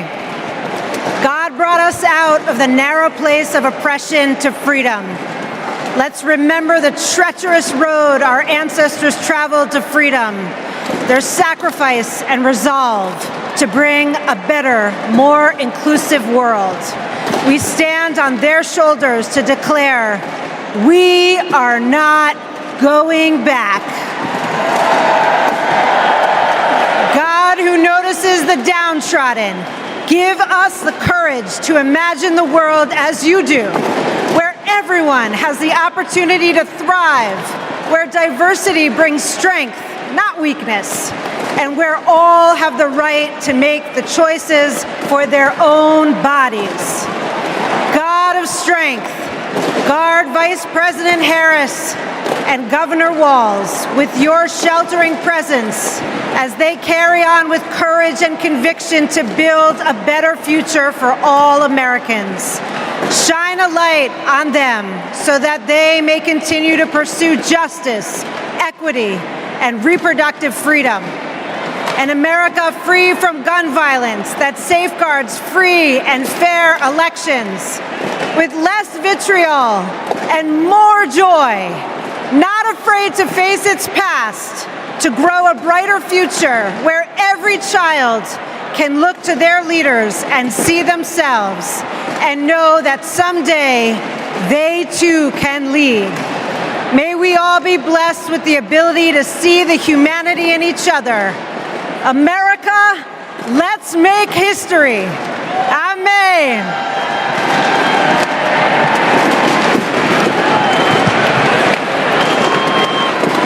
As we close this convention, we ask that the Creator bestow blessings on Vice President Harris and Governor Walz, and upon the bright future they will bring to the people of America. A future where our nation lives its motto of e pluribus unum, bringing together in civility and dignity the diversity that has built this great nation. E pluribus unum, one nation that embraces us all, every race, creed, or color, regardless of sexual orientation, gender, or gender expression, rich and poor, old and young, urban and rural. A future, oh God, for every American, where the humanity of all persons will be affirmed and celebrated, where every American has the opportunity and freedom to pursue those inalienable rights of life, liberty, and the pursuit of happiness. A future, oh God, where we live in peace and joy, where we set aside our rancor and division, where we heal our differences and celebrate our common purposes as one nation, one American community, that great city on a hill that serves as a beacon for all the people and all the nations. This is a journey we begin today, and we pray that the Almighty God will guide us on this path today, tomorrow, and for all the generations to come. Amen and amen.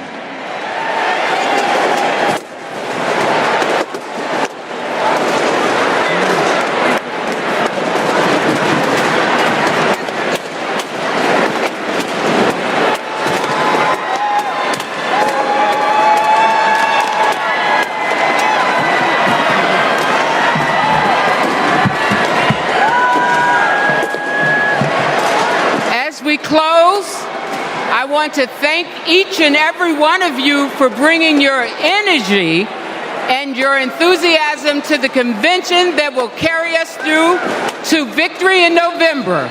Look around. You're surrounded by people from every corner of the country who traveled here because they believe in our mission. We know that unity is our strength.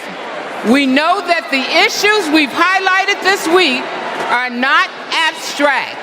We know what's at stake, and we bring that with us in this beginning. Over the next 75 days, we will mobilize like never before to show America what we as Democrats stand for. Together, we will fight for our rights, our freedom, and our democracy. Together, we will elect Democrats up and down the ballot. Together, we will